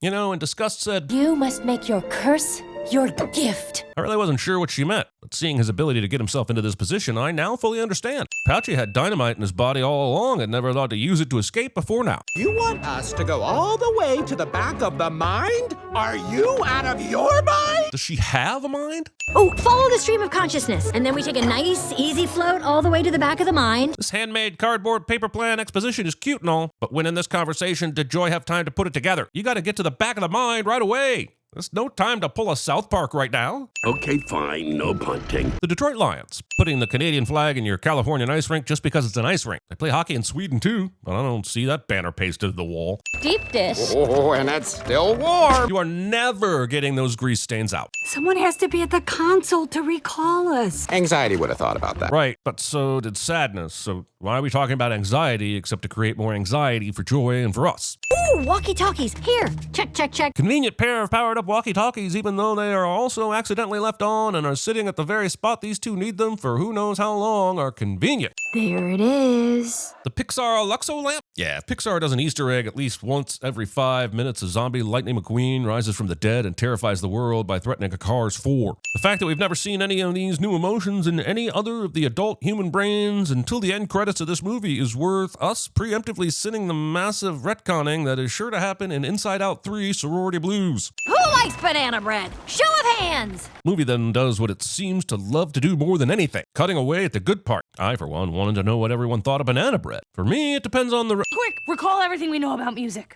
Wait, why is the first music memory that gets recalled colored orange? Anxiety just showed up a few days ago, and in the first movie, memories had to be influenced by the emotion in the moment. And as if to agree with me, the movie changes its mind once we get to the headquarters, and not a single memory globe is anything other than the original 5 color emotions. Wow, those guys are jerks. John Ratzenberger shows up for a line or two in a Pixar movie cliche. Zombie McQueen, crisis averted one more time. Riley, what are you talking about? Remember when the movie wanted us to believe this was an exclusive party? Is that broccoli? Yes, it is, because apparently the stream of consciousness is now just emptying into the self-identity pool because Riley was sarcastic a few times. It's a widely known psychological phenomenon called the placebo effect. Or let's play the quiet game. 1, 2, 3, hush. I lose! Seriously, has the quiet game ever worked in the history of parenting? It's light out at 1 in the morning. Movie has yet to show us a giant sense of time clock in Riley's brain that would justify Disgust's knowledge of the exact time. Do you know how hard it is to stay positive all the time when all you folks do is complain, complain, complain?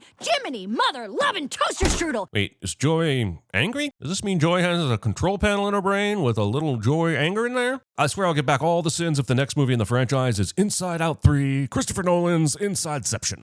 Riley doesn't need us as much as she needs them. How can Joy believe this when she and her crew were taken by force? Riley didn't have a choice. Actually, I'm not sure if Riley has choices or not anymore. Every character is making decisions for her, overriding things, but also she can do things herself. Who the knows what's going on? But Joy is sad, so kids are sad, and Disney is happy because they are using emotions to manipulate emotions, thereby flexing their power over the children. Come on. Hero's mental breakdown immediately reverses everyone's hatred of them cliche. I see you, dead and faded memories. I see what Disney is up to here. Inside Out 10, The Grey Havens. Riley is at the end of her life, and these workers have removed all the dead memories, and only a few remain. Emotions are at the helm, replaying what's left while nostalgia forgets her own stories. Then she dies. Paul Walter Hauser apparently attended the Alan Tudyk School, getting paid to make funny noises in a Disney movie. Getting accepted into the program is hella tough, but once you're in, the classwork is cake. It's gonna be a long night. As the newest character guzzles 5 cans of an energy drink, I feel like this is a good opportunity to remind everyone about how important your liver really is. Also your heart. Also your kidneys. Imagination Land! Oh, you guys are gonna love it. There's French Fry Forest and Cloud Town and... How dare you! Cloud Town is just a rebranding of Cloud City from Star Wars. And that's not imagination. That's just repurposing IP and pretending you came up with it. Oh, Disney. Right. Because I'm me, I've already noticed 2 8 of clubs and 3 Riley of diamonds cards in this setup. And while I know this is Imagination Land where anything is possible, I still don't think it's nice to imply that Riley isn't playing with a full deck. We need to be prepared. And the director said, let's have Anxiety's projection be destroyed as a parody of the Apple 1984 commercial so that audiences will know they're an asshole. Quick to the parade of future careers! A parade? At this hour? None of Riley's imagined future careers involve hockey, which really calls into question the importance of hockey in this movie. Oh, look, Figment! I rode that ride at Disney when I was a kid. I had a film camera on the ride, and when the volcano approached, I put it over the top and snapped a picture. I waited for a week for that film to develop just to find out what was inside. It was garbage. I wasted a picture on garbage. So, thanks for that memory. A pastry chef, underpaid. Art teacher, underappreciated. Considering art teachers make about half as much as pastry chefs on average, and I've yet to see someone who truly comprehends the beauty of a classic tart, I think you may have said these things in the wrong order. Also, this is not the time to be picky about a career balloon. Pick a path to the nearest decision and stop waiting for the perfect thing to come along. Time is ticking, and the door to this fancy hockey complex is unlocked, because of course it is. This perfectly greased door lock that makes no sound. There isn't a door in the world that is this smooth. Wasting this much of your page on 4 words. The Ents are crying out in pain, Coach Roberts. Do you hear them? We can't let these bad ideas get to Riley. Forgetting that there are no bad ideas in a brainstorm. Fear? You have a parachute? Yes. The real question is, why don't any of you? No, the real question is, why did you not tell them you had a parachute 10 minutes ago when the brainstorm started? Because camps have Kool-Aid mixes lying around and ready for self-expression starved teenagers. I have decided to no longer look at the screen when ennui is present because my cervical spine immediately displaces. Look at Anger's tiny little wingspan desperately clutching onto that rock. You're telling me that dude climbed up here with those arms and legs? Bullshit. Gravity, pretending like it takes effect progressively across a geographical distance. What do you think this is, a cartoon? This is Pixar, damn it. Maybe this is what happens when you grow up. You feel less joy. Adults. I have lots of items. Which one do you think will work the best? A roll of tape? A rubber duck? No time! We're gonna blow up this cliff. Yep. And then we'll ride an avalanche of bad memories back to headquarters. Oh, well, that makes complete sense. But quick question. You basically journeyed through Bree, down the East Road, past the Trollshaws, over the Misty Mountains, through the Brown Lands, and into the Dead Marshes. And you're saying a single explosion is going to result in a chain reaction that will take you all the way back to Hobbiton? Is the explosion made out of eagles? No one is bloodied, broken, twisted, sprained, bruised, or concussed in this scene. Anderson, penalty box. 2 minutes. Oh, come on. Is this hockey or not? Sure, she's being selfish, but she was playing the puck toward the goal when Grace came out of nowhere and blind checks her in the middle of her shooting form. How is this a penalty on Riley? You suck, ref. And now we know that these creatures must also hold their breath underwater. So they have a respiratory system as well. I hope the movie shows us if they bleed and how much and for how long. Let's take this moment to remind everyone that Orbeez are terrible tiny fuckers that ruin things and should be banned. Come on, Riley. Get it together. Come on, Riley. Get it together. This representation of an anxiety-induced panic attack feels so authentic that I almost send it for being too intense for a kid's movie. But then I realized some messages are more important than my nitpicky ass, so I decided to instead to go with yeah, mental health is an important thing to understand at any age. And the more ways we give kids and young adults to comprehend it and have words to explain it, the better. Good looking out, Pixar. 28, Anderson, tripping. This official was not this close to her when he said this, and his hand movements were completely different. And yes, I know memories don't hire a continuity team, but they should. Risking splinters. Yeah, reconciliation, blah, blah, blah. But how did the coach dismiss everyone for a breather, and the only ones who went to check on the girl in the penalty box were these two? Shouldn't Coach Roberts have been the first one over there? You suck, Coach. Also, real dick move there, Riley. You didn't even ask how Grace was feeling after you flung her across the ice. Joy, Riley wants you. Want or need? Let's say the character we focused on was fear, which is indeed a part of our survival instinct. Do we somehow stop and think, I want to be afraid now, so I'm going to draw on this part of my emotional pool for guidance? No! I am disastrously distracted and annoyed at the window-opening decisions of the people at this school. Hey class, I'm gonna let some air in, but for this column, I'm going to open the lower window, and in this one, the higher window. Oh, and just to really f*** with anyone's sense of symmetry, logic, and f***ing human decency, I'm opening both f***ing windows in this column, because I'm an order-hating window hippie. Anxiety? Shouldn't it be anxiety? How do you f*** that easy pun up that badly? Remember when Bree and Grace and us used to No. Having your second movie about not suppressing emotions literally end by suppressing an emotion. But every bit of Riley makes her who she is. And we love all of our girl. Every messy, beautiful piece of her. F***ing emotions. Wait, I think I just had an idea for the next one.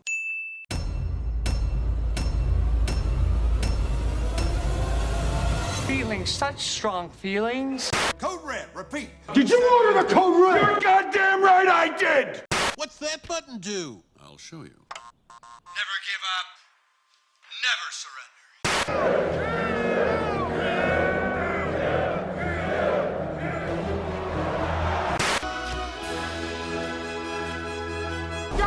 Peter Pan right here off of this dam, right here. Rockets explode! It's like flying with a dead elephant on our back.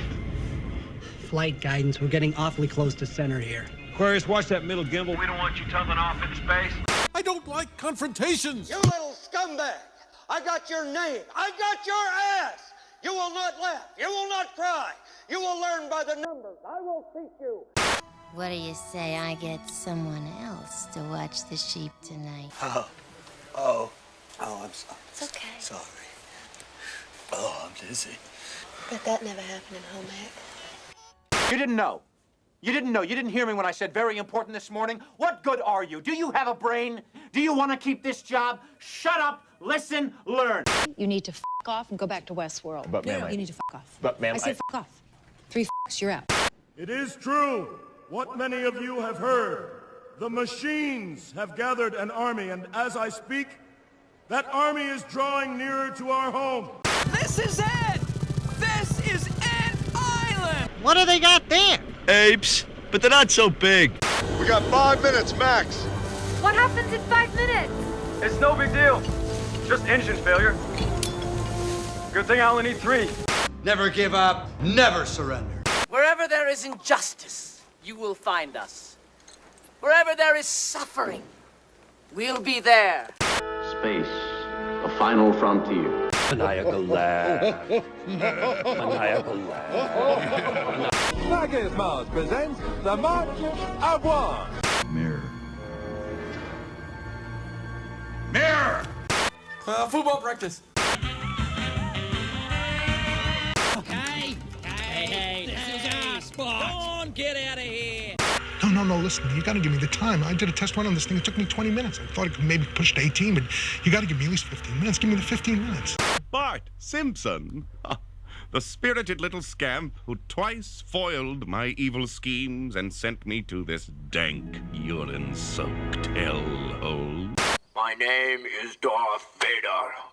I am an extraterrestrial from the planet Vulcan. The red zone has always been for loading and unloading. There's never stopping in a white zone. Don't tell me which zone is for stopping and which zone is for loading.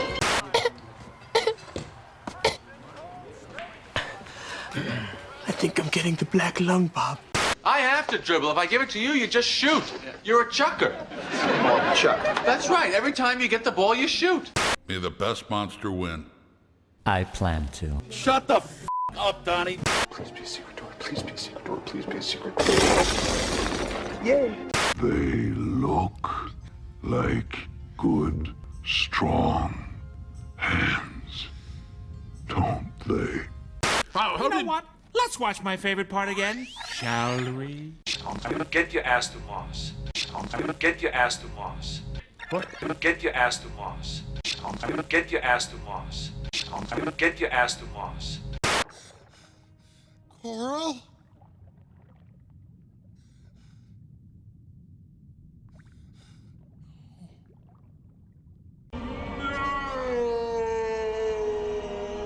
That's a pretty big butt. Oh my God, Becky, look at her butt.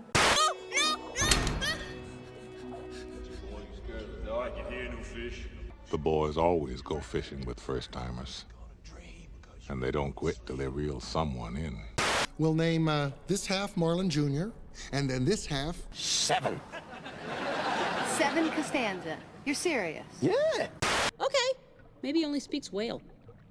Please, Commander, you are our last hope. Excuse me. I believe you have my stapler. Avenge me! 279 miles northwest of Dutch Harbor. The Cornelia Marie is down an engine, limping through 25-foot seas and 40-knot winds. Can't have seaweed as a house plant because you'd have to water it way too much. Hey, Mitch, you want to go out? No, I have to water the seaweed. Till when? Till forever. Do you find something comical about my appearance when I'm driving my automobile? Why don't you tell our daughter about it, honey? Janie, today I quit my job. And then I told my boss to go f*** himself, and then I blackmailed him for almost $60,000. Pass the asparagus. You have a problem with authority, Mr. Anderson. You believe that you are special, that somehow the rules do not apply to you. Obviously, you are mistaken. Press elevator. Diner guy, snag on takeoff. Splashdown, sucked into a vortex. No capes. Well, it is good cape weather. Cool, breezy. Why a cape? Who wears a cape? Where do you even get a cape? I did a Peter Pan right here off of this dam, right here. She's got a fat ass. You've beaten my giant, which means you're exceptionally strong. So you could have put the poison in your own goblet, trusting on your strength to save you. So I can clearly not choose the wine in front of you. You know what I do? I connect. I get people off. I look for the one guy who isn't getting off, and I make him get off. And when everyone's super... Maniacal laugh. No one will be. Maniacal laugh. Maniacal laugh. Maniacal laugh. You tell me what my suit is, woman! We are talking about the greater good! Greater good! How can this be for the greater good? The greater good.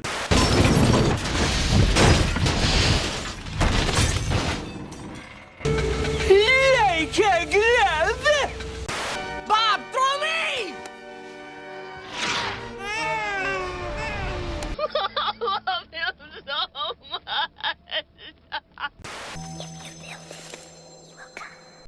Neo, please. I have a son, Jacob, aboard the noses. Please, watch over him. I'm trying. Mac! Hey, Mac! Mac! Candy cane. You brought your kids to your divorce? Sympathy. Well, it's working. I feel sorry for them already. Laugh! Yes! Thank you! Or should I say no thank you? Thank you for playing, should we? Or should we not? Follow the advice of the galactically stupid! He's catching Supova! Inga boonga! What I say is true. It rubs the lotion on its skin or else it gets the hose again. Pure poetry. Yeah, but bacon tastes good. Pork chops taste good. Hey, sewer rat may taste like pumpkin pie, but I'd never know because I wouldn't eat the filthy motherfuckers. Silly customer! You cannot hurt a Twinkie! Your bra bomb better work, nerdlinger. The sun's energizing powers are replenishing my strength. Closer. Closer! Oh, God, yes! Can you read my mind? Don't tase me, bro! Don't tase me! Gentlemen, we can rebuild him. We have the technology. You! On the mark!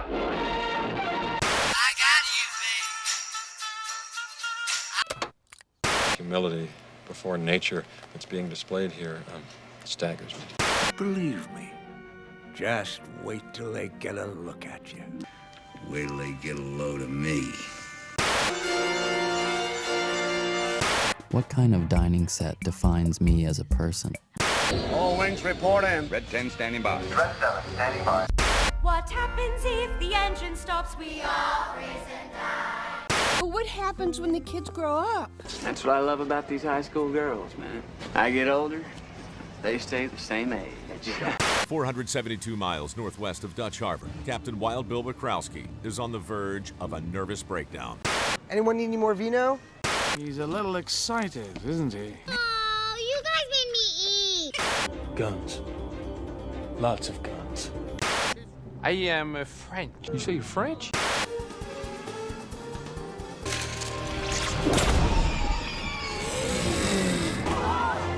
I bring you peace. I bring you love.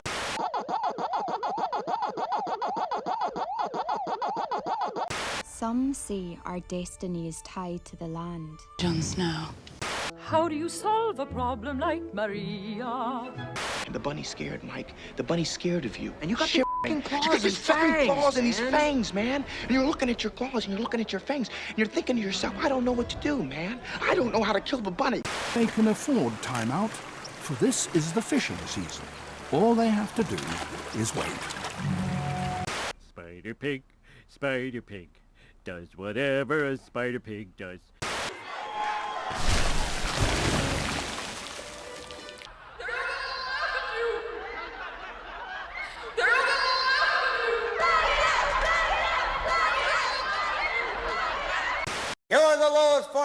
life on Earth. You are not even human f***ing beings. You are nothing but unorganized, grabastic pieces of amphibian shit. What's it saying, my precious, my love? Smeagol losing his nerve. One big damn conspiracy!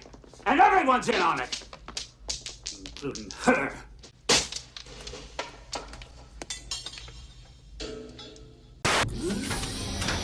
Welcome to Regal. It's a triple. No, quadruple system. Oh, it's beautiful. We're alive. Escape. I wonder what that means. It's funny. It's spelled just like the word escape. It's gone. It's like it's been erased. Erased from existence. Squirrel! I remembered something. Look, memory can change the shape of a room, it can change the color of a car. And memories can be distorted. They're just an interpretation, they're not a record. Follow the shells. Follow the yellow brick road. Hey, where's Dory? Is she with you? They look like big, good, strong hand, don't they? I'm your density. Wait a minute, Scully. What's the point of this test? No point. I just thought he could stand to lose a little weight.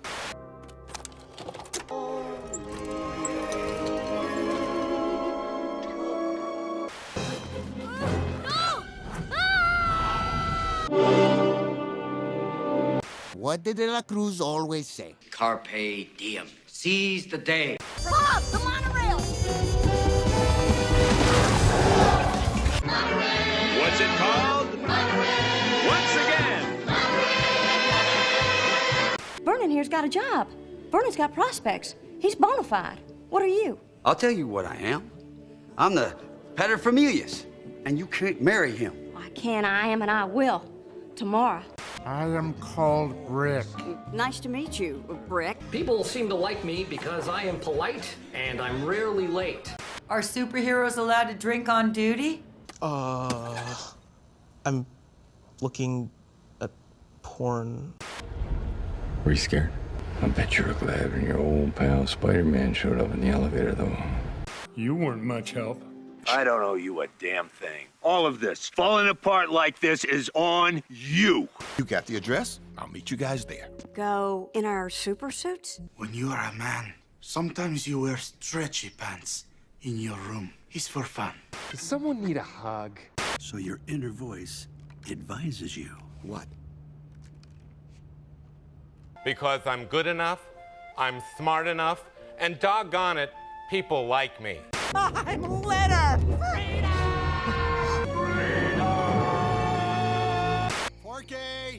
Hello? Anybody? Who does she sleep with every night? The big white floppy thing? No, not her pillow. Those aren't pillows.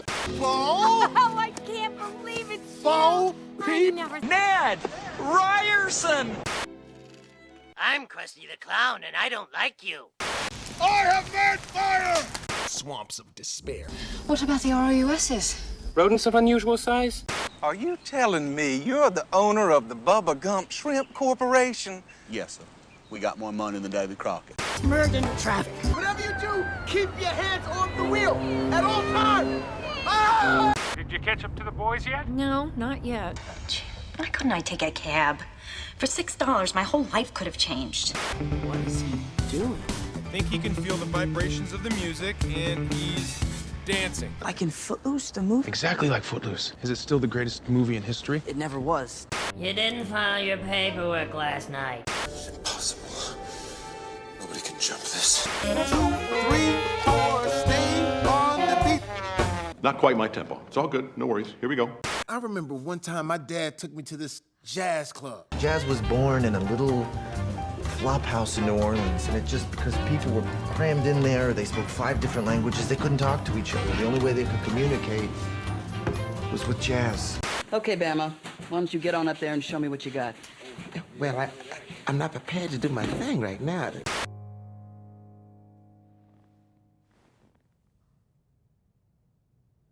I guess you guys aren't ready for that yet, but your kids are gonna love it. Isn't this exciting? They say time is the fire in which we burn.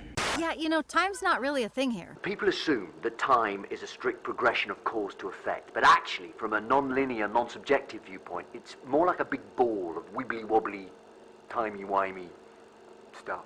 Oh, okay. I said, do you think you'd die if you drank wee? You know he missed a close but no cigar. Sink. Wow, that's a pretty big butt. Was there a boat? Huh? Did you hide? Yes, Mom. Because if they catch even a glimpse of you... Do you realize what you did? You meddled in human affairs. That ripples out, man. Do you know how much weird stuff has happened because of your little experiment? England left Europe. That Hugh Jackman musical about P.T. Barnum, it made like $400 million. It's an amazing dolphin impression. Please, anyone can do that. Give it a try. Not quite my tempo. It's all good. No worries. Here we go. Luca, where have you been? Don't say surface, don't say surface. Surface? That's it. I'm getting out of here. This is either madness or brilliance. It's remarkable how often those two traits coincide. Then what? A universe full of galaxies. And then what? And then... What are you doing? I'm still alive, but I'm very badly injured. I think my legs might be broken. You're still okay. You're gonna be okay! Please, my friend. Choose to live. Andiamo.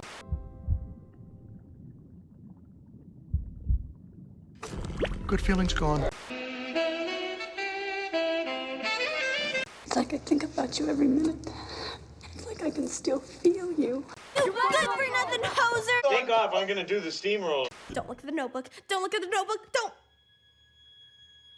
That's it. I'm getting out of here.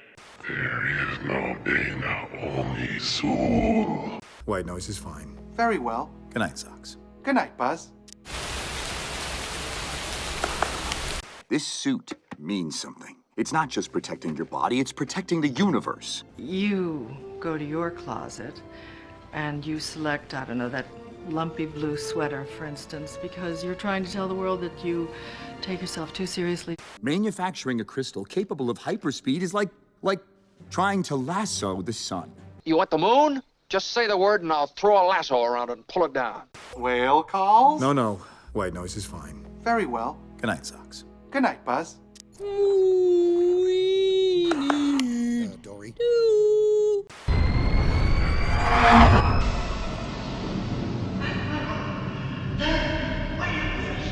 Spock, you're talking about the end of every life on Earth. Good night, Socks. Good night, Buzz. Open the fuel door, Ivan. I'm sorry, Dave. I'm afraid I can't do that. Sir, are you classified as human? Negative. I am a meat popsicle. Roger that. XL-15, this is Control. Everything's under control. Situation normal. We're fine. We're all fine here now. Thank you. Good night, Socks. Good night, Buzz. In here. Not quite my tempo. We can't launch yet. I need 5 minutes to install the coil. Once again, things that could have been brought to my attention yesterday! Good night, Socks. Good night, Buzz. Water. Earth. Fire. Air. I'm still alive, but I'm very badly injured. This sharpest dream of our family. A dream within a dream. 2 levels. Then I've got to try the coal nuts. You're gonna love my nuts. How? I learned from the best. I'm too old for this. Pow, right in the kisser. I bet this is connected to that fluffin' leak. Language. And for gosh sake, watch your language. We gotta find the source. It's allowing a temporary dissemination of the code you carry, reinserting the prime program. You've got a little sand. Not here or here so much, but right here. He's a different kind of inspector, right? Yeah, I'm a... Come on, bikini inspector. You're smelling love on me? Smells like balls. thread the needle! I've heard of this before, but I've never seen it. It's the Flying V, led by Jesse Hall. Hall up to center ice. Hall with it toward the Germany blue line. Hall beating back to Averman. He scores! Hi, I'm Val. I know, you're the varsity captain. Would you rather I didn't talk? If you say so, I'll stop. I can stop when I make up my mind to it, although it's difficult. I'm in a glass case of emotion! Everybody say, oh, Pouchy! Oh,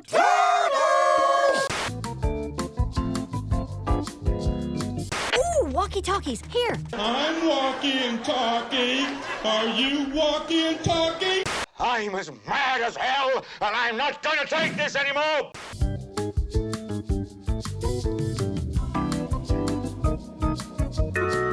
I'm a good person. I refuse to beat myself up. I am an attractive person. I am fun to be with.